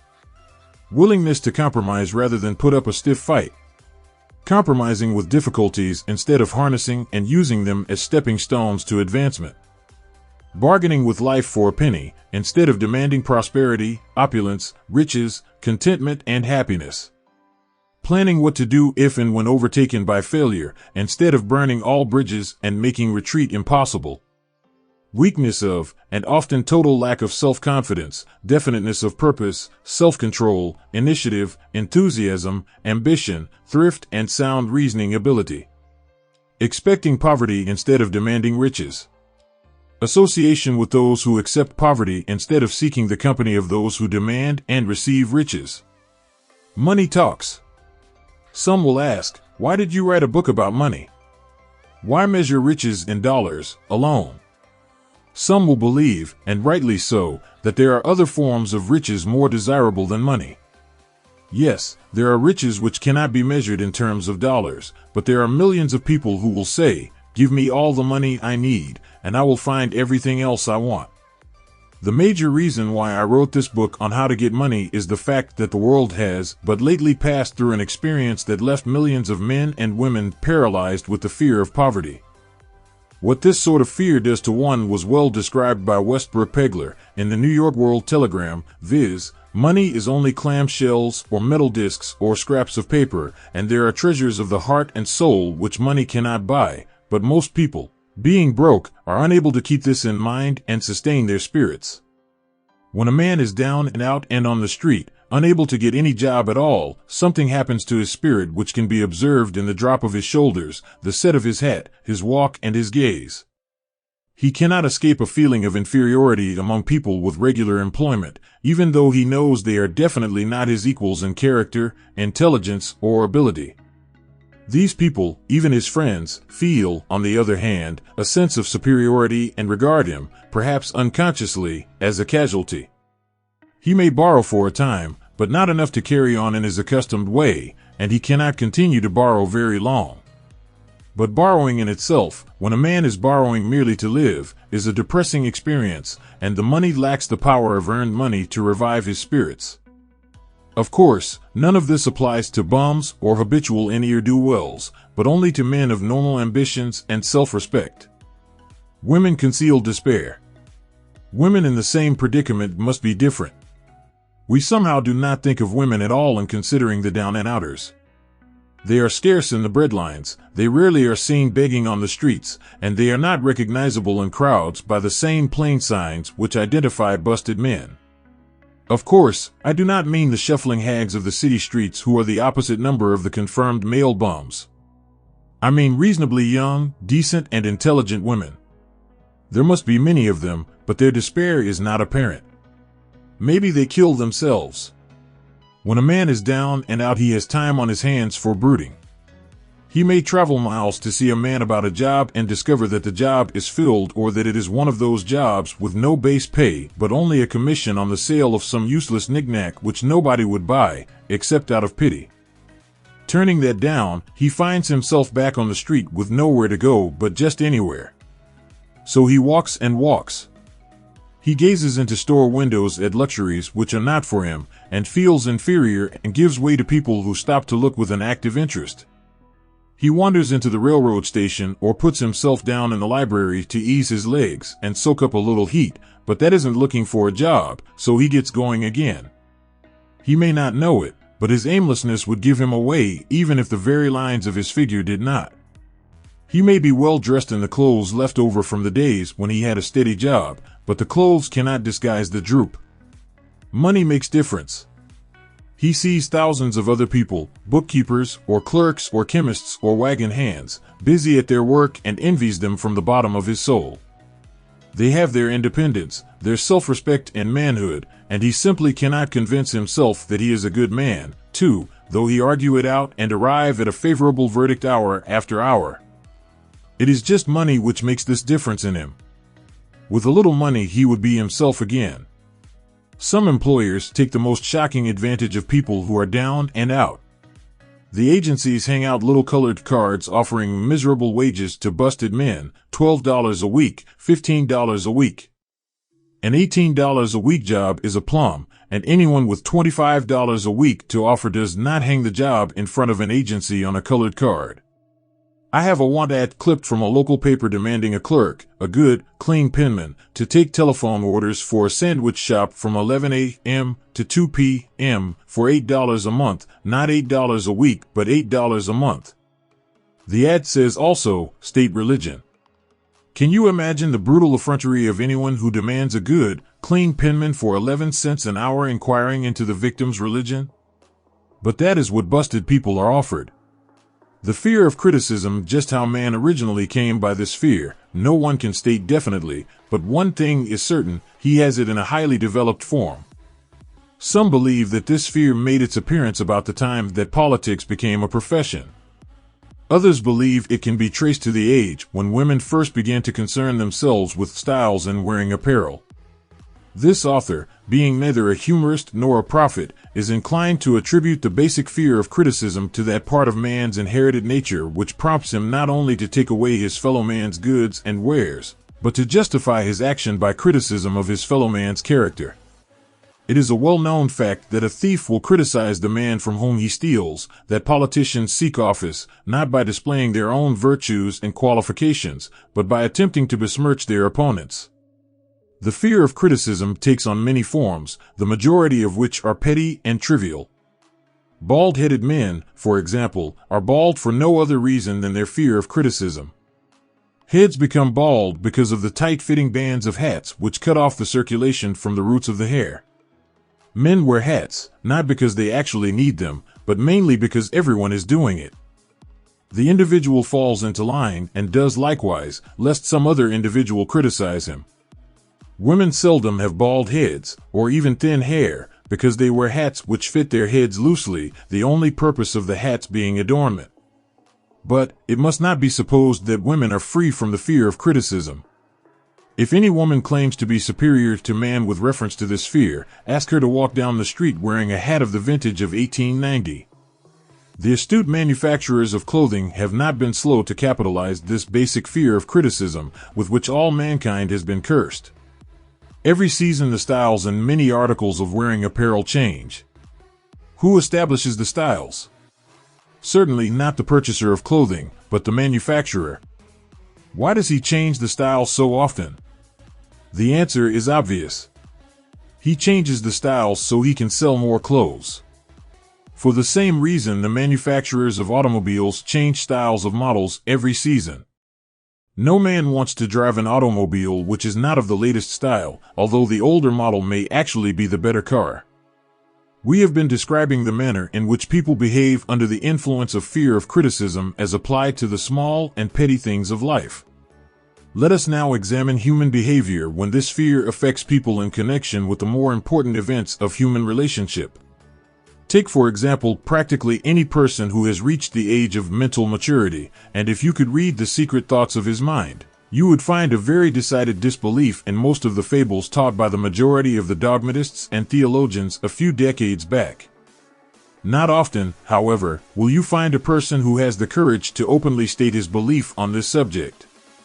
Most people will, if pressed far enough, tell a lie rather than admit that they do not believe the stories associated with that form of religion which held people in bondage prior to the age of scientific discovery and education.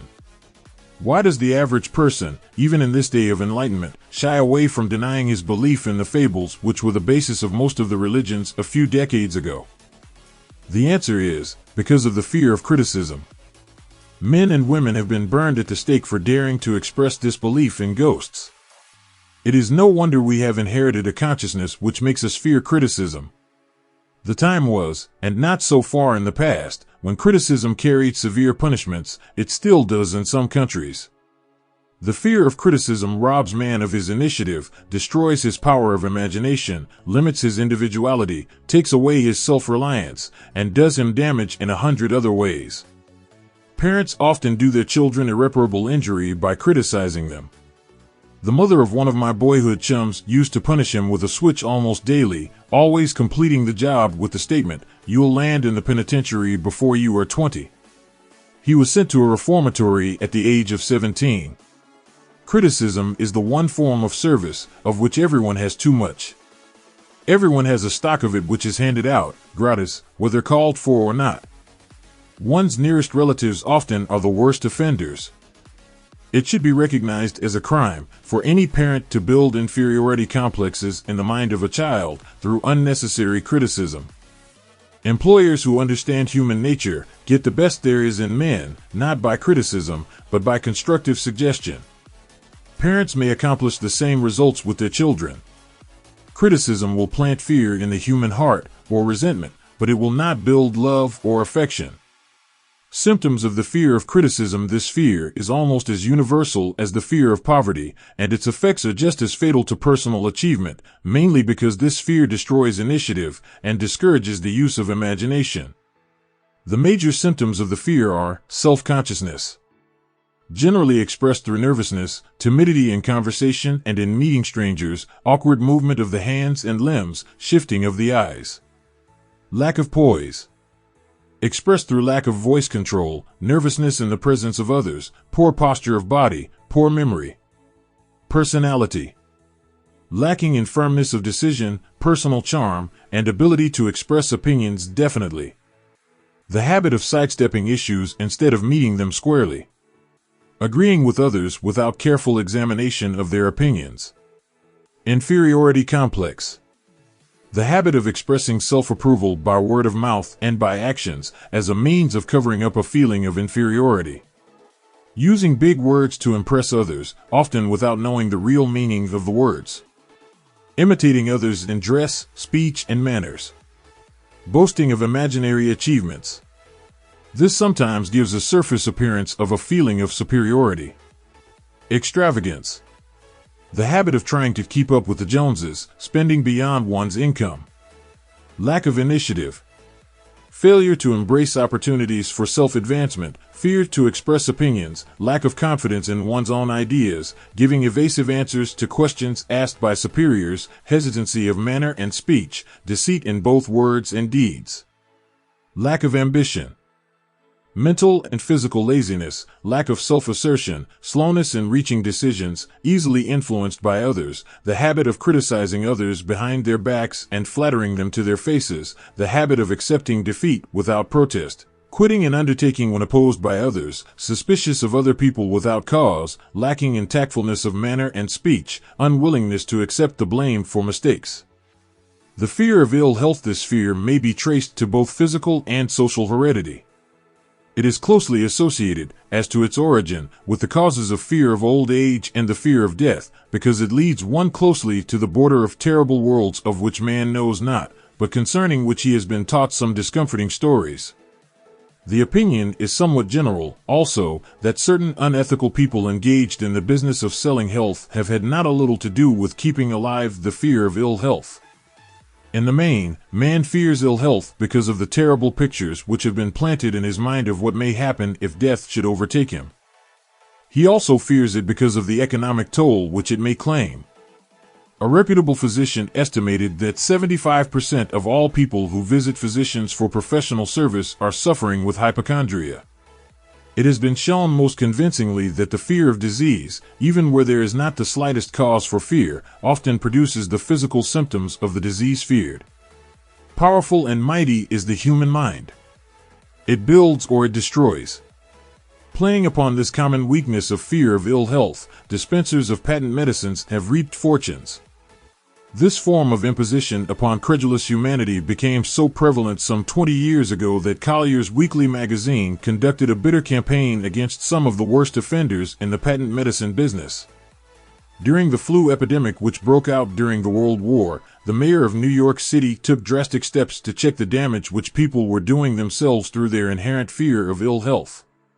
He called in the newspaper men and said to them, "Gentlemen, I feel it necessary to ask you not to publish any scare headlines concerning the flu epidemic. Unless you cooperate with me, we will have a situation which we cannot control." The newspapers quit publishing stories about the flu, and within 1 month the epidemic had been successfully checked. Through a series of experiments conducted some years ago, it was proved that people may be made ill by suggestion. We conducted this experiment by causing 3 acquaintances to visit the victims, each of whom asked the question, "What ails you?" "You look terribly ill." The first questioner usually provoked a grin, and a nonchalant, "Oh, nothing, I'm all right," from the victim. The second questioner usually was answered with the statement, "I don't know exactly, but I do feel badly." The third questioner was usually met with the frank admission that the victim was actually feeling ill. Try this on an acquaintance if you doubt that it will make him uncomfortable, but do not carry the experiment too far. There is a certain religious sect whose members take vengeance upon their enemies by the hexing method. They call it placing a spell on the victim. There is overwhelming evidence that disease sometimes begins in the form of negative thought impulse. Such an impulse may be passed from one mind to another, by suggestion, or created by an individual in his own mind. A man who was blessed with more wisdom than this incident might indicate once said, "When anyone asks me how I feel, I always want to answer by knocking him down." Doctors send patients into new climates for their health because a change of mental attitude is necessary. The seed of fear of ill health lives in every human mind. Worry, fear, discouragement, disappointment in love and business affairs cause this seed to germinate and grow. The recent business depression kept the doctors on the run because every form of negative thinking may cause ill health. Disappointments in business and in love stand at the head of the list of causes of fear of ill health. A young man suffered a disappointment in love which sent him to a hospital.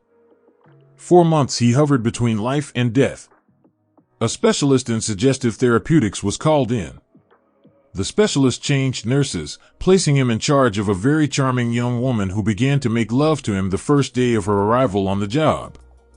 Within 3 weeks, the patient was discharged from the hospital, still suffering, but with an entirely different malady. He was in love again. The remedy was a hoax, but the patient and the nurse were later married. Both are in good health at the time of this writing. Symptoms of the fear of ill health. The symptoms of this almost universal fear are autosuggestion.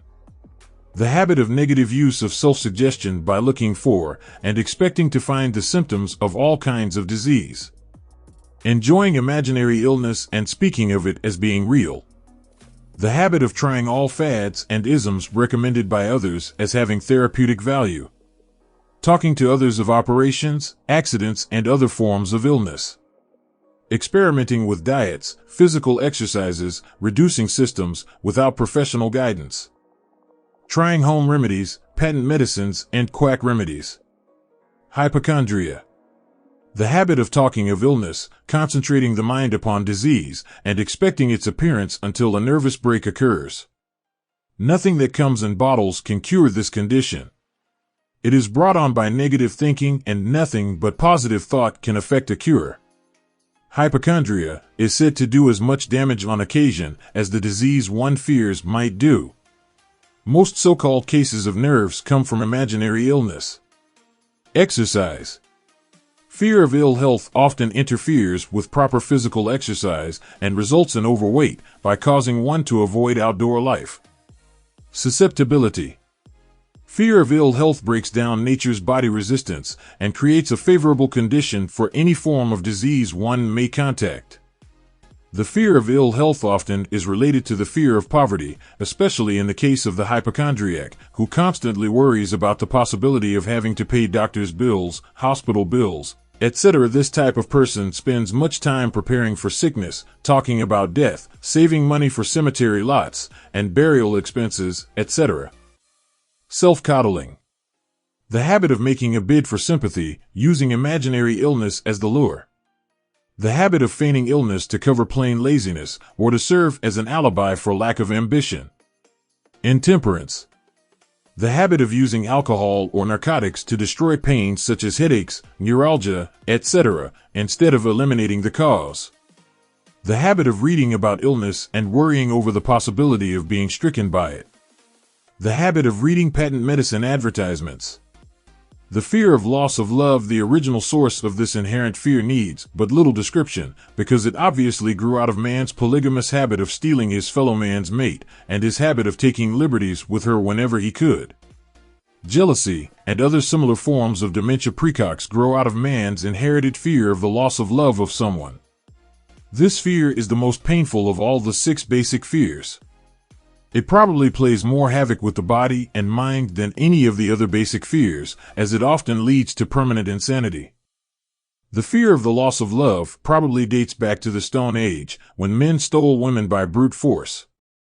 They continue to steal females, but their technique has changed. Instead of force, they now use persuasion, the promise of pretty clothes, motor cars, and other bait much more effective than physical force. Man's habits are the same as they were at the dawn of civilization, but he expresses them differently. Careful analysis has shown that women are more susceptible to this fear than men. This fact is easily explained.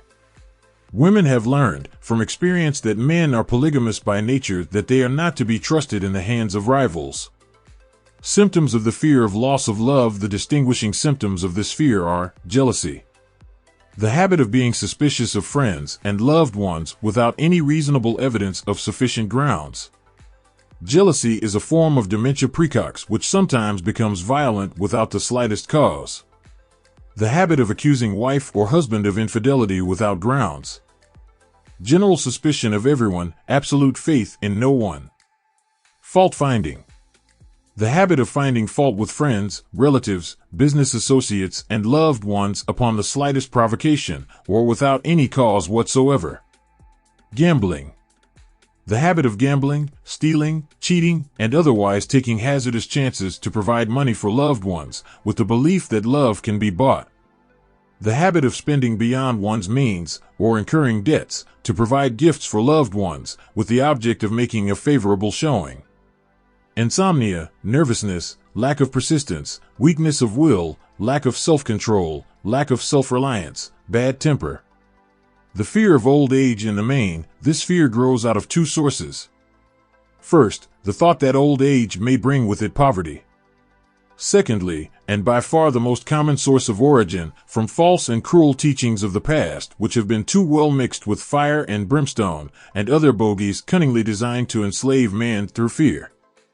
In the basic fear of old age, man has two very sound reasons for his apprehension, one growing out of his distrust of his fellow man, who may seize whatever worldly goods he may possess, and the other arising from the terrible pictures of the world beyond, which were planted in his mind through social heredity before he came into full possession of his mind. The possibility of ill health, which is more common as people grow older, is also a contributing cause of this common fear of old age. Eroticism also enters into the cause of the fear of old age, as no man cherishes the thought of diminishing sex attraction. The most common cause of fear of old age is associated with the possibility of poverty. Poorhouse is not a pretty word. It throws a chill into the mind of every person who faces the possibility of having to spend his declining years on a poor farm. Another contributing cause of the fear of old age is the possibility of loss of freedom and independence, as old age may bring with it the loss of both physical and economic freedom. Symptoms of the fear of old age. The commonest symptoms of this fear are the tendency to slow down and develop an inferiority complex at the age of mental maturity, around the age of 40, falsely believing oneself to be slipping because of age. The habit of speaking apologetically of oneself as being old merely because one has reached the age of 40 or 50, instead of reversing the rule and expressing gratitude for having reached the age of wisdom and understanding. The habit of killing off initiative, imagination, and self-reliance by falsely believing oneself too old to exercise these qualities. The habit of the man or woman of 40 dressing with the aim of trying to appear much younger and affecting mannerisms of youth, thereby inspiring ridicule by both friends and strangers. The fear of death. To some, this is the cruelest of all the basic fears. The reason is obvious. The terrible pangs of fear associated with the thought of death, in the majority of cases, may be charged directly to religious fanaticism. So-called heathen are less afraid of death than the more civilized. For hundreds of millions of years, man has been asking the still unanswered questions, whence and whither? Where did I come from, and where am I going? During the darker ages of the past, the more cunning and crafty were not slow to offer the answer to these questions, for a price. Witness, now, the major source of origin of the fear of death. Come into my tent, embrace my faith, accept my dogmas, and I will give you a ticket that will admit you straightaway into heaven when you die, cries a leader of sectarianism. Remain out of my tent, says the same leader, and may the devil take you and burn you throughout eternity. Eternity is a long time. Fire is a terrible thing. The thought of eternal punishment with fire not only causes man to fear death, it often causes him to lose his reason. It destroys interest in life and makes happiness impossible. During my research, I reviewed a book entitled A Catalogue of the Gods, in which were listed the 30,000 gods which man has worshipped. Think of it. 30,000 of them, represented by everything from a crawfish to a man. It is little wonder that men have become frightened at the approach of death. While the religious leader may not be able to provide safe conduct into heaven, nor, by lack of such provision, allow the unfortunate to descend into hell, the possibility of the latter seems so terrible that the very thought of it lays hold of the imagination in such a realistic way that it paralyzes reason and sets up the fear of death.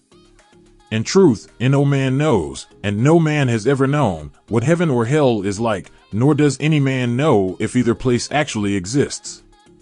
This very lack of positive knowledge opens the door of the human mind to the charlatan so he may enter and control that mind with his stock of legerdemain and various brands of pious fraud and trickery.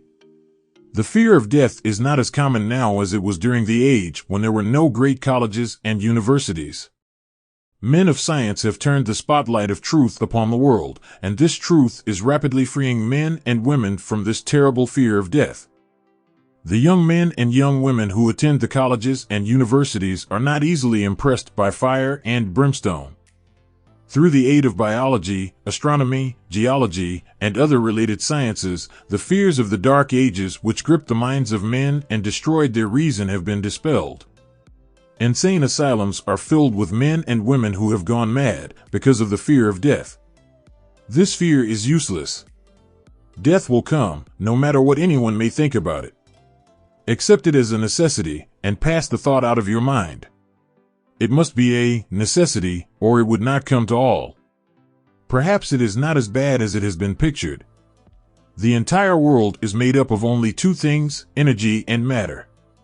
In elementary physics, we learn that neither matter nor energy can be created nor destroyed. Both matter and energy can be transformed, but neither can be destroyed. Life is energy, if it is anything.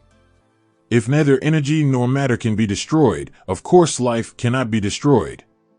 Life, like other forms of energy, may be passed through various processes of transition or change, but it cannot be destroyed. Death is mere transition. If death is not mere change or transition, then nothing comes after death except a long, eternal, peaceful sleep, and sleep is nothing to be feared. Thus you may wipe out, forever, the fear of death. Symptoms of the fear of death. The general symptoms of this fear are the habit of thinking about dying instead of making the most of life, due, generally, to lack of purpose or lack of a suitable occupation. This fear is more prevalent among the aged, but sometimes the more youthful are victims of it. The greatest of all remedies for the fear of death is a burning desire for achievement, backed by useful service to others.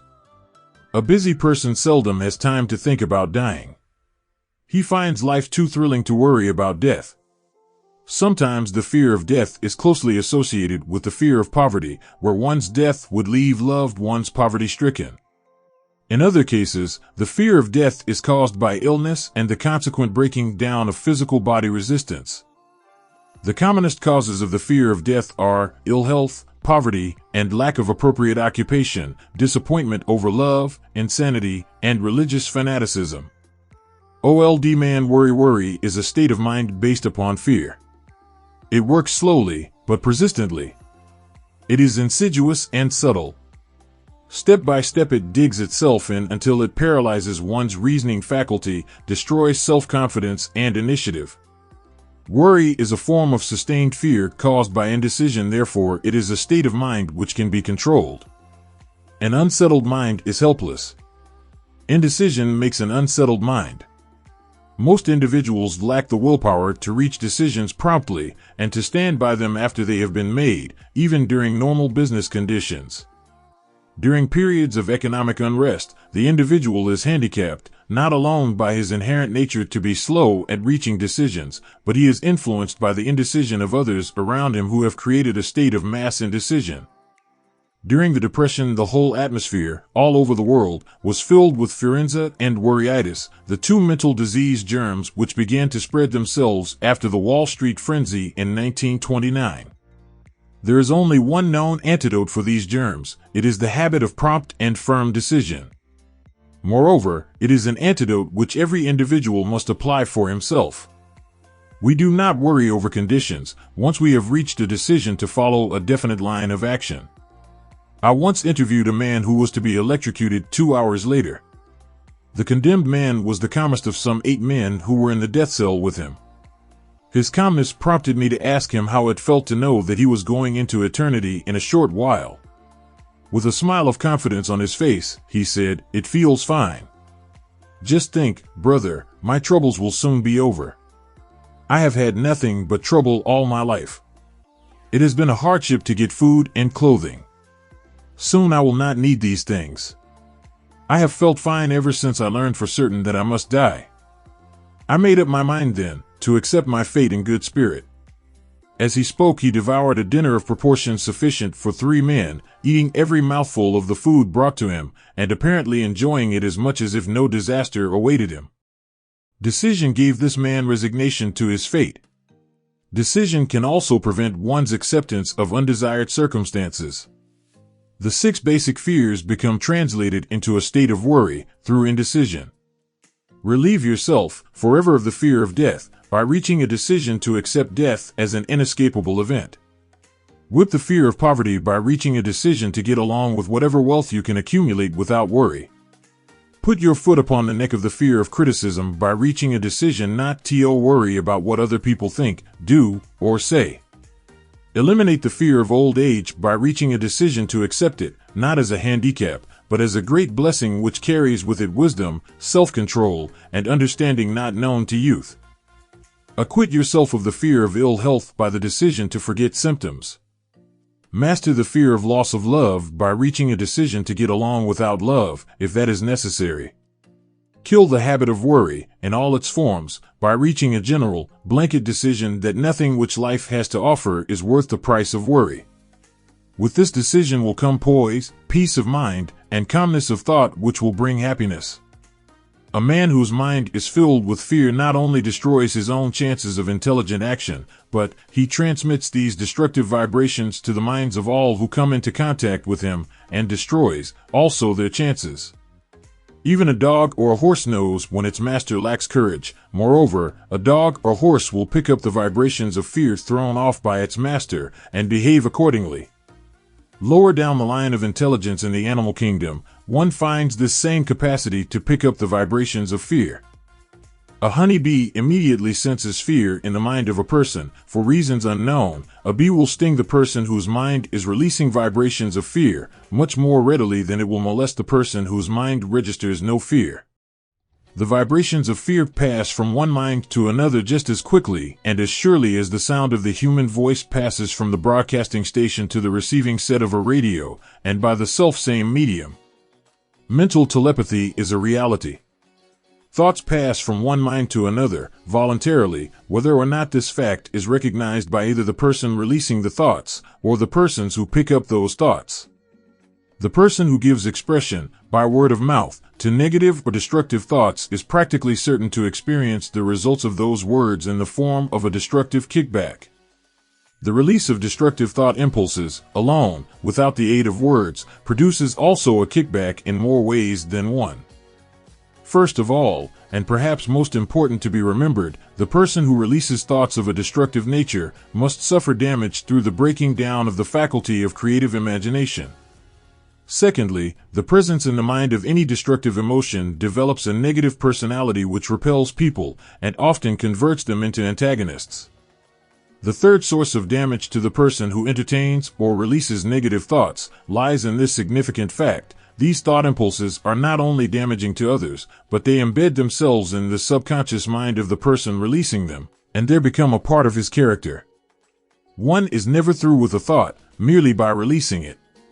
When a thought is released, it spreads in every direction through the medium of the ether, but it also plants itself permanently in the subconscious mind of the person releasing it. Your business in life is, presumably, to achieve success. To be successful, you must find peace of mind, acquire the material needs of life, and above all, attain happiness. All of these evidences of success begin in the form of thought impulses. You may control your own mind. You have the power to feed it whatever thought impulses you choose. With this privilege goes also the responsibility of using it constructively. You are the master of your own earthly destiny just as surely as you have the power to control your own thoughts. You may influence, direct, and eventually control your own environment, making your life what you want it to be, Or, you may neglect to exercise the privilege which is yours, to make your life to order, thus casting yourself upon the broad sea of circumstance where you will be tossed hither and yon, like a chip on the waves of the ocean. Like a chip on the waves of the ocean. Like a chip on the waves of the ocean. Like a chip on the waves of the ocean. Like a chip on the waves of the ocean.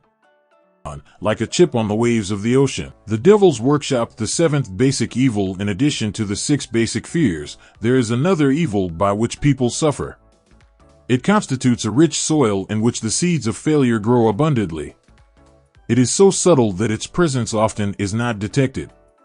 This affliction cannot properly be classed as a fear. It is more deeply seated and more often fatal than all of the 6 fears. For want of a better name, let us call this evil susceptibility to negative influences. Men who accumulate great riches always protect themselves against this evil. The poverty-stricken never do. Those who succeed in any calling must prepare their minds to resist the evil. If you are reading this philosophy for the purpose of accumulating riches, you should examine yourself very carefully to determine whether you are susceptible to negative influences. If you neglect this self-analysis, you will forfeit your right to attain the object of your desires. Make the analysis searching. After you read the questions prepared for this self-analysis, hold yourself to a strict accounting in your answers. Go at the task as carefully as you would search for any other enemy you knew to be awaiting you in ambush, and deal with your own faults as you would with a more tangible enemy. You can easily protect yourself against highway robbers because the law provides organized cooperation for your benefit, but the 7th basic evil is more difficult to master because it strikes when you are not aware of its presence, when you are asleep, and while you are awake. Moreover, its weapon is intangible because it consists of merely a state of mind. This evil is also dangerous because it strikes in as many different forms as there are human experiences. Sometimes it enters the mind through the well-meant words of one's own relatives. At other times, it bores from within through one's own mental attitude. Always it is as deadly as poison, even though it may not kill as quickly. How to protect yourself against negative influences? To protect yourself against negative influences, whether of your own making or the result of the activities of negative people around you, recognize that you have a willpower, and put it into constant use until it builds a wall of immunity against negative influences in your own mind. Recognize the fact that you, and every other human being, are, by nature, lazy, indifferent, and susceptible to all suggestions which harmonize with your weaknesses. Recognize that you are, by nature, susceptible to all the 6 basic fears, and set up habits for the purpose of counteracting all these fears. Recognize that negative influences often work on you through your subconscious mind, therefore they are difficult to detect, and keep your mind closed against all people who depress or discourage you in any way. Clean out your medicine chest, throw away all pill bottles, and stop pandering to colds, aches, pains, and imaginary illness. Deliberately seek the company of people who influence you to think and act for yourself. Do not expect troubles, as they have a tendency not to disappoint. Without doubt, the most common weakness of all human beings is the habit of leaving their minds open to the negative influence of other people. This weakness is all the more damaging because most people do not recognize that they are cursed by it, and many who acknowledge it neglect or refuse to correct the evil until it becomes an uncontrollable part of their daily habits.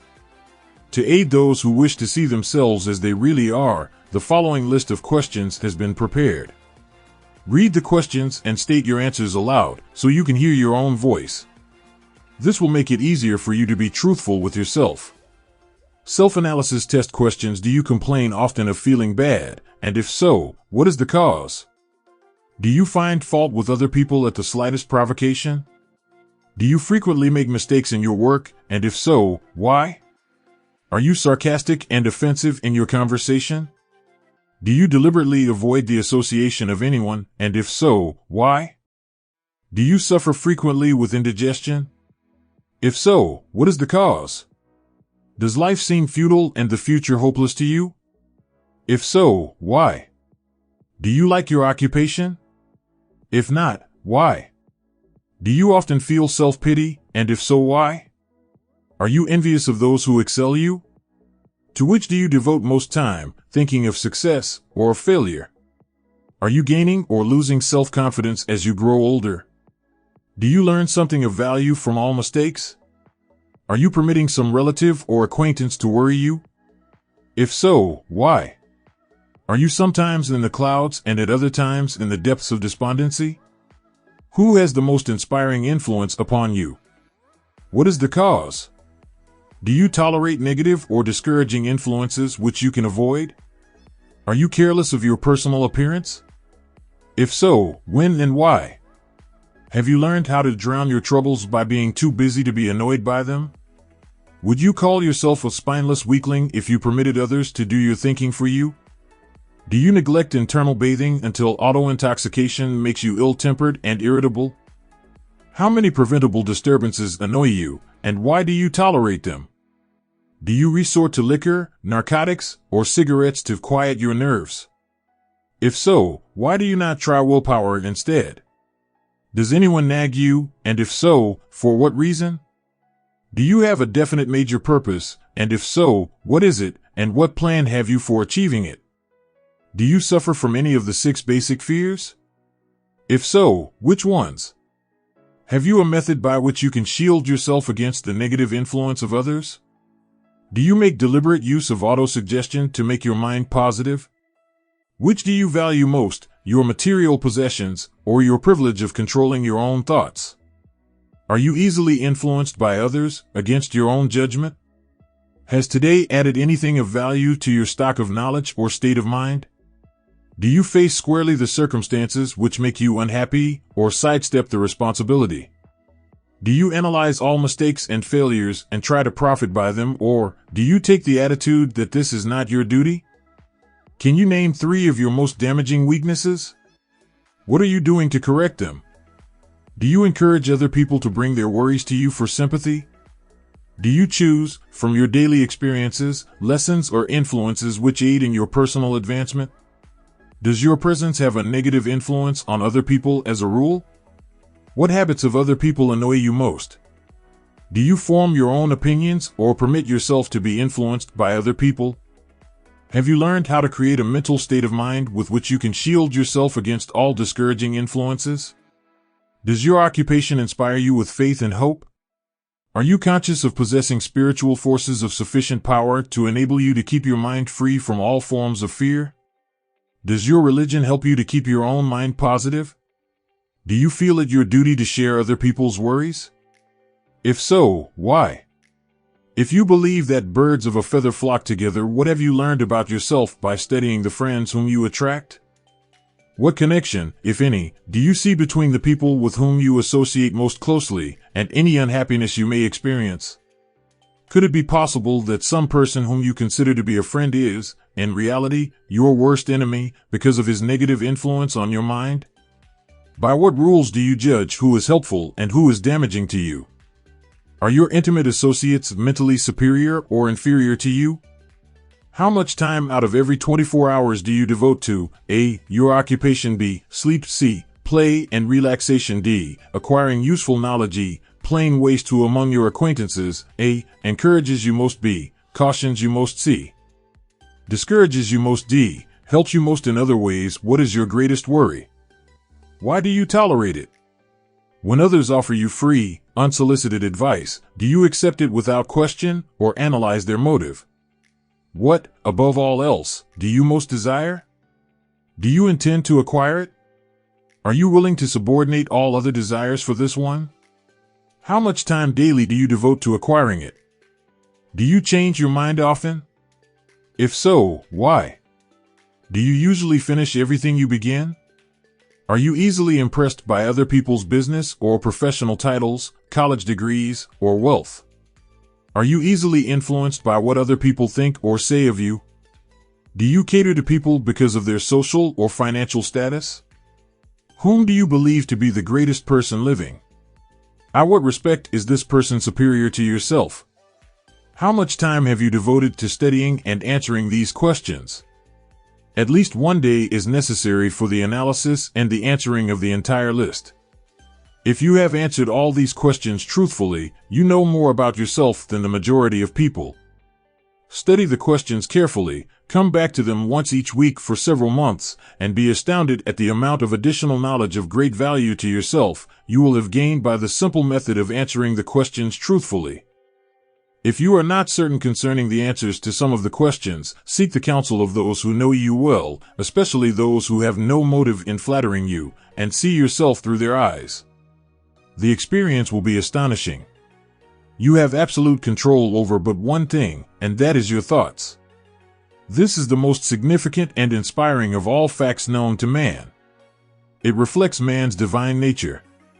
This divine prerogative is the sole means by which you may control your own destiny. If you fail to control your own mind, you may be sure you will control nothing else.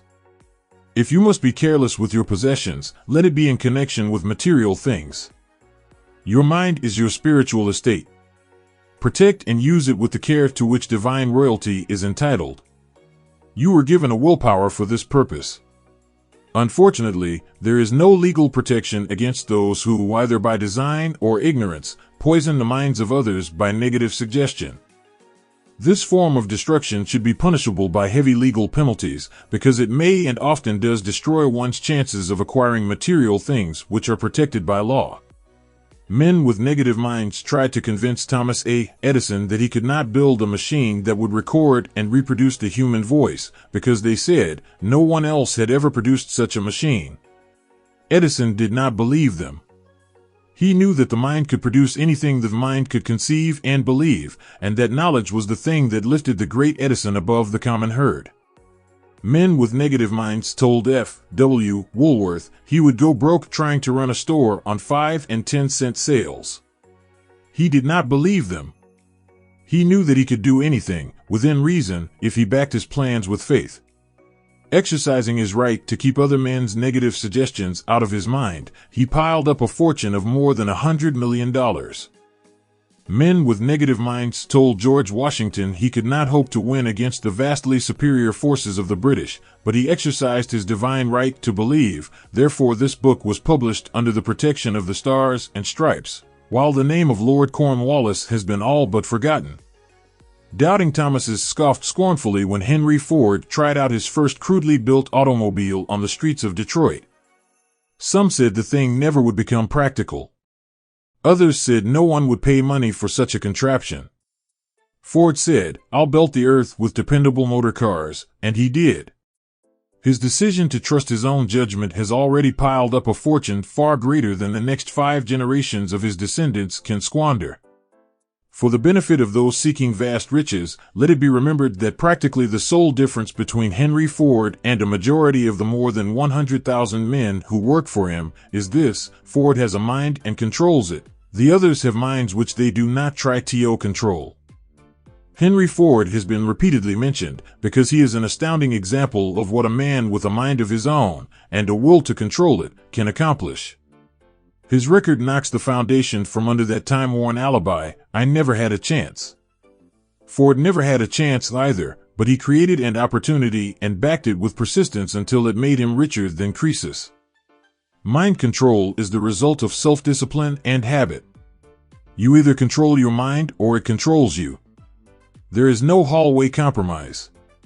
The most practical of all methods for controlling the mind is the habit of keeping it busy with a definite purpose, backed by a definite plan. Study the record of any man who achieves noteworthy success, and you will observe that he has control over his own mind, moreover, that he exercises that control and directs it toward the attainment of definite objectives. Without this control, success is not possible. 57 famous alibis by old man. If people who do not succeed have one distinguishing trait in common. They know all the reasons for failure, and have what they believe to be airtight alibis to explain away their own lack of achievement. Some of these alibis are clever, and a few of them are justifiable by the facts. But alibis cannot be used for money. The world wants to know only one thing: have you achieved success? A character analyst compiled a list of the most commonly used alibis. As you read the list, examine yourself carefully and determine how many of these alibis, if any, are your own property. Remember, too, the philosophy presented in this book makes every one of these alibis obsolete.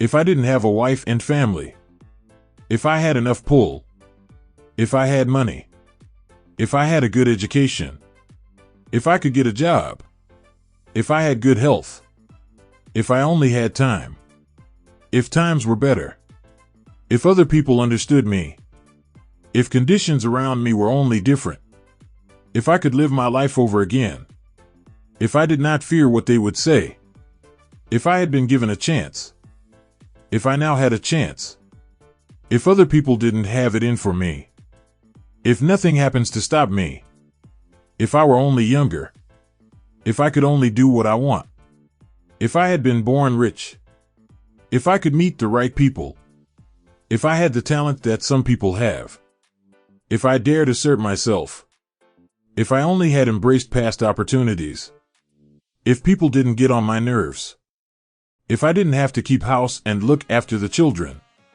if I could save some money, if the boss only appreciated me, if I only had somebody to help me, if my family understood me, if I lived in a big city, if I could just get started, if I were only free, if I had the personality of some people, if I were not so fat, if my talents were known, if I could just get a break, if I could only get out of debt, if I hadn't failed, if I only knew how, if everybody didn't oppose me, if I didn't have so many worries, if I could marry the right person, if people weren't so dumb, if my family were not so extravagant, if I were sure of myself, if luck were not against me, if I had not been born under the wrong star, if it were not true that what is to be will be, if I did not have to work so hard, if I hadn't lost my money,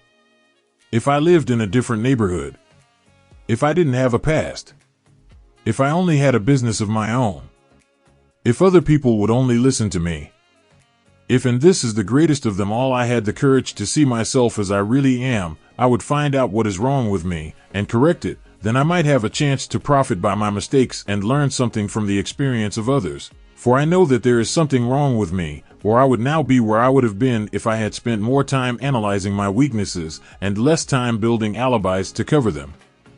Building alibis with which to explain away failure is a national pastime. The habit is as old as the human race and is fatal to success. Why do people cling to their pet alibis? The answer is obvious. They defend their alibis because they create them. A man's alibi is the child of his own imagination. It is human nature to defend one's own brainchild. Building alibis is a deeply rooted habit. Habits are difficult to break, especially when they provide justification for something we do. Plato had this truth in mind when he said, "The first and best victory is to conquer self." To be conquered by self is, of all things, the most shameful and vile. Another philosopher had the same thought in mind when he said, "It was a great surprise to me when I discovered that most of the ugliness I saw in others was but a reflection of my own nature." "It has always been a mystery to me," said Elbert Hubbard, "why people spend so much time deliberately fooling themselves by creating alibis to cover their weaknesses. If used differently, this same time would be sufficient to cure the weakness, then no alibis would be needed." In parting, I would remind you that life is a checkerboard, and the player opposite you is time. If you hesitate before moving, or neglect to move promptly, your men will be wiped off the board by time. You are playing against a partner who will not tolerate indecision. Previously, you may have had a logical excuse for not having forced life to come through with whatever you asked, but that alibi is now obsolete because you are in possession of the master key that unlocks the door to life's bountiful riches. The master key is intangible, but it is powerful. It is the privilege of creating, in your own mind, a burning desire for a definite form of riches. There is no penalty for the use of the key, but there is a price you must pay if you do not use it. The price is failure. There is a reward of stupendous proportions if you put the key to use. It is the satisfaction that comes to all who conquer self and force life to pay whatever is asked. The reward is worthy of your effort. Will you make the start and be convinced? If we are related, said the immortal Emerson, we shall meet. In closing, may I borrow his thought and say, if we are related, we have, through these pages, met. Thank you for watching this video. We hope you found it enjoyable and that it provides assistance in overcoming your situation. If you haven't already, please consider subscribing, liking, and sharing your thoughts with us. We appreciate your support. Wishing you a great journey until we meet again.